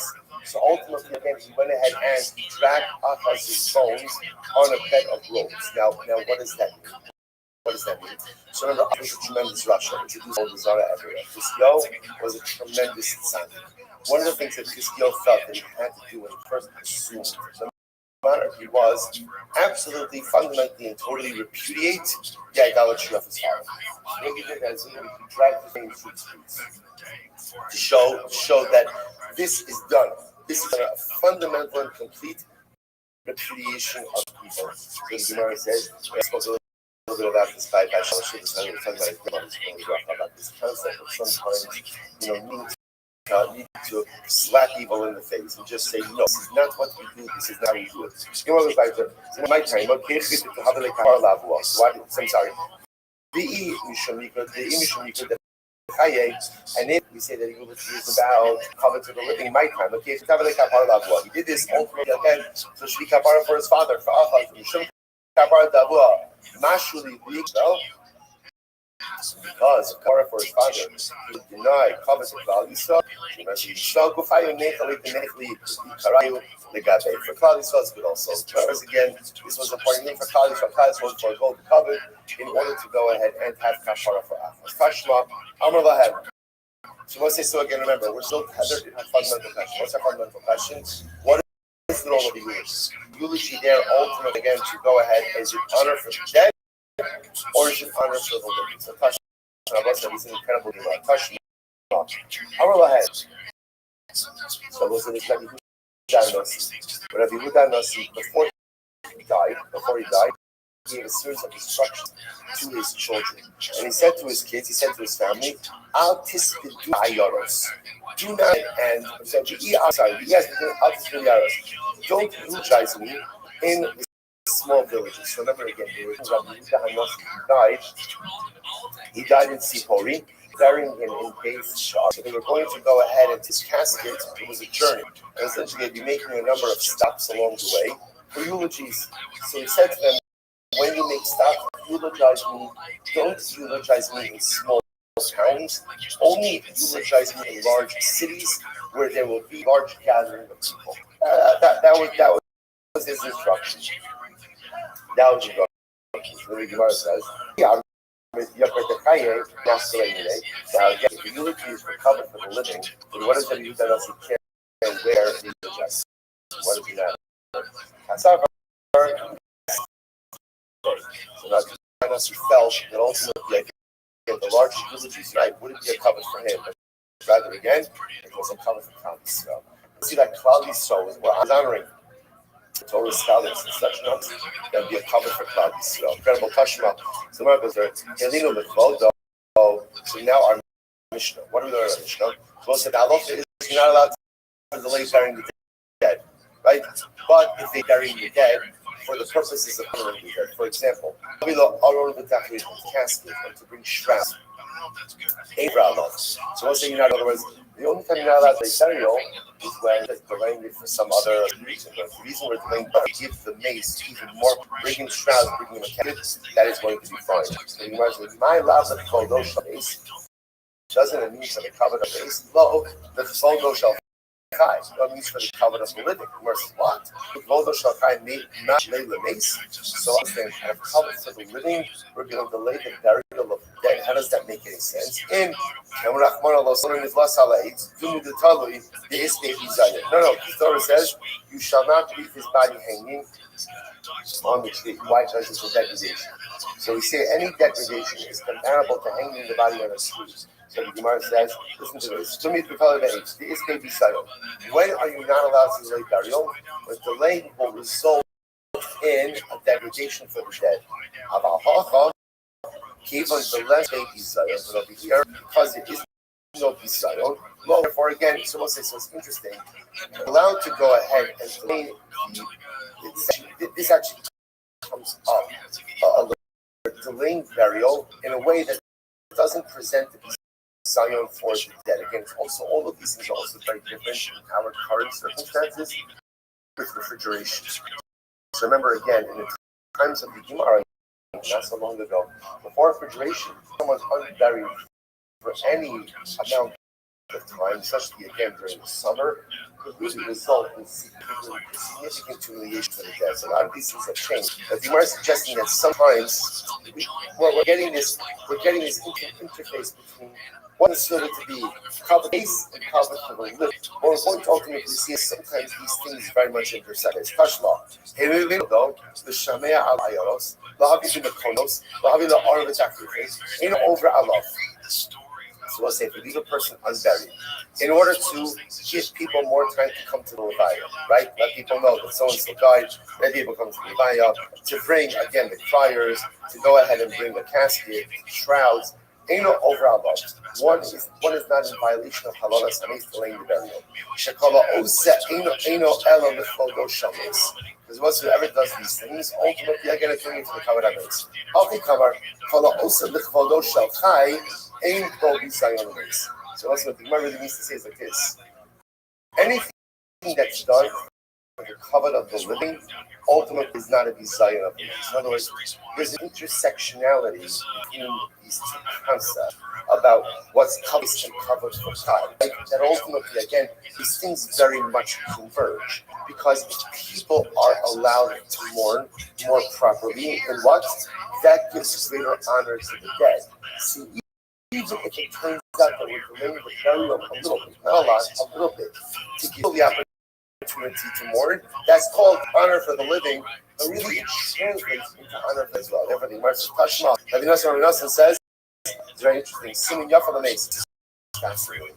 It is a good omen for the dead.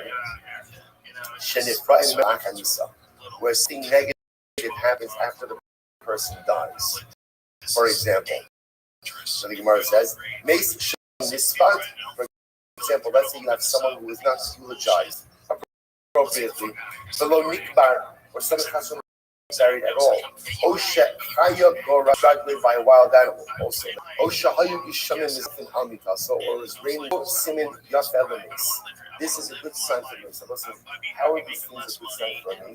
Because Rashi points out over here that what it means is retribution is being exacted for the punishment of the deceased on its body here in this world, so that the neshama will not have to suffer. in general, we have this idea, that it's a very high level to reach, but it's really something that we have to aspire to. That when difficult things happen to us in life, there is a certain element of simcha that has to come with it. Why? Because every little bit of tzad, every little bit of discomfort or pain or difficulty that I have in this world means that it's less that I have to suffer in the next. Right? All of us have spiritual baggage, and all of us have things for which we need atonement for. And when that atonement is exacted from us in this world, it means there is less punishment and less atonement in the world to come. So the Gemara just suggests over here something now, obviously, again, it's a very high level. It's very high level to reach. But even if, I can't, sometimes we'll say life is about things that I know to be true, even if I'm not really holding there just yet. Incredible. I will say, so the Gemara says, now, so what do you see from here? So the Gemara says, so what do you see from here? What do the Gemara, for our purposes, what's the part over here? And they weren't properly eulogized. I don't know. You can come up with this. Say, you know what this does happen? Someone dies on Chalamayim. Right? Or it's a grave site.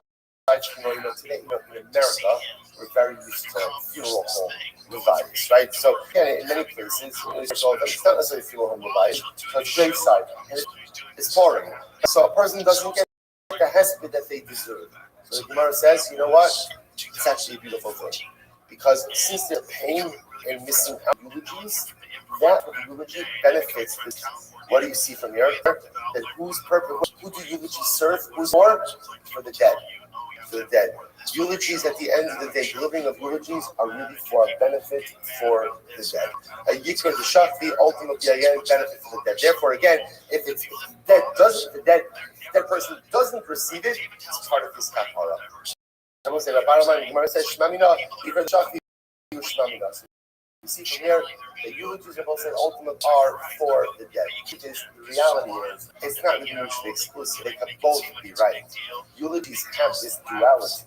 On one hand, again, the absolute process is incredibly important because, sometimes people don't understand the profundity of depth of the eulogy. And they'll talk about sometimes like the most annoying things. So imagine for a moment, imagine somebody said to you, you have 5 more minutes to speak to your mother, to your father, to your brother, to your wife, to your husband. Imagine somebody said 5 minutes. You wouldn't say, thank you, class. That's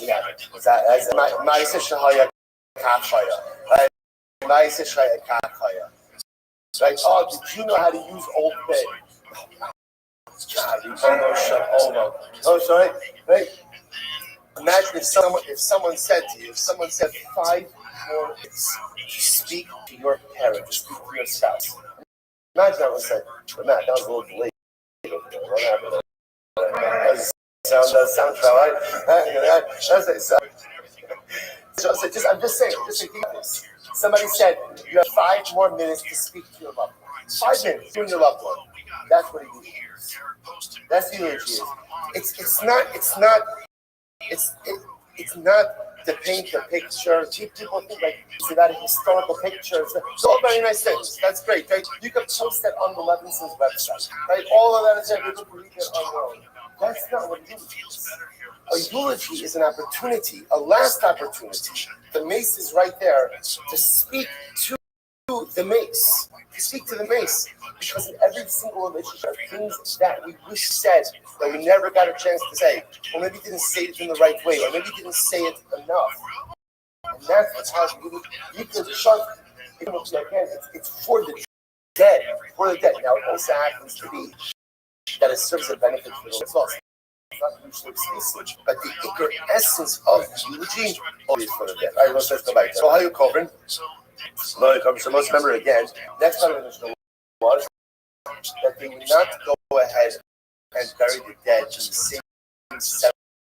Right, when somebody was executed by Basin, they were not buried in the same cemetery as someone who just died.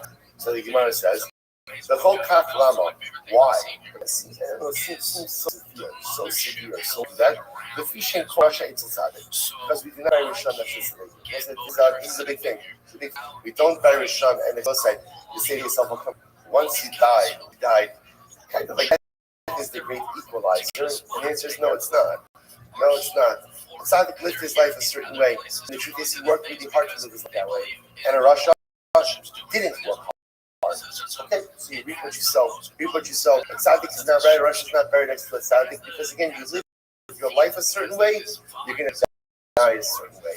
And you're going to be buried a certain way. And that's just the way that it is. So you can about Chabach and the Minayishin Kol Rasha Tzaddik having another buried Rishon next Tzaddik in Shneimar by Aim Kolvin Ish.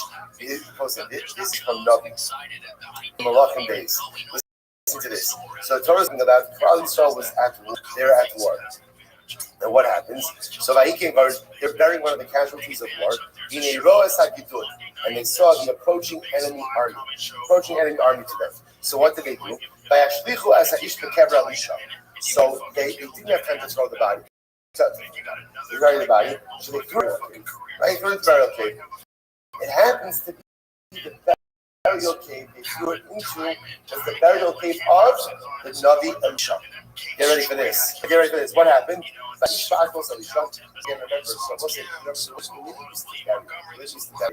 Is they would bury in caves, right? Well, first they bury in the ground, and then off what they would do is after the body decomposes, they would collect the bones and they would place it like in a kind of a cave. You can see this. Anyone ever went to the grave of Shimon HaTzadik? So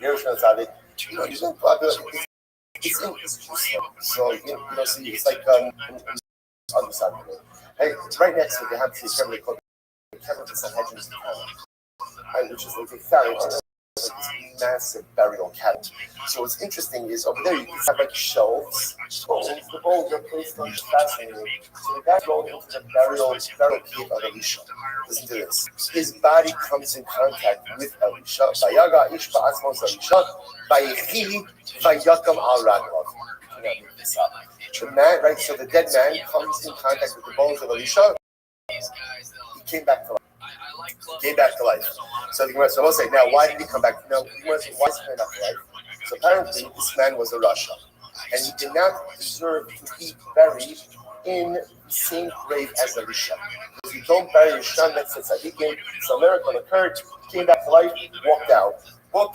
So so we'll say, maybe he came back to life for a different reason. Before the died, so Elisha had a bracha. So Elisha said to Eliyahu, I would like to be doubly as great as you. Can you imagine? And he says to Eliyahu, I like to be double as great as you. So what that means is, remember, Eliyahu brought one person back to life. Elisha said, I want to be doubly as great as you. So therefore, she should bring back two people to life. Now, Elisha died, he only brought back one person to life. Maybe this was his Kishnayim. Maybe this was his double portion. Maybe this was the second time he brought him back to life. That's it. We'll say first line. Here's the problem. It's true. The guy came back to life. We'll say what happened. But after he came back to life, he walked out of the burial cave and he died. In other words, he didn't go back home. He didn't go back home. He came back to life enough to walk out of the burial cave and died immediately afterwards. Ella, he no trying to his classes. So by the way, how did Elisha get his Kishnayim? How did Elisha get a double portion? When did he bring the second person back to life? Rabbi Yochanan, Sheripe Saras Naaman, Shishkula Kames. Oh, you know what he did? Naaman, who was the general of Aram, living with Saras. Elisha cured him from Saras. And we know that someone Saras is so the curing of Naaman from the Saras is like a Mason. The Siv Anati Mason. So what do you see from here? What's the takeaway? The takeaway from here is that we don't bury a Rasha next to a Tzaddik. In the same way that we don't bury a Rasha next to a Tzaddik, so too, we do not bury a serious Rasha next to a smaller Rasha. I guess it's like there are people who are expert Rishon, and then there are people who dabble. dabble, right? Russia dabblers. Right? So there's like a Rush, there's like a Russia law. Russia law, just like a shade Russia law. Right? So again, so there are different levels of shutting. We don't go ahead and bury a real Russia next to a little Russia law. The list can for us. So maybe you should have a different cemetery for every different Misas gate, right? There's 4 Misas gates, 4 different Misas. You have 4 different cemeteries. There's one snake first, Gemara.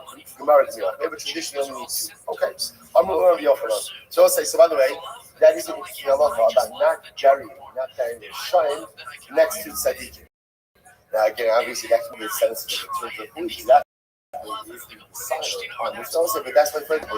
You do have certain cemeteries that restrictions like Shomer Shabbos. There are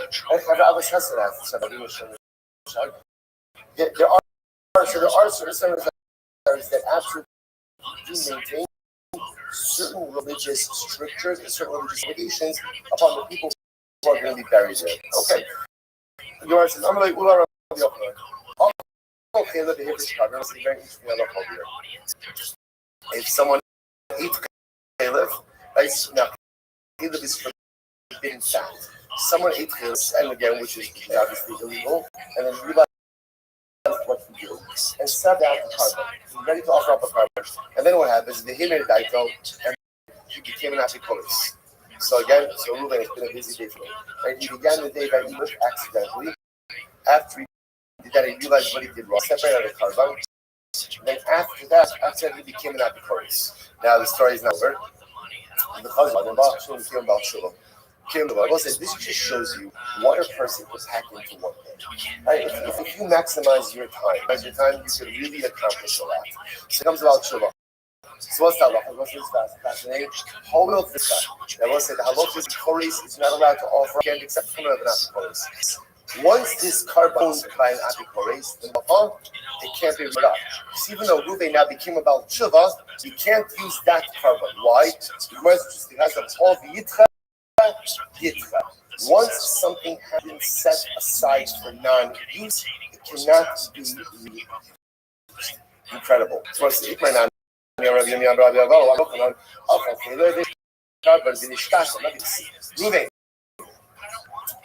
accidentally separated out a carbon, and then he became insane. Right? The shota, the chazav and the shtab, but then he became sane again. So what's that? The whole of the yitra. Let's say same person is a shota, can't offer up a carbon. So again, essentially, since the carbon was owned by it can't be offered. Even though he subsequently becomes sane, he still can't offer that carbon. Why? Once the carbon has been set aside for non-use, it's set aside for non-use. Incredible. Now, why don't you both these cases? They seem to be redundant, right? They seem to be the exact same case. So why do I need both cases? If you would have just come with the first case, ultimately again, apikarsis, I would have said, he became an apikoris on his own. But in the case of the guy who became insane, ultimately again, he did that just happened on his own. Maybe he's like someone who's sleeping. And back up, ultimately again, he can offer up the carbon. The actually in the half, and if we're just in the case of insanity, we shouldn't get the other officer because that the ability to go ahead and return. Right? Doesn't have the ability to somebody's going to become sane again. Have a husband with the other officer, but in the case he has the ability ultimately again to become about the maybe halacha l'maisa, you kind of different too. Therefore, say again, in both of these cases, you can't offer up the carbon. Why? Because essentially, if the carbon was owned by someone who is unfit to offer it, it is forever set aside for non-use. Even if the person's status changes, he's going to have to set aside a different animal. The concept is whole of yitra. Once something is set aside for non-use, ultimately, again, it remains set aside. As well as the tremendous illness, which is in life, there are certain doors that close that once they close, you cannot reopen them. See, we like to be able to think, but if we don't take advantage of certain opportunities when they're in front of them, it's okay. I'll get to it later. And there are situations in life like that where if you don't take advantage now, the opportunity will be there later. But there are many things in life where if you don't take advantage now, once the door closes, it closes. You cannot pry it back open. You're not getting back that opportunity. Once again, you can't do it anymore, then ultimately again, you are done. Now, the beautiful news is there's always more opportunities, right? There's always additions afterwards, right? But once it's done, it's done. So that's why we have to be so careful, to be mindful of our life opportunities, to be mindful of the doors that open in front of us to keep advantage, because we think we're going to get to it when it's a little bit less busy, a little bit quieter. Never happens. Gemara goes weiter. How you kachim means deach. So what's this by Yerni Dachas, which is a city that is condemned. The inhabitants worship idolatry. So now again, let's say in the Yerni Dachas itself, they were kachim. They were sacrifices. Kachim is deach yamusu. Anything that was going to be offered up in his deach should be killed. Kachim bedekam too. Anything that's financial. See, ultimately, again, should be written. You have to kill them. Why do you have to slaughter the animals? How you look kapara? South to the once people of the early dachas are killed, ultimately, again, that's their kapara. And they use the kabanos. Because once something is set aside for non-use, it remains set aside for non-use. So that becomes the whole yitru. One second, Abaye says, 1 second. Do you think that death by itself atones? In other words, we're going with this thing that death atones. But Abaye says, do you think that if someone just dies as a death atones for them? So I must say, if a person is a Russia and then he just dies, natural causes, that's not kapara. That's not provide atonement. You tell me I thought was that maybe, let's say Cohen has a father or parents, and his parents went off with death. His parents became happy. You might have thought that a Cohen should be Kami himself for these individuals. But also only when the parents are on the right derech is the son who's a Kohen the Kami for those parents. Now, what do you see from there? Say, you see from there, God isn't death mechak? No, death. What kind of death is mechak? So, if someone is executed, that type of death is mechak. But just stam dying of proportionate or natural causes is not necessarily mechak. Somebody runs nerag and show. How could you compare someone who's executed because of his rishos, someone who died of natural cause? Rasha, Mace of Risho, Kevin the Ari Kamayas, Lo Havi Kappa, Nerag without Risho, Araki Mayas, Havi Kappa. This is the type of distinction. As a Russia, and they die of natural causes as a Russia, that death does not atone. If a person is a Russia and they're executed because of their rishos, that death atones. Now we're going to see even that death by itself doesn't have to be more. Teda, Tichsev, Mizma Yasaf. And okay, so we'll say this is about the destruction of Beis Hamikdash. The Gentile nations have come into your Beis Hamikdash. They have defiled your holy sanctuary. They have given literally again the carcasses of your servants as food for the birds. The flesh of your chasidim to the animals of the earth. What's Chasidecha? So there's love Chasidecha. Chasidecha refers to Chasidim. Real Chasidim are truly pious. So the Gemara says, Avadecha, Hani Dimechai, Dina Dimeikara. Avadecha, these were people who were Rishayim. The Chayvim people, and once they were executed, once they were executed by a Beis Din, they were called Avadecha. What do you see from here? You see from here that someone executed by Beis Din ultimately becomes a tzaddik.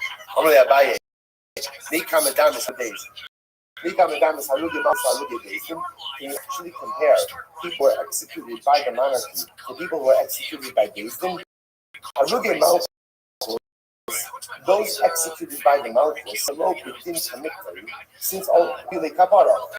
So I say somebody executed by Beis Din, since that's an abnormal death sentence, an abnormal reality, death is not kapara. So those who are killed, let's say by our enemies, that ultimately again is abnormal. Therefore, that's Machaper, killed by Kiddush Hashem. On the other hand, Halugi Bezdin, those killed by Bezdin, they did commit to who are killed because of legal trespass, no Halugi Kapara. Ultimately, again, that death is not a Kapara. So what it says, now the Gemara suggesting there are three types of death: death of natural causes, death by enemies, which is like the death of Kiddush Hashem, and death by Bezdin. So the Gemara wants to suggest death of natural causes and death by Bezdin does not automatically affect kapara. Does not automatically affect kapara. Death by enemies, right? Essentially, that automatically affects kapara. Here you go. I'll tell you why this is true. This now, we'll say a few more minutes. This now, how you covered also the kibbutz also. When someone is executed by Beis Din, we don't go ahead and bury him in the kever of his fathers. These are like but if you say that execution, death by a Beis Din ultimately again affects kapara, then why wouldn't you bury him in the burial place of his forefathers? Which the Gemara says, no, so really the atonement requires death and burial. So most of about was executed by Beis Din, we would not go ahead. There was no avelos. Yes, there's no avelos. But there was only aninos. She'ein aninos ala balev.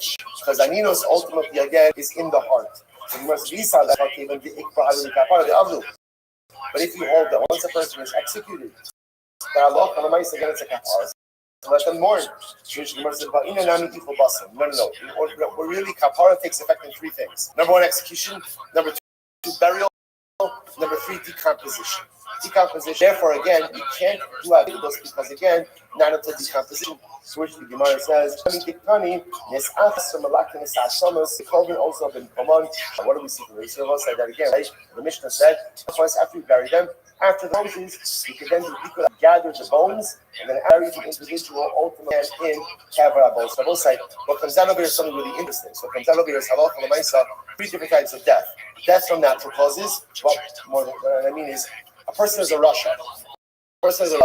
And now they die in one of these either natural causes. So it is clear that if a Russia dies of natural causes, what's the impact of his death on his rishos? The impact of his death on his Russia status? Zero. Still Russia. If he dies because he's killed by what we call halugim, he's killed by Gentiles because he's a Jew, then what's the halacha? His death is in the kappa. Right? That's dying al Kiddush Hashem. His death is absolutely in the kappa. Then there's the third type of death. The third type of death is being executed by Beis Din. So what happens when Beis Din executes a Russia? So let's say here it appears that it's interesting. Here it appears that there is kapara, but kapara really is three things. Number one, execution. Number two, burial. And number three, decomposition. Now, both sides. Now, the truth is, we already know that execution by Beis Din is not mechaber by itself. How do we know this? What did the Mishnah say? When the Beis has skila, the Beis Din say, what did the Beis Din say? Right? It's Vada. You start to do vidui. Right? You see from here that death by itself is not mechaber even for Nisa. Why? Because again, they would order him vidui. They would order him to confess his sins. So the fact that he did not confess his sins indicates to us that death by itself was not mechaber. He says Beis Din is not mechaber. Even death by a Beis Din requires number one, shuvah before you die. Number two, execution or decomposition. So we'll say, stop over here. I want to point out, it's really Rabbi Yisrael. It says what? He was looking at the end of Amud days yesterday. All on it. So if you see him, please make sure to go side. Shkaya Kabbalah.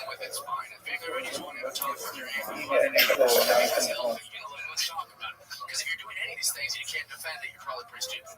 But when you start going, I won't even be associated with that person because of whatever it is, that's a problem. But it doesn't seem smart. Yeah, it doesn't seem healthy. You know, if you don't have any room for disagreement. But it's also like the thing between Kimmel and Trump is so dumb. It's very dumb. It's so dumb. Well, it's like good morning. Let us begin by thanking all of our sponsors for this morning's good thing. Howard told sponsor. Yes. Howard goes sponsor 4. All right, you're going to go sponsor. Hey, the Tulsa was shot to dedicate all this year to the bus, but the Soros Towers and so I used to learn transfer for the audio character and then to sorry back to Shimmer to the rapper, which is currently doing a joint with the American about Comitora, Tim Channel having a real understanding. And that really sponsored the Nishmas and Cambridge Rock Festival yesterday was also being a the American Comitora. Who's having a channel having an understanding in this. What's with that? Let us begin. Alright, we are going to do a runaway train today. Let's do this. Today's gap is Menhay 45. We are picking up on them down little bit again, 3 lines down from the top. So remember again, he's left up in the middle of Yeshua and the Malach. Malach appears to Yeshua, tells him, I'm here because of 2 things. Number 1, you went ahead and you failed to offer up this coming yesterday, the daily offering. And 2, now it's at night, you should have been learning Torah, and instead you're going ahead and you talked to Talmud Torah. Okay, during the day you were fighting a war. You couldn't learn. But now you should be learning. Now you should be learning. And again, and Yeshua says, so for which one did you come? Sorry. Right, for which one, right? What is the infraction for which you are coming? To which the Gemara says, Amalei Atabasi. I came out to the Talmud Torah. I came out because they're not learning. So what happened? Yeshua literally because it says Yeshua slept literally that night in the valley. What is that? Well, let me show you what I'm talking about. He slept in the valley of Yeshua said, take out the Gemara, the word now, the mother is really not learning. Everybody likes to get to work. I want to be okay. Is it was to work out or you understand your out? Go come and tell you what's not understanding. What do you see from me? You see that Torah is even greater than the offering of Kabbalah. So what a profound thing. Learning Torah is even greater. What does that mean? Merit. There's a course that what a piece of learning Torah is even greater than all Kabbalah. It's not on a basic level. It makes so much sense. Remember, offering of Kabbalah is something that someone else does for me. It's true, I agree with you, it's important, right? But when I say I'm not actually Torah, it's something that I actively engage in. So I'm not Atabasi. I'm going to buy it at also really just a profound, but if we have the opportunity to engage in something that's even greater than offering of Kabbalah. You know exactly. Already I buy it at Kamna Rav and Maimon recently. What do we do with this blessing? In Eretz Yisrael, following concept. I'll give you his Meyer. Don't put to fight. Not Taseh Ba'acharizal, Ba'achmin Osariach. What would you do when your friend humiliates you? Read Chal, read Esreach. You know, have an argument with your friend if you need to. The Sakar Al but don't reveal the secrets of the what does this mean? Because Allah has probably Cheskel. Late Emona means something. Because God was obsessed with Klal Yisrael. So he says to Cheskel, go and say the following Klal Yisrael. Go and tell them, Avicha ha'amori v'yinecha teaches. So it's actually pretty careful here. Go and tell them, your father is an Amorite and your mother is a Hittite. And this is a reference to the fact that I've came from the foundations. As a obsessive Klal Yisrael, it says, go tell them that your father is a Hittite and your mother is an Amorite. The Gemara says, Amalek Pastor is from Baruch. So Ruach Pastor, literally again a spirit. That actually points out this was the Malach Gavriel. The Malach Gavriel says, before I say Baruch, only the Machem also says Gavriel, Yitzhak Kadosh Baruch Hu Moshe, Zibona Shalom. Abba and Sarah was you say this, like you go ahead and say such a thing. Not that you go ahead and embarrass them. That's it. It's like a saga. So God literally says this passage to listen, fight with whoever you need to fight with. Fight with. But don't reveal this to all the others. And you should say, right? Because God had the right to speak. Who is no one was ready for you. Shalosh Gabriel has 3 names. Piskin, Itmir, and Sidro. Piskin, the posting card Tabiamala. The Piskin because because again, literally, he measures his words towards the Baruch. In other words, that he's Hashem in a stark way. Itmon she'otin B'nei Yisrael. Itmon shuts out the awareness of Yisrael.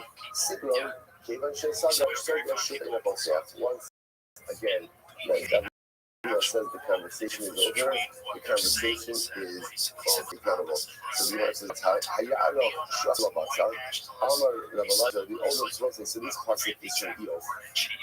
This pasuk is from Eov. Now, literally translated over here, what's happened is Eov's friends, there's this interesting conversation after Eov is suffering, so there's all these interesting conversations between Eov and his friends. His friends are trying to figure out the root of his suffering, right? Why is he suffering so much? They say to Eov, had you davened, would you not have been saved from this calamity? And the Lord will be only yachted of the tefillah itself. Those are the profound Gemara. A person should always daven before the suffering occurs. Daven proactively. Shomali Lord having the tefillah itself, they base El Ubein Ha'ai, when the Shtayim and Misha Yosuri to Koretz. Had Adam Avinu not actively daven in the area between L and I, Klal Yisrael will never escape. That refers to, remember again, that's the war. So these stories can't remember again, how do we get started with this? Achan was taking the spoils of Yisrael, but he wasn't allowed to. You're sure that something was up, because 36 men were killed in the Battle of Ai. They were killed in the Battle of Ai.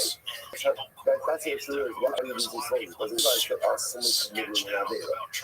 So what it says, the idea over here is also that while we could get Baruch Hashem, it was quote unquote only 36. After you get places, after these could have been much worse.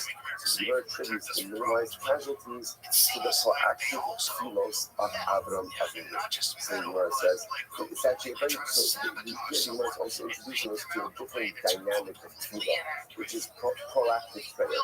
We're very used to the concept of reactive prayer. Something's wrong, I need something, there's crisis, I got it, which is incredibly profound as well.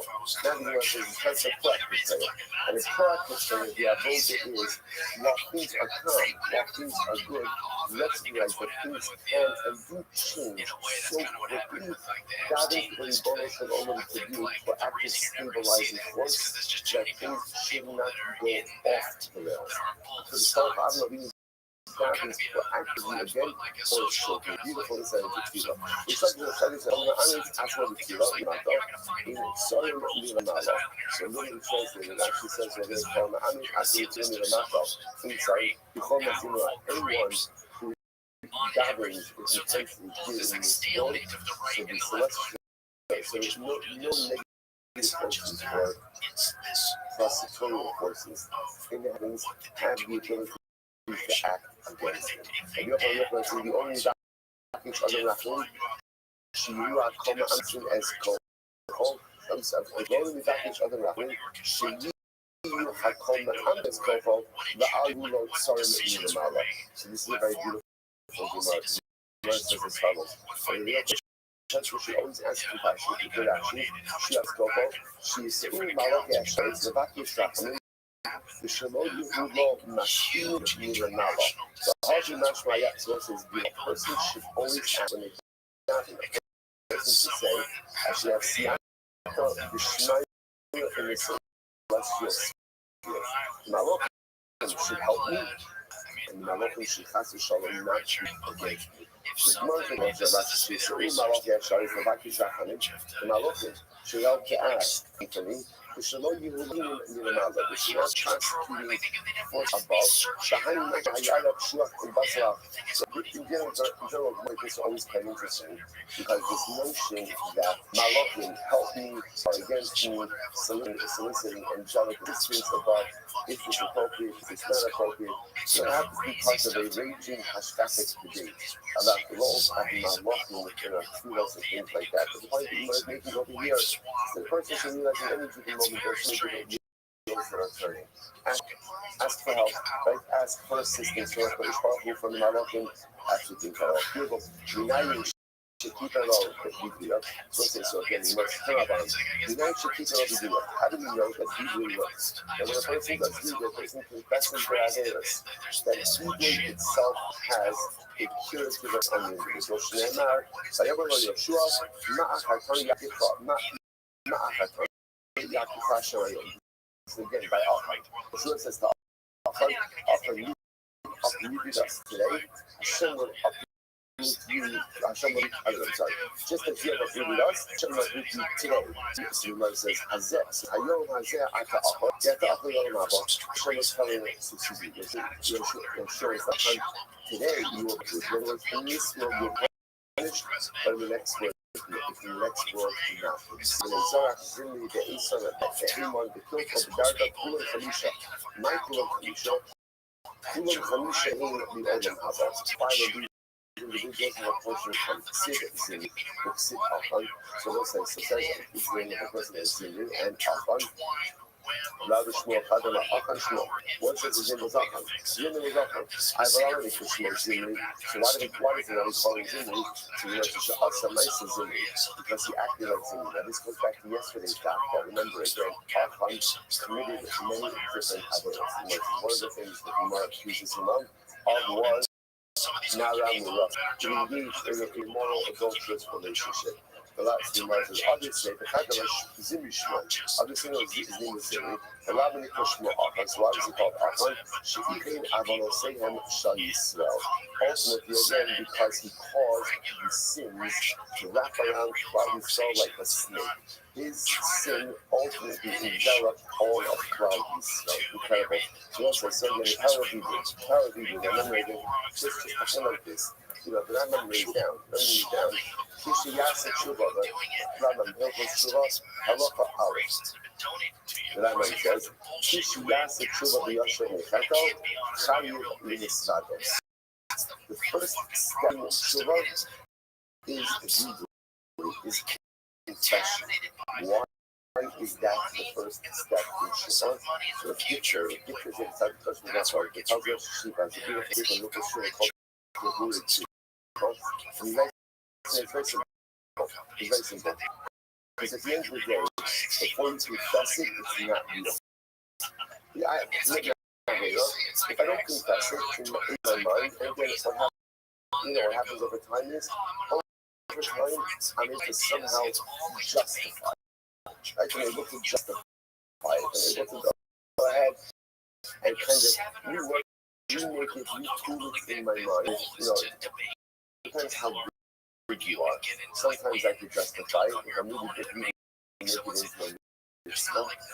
Right? Then I said enough time to even begin to myself as a son. You know what? So the power of confession is confession makes the sin real. I acknowledge the fact that I did something wrong. I acknowledge the fact that I wrote something significant of me. If I acknowledge and I make it real, then I the opportunity to fix it. If I don't do those things, I'm just never going to end up really fixing it. That's the power of Hebrew. The confession itself has a real ability of identity. Hebrew is Mechaba. So if you think about that confession code, how does that make any sense? If I confess it, I just confess it. It's not like I did anything else. It's not changed my life. It's not like I changed the way that I live, but I must see the act of enough personal courage to take a step back and say, I did something, and to own it, that by itself is a huge and incredible step in personal growth. Even if I don't do anything, even if there's no action there has to be more follow-up. But even if argument's sake, if there's no more follow-up, that is still a tremendous accomplishment. Incredible amount. All right, let's go back. You know what it says? On the silos, for you to all the Rakosasan, because remember again, so if you remember the end of the Mishnah, was talking about this idea. Now what happens if a person doesn't know how to be good? The person doesn't know how to be good, so what happens? What's the the person is just saying, like my guest should so then the Mishnah ended off, there was this Mishnah, the Mishnah ended off, if Ruben, that he is innocent, Everybody could say, my death should be a kapara for all of my averos, except for this, because I didn't do it. So then the comes back to that. If that's the case, everyone will say that. Everyone's going to say that. Why? Right? Because every defendant is innocent. Every defendant is innocent. He says to Gemara. He says to Gemara. Good. Do not process. Who cares? Let everybody say it. Let everybody say it. What does it matter to us? So let every guilty person bring that out. Say, my death should be a kahara for every other except this one, because I didn't do it. So what? What does it matter if he says it? This one, Hochi Vasa, what he did. Because it doesn't look like it. At a certain point, it looks like you're casting aspersions on the judicial abilities of those two. Right? Because at the end of the day, if every single person is being executed says, I didn't do it, the optics are strange. The Allah Eden, I don't need Eden as well. I want you to listen to this verse. I'm not about it. My Sabbath actually, yes, I'm recalling. There was once a guy who was being led out to be executed. Amar, in which the Abozer located Shasi Kafara, the follow of those. He stated this guy is not to be executed, and he makes the following statement. If I committed this sin, if I committed this other, if I was being executed, my death should not be an atonement for any of my offenses. In any of them, if I don't have this avera, Shasi Kafara, the whole avodas, then ultimately again, allow my death to be an atonement for all of my offenses. If I did this avera, my should atone for nothing. If I didn't do this avera, my death should atone for everything because it's on the nukin and listen to this. And says, you know what? And I hereby, they didn't just for their best. They didn't do their best. So I don't hold them culpable for my death. However, even but the witnesses should never be forgiven. What the guy's saying right is obviously the guy closed. What he was right. So two things. Number one, he's saying, if I committed this avera, my death should atone for nothing. If I didn't commit this avera, my death should atone for everything. Number one. Number two, I don't hold Asian accountable, right? They're just doing the job, their constitution, nothing else for them to do. But the agent, he should never be fined for this. Not in this world and not in the next. So what happened? Which is to show from the government, South Syria, shut out the Chum heard this, and was obviously, this is startling. This was very startling because the guy was willing to go ahead and say that if he committed this avera, his death should not be a kapara. Very startling. So now the Basin heard this, they didn't know what to do. If you bring it back to the Basin and retry the case, you can't do that because already it should be verdict. So what happened? Executed. And again, they think that really what's happening over here is the guilt is going to be suspended around the neck of the agents. That's obvious. The Gemara says, let's see if the Kahadri Begus Sahadi. No, let's say what happened over here. What happened over here is, so let's say, first of all, it's obvious. Obviously, it's a very shocking statement. But just because the guilty party makes the statement doesn't mean they're going to reverse the din. The din is the din. Obviously, it's a pretty shocking and jarring statement. But there's nothing else to do. No, what happened over here? The witnesses wanted to report. After hearing this, like the witnesses wanted to recant. So as the Gemara says, if you had to do my hobby, you should have called your not yet. So there's a principle in Avis. One is, that's the principle. If you give your testimony, that's it. You can't go ahead and retract afterwards. To which the Gemara says, that's because you are behind in the silent. So let's say what happened over here. The witnesses wanted to and they wanted to explain why they were retracting. So now maybe they have a rationale for why they were out. And then we thought about it a little bit more. And then I was like, how look, it is actually with one person's testimony, you can't go ahead and go back and do that. That's the end of the story. Even if they have good reason to go back and give the whole story, like your whole myself, the whole explanation, nevertheless, we don't go ahead and let them go back. And let's say, to do the says, yeah, who mercy the buy next stuff, it's a tax collector. I'm gonna record it separately later on. This is a overwhelming story. that's brought down in Rashi. The reason I left on this page is because that entire left-hand column is pretty much one Rashi. It goes from the top to the column reportedly we're on the edge as a separate piece because it deserves its own time and the shot of finishing it. We're going to save it for later on, but it is a tremendous, tremendous story. All right, so let's say that's the end of that sugya. The power of Bigui, the power of to go and affect the clothing all by itself tremendous. Continuing in the action process. So now remember, they're leaving you now. They're leaving you, don't have to be executed. So now we'll say when they were 10 amos away, that's when the whole bigui, that's when the whole confession process occurred. Now they're down on this away. So what happens? Not cheating also the dog. So they tell him to take off his clothing. The Gemara says, now the reason they're doing that is because remember, a person who's unclothed is killed faster as a result of stoning. That's what we're going to see over here. It's not a degradation piece. This is just the opposite. This is in order to expedite the execution. So when you're 4 amos, we tell them to undress. So you also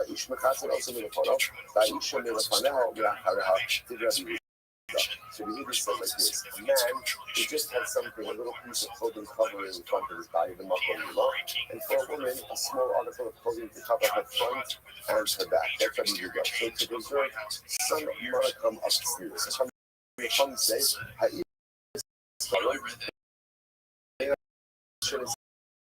this becomes a number of stone unclothed, ultimately is by a man. A woman is going to be executed, she's always executed. The top of number 45, here we go. Everyone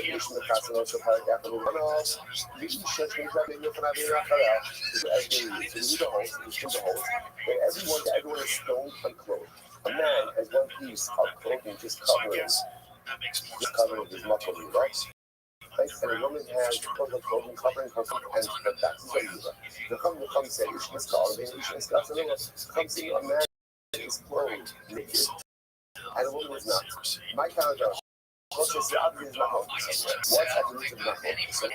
what's the logic of the Rambam say that only a man is stoned unclothed, but a woman is executed clothed? The Rambam also, Pastor says they will stone him. My also, what does also mean? Also, you want to say that the thing of stoning applies to a man or does apply to a woman? That's it. Or say that the Pastor explicitly says that they will take out the man or the woman for stoning. Which was the other mind also, right? What does also mean? And so below the Susa, what it means is that is a special din of stealing by a man that doesn't apply to a woman. What's the special din of stealing applies to a man, not by a woman? Also, you get clothing that by a man is stoned unclothed, and a woman is stoned with her clothing. The Gemara says, also below the Susa, also the Susa. Okay, so we'll say that's the Chacham. That's the Malacha. So again, you go ahead and you stone a man without his clothing, a woman is with her clothing. You know, it really says, also, the locus is so, Roshna Isha. That means no. Also is a generic term that means what? Everyone is stoned without their clothing. Like, that's the halacha. That's the halacha. So the Gemara says, it doesn't matter man, it doesn't matter what the name are. That will say, like, this is what's driving a lot of this. The name of the text is just to imply that the Chai Shili with Yehula, but it's a little high. Even though what's happening over here is that I got right there, literally again, it's just but the maybe something deeper over here. Maybe the Hachamim are concerned, ultimately again, they are concerned that if you go out, especially by a woman, and stone her, there are other people. So maybe again, the singer will go ahead and elicit the inappropriate desires, and therefore that's what I'm concerned with. So the Rabbanon, who are is concerned for that. Sorry. Who are concerned for that? Or say a woman is always stoned clothed, right? And Rabbi Yisrael seems not to be concerned. That was happening already. But yet, we actually just the opposite. Always just the opposite. So this is vice versa. It's not. A coin of the leader. So again, so there's always special culture. There's an entire process. She's brought before the coin. There's the entire mixture of water. So we go ahead and do the water. So as the coin rips part of the clothing. God says this is not clean of these out. The coin holds on to her clothing. They care, they care. The Mithru, Shinogara as Liba Basosa her heart is closed, and they undo her hair is braided, they undo the braids of her hair. What that means is, in the social process, it is possible that it will be unclothed. Some states that I will not allow it. But he says, in higher Liba Gaya, no higher Liba the higher Sarah, the higher social, and ultimately again if her hair is attractive, we also don't undo it. What do you see here? So you might say it sounds like well, it's the one who is Hoshish, ultimately sees this Sota, the sun speed of being unclothed is going to retire with him. They ended up not to be concerned for that, directly contradicts what we just that I saying a woman is only stoned with her clothing. Oh, and Rabbi Yehuda, she's in a partial state of being unclothed. So what's going on? Rabbi says, no. By the time of Shema Hatim with Zakar, she's going to appear to Kuda. How about on the Katba? That's incredible. No one says, no. The difference is, in the case of the Sota, so what's going to happen? So she could find out this innocent. She comes out of this innocent because it's interesting. The Pir Kuda, what is the Pir Kuda? What's going to happen? She's going to emerge from days there, like innocent, I mean, that's good. And what's going to happen? The Pir Kuda, I'm going to try to pursue her, and it comes out innocent. I have plans for tonight, it's not that. So I mean, not good also because she's social, right? So that doesn't work. Yeah, well, right? So the nice again, so because ultimately again, she can be found innocent. So usually the basic which is sexual immorality is the source, it is partial state of being unclothed. Here, in Mishnah, talking about only will be executed. So there's no concern about that. So you mentioned the law. Asilu is Gabach, and I said this is incredible. Maybe again, maybe you should be turned by Stila, because if they see a woman in a partial state of being unclothed, so again, fine. So there's nothing's going to happen with this woman because she's about to be executed. Maybe we'll awaken in them higher to do immoral things with other women, or just immoral things in general. So it's an incredible deal. Our Rabbi Miri, Eitzah Sholit, Ella B'mi She'elov Los. I said this is fascinating. Rabbi says we have a tradition. What's the tradition? That the Sahara only takes hold of something that you see with your own eyes. In other words, what Rabbi says is this.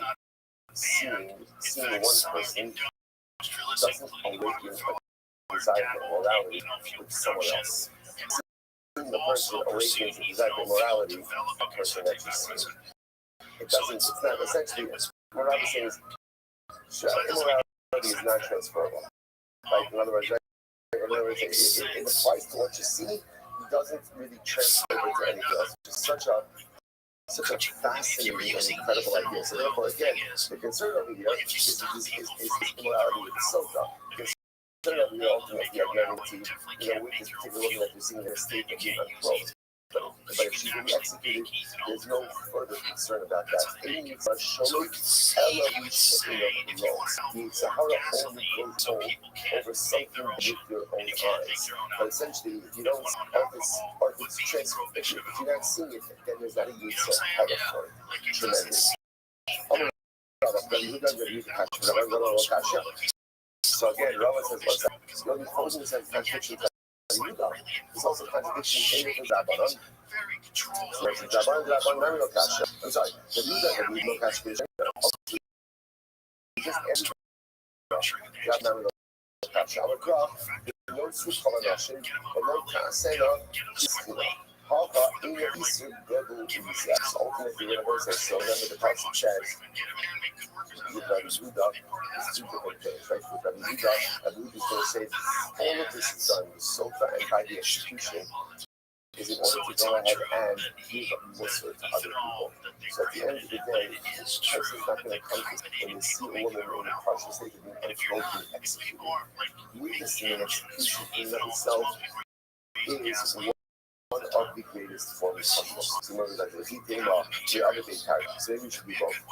Maybe you should go ahead and allow for the mindset, compromise from both ways, namely execution and also the basement for being unquote. I'm not going to have to you have to know how to follow low Nisayaka. So I said, this is incredible. So ultimately, again, you might say, no, you don't have to execute someone. If there's someone, you have to on their dignity. You're not going to dignity. So I say, isn't this incredible? You have to learn how to promote. For example, how does this manifest itself? Even when you execute someone, there is still a halakha you have to do here.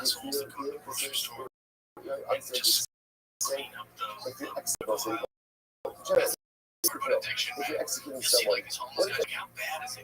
Not good. Not good, right? These people don't get into those kind of situations. The last situations that people get into, generally, if you let out to the base of schema, you're not a good person. Precautions.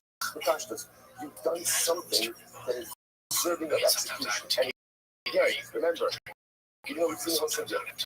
The basement's been advocated for you, the system is advocating for you, yet no one you pretty much is probably not a good guy. Without any means. So it's even for the Jew, not a good guy, there's a halakha. What's the halakha? You have to obligation to love him like I love myself. Not manifest. How does it manifest? What it manifests is minimize the suffering or minimize the degradation that such a person is going to have in his execution. So again, in this case, if you're trying to do that for a woman, we're not going to execute her unquote. That's what it means. Or for a man, we're going to execute him unquote, or sitting in a cover in the area of his meat. We're going to preserve his dignity.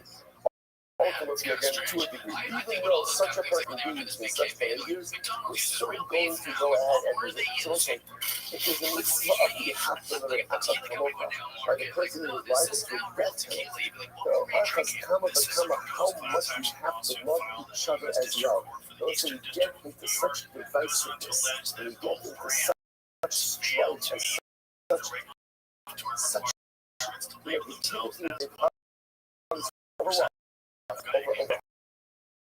Catastrophic differences, we'll say at the end of the day, there is a profound obligation that we have to love each other. Like, we have to love the person who's being left out to be executed. How much I have to love the Jew, no matter how different he or she is. For example, so much later Rav Nachman tonight, maybe Rav Nachman's statement also not what is tonight. He must have loved. To play Amma with Rav Nachman. Everyone agrees with Rav Nachman. Everyone agrees. So what's this the English? I did this is very profound. You must like this, everyone agrees with that. You have to find, make sure you have to execute someone, do so in order to preserve their dignity. So say here's the shayla. What do people care about more? Do people care about physical pain? But in order to give a person a trade-off between preserving their dignity and suffering less, which one will people choose? Will people choose the preservation of dignity? More physical pain or less physical pain, but the compromising of their own dignity. That's the much closer. The verse, remember again, what's the trade-off? The trade-off is like this. I can keep my clothing, right? So I preserve my dignity, but what? Skila is more painful. Or I can shed the clothing, right? So the dignity is gone, but there's going to be less physical. So what's this suggest? This is so profound. Which one do people prefer? Figure out she actually over here is only the English. I love my brother, but in the fact, you need to be fair. You lost what should be separate from the deepest tequila you can get in my finest tequila. The other that you could sell the people wasn't not focus on yes. Not focus on the person. No, of course I can. You have everyone agrees that you have to come over. It's a focus in nature. Also, it's such a fascinating much focus. From here, by the way, fortunately, it is to never the dignity of another. Because sometimes I keep my dignity and suffer physical pain rather than lose my key and be a little bit more comfortable. Incredibly subtle. So how to execute people. But how people when they're alive? You have to cut them off. You have to let it be no matter what. They this is you. You have to try to accept and to love every Jew, even if you disagree with them. Number one. Number two, this is why you have to be so careful about how we treat dignity on earth. Because you see from here, dignity is so important that person people would rather be suffering but keep their dignity than to suffer. Mishnah, basis of the Kamos. Okay, now as I say that, it's fascinating about it. These Mishnahs, we will be again, we're going through the journey. It's almost like overwhelmingly, we're going through the journey. We're walking side by side with the accused. So what happened? Basis of the base of schema was 2 stories high. Remember again, the schema was that we saw before, we've already referenced it. You push a person off a high roof, if you would die, well, we'll see it now. So it was 2 stories high. One thing else, after that, it didn't build for a must know. Which was given us, we'll see this going down. One of the things is, the way it works is, you stand kind of like, we'll call it perpendicular to the edge of the building, and he would be pushed by one of the witnesses. The witness makes a lot of sense. Like the witnesses have to put out the execution. So the chin by his like torso, by his head. So push him by the side, and they push him off the roof. So the Gemara says, after that, even the ball stuff. Never Alibok, far more stuff. Sometimes when he hits the ground, he falls. Like trash, they turn him on his side. The release ball, and ultimately again, it's predators. Both of them have yucks. In other words, you might have thought that in order to use this skill, you have to throw a stone. You gotta get something in there. You might say, no. If he dies from impact, skill also the impact. If he didn't die in impact, so again, the first one pushed him off. The second one, Shane knows also having the rest of the Alibok. The second one goes in and hits the stone. Literally again, this means throws another guy. In these play outside, like that, he dies from the first one. Very that baby. So if you're not, this you must have a holy so then again, more people get involved and begin to stone them. Shema Yada, even to you, Rishona, La Misa Yad Kolam Bachor. Go say fast. It says in Gemara, Tana, the commercial, only to the show. Remember again, now, it's given us 2 stories high. Plus, remember again, a person who stands at a certain height, it's going also from a larger height. Why is such a structure? So the Gemara says, not Barchu Gila Hamis Asar Fatim, Abar Apir, has the ability to kill at a depth of 10 Fatim. Ask called today Lahamis Asar Fatim. So generally the Gemara says, that even a height of 10 Fatim, actually seems to be a relatively low amount, but even a height of 10 Fatim has the ability to cause someone to die from the attack. I'm going to try to have something that I can come up. Water low needs to yafa. If you doubt from a fall of 10 Fatim, you can. The chances are you won't. And you just going to get very fast. The idea of no cause pain. The idea of here is we want it to fall that is high enough that the probability that a person is going to die. That's what we want. That's what we want. So the Gemara says, there's a different Allah for myself, you have to come up. Well, let me see, kill him in a way that minimizes the pain. So you have to read what's that's the case. So put him on a 10-story building. Like put him on a 10-story building, the Gemara says, no. The Gemara says, you shouldn't do that, because remember, if it's too high, it won't happen. The body will become intensely mangled, right? Mangled, and again, that would be a lack of cover ultimately again for the mason. So we find this middle area.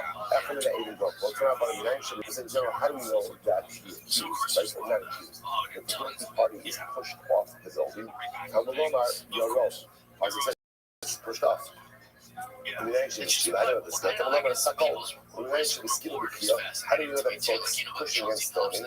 Tamalama Sakol Isakel on the road Yara. Umination she needs to be here. So how do we know that it's Halacha Lamaisa? Halacha Lamaisa. He went ahead and he died as a result of impact. That's it. Tamalama O Yara. Umination chapter goes. How do you know that this is true not just for the desert, but also for future generations as well on the days? Tamalama Sakol Isakel. Okay. And not eat that food and live outside. So it's not, remember, the guy doesn't die from impact. So the second witness comes along and takes the stone, no cell back on the sugar of us all there. Evan I saw shot, muscle showing up, and I said, wait, it's a cell like this. First witness comes along, and what the first witness do? He's the pusher. He's the pusher. And then again, if Wu-Ding doesn't die from impact, so second witness comes along, and goes ahead and takes the stone and throws the stone. So the second witness is taking the stone all by himself. You know, so what's that? That time, but you know, every ice is shot, muscle showing the other. What the again, there was a stone there, but the stone was so heavy that it could only be carried by two people.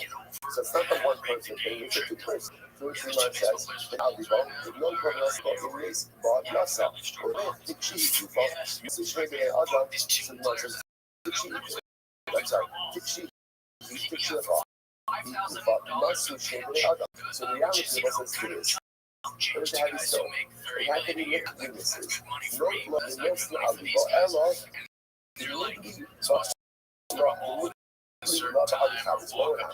both witnesses lift up the stone together to show who is peace and mercy. What happens to lift it up together? So the only one of them who would be the flowers. But essentially, actually points out there's two people try to know something where is it happening. It doesn't go in the defined direction. It's just two different forces acting on it. So again, maybe that's in general peace and mercy. Go to the shop and you're holding the child and come from the Hashem's gap. When two people that say something, the intended item doesn't go in the right direction.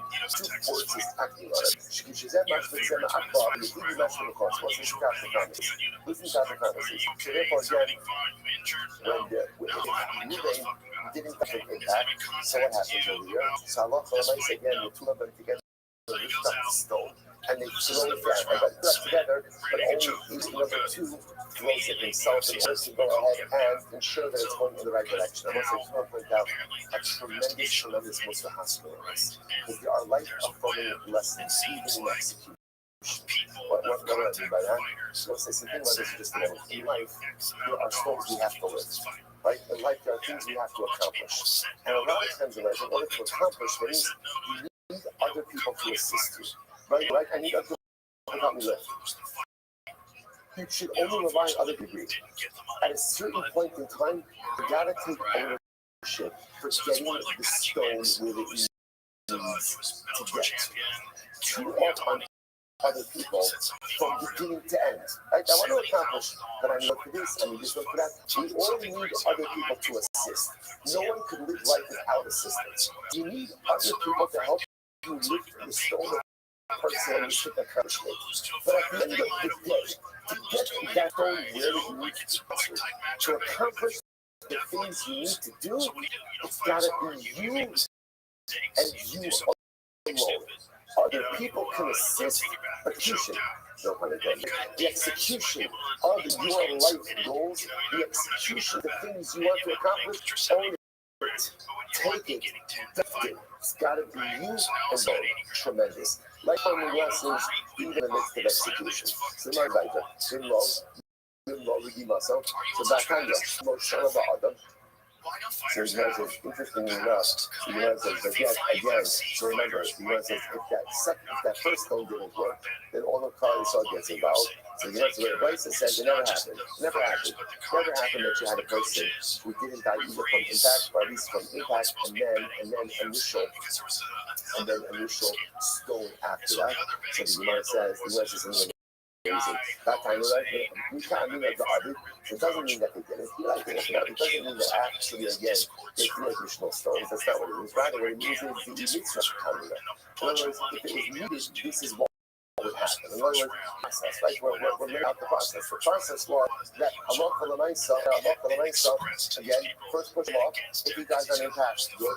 If he doesn't die on impact, then first, second witness comes along and throws down a big stone. And that works. Then again, everyone's going to engage in the stone. Now, did that ever happen? That they need cars or get involved in the stone? No. But nevertheless, that's part of the process. So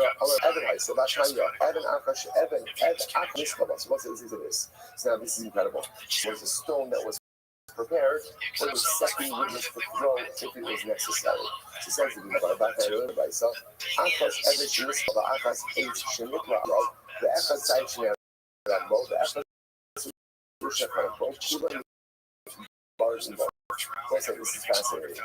After a person was executed, anything used in the process of execution was buried along with the guilty party.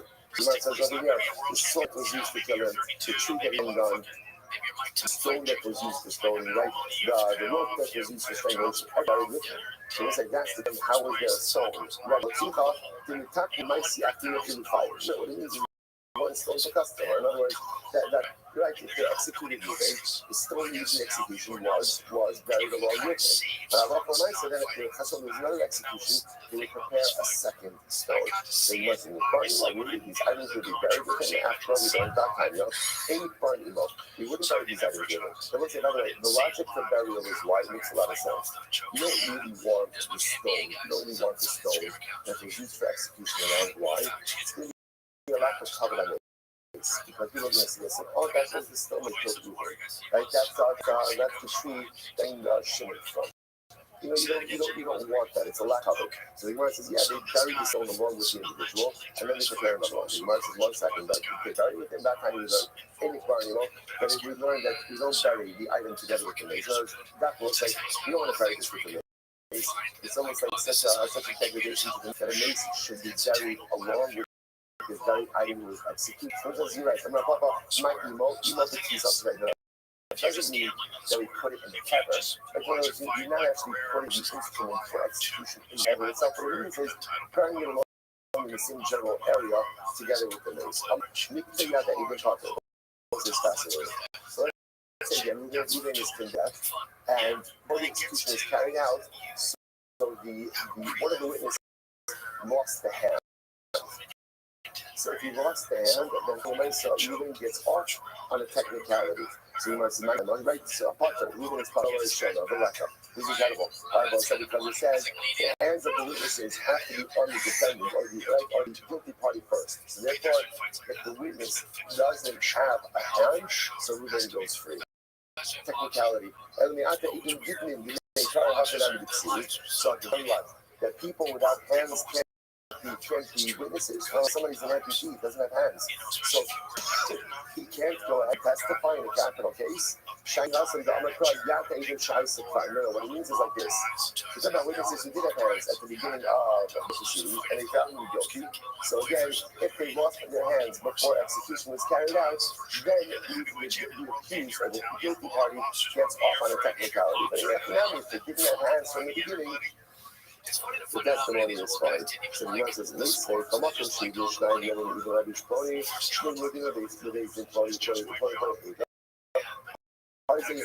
so it's this, so here's the problem. Here's the problem. It says, what's the following situation? It's a shop in the road basin, right? It says, when it's a shop and we testify about the following.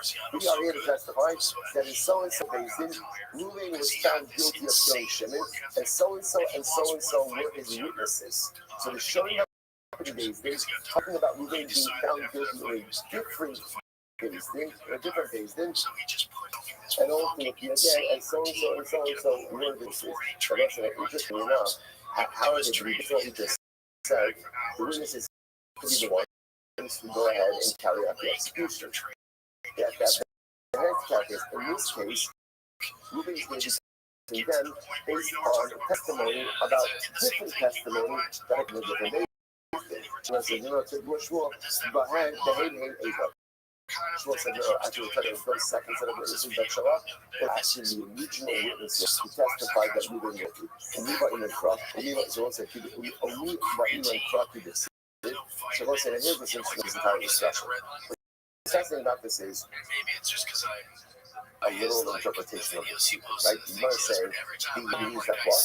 The witnesses, their hands have to be on him first. Right? If the witnesses just push him off the side of the building by ski off, and you have to literally say, if one of the witnesses doesn't have hands, then what? Then what? Who then goes free? So you know what I'm saying? That is a pretty literal interpretation of the pasuk. So is that how we operate? Is that how we operate? That we're literally going to require such a literal interpretation? So the Gemara says, please. All right, anybody in the Christ unless you really need such a literal interpretation? Most you must, most careful. Any other than it's a bunch of stuff, somebody pays someone else, how much points have to execute? I only know that you have to execute him in the particular execution that the Torah highlights. Right? How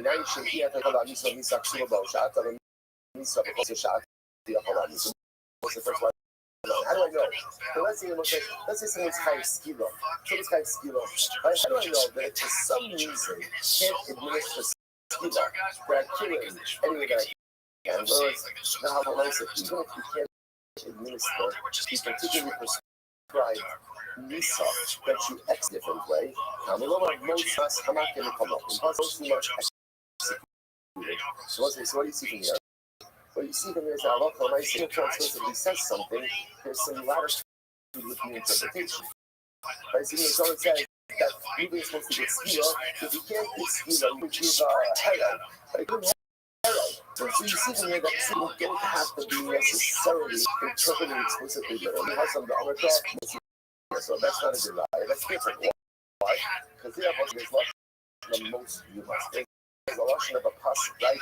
And the pasuk ultimately is most must, which is a more general statement. The ligman so why don't you go and learn after let this be the paradigm. That even the Torah specifically, it doesn't explicitly doesn't necessarily have to be understood in an entire way. Right? That's essentially the ligman there should not be yourself, reality yourself and go like that. Let's say I both now going to see.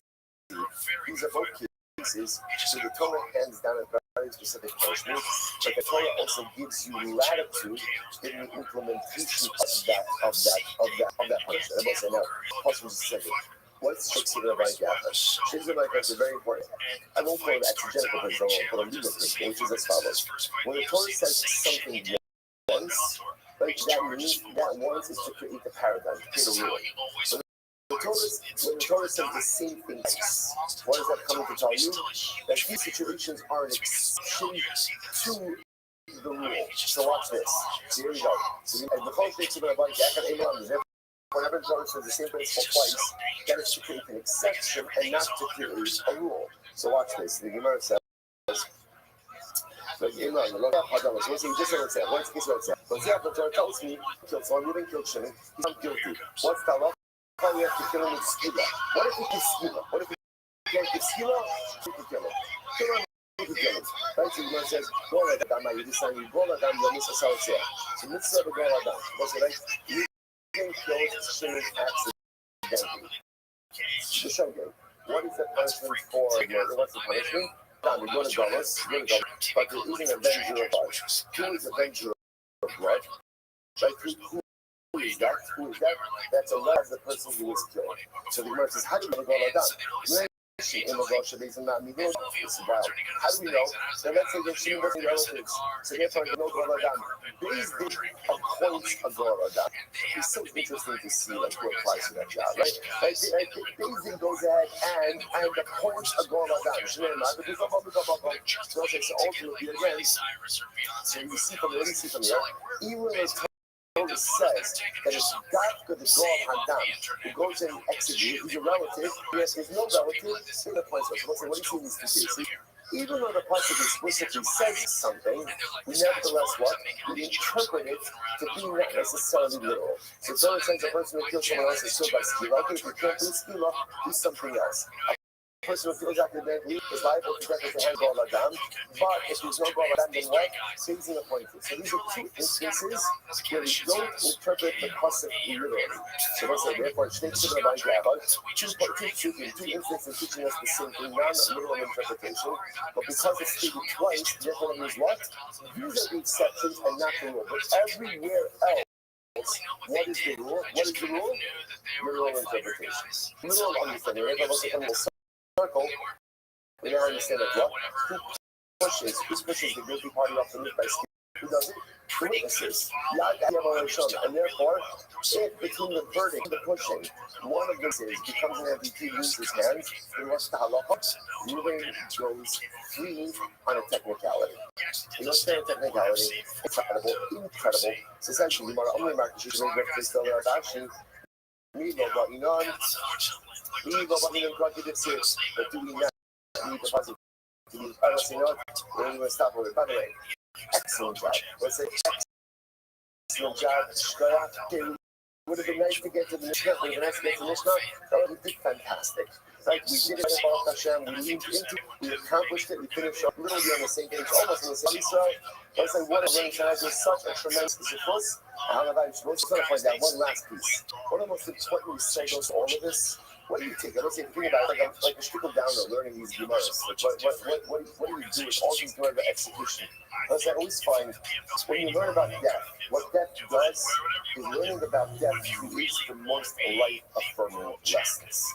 These are tragic circumstances where someone's life is coming to an end. So listen, what it has to be ingrained within us is that Baruch Hashem, if we're here, if we're living, if we're breathing, if Baruch Hashem, we are not, Baruch Hashem, subject to these inyanim, then it means we got to accomplish. We got to do every breath we have is tremendous gift from the Ribono Shel Olam, and we just result at the next one. Let's say Shkoyach, a good Shabbos. Looking for cotton swabs, go buy Q-tips. That's what it is. You're not just watching football, you're watching the fucking NFL. And if you're so bored, you're watching the XFL. Canadian football league. Right, it looks like good morning. Let's begin. Relax. Let's do something different. Today's chapter 46. We are taking up Ben Ham and Days 45G. Active mission of mission, which is 2, 4, 6, 8, 10 by up from the back. 7 we'll say after a person is stoned, so the body is hung. The body is hung. Right, whoever experiences love is hung after. The tongue becomes safe, only is left, and the Habibati is back over the let me say the only people bodies are hung after are the individuals who can go ahead and kill because they curse that Baruch or one who worship Avodah Zarah. We'll discuss it where to some cases. Haish told also cut off Klapia to let a man. And the body of the man is ultimately against his face. His face is the people. But you shall not Klapia. But a woman, the body piece is ultimately again toward the post. Upon which she is very ready on the answer. The Chachamim say, Haish Nibla, Ve'in Haish Nibla. Supposedly this goes back to yesterday's Chachamim say, only a man is hung, a woman is never hung, even after sleep. But also remember again, we saw already in yesterday's we passed like this statement of the Chachamim that only a man is hung, a woman is not hung. But the emotions, Shimon ben Shekach, Rabbi Eliezer says, Rabbi Shimon ben Shekach, Amar Hashem Ba'ashim. But Shimon ben Shekach went ahead. This was the big Rashi that Shimon ben Shekach executed 80 women who were engaged in service, and he hung them. Okay, good. He hung all 80 in one day. All 80 in one day. So the Gemara says, so first of all, again, it was 80 women. the aim done, and in general, again, we do not go ahead and execute. We do not judge two capitals in one day, which is what we have tradition is saying. Those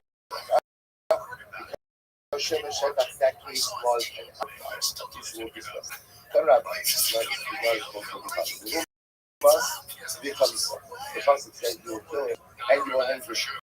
Your whole father is in Israel and was executed by the king automatically home. Father Gomar kill us and will kill us cover. Pasuk says because the kill us and kill the degradation, the curse of God is hung. Mount Mikalo says, so we'll say, what is that? This refers only to that passage is referring to the one executed because of the first time. Mount Mikalo is that just like the one who's not going to is he was and he is hung afterwards. Anyone who was killed by stoning is subsequently hanged. These are the words ultimately again of that. So also the Eliad says therefore you see this connection. Ultimately only those who are killed with skila as a result ultimately again of Kodesh Baruch Hu and Avodah Zarah comes into the same category. They're both in denial of the existence of God. But from the man the Carlo is that Shekafar Be'er, Ako Shekafar Be'er, I'm sorry, for the first time. That the actions, any kind of person is killed by skila, he is hung afterward. The Chachamim say no. That anyone who is killed they can be a kofar b'ikar. That was a kofar b'ikar. They deny the existence of God. There are only two cases where a person is killed for the kofar b'ikar. What are the cases? Number one, a person curses the sorrow, and number two, Avodah Zarah. Both of those are denial. God, and therefore against all those two cases, look at this one. It says, "Do not like me." Israeli, Rabbanan actually tell you about the level actually do doing YouTube. People say that you argue about the exegetical principle through which we doubt you speaking. Rabbanan actually tell you trust me. Rabbanan actually valid that. So how do we measure that? But whom us, they tell you such job. So we'll say you will go ahead and you will kill him, and you will hang him. This is the general principle. He killed us, because again I will say the phrase, he killed us and kill from you. Right? Literally the curse of God is in trapped. That's the first specific statement. Since these two faces were right next to each other, I mean in the cloud should have cried. I would have said that they will say in general again, the cloud is only comprised of that which is included in the cloud. Honey in below. The only these, i.e., the Gadian person and Avodah Zarah are included in the obligation of hanging. But other situations where a person is executed, he's not hanged afterwards. Which the ones involved. Hashka, the miracle Kimi Hadad, and now that the two phases in fact are distinct from one another. Ahani the Rabuye Avodah Zarah. Ultimately, again, it comes to include Avodah Zarah. Is done late before because once I have Zara resembles the case of Megadi. Whether the Ezra, Flourish, Rebu, Megadi. On the other hand, Dashins, Rebu, let's Rebu. So, Bohumas, Vitalisa, Rebu, you will kill him and you will hang him. This is you kill us, you kill us like in 5 meal. This is an exclusionary case. If the two faces were other, no, I would have only included Avodah Zarah because Avodah Zarah ultimately resembles Megadi. Hashda, the Mehadadi, now that there's Ahani Lerabi Shar Nisrael, it comes to include other people who are killed ultimately again by Skila. That they are also hanged as well. So as the Saturday Paskin, it's interesting enough, we Paskin ultimately again like the Chachamim. That Allah only people who are harmed are people who are executed because of Megadi and Avodah Zarah. Only those who are executed because they killed God and because they worship idolatry, those bodies are harmed after executed. I want to be clear, but this is referring to the Rebbe said the person is not killed anyway. And we're going to see that. It's actually very interesting. They killed through stoning. After they killed through stoning, we hanged the body. That only applies to specific cases of Megadi and Avodah Zarah. Other cases of Skila, it will not apply. So it says the Gemara the following. Ha'ish told him, My time is Rabbanon. So we'll say the Gemara says the following. What's the Rabbanon? Remember again, the Rabbanon say that only a man is young, a woman is not. Says my right hand Rabbanon. But Talisa also was the Shahangan also him and not her. Rabbi Eliezer also belongs to so. To like yesterday, that he says no, so is not supposed to be gender specific. Or so means the only stone individual to exclude what? To exclude his clothing. The Rabbanon agree with that, by the way. That also means the individual. Ella Amar Krav, if he yet ish below Isha. That's another passage. The passage that a man will have a sin in you. He will be hung afterwards below another one. Well, yes, hi, if he yet ish my brother's faith.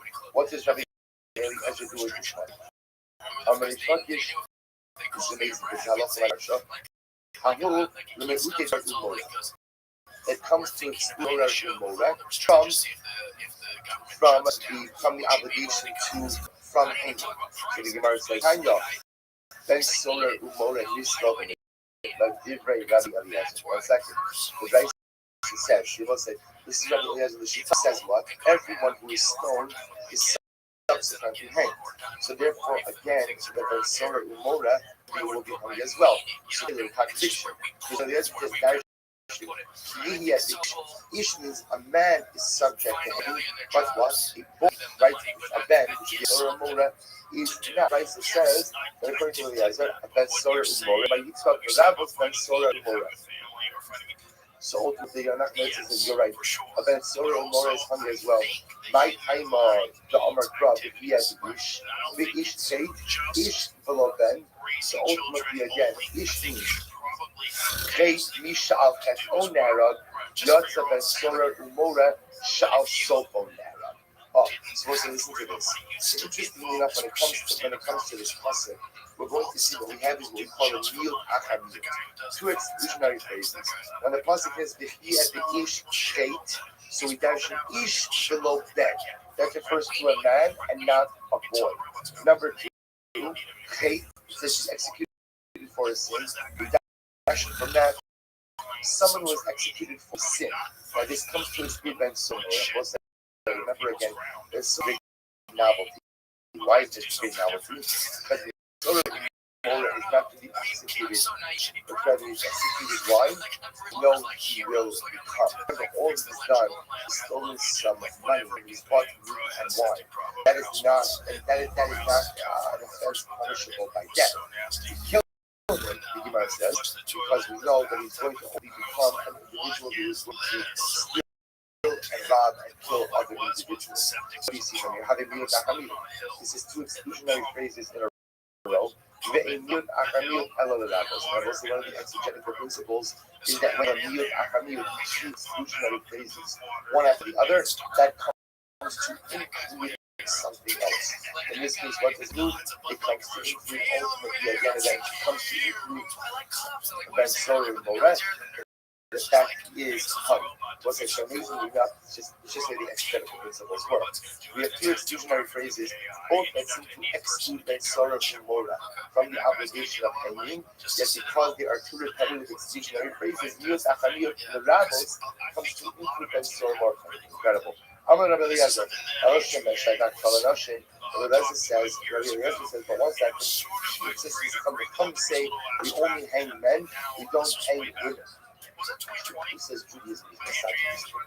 See, we only hang men, we don't hang women. So Rabbi Eliezer says to Chachamim, what about the case of Shimon Ben Shaidak? Shimon Ben Shaidak, he hanged those 80 sorceresses, right? Those 80 women in one day. So I'm gonna put stuff. When do we say that they didn't execute two people in one day? That's only to be executed with two different forms of execution. How about the Misa Achot done it? But the Misa, again, if they have two cases with the same death penalty, then ultimately again they will try both of those cases in one day. The Misa Achasavis, yet it was the case of Shemon, where all 80 women executed in the same day. And yet again, we see that case as an album, that was something that would not be normally done, even though against all these women were being executed in the same way. Ella, even my husband, not this is what you have to say. Most of the Ella, the music, so we'll try two capital cases in one day, and execute two people in one day. Just one Misa, that's like two Misas. What does that mean? They hate what's the Misa, right? We go, they are theirs. So we'll say, pick Rashi for just a moment. It's 2 or 5 lines up from the first line. Misa Achas, Sheaveros, She'enos, Vehi Misa Achas. So it says, basically, will adjudicate capital cases, as long as what? Two dissimilar Averos, or with the same penalty. What's an example? Two dissimilar Averos with one death penalty. You could go, Shabbos V'Avodah Zarah. So what they both Shabbos and Avodah Zarah carry with them a same penalty of skila. Same penalty of skila. So the Gemara says over here, basically we'll go ahead and adjudicate two cases with the same death penalty, when there's two different infractions. About the Misa Achas, excuse me, I'm sorry. Basically will not adjudicate two cases, even if they have the same Misa, if they're two distinct Averos. About the Misa Achas, the Avera Achas, done. They will say there are two cases for the same infraction and the same death penalty. Enoch Nami's basically will adjudicate that case. So we'll say, where the Gemara is holding right now is the following. When do we say that Basin doesn't judge two cases? Obviously, if it's two similar cases, Basin won't judge two capital cases in one day. But even if both of the cases have the same death penalty, they're different infractions, we won't judge those two in the only time there's a possibility of Basin custody of two capital cases in one day is when it's not a the same case. Both of the people committed the same Avera, and therefore ultimately against same fraction, same death penalty. Master Rabban Bar raised the kasha. Ein gan mishnah bayom afilu no efino efes. Or second, the Bryce says that if they cannot send two people, can't go ahead and give out two death sentences in one day, even with an adulterer and an adulteress. Listen, this seems to be saying about it. Let's say two people are brought to today's a man and a woman. Why? Because they both committed an act of adultery together. Same Avera, presumably what? Same. Now, based on what we did, same Avera, same time. What should be the halacha? Basin should be able to adjudicate both cases. Yet we see the Gemara says the right says that we wouldn't adjudicate those two capital cases on the same day. Which the Gemara says, "Tell the Gemara Krista about playing a ball." Oh, the most what's the case? There's an interesting case. If a child commits adultery. So we'll say there's a special dress of husband. She is killed with Sreifa, even though again the man is killed either with Sila or Kenek, depending on her particular status. But it's one of the interesting things where the woman gets different punishment from the man. Which must that be the case. But you know they're both showing up as basically the same Avera. By the way, the same Avera they committed one another because the death sentences will bring basically will not rule on both those capital cases in one day. Oh, that is so amazing about. What I was saying, the case, and again, we're not going to do intricacies over here, but if you have witnesses who testify about a Bas Cohen who went ahead and committed adultery, then what? You have Agent who come and make the first set of witnesses Agent Solomon, and then you have a third witnesses who make the set of witnesses Solomon, who read the first set of witnesses and correct it. Ultimately, again, the agent Solomon and the agents will get a different visa than the Isha would have. The point we're trying to make over here is that when the Bryson says please don't execute two people in one day, even an adulterer and an adulteress, that contradicted what we said before.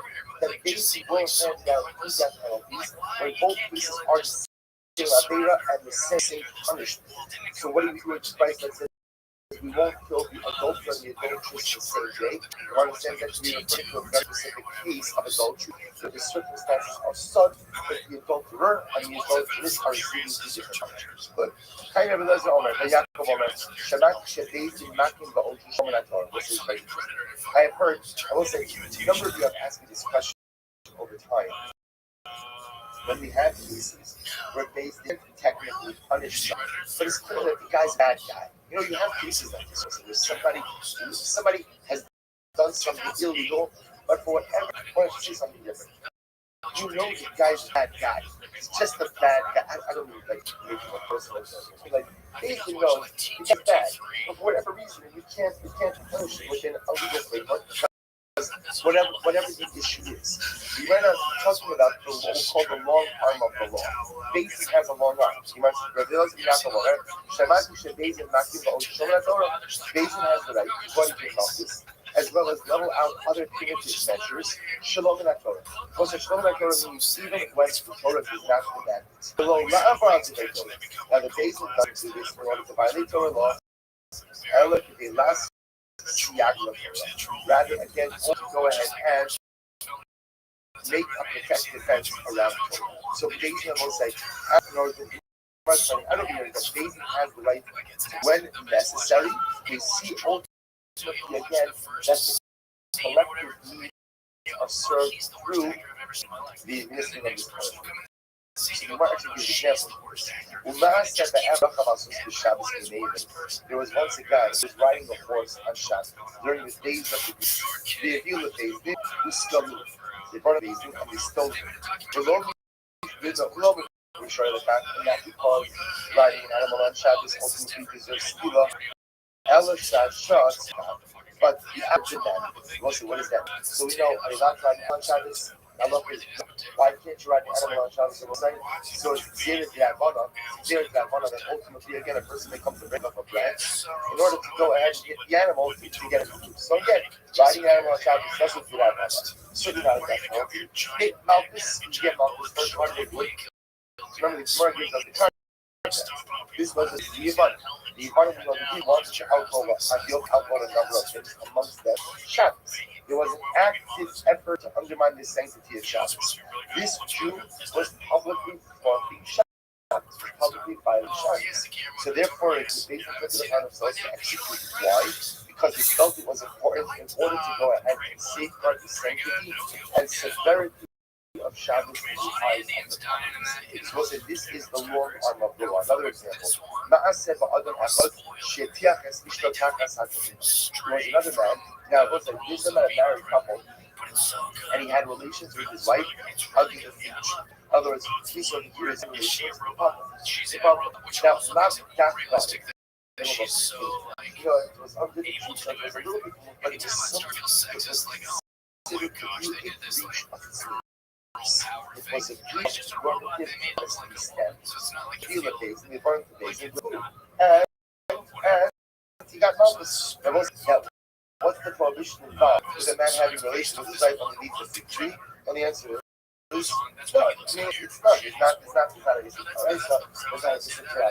Like again, so what's happening here? Jewish you might understand this right? It's not like that. Right? So the Gemara says over here, the Gemara says, but so that this was an incredible riches. Now, what the other societal circumstances that are happening at this time? I don't know. But the Bible, whatever it was, you can understand that this is a brazen breach of modesty. Even though it's not absurd, but again, Chazal felt the need to step in and to flog him, like to give him out this. So the Gemara goes like this. No, right? By Mishnah, Keita told us, we'll say this is amazing. So what's the process for hanging the individual? Now that we've established for ourselves, first of all, the only people who are hanged are the individuals who are executed from a godly level to Zara. So only cases of where you curse God and where you worship idolatry. Those are the only cases where a person is all the cases of that.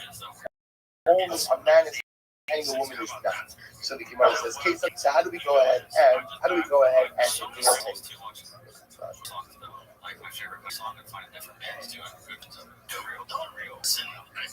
Says the bands are better, for sure.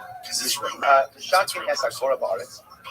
So we take a bowl, we put the pole into the ground. But each say, again, I will say, so you have the pole that's into the ground, and you put the pole across the top of that pole. But each Yosef, I must remember again,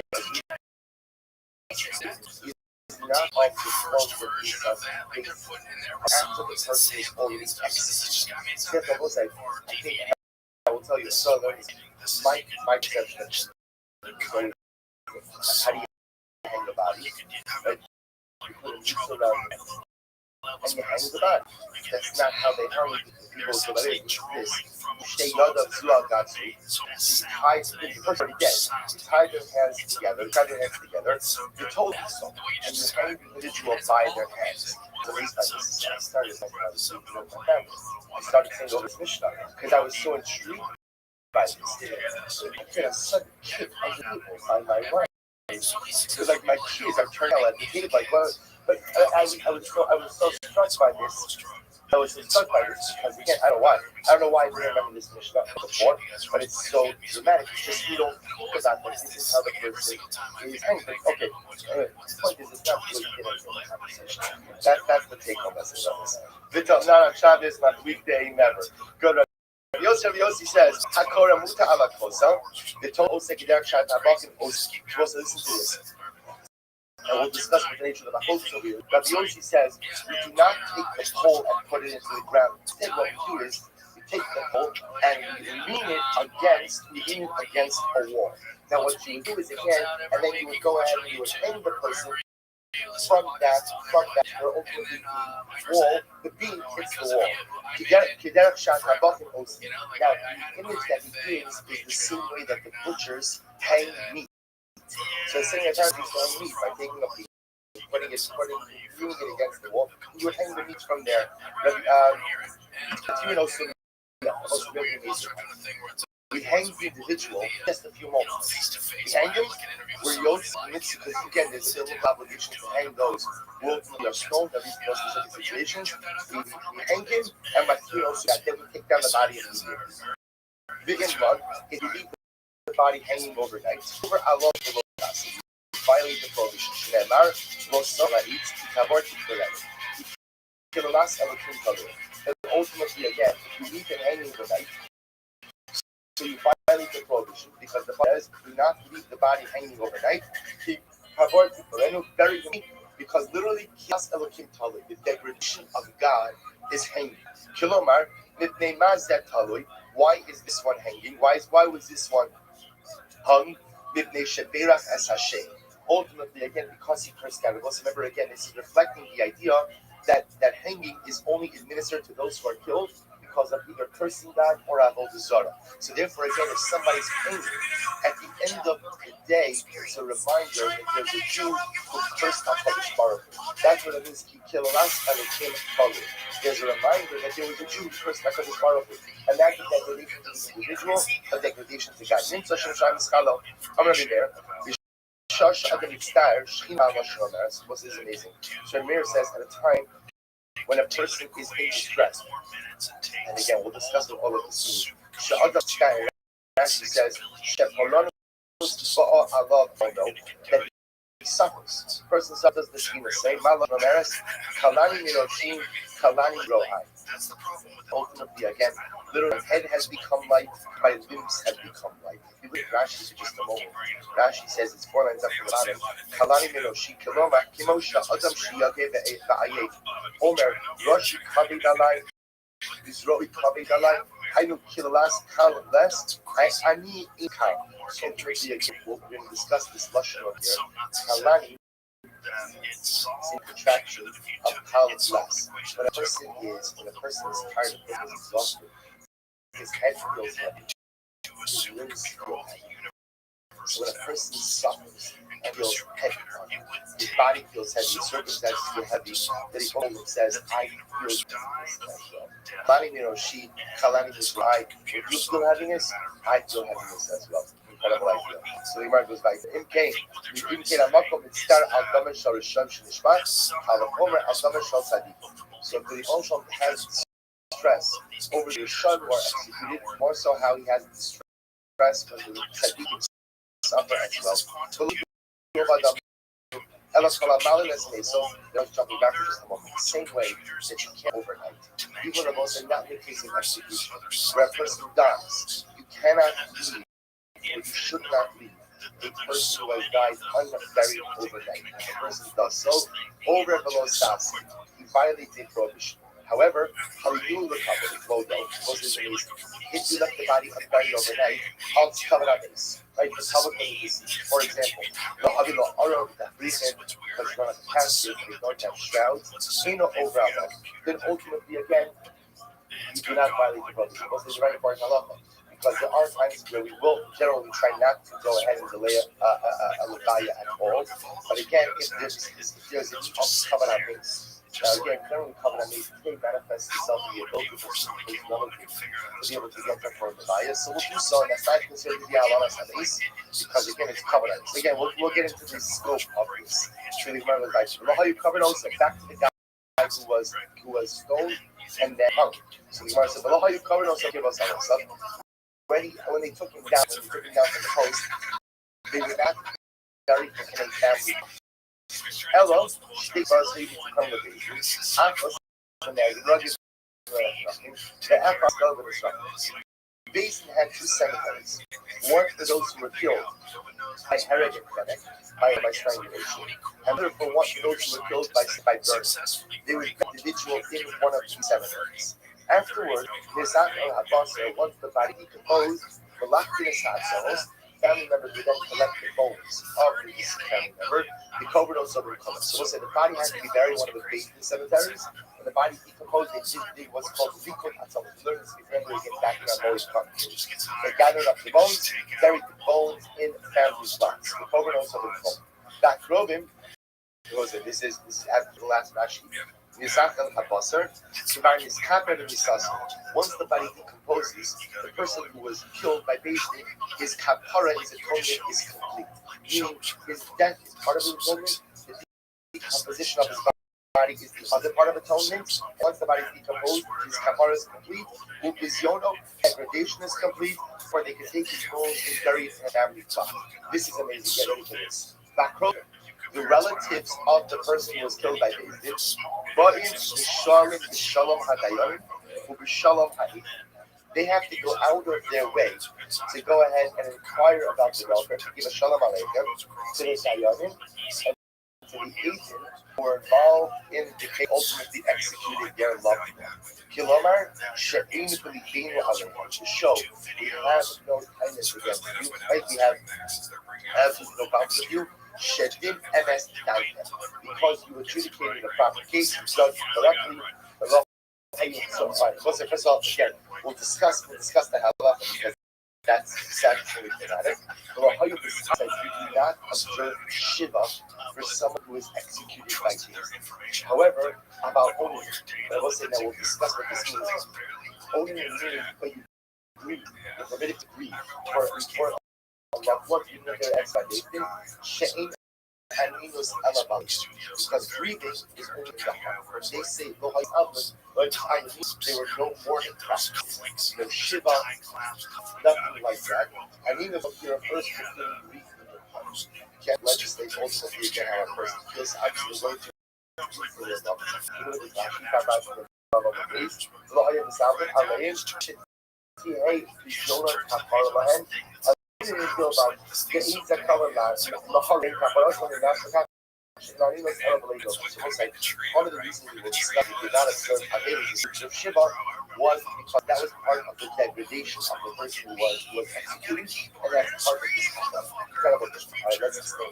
Then about it. Even about Sister Talisa, if the Pasuk would have said he sinned and he was stoned, I see Omer told him this about Hakachacharism, I would have said first the body is public.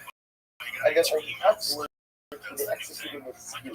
I would have thought first behind him, and then if he's not so true hanging, then you kill him with stoning. To get him Shabbal, this was the way that the government times of Gemara first and then, and if he didn't die from that hanging, then they would stone him. But Lomar, the Umar himself, therefore the Prophet says you will be executed and you will hang. The reason also, first you execute the individual, the Asakach told him also. Then you go ahead and you can. Okay, so how does this work? Mashim also understood how it was amazing. They would delay the execution of a person until right before sunset. The government, then they would go ahead and they would pass judgment, they would deliver the verdict. Also, they would execute it right then and there. Now again, this was the previous Mishnayos, that there clearly was some level of time delay. Because remember again, the face Asfilo was not the face that you had. So whatever it is, the point is they try to do everything late in the day. We'll see why this is. Or listen also, the Akatak donation. So they pay stoning, and then they hang on. They're both saying, what's that? After coach share, the Akatak, one person ties the body, right? That means one person hangs the body, another person unties the body. They like hanging in order ultimately get to the hanging mitzvah of hanging. They both say, why do they do this right before Shkia? Why right before sunset? Because they both say, remember, again, once the sun sets, body hanging. Apparently it appears that he would hang the body literally for just a couple of moments. On one hand, to fulfill the biblical obligation. On the other hand, to try to go ahead and minimize the desire to the deceased, the regard to the deceased. Eight, the Pasuk says that you will go ahead and hang the person upon an eight, They will say that in Pashtus, eights can mean a lot of things. Eights can mean wood, but eights can also mean what? Tree. So Shomea, I mean, David tells you so maybe it means whether the pole on which you are hanging first is talus, something attached to the ground, like a tree, or mechubah, for something that's not attached, but you attach to it, like the pole that you plug into the ground. Choose kavod. But then the pasuk says, remember the street is, do not leave the body on the tree. Bury him that day. Bury that day. We got the same way that you bury the individual. Watch this.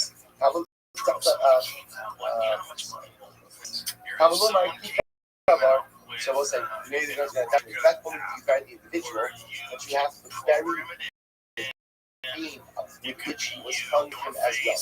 Which makes sense. You learned in yesterday's stuff that all of the implements of execution are buried along with right? Even though he is not executed, but because that is part of the process, are buried along with it. Therefore, again, if you hang him on something that is only missing buried, you also said if you hang him on a tree, that's what it's why. Because that's the pizza to people. So first have to cut down and then bury. So also, so just therefore, you bury hang him on something that can be simply taken out of the ground, but that's something that requires to be cut down. Yosef says, Yosef says, we're hanging on something that is only missing Kura. So Yossi takes a step further. In order of Yossi, how do you hang it? You take a beam and you lean it against the wall. What's the difference between Rabbi Yossi and the Chachamim? The Chachamim saying you take a beam and you plunge it into the ground. Rabbi Yossi is saying no, that's too much of a process as well. If that requires you, then after the hanging is complete to uproot the beam. Therefore, Rabbi Yossi said the beam has to be immediately buriable right after again the act of hanging is taken. But Abba will say the act of taking out of the ground is totally significant. Therefore, again, they hold that you can do that. Flow mark, if they not that or the patient kind of ultimately again why is it that we take the body surgery and what is it so last year he said to stay after this he compares the two brothers who are three. Either after the brother who was after and another brother became Robert. So what happened? One of the brothers, ultimately the thief brother, was found guilty of the crime, therefore subsequently hung. Whoever sees the thief, he looks exactly like him, he looks exactly like the king. So whoever walks by to say, "Oh, the king has been hanged," he says, "See the Hamala, you therefore commanded that the body be taken down."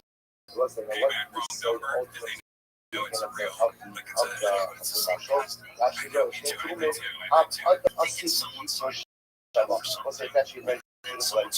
Man is made in the image of Allah. So a man is only part of the Yibon from his hand as well.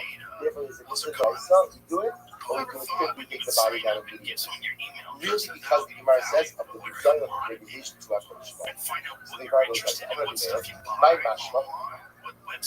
So there, so what's the difference over here? Amar Abaye, Kiman Amar Kalna. So let's remember again. The Gemara over here is quoting Rabbi Meir's statement. And Rabbi Meir said, Ishash Adam Mitzvah, when a person is in distress, Shina Ma'omeres, Kalani Meroshi, Kalani means roads. Now, you can hear Russia on the word Kilas Elohim. What does it mean, Kilas Elohim? Kalani Meroshi, Kalani means roads. So what does that mean? Said Ramai Mashmur Abaye, Keman Gamar, Kal less. Kilas is like when it says Kal less. Kal less means it is not light. My head is not light. My body is not light, which is another way of saying my head feels very heavy. My body feels very heavy. Which is a Russian of distress. I'm going to I don't understand the thing. Kaveh alai Russian. Kaveh alai Zohiri body. Why don't you just say my head is very heavy, my body is very heavy? You have to say kidalas, kal less. It is not light. Which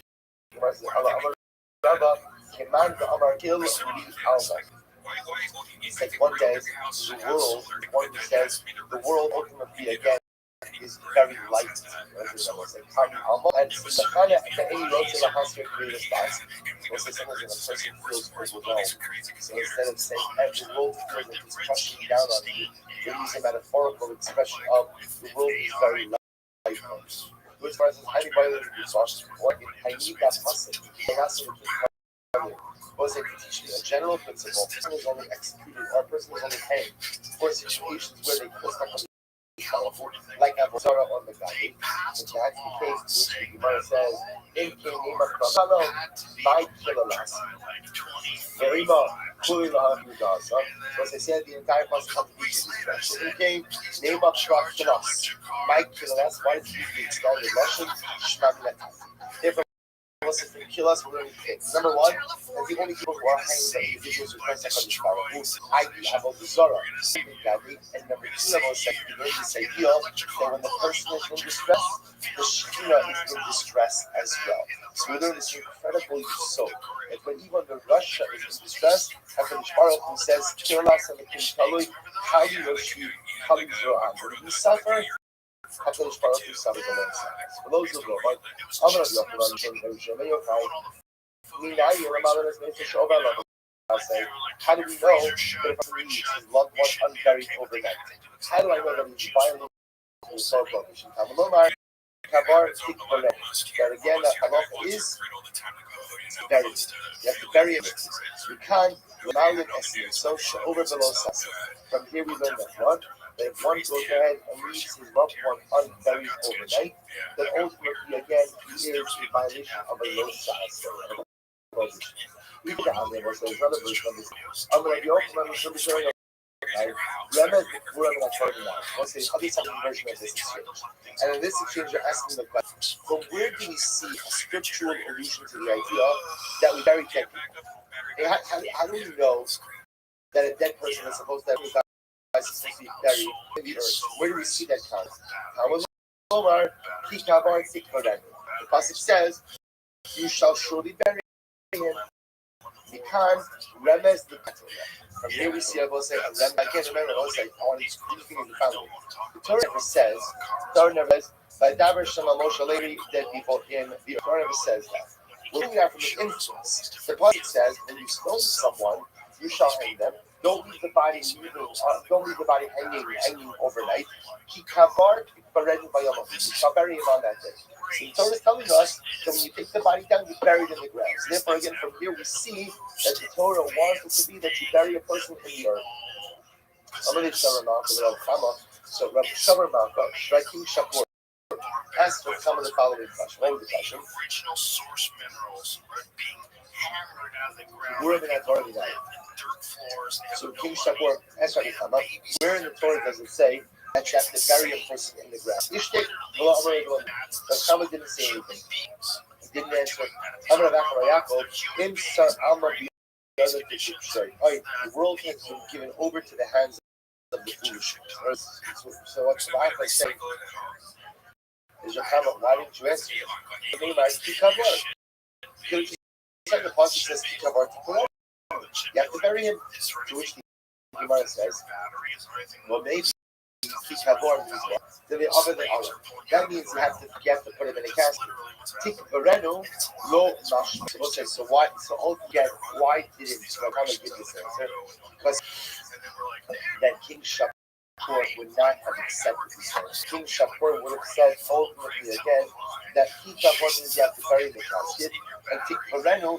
Where do you see from that that means burial in the earth? How do you know what that means? Therefore, again, the family doesn't respond to King Shapur. So we'll say, this is actually very interesting. Why don't you say that we could find that the Torah mandates burial in the ground? How? Because ultimately, it's worth that we see throughout the Torah of righteous people buried in the earth. To which one says, well, maybe that's just the minhag. Or who says that's an obligation? Maybe just the minhag is that we bury people in the earth. 1 second, the Akhriyat of the Baruch Hu Moshe. 1 second, the Moshe buried Moshe Rabbeinu. And he buried Moshe in the earth. And he buried Moshe on a mountain, but that's burial in the earth. So the Shani even Hagar, or the Baruch Hu didn't want to do it, so he wanted to do it. What I'm telling you is we bury people in the earth. But it's a minhag. It's not necessarily a halacha. Toshbas. Pasuk says, the Sabtulot called himself a cover also. So over here, you are talking about Avia ben Yerabah. So we'll say the Navi said to Yerabah ben Nebat was incredible. Hashem Melech HaYisrael, first Melech HaYisrael. He introduced such idolatry into land. The Navi said that his entire family is going to be wiped out. Not only that, they're not only going to merit Ziyah. But Yerabah has a son who was righteous. His name was Abiyah, as told by the Navi Ahiyah. So this Abiyah who was Yerabah, and Ahiyah Shilom is the Navi. And here Shlomi says that Aviyah, because he was the tzaddik, will be eulogized and properly buried. So what do you see? Now he tells me he's going to be buried in the ground. He's going to be buried on the ground. So those hanging in Hagar, maybe that's the middle. He's giving the ground. So it should be buried in the course of the middle.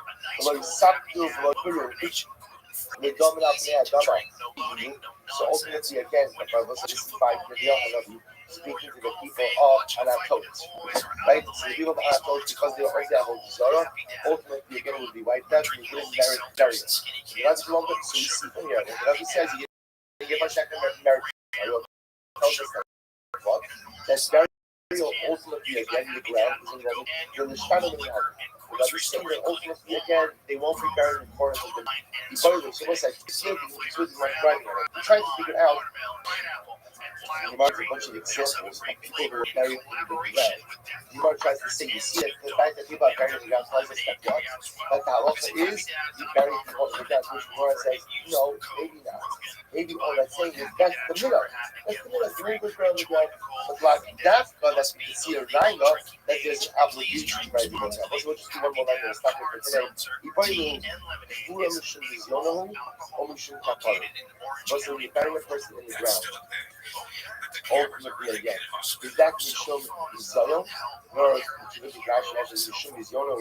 So he's bound on the same Kosh Yeruim means that's a gift Zion to the deceased and to his family, to the body which just sit unburied and will decompose in plain sight. Or Mishum Kapara. Or is the act of burial considered to be a Kapara for the deceased? So the Gemara says, now again, how is burial a kapara? Actually says the having the kapara manazu shemoritu the greatest sin that sometimes a person can enter in this world is guiding his habits. So maybe the matter for a person's arrogance and bypass out, we bury him deep. Is burial out kapara for the deceased, or is that out silent for the ones? You must find out. The Amar, let's say if I say person leaves, I don't want to be buried. I lost my bed, just leave me on my bed. Right? I don't bury me. Prophetic staff. I want to stay there. Don't go ahead and bury me. So what's not looking at? Well, I'll drive up. See how much of this young you say that is in order to go over best, you say that the direction of the peppers, you let the deceased person is not to bury him. Reductions because of my sake. It's going to be a environment. The Ahmed in Shafara, if you say ultimate prevention in Kafara, I'm going to open the Kafara. has the right to say, I don't want the kapara, so what's the heavenly pastor? Somebody said, we'll see you in Kashma, with the Ishbor Tzaddik, we'll say, see the fact that righteous people are buried, we are the Ishim kapara, Tzaddik Kila kapara. If you want to say it's about kapara, the righteous people do kapara. So the answer is no. Of course, in the sin, it's Adam in Sadik Bar, Asher, Yahas Asher, Yahas Tov, ultimately, again, I want to say there's no such thing as being the most righteous of people who actually commit Madeira and therefore doesn't make kapara. So also, the repasking ultimately again is burial serves both these purposes. Burial serves as a kapara, but burial is also there in order to avoid the desire of him. Therefore, even if a person were to leave a tzava in his will, that he does not want to be buried, we ignore that tzava because even though he has certain right regarding himself, he doesn't have the right to go ahead and cause his family embarrassment. Therefore, we are buried. What we have to understand, we are still left with our fundamental question, which is what? From where do we get there's obligations to pay? See now that there's a middle. That's the middle of the olam. But from where do we see obligation to pay?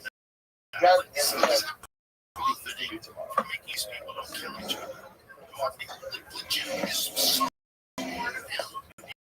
With the dimensions. And if he can prevent that, he's going to try to do that. Also, the cryptocurrency is fucking.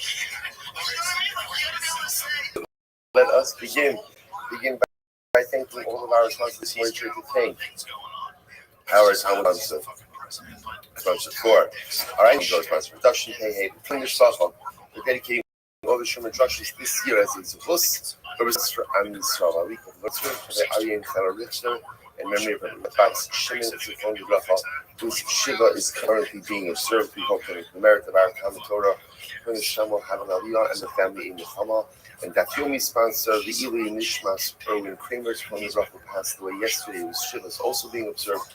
We hope that in the merit of our Talmud Torah, his Neshama Havan Aliyah and his family in Nechama. What's with that? Let us begin. All right, we are going to be a runaway train today. Let's do this. Today's dot is Memhei 45. We are picking up on the Dallas Amud days. Literally again, 3 lines down from the top. So remember again, he's left us in the middle of the story, Shua and the Malach. Right, the Malach here tells Shua, and because of 2 reasons. Number 1, you went ahead and you failed to offer up the Talmud yesterday, the daily offering, and number 2, now it's at night. You should have been learning Torah. And instead, we thought the Talmud Torah, okay, during the day you were fighting war. You couldn't learn. But now you should be learning. Now you should be learning. And again, Yeshua says, for which one did you come? Right, for which one? Right, what is the infraction for which you are coming? To which the Gemara says, Amalei, I came now for the Talmud Torah because we're not learning. So what happened? By Yeshua slept literally that night in the valley. What does that mean? He slept in the valley of Halacha, meaning Yeshua said, take out the Svarim, take out the Gemaras, and start word now the Malach is going to come. Everybody lets to work. What do you see from here? You see that Torah is even greater than the offering of Kabbalah. What a profound statement. Learning Torah is even greater. What does that mean? It means that there's a course that one increase from learning Torah is even greater than offering Kabbalah. They just on a basic level makes so much sense. Remember, offering up something that someone else does. It's true, I feel it when it's important, right? But when I say I'm not active, Torah is something that I'm actively engaged in. Also, really just a profound Gemara that we have the opportunity to engage in something that's even greater than the offering of Kabbalah. Gemara goes back to it. I come now, Rav and Ma'im with this, right? What do they do with this puzzle? In Eretz Yisrael. Following puzzle. Don't be quick to fight. And in the end, when your friend knows you, have an argument with your friend if you need to. the soul anchor out, but don't reveal the secrets of the other. So what is this? Shach Olam HaShpach B'Yisrael. Leif Hamon HaMisa. And HaShpach was upset with Klal Yisrael. So he says to Yechezkel, say the following things to Klal Yisrael. Go and tell them, Avicha ha'amori limecha chitis. So it's pretty intense here. Go and tell them, your father is an Amorite and your mother is a Hittite. And this is a reference to the Abraham and Sarah came from the Gentile nations. Hashem is upset with Klal Yisrael. He says, go tell them that your father is a Hittite and your mother is an Amorite. Gemara says, I'm going to look at so look at Sonos. We're going to be against it. And actually think that this was Malach Gabriel. Malach Gabriel says, before I finish, so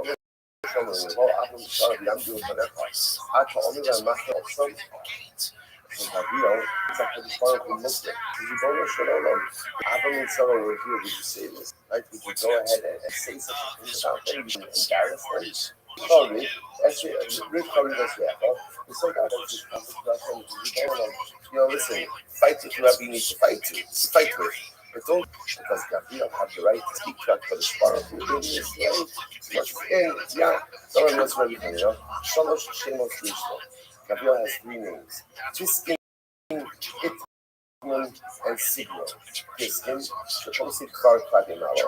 So Tiskin, because again, literally he measures his words towards the words that he's able to see fresh that way. Itman, Shaotin Avarasol Shayisrael. Itman is that he shuts out the Averas of Province. Sigro, Deva Saga, so get shit in a book. Once Gabriel says the conversation is over, the conversation is over. Incredible. So do you want to say this?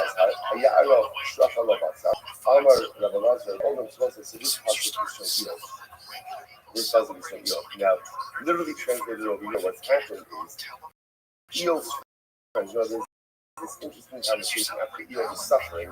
So there's all this interesting conversation between him and his friends, where his friends are trying to figure out the root of his suffering. Right? Why is he suffering so much? So they had you gotten, would you not have been saved from this calamity? So if we found Gemara, a person should always daven before the suffering occurs. Daven proactively. Shomali is Morikim Avon Yitzhak Sarah being based out who being high, when the Skyrim is Israel Surit. Had Armarino not proactively gathered in the area between Beit Ai, Klal Yisrael, when you first remember again, that's the war. So these stories back to remember when we just started with Achan when he took the spoils of Egypt, he wasn't allowed to. Big Yeshua knew that something was up because 36 men were killed in the battle of Ai. Now again, that's what she realized. Why were these soldiers? That's when they realized that they did an Aveda. They said to the idea of the also that then it was quote unquote only to and but the casualties could have been much worse. You very clearly to minimize casualties to the active fields of opposites. So the Gemara says it's actually a big also introducing this to a different dynamic of Tziva, which is proactive prayer. We are used to the concept of reactive. Something's wrong, I need something, there's a crisis, I got it, which is incredibly good as well. Now the Gemara says that's the proactive prayer. And the proactive prayer, the avoda is, while things are calm, while things are good, recognize that things can and do change so quickly that the Yibbono Shalom to be a proactive, stabilizing force that things should not go off the rails. So the Spark of Adonai God is proactive again for a beautiful sense of Tziva. So literally says, she says, anyone who davens with intensity hears God, so the celestial, no negative force, pictorial force, the heavens have the ability to act against. Yochanan says the only Zakik of the Rachman, Shihu Akoma Amsin as Kofol. I'm sorry. The only Zakik of the Rachman, Shihu Akoma Amsin as Kofol. You know, sorry. So this is like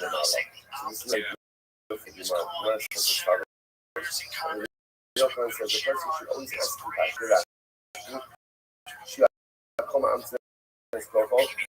שיסעו מעלות האפשרית לבקש רחמים שלא יהיו מסתירים מלמעלה. והאופי משמע יחס is beautiful. Person should ask and it doesn't. A person should have siyata d'shmaya in the celestial. Malachim should help me. And Malach should have to shalom not be worked against me. Gemara's like this in general. If you look at the Lashon, Malach HaShari is Levakish Rachim. Malachim should help to ask for compassion for me. There should not be any prosecuting forces behind in general, words like this are always quite interesting because this mentions that Malachim, help Malachim are against me, soliciting, and persistence above is appropriate, is not appropriate. It has to be part of a raging debate about the role of Malachim within our tefillah. So the person should realize in any given different wheels that are turning. Ask for help. Right? Ask for assistance from Malachim. Absolutely. That's beautiful. Minayin should keep our laws that you do. First, so again, Minayin should keep our laws that usually works. And when it does video, the person confesses that video itself has a curative effect on the individual. Shneimar, Vayomer lo Yoshua, Ma'achatoni Yakicha Shemayom. This is again by Afar. So Yoshua says to Afar, you uprooted us today. Hashem will uproot us. Just as you have uprooted us, Hashem will uproot you today. Hashem was telling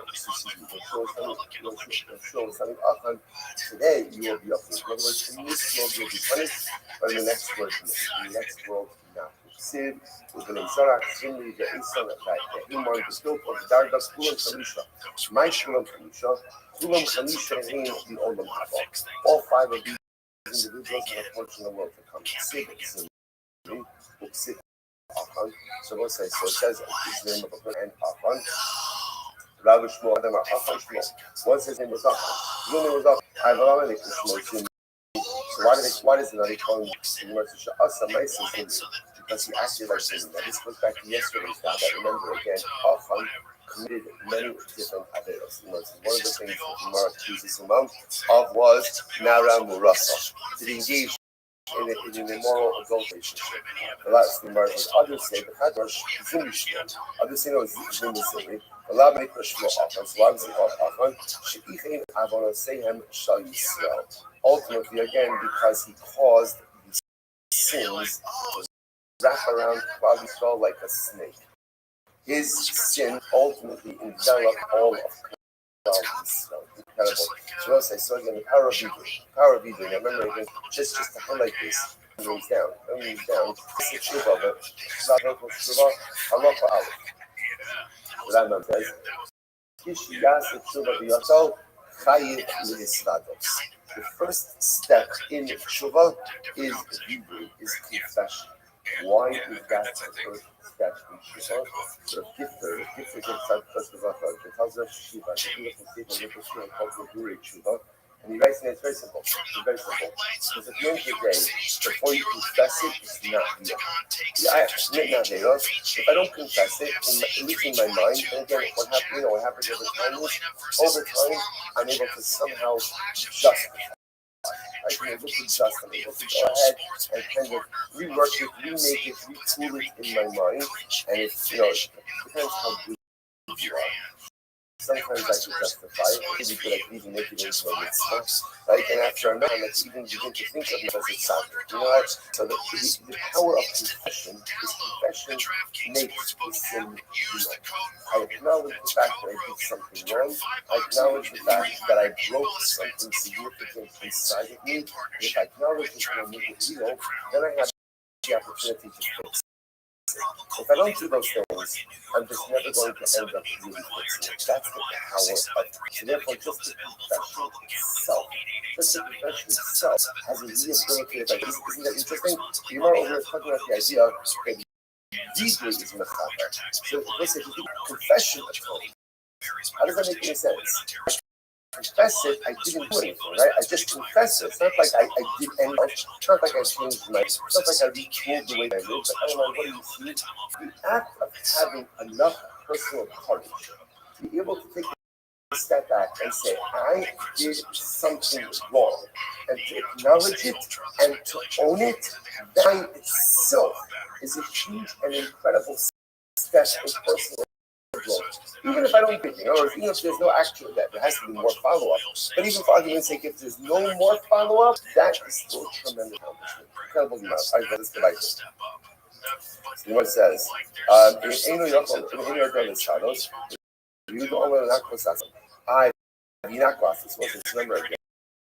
the Gemara said, so if you remember again, the end of the Mishnah is talking about so what happens if a person doesn't know how to do Hebrew? First doesn't know how to do Hebrew, so what's halacha? So first just say, right? Like that should be a kapara. So then the Mishnah ended off that Rabbi Yehuda says, if Reuben, calling Reuben, right? Reuben's got to be allowed to be executed. Reuben knows that he is innocent, so Reuben could say, my Shavia Kapara for all my Averas, except Sadera, because I didn't do it. So then the Chassid back to Yehuda, if that's the case, everyone's going to say that. Everyone's going to say that. Why? Right? Because every defendant is innocent. Every defendant is innocent. It says the Gemara. Right? So it says the Gemara. Good. So you're not gossiping. So everybody say it. Let everybody say it. What does it matter to us? So let every guilty person be let out. So my death should be a kapara for everyone. And I didn't do it. So what? But what does it matter if he says it? Because it doesn't look right. And at a certain point, it looks like you're casting the spurs on the judicial abilities. Right? Because at the end of the day, every single person is doing it as I didn't do it. The optics are strange. The Allah ate them as well. Let's listen to this story. Nice about them after it was once again who was being led out to the exit. Amar in Yishbi Alzella Sassi Kapara, the follow on. So listen to this statement that he got to the exit. He makes the following statement. If I committed this sin, if I committed this other for which I mean executed, my death should not be an atonement for any of my errors. Then any the other but if I don't have this avera, then ultimately again allow my death to be an atonement for all of my errors. So see this? If I did avera, my death should atone for nothing. If I didn't do this avera, my death should atone for everything. We're basing the parties on the weekend, and again, and these guys said, you know what? And I hereby, Basin just did their best. Basin did their best. I don't hold them culpable for my death. However, but the witnesses should never be forgiven. Because again, what the guy's saying is like this, obviously the guy claimed that he was right. So he's doing two things. One is saying, if I committed this avera, my death should atone for nothing. If I didn't commit this avera, my death should atone for everything. Number one. Number two, I don't hold Basin accountable, right? Basin, they're just doing it. They're processing the information. Nothing else for them to do. But the agent, they find forgiveness. Now, in this most case, so what happens? Show from the Dabra Amrullah, so heard this, and we'll say, obviously, this is startling. This was very startling. Because the guy was literally willing to go ahead and say that if he committed this avera, his death should not be a kapara. Very startling. So now, this is what they know what to do. So to bring it back to Basin and to reach the case, you can't do that. It's very reverse. So what has to happen? Execute. And again, Basin did that. Really, what's happening over here is the yoke is going to be suspended around the neck of the That's obvious. The Gemara says, no, let's say what happened over here. What happened here is, so let's say, first of all, it's obvious. Look, obviously, a very shocking statement. But just because the guilty party makes that statement going to reverse the din. In other words, the din is the din. Okay, obviously, it's a pretty shocking and jarring statement. But when I say there's nothing else for us to do, nothing else to know what happened over here. The witnesses wanted to recant. After hearing this, like the witnesses wanted to recant. So what says, who cares? We'll say there's a principle in Apis. What's the principle in Apis? One, no backseats. That's the principle. Once you give your testimony, that's it. You can't go ahead and retract afterwards. To which the Gemara says, the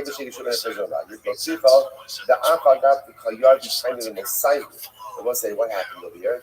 The witnesses wanted to retract and they wanted to explain why they were redacted. Even though now maybe they have a rationale for why they were. Oh, no, we thought about it a little bit more. Again, I will say, the halacha is, even once a person gives testimony, you can't go ahead and go back and modify that. That's the end. That's the end of this. Even if they have good reason to go back and give the whole story, I give a whole whole explanations. Nevertheless, we don't go ahead and let them go back. And once they have to see the Gemara says, the serve tax collector. I'm gonna record it separately later on in this session. This is a overwhelming story brought down in Rashi. The reason why Rashi is two columns on this because that entire left-hand column is pretty much one Rashi. It goes from the top to the bottom. I'm going to record it later on in the session as a separate piece because it deserves its own time. But if I have any shot at finishing the back today, I'm going to save it for later on in the session. But it is a tremendous story. All right, that's the end of that sugya. The power of vidui, the power of confession to an effective atonement all by itself, tremendous. This is the Mishnah. Continuing in the execution process. So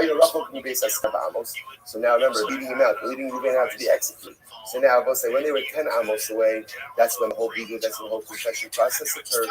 Now they're Dalet amos away. So what happens? Mafshitin also as so they tell him to take off his clothing. So the Gemara says, now the reason they're doing that is because remember, a person who's unclothed is killed faster as a result of stoning. That's what we're going to see over here. This is not a degradation piece. This is just the opposite. This is in order to expedite the execution. When it's 4 hours away, they tell him to undress.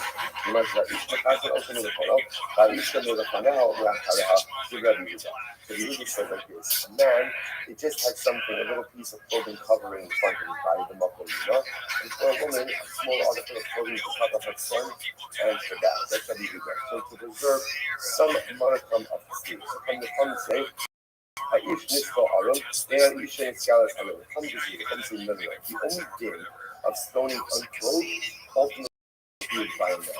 A woman is going to be executed, she's always executed clothed. Okay, top of Memhe, 45, here we go. So we do the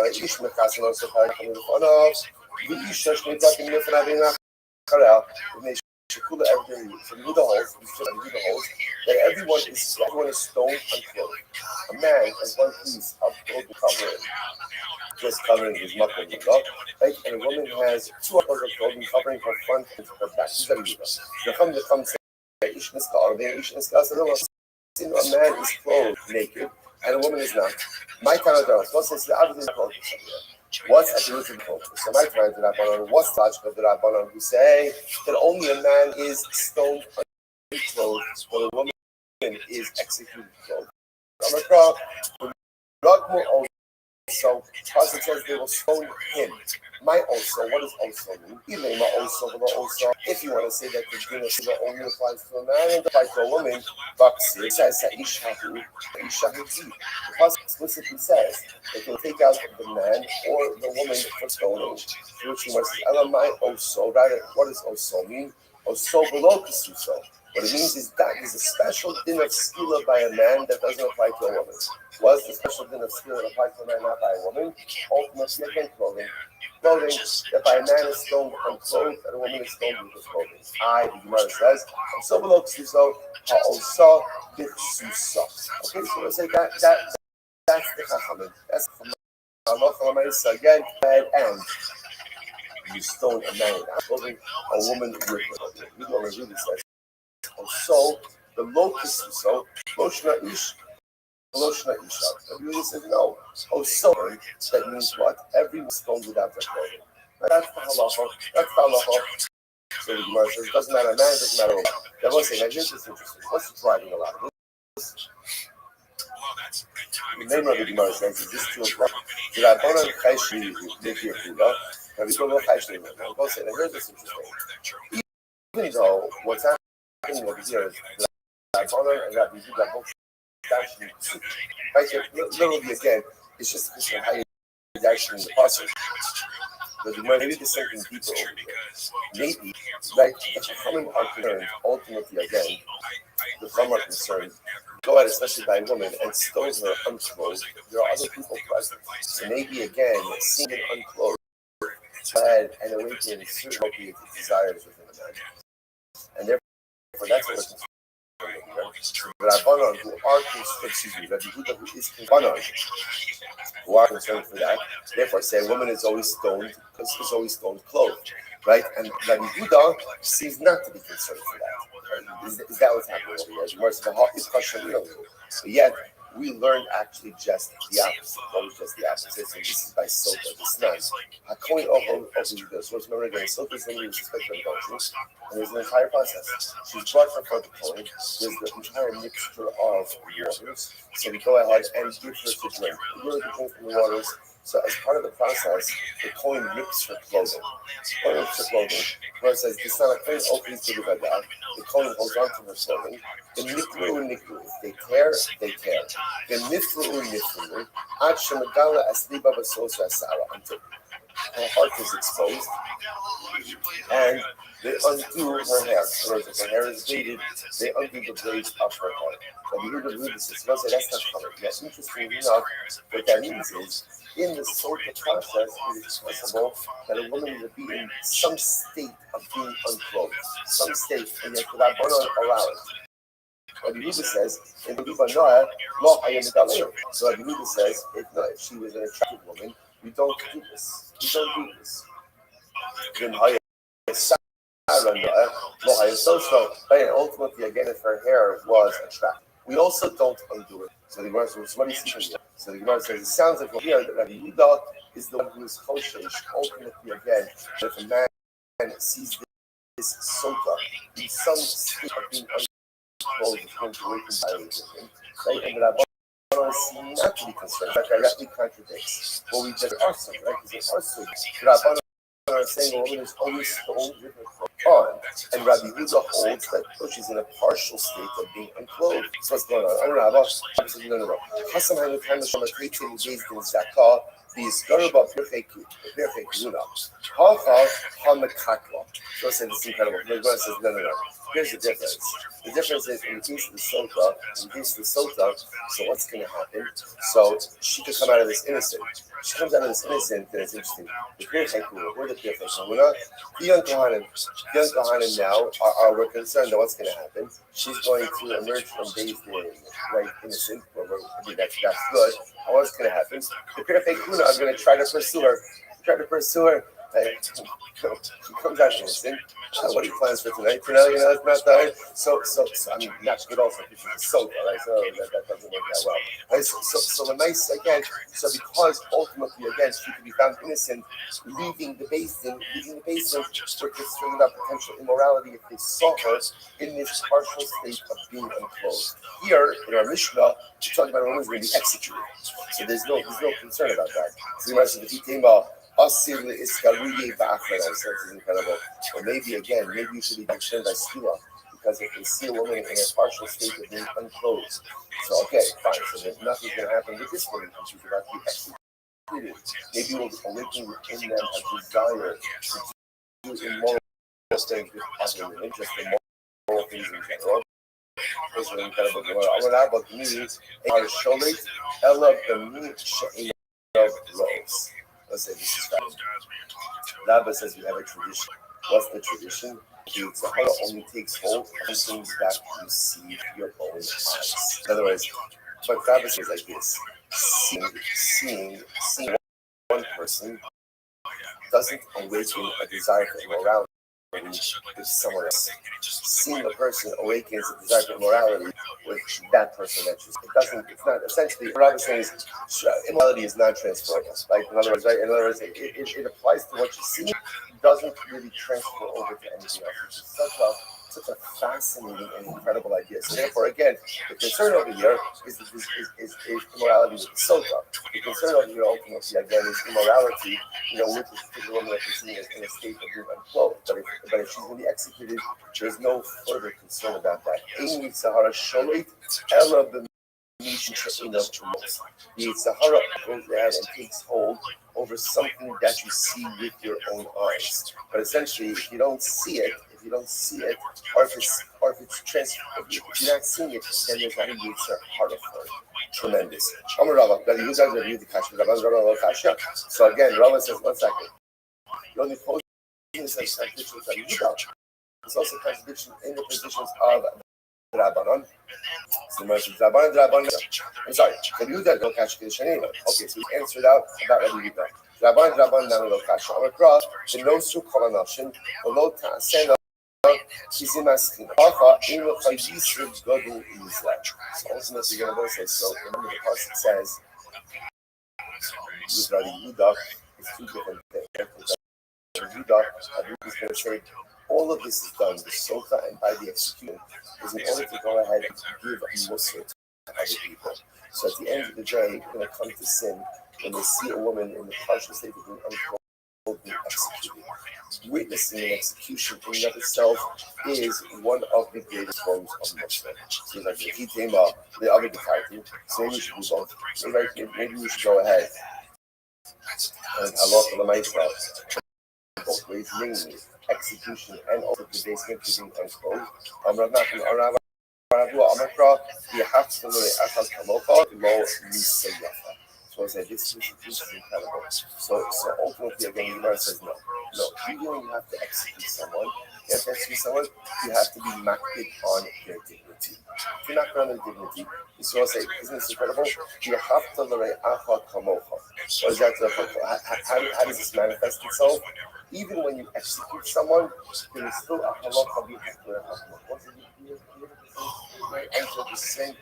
If you're executing someone, if you're executing someone, what does that usually say about the person? Not good, right? Not good, right? Good people don't get into those kinds of situations, right? A lot of situations in life that even good people get into. Generally, if you're being led out to base skila, you're not a good person. Preposterous. You've done something that is deserving of execution. And again, remember, even though we've seen also the patient's been advocating for you, the system is advocating for you, yet no one can exonerate you. It pretty much means you're probably not a good guy. Even for the Jew, good guy, there's a halacha. What's the halacha? I have an obligation to love my what it does manifest is minimize the pain and suffering or minimization that such a person is had in his execution. So again, in this case it'll be according to the Rambam, for a woman, we're not going to execute her unclothed.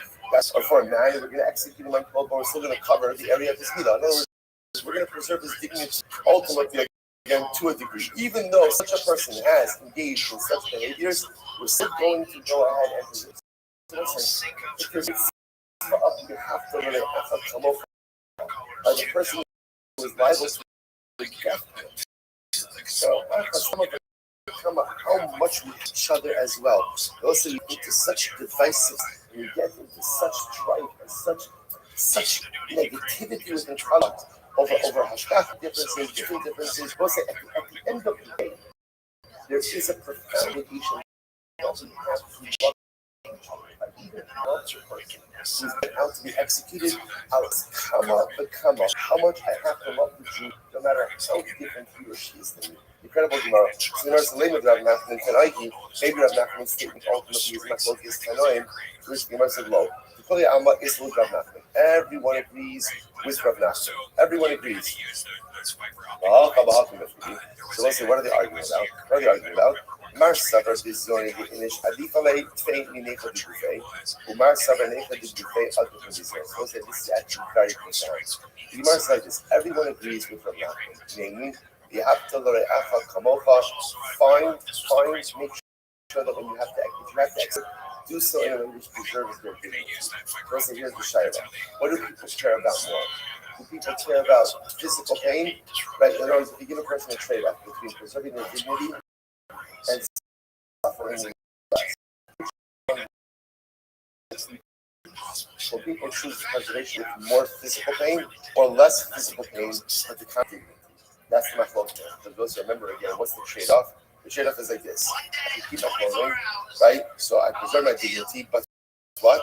Skila is more painful. Skila is more painful. Or I could shed, right? So the dignity is gone, but there's going to be less physical pain.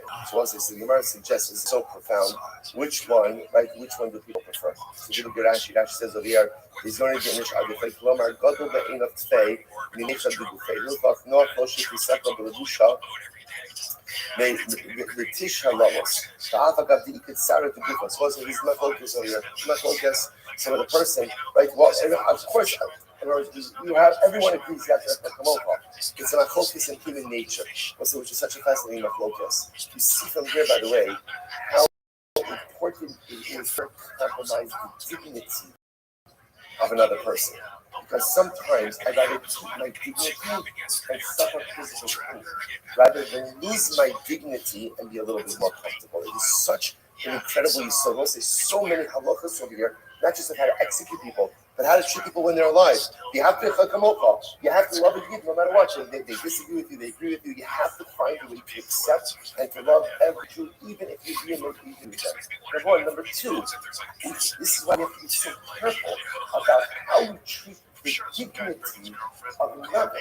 Because you see from there, dignity is so important that a person, some people would rather even suffer physically, but keep their dignity than to suffer less and lose their dignity. Incredible. Mishnah, basically, okay, now as I say out, it's fascinating by the way, these Mishnahs will be again, we're going through this, it's almost like we're going through them, we're walking side by side with the accused. So what happens? This Skila, so this Skila was 2 stories high. Remember Skila worked as we saw before, we've already referenced, they would push a person off a height. If he would die, well, we'll see in there. So it was 2 stories high. What she asked, you didn't go for a must know. So it's interesting, we'll see this more in depth. One of the witnesses, the way it worked is the accused would stand kind of like the edge of the building, and he would be pushed by one of the witnesses. The witnesses have to do this. It makes a lot of sense. Right? The witnesses have to carry out the execution.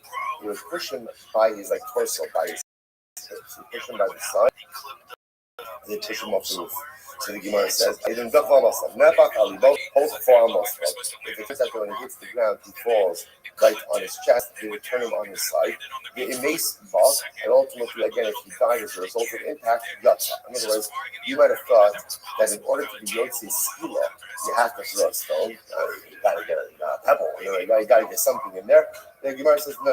If he dies from impact, that's skila also, the imlav. What if he died in impact? So again, the first witness pushed him off. The second witness, Hashem knows also, the second one goes in and takes the stone and literally again puts it on his heart, which means throws it on the guy. It makes bayatza. So again, if he dies from the first stone, then okay, then again, more people get involved and begin to be the stone. Those fascinating. So it says the Gemara, Tana, the Komashalo, Hurricane, Shalosh. Now, remember again, now, true, the base is 3 stories high. Remember again, a person also stands at a certain height, which means that he's falling also from a larger height. That's what second. Why do you need such a tall structure? So the Gemara says, after large. So there's not bar should be a bar, a pit, ability to kill at a depth of 10 tefachim. 10 tefachim. Af kidei lahamis asar tefachim. Also, something the Gemara says that even at tefachim, which actually seems to be a relatively low amount, but even a height of 10 tefachim has the ability to cause someone to die from impact.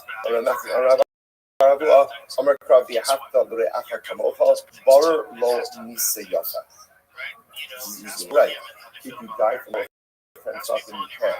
The chances are you won't, and you're just going to get very, very badly hurt. The idea, and that will cause pain. The idea over here is we want it to be that it's high enough that a person is going to die. And that's what we want. That's what we want over here. So it says,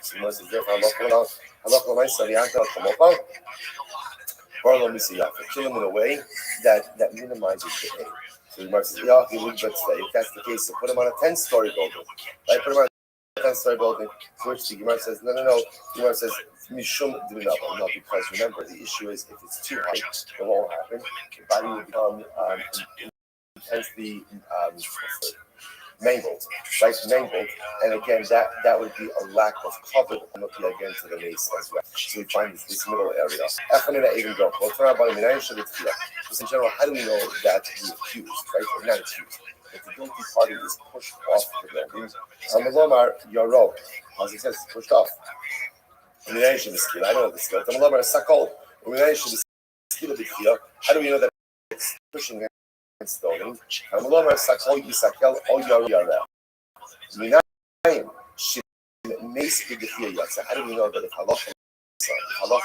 if he went ahead and he died as a result of impact? Actually, you know what I'm saying?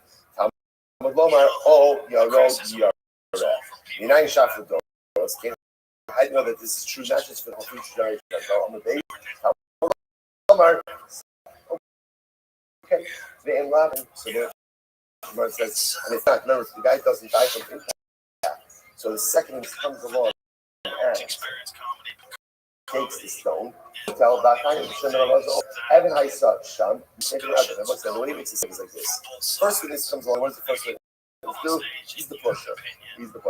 And then again, if Ruvain doesn't back from impact, the second witness comes along and goes ahead and takes the stone and throws the stone. So the second witness is taking the stone all by himself.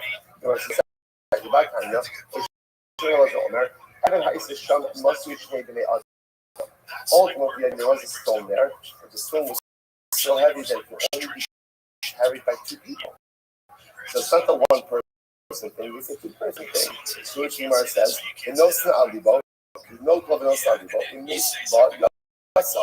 Or tamesh, tikshi, for masush nebene adam, so Gemara says, tikshi, I'm sorry, tikshi afa, yigufa, imash nebene adam. So the reality was listen to this. It was a heavy stone. It had to be lifted by both witnesses. No club, the no sin alibo, elo, the midly love the Hadithah. So what happened? Both together. The shunted people, he did two minutes ago. So what happened? It's lift it up together, but it would really be only one of it would do the throwing. Like essentially actually points out to us listening. If two people try to throw something, what ends up happening? It doesn't go with fine direction. Different forces acting on it. Right? Again, if you look at that, when two people try to throw something, the intended item doesn't go in the right direction because there's two forces acting on it. Which is then matched with so therefore, again, when if Ruvain didn't die from impact, what happens over here? So again, the two of them together lift up the stone and they throw it down. But they lift it up together, but only each number two throws it himself in order to go ahead and ensure that it's going in the right direction. A tremendous Musaf story. Forming lessons, even huge. What that? Just the thing about this is just a moment. In life, there are stones we have to live. Right? The right things we have to accomplish. And a lot of times in life, in order to accomplish things, you need other people to assist you. Right? And that's true, right? I need other people to help me lift. You should only rely on other people to a certain degree. At a certain point in time, you can take ownership for getting the stone where it needs to get. In life, we rely on other people from beginning to end. Right? I want to know that I need this much for this, I need this much for that. We all need other people to assist. No one can live life without assistance. We need people that lift the stones of accomplish. But at the end of the day, to get that stone to accomplish the things you need to do, it's gotta be you and you alone. Other people can assist, but the execution, no pun intended, right? The execution of your life goals, the execution, the things you want to accomplish, own it, take it, direct it. It's gotta be you alone. Tremendous. Coming last week, even for execution. Remember like that. The back time, they all know about them. Says, but yes, again. So remember, the says if that first stone did work, then all of the saw gets resolved. So the Raisa says it never happened. Never happened. We didn't die either from at least from impact and then initial after that. So the Gemara says, that kind of I mean, it doesn't mean that he did it. It doesn't mean that actually again. They put additional stones. That's not what it means. Rather, what it means is he needs to have. In other words, if it was needed, this is happening. In other words, here's the like we're laying out the process. Was that Allah and first push him off. If he dies unpacked, good. If he doesn't die, second minister comes along and throws down a big stone. And if none of that, then again, everyone else will use the stone. Now, guys are to get involved in the stoning. But nevertheless, that's part of the process. So the Mishnah made it like again, there was a stone that prepared for the seconds to throw if it was necessary.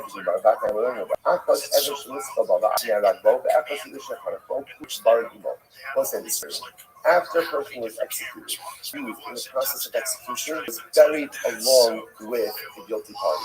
So the Gemara says over here, the sword that was used to kill him, the tree that he was hanged on, the stone that was used for stoning, right? The rope that was used for strangulation, everything was buried with him. So let's say that's the case, then how was there a stone ready there? Let's see how it means one stone per customer. In other words, that reminds us if they executed the thing, the stone they used in execution was buried along with it. And Allah reminds us then if there was no execution, he would prepare a second stone. These items would be buried with him. After all, we learned that time. Any part we wouldn't bury these. Now, listen, by the way, the logic for burial is why it makes a lot of sense. You don't really want the stone that was used for execution around. Why? It's going to be a lack of cover on this. Because people are going to say, oh, that's what the stone is. Right? That's the tree that they hang the shimon from. You don't want that. It's a lack of cover. So the Gemara says, yeah, they buried this ritual, and then they compare another one. They buried it, and that time we learned in it, but we learned that we don't bury the item together with the mace. So that's what's like, you don't want to bury this with the mace. It's almost like such a degradation that a mace should be kept along with the buried item you're using with. Because you're right, you mow it right now. It doesn't mean that put it in the kever. Like, you're not actually putting the instrument for execution in the kever. You're burying it along in the same area together with the mace as well. So let's say again, Reuben is condemned to death. So the witnesses lost the head. So if you lost the head, then Reuben gets off on a technicality. My time on right, Reuben is part of my time on. But Yada even gave over Shona, the leper. This is incredible. Bible said because it says the hands of the witnesses have to be on the defendant or the guilty party first. So therefore, if the witness doesn't have a hand, so Reuben goes through technicality. I mean, after even the may carry how can I be so that's the tell you what, that people without hands can't be witnesses. In other words, if somebody's deed doesn't have hands, so he can't go ahead and testify in the capital case. Shining us in the armor cry, no, what it means is like this. Because he did have hands at the beginning of the proceeding, and they found him guilty. So again, if they lost their hands before execution was carried out, then the accused or the guilty party gets off on a technicality. But if they didn't have hands from the beginning, the testimony is false. So the Gemara says, "Neistei kamakom shidu shnayim yom le'idu rabbi shnei rodina de'ishitim koni shidab." Here's the problem. Here's the problem. The Gemara says, "What about the following situation? Witnesses show up, witnesses. Witnesses show up and they testify about the following. We are here to testify that in so-and-so Beis Ruvain was found guilty of killing Shimon, and so were his witnesses. So they're showing up in Beis talking about Ruvain being found guilty in a different Beis and also so were the witnesses. Interestingly enough, however, we did just said the witnesses be the ones who go ahead and tell the truth. They have to have the hands. In this case, Ruvain is going to be condemned based on testimony about different testimony that occurred in a different day. But hand the hand so said no, I don't know if you are so second for the witnesses that up, those are actively witnesses to testify that Ruvain was guilty. You got in the truck.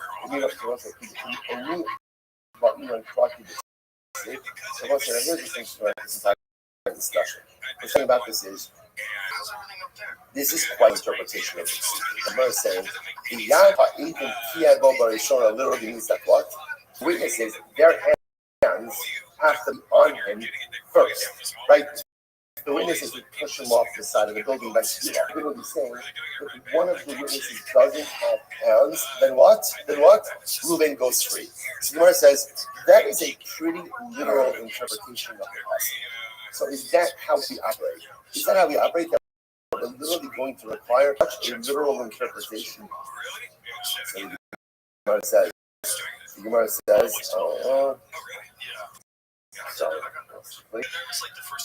all right, anybody in the crowd, we really need such a real time. No, most of us are not going to go to any other than these most of the ones that somebody's with someone else, well, you have to execute it. Now, I only know you have to execute him in a particular execution that the Torah highlights, right?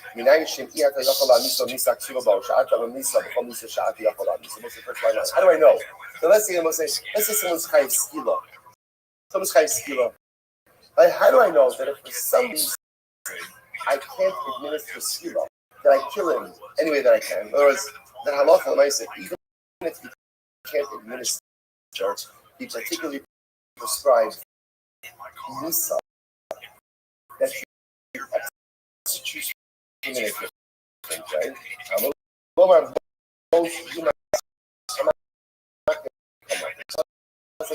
Most execute. Even if he says something, there's similarity with the interpretation. Right? Even the Torah says that Ruvain is supposed to give skila. If you can't give skila, you can only give hera. Right? That you give him hera. So you see from here that we don't have to be necessarily interpret explicitly little. We shiny husband most not a good lie. That's different. Why? Because you have a lashon of most you must. There's a lashon of a pasuk, and the lashon of the pasuk ultimately is most you must, which is a more general statement.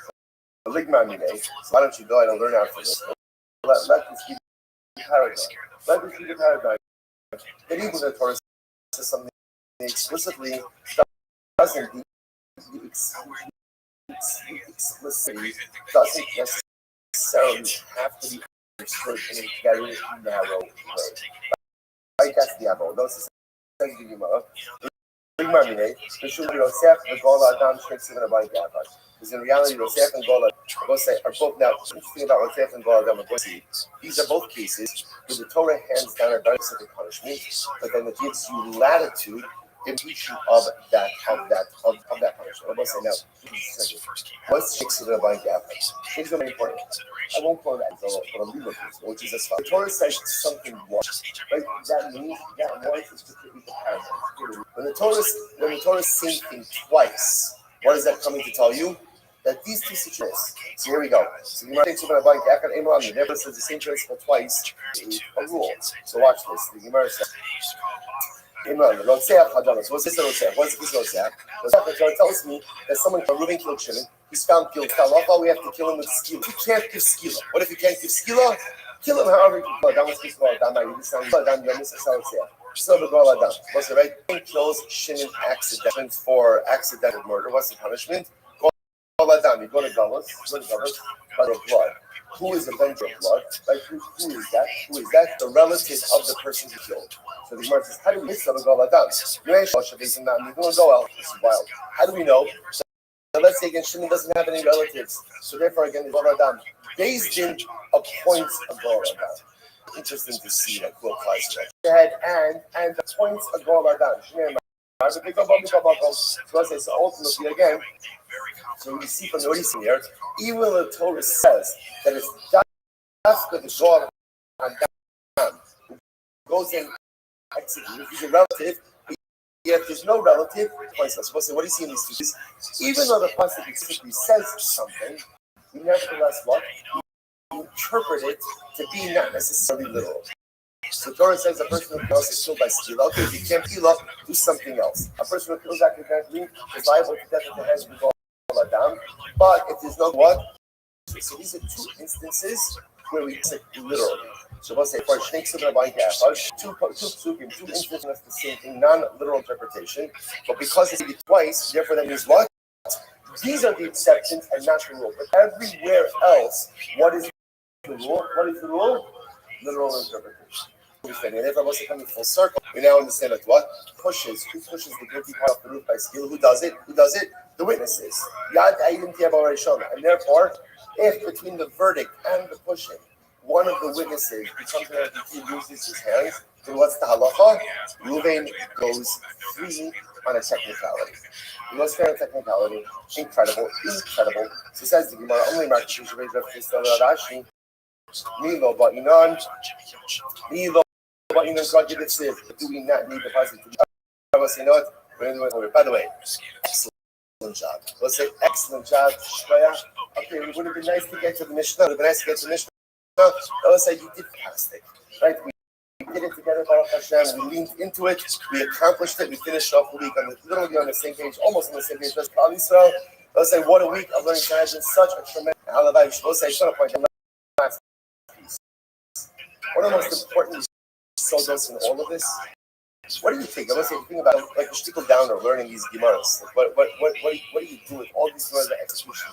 Because I always find when you learn about death, what death does is learning about death creates the most life-affirming lessons. These are tragic circumstances where someone's life is coming to an end. So also what it has to really bring within us is that we're here, we're living, we're breathing. We are not subject to these learning that we got to accomplish. We got to do it. Every breath we have is a tremendous gift from the Ribono Shel Olam, and we just deserve to maximize it. Let's say Shkoyach, a good shot.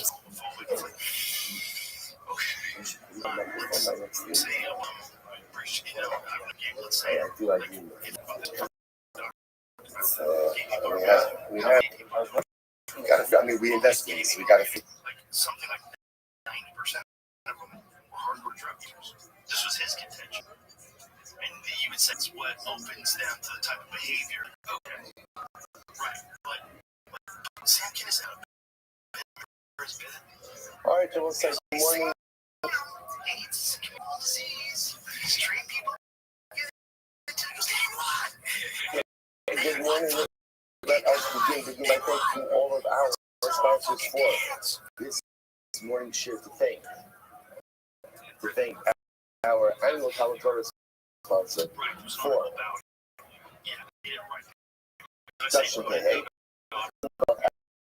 the social schools, and for all of Israel. See that brother is Captain Karov. Our week of learning sponsors, Rabbi Ari and Rabbi Rabbi Richter's mother, Sarah Bas, from the Bracha, who passed the Shai. So response from something.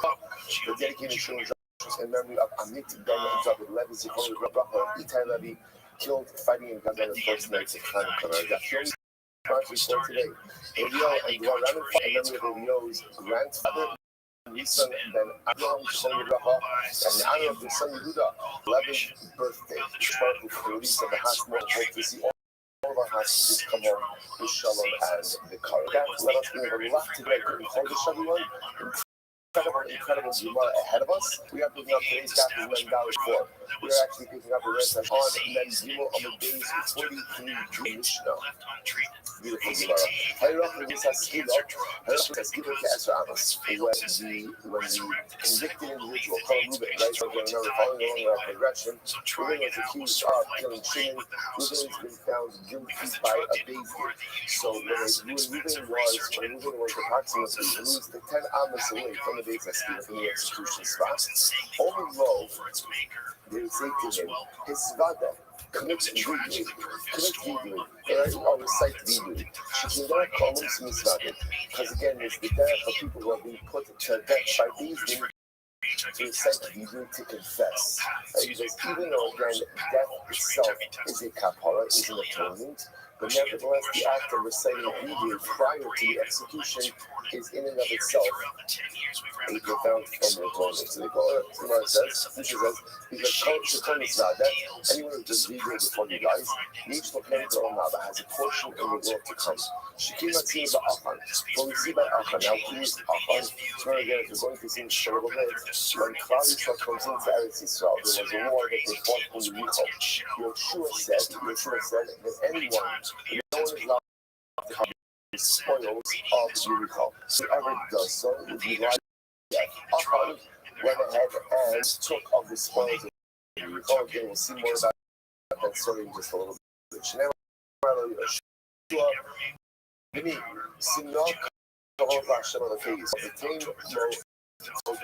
So literally again, you see Yeshua saying, give cover to Hashem, the God of Israel, the king of low Toga. Now, see this means literally give him thanks. You just have to see exactly what this statement means.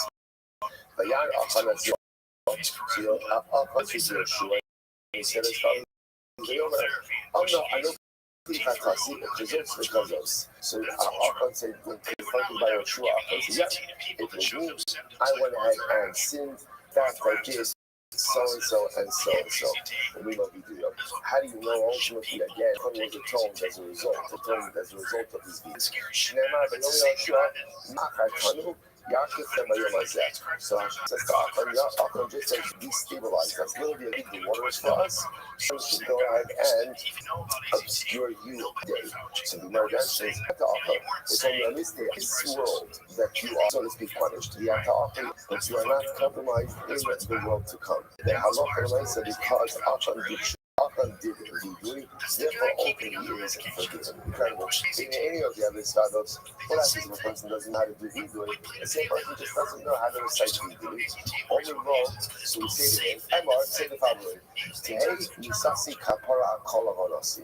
My death should be an atonement akol avonasi for all of my sinful behavior. Right? My death should be an atonement for all of my sins. But the reader said, so again, so this I just want to point something very interesting. There's a concept ultimately of saying vidui when a person is dying, particularly when a person is dying. So there's a longer form of that vidui, but there's also a shortened form of that vidui that essentially just says, so that again, let this be a kapara on all of our veils, and that's it. That the entirety of the vidui. And literally says, in Hayya says, if at the end of the day, let's say Ruben knows that he's innocent. Right?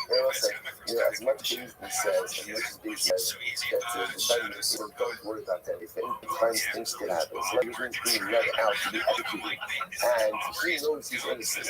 So what does the Mishnah say? Ruben could say, my death should be atonement for all of my Averos, except for this Avera.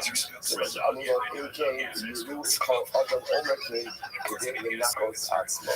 So Yehuda says, if that's the case, every person is going to go ahead and end up saying, they said to okay, so remember, Yehuda says essentially, you say legally before you figure that out, but if you believe you're innocent, you should say, at least my death should be an atonement for all of my Averos, except for this, because I didn't do this. So essentially, the Gemara says, if you put in that formulation, everyone's going to say that, because everyone maintains their innocence, or most people maintain their innocence all the way until the end.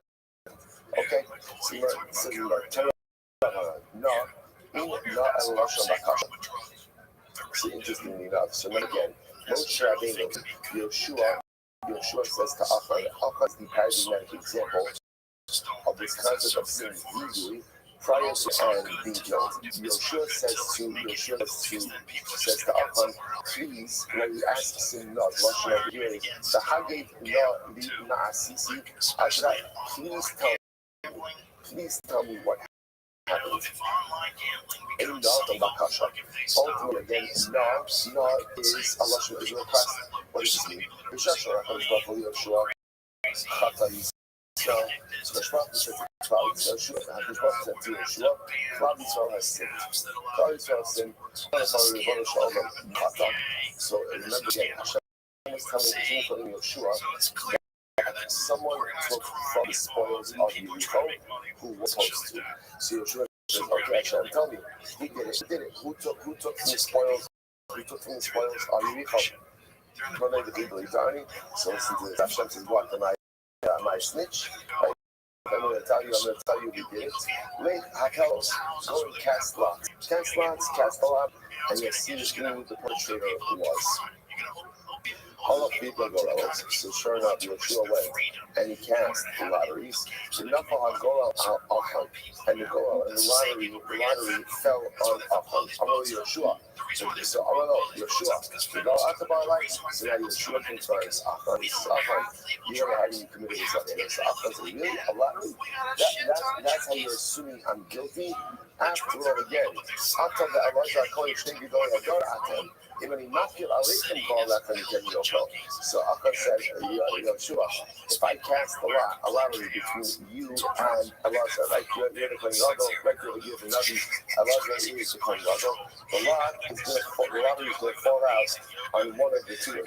The point that Achan tried to make is the lottery is a very non-scientific approach to these things. So how are you determining my guilt through a lottery? So I said, so Yeshua contacting Bakash Achan, I'll talk you about what you do. Do not cast aspersions on the lottery. See the Eretz Yisrael is telling the Goral, because Eretz Yisrael is only beginning to be divided up through a lottery. Lottery is a mechanism in the distribution of Eretz Yisrael. So if you start casting aspersions on the lottery, it's ultimately going to cast the aspersion of Eretz Yisrael. So he goes on, he says, Shina Emar, after going to find themselves, takes over the king told them. So what Yeshua says to Achan, please give over. Shakudi Shakti.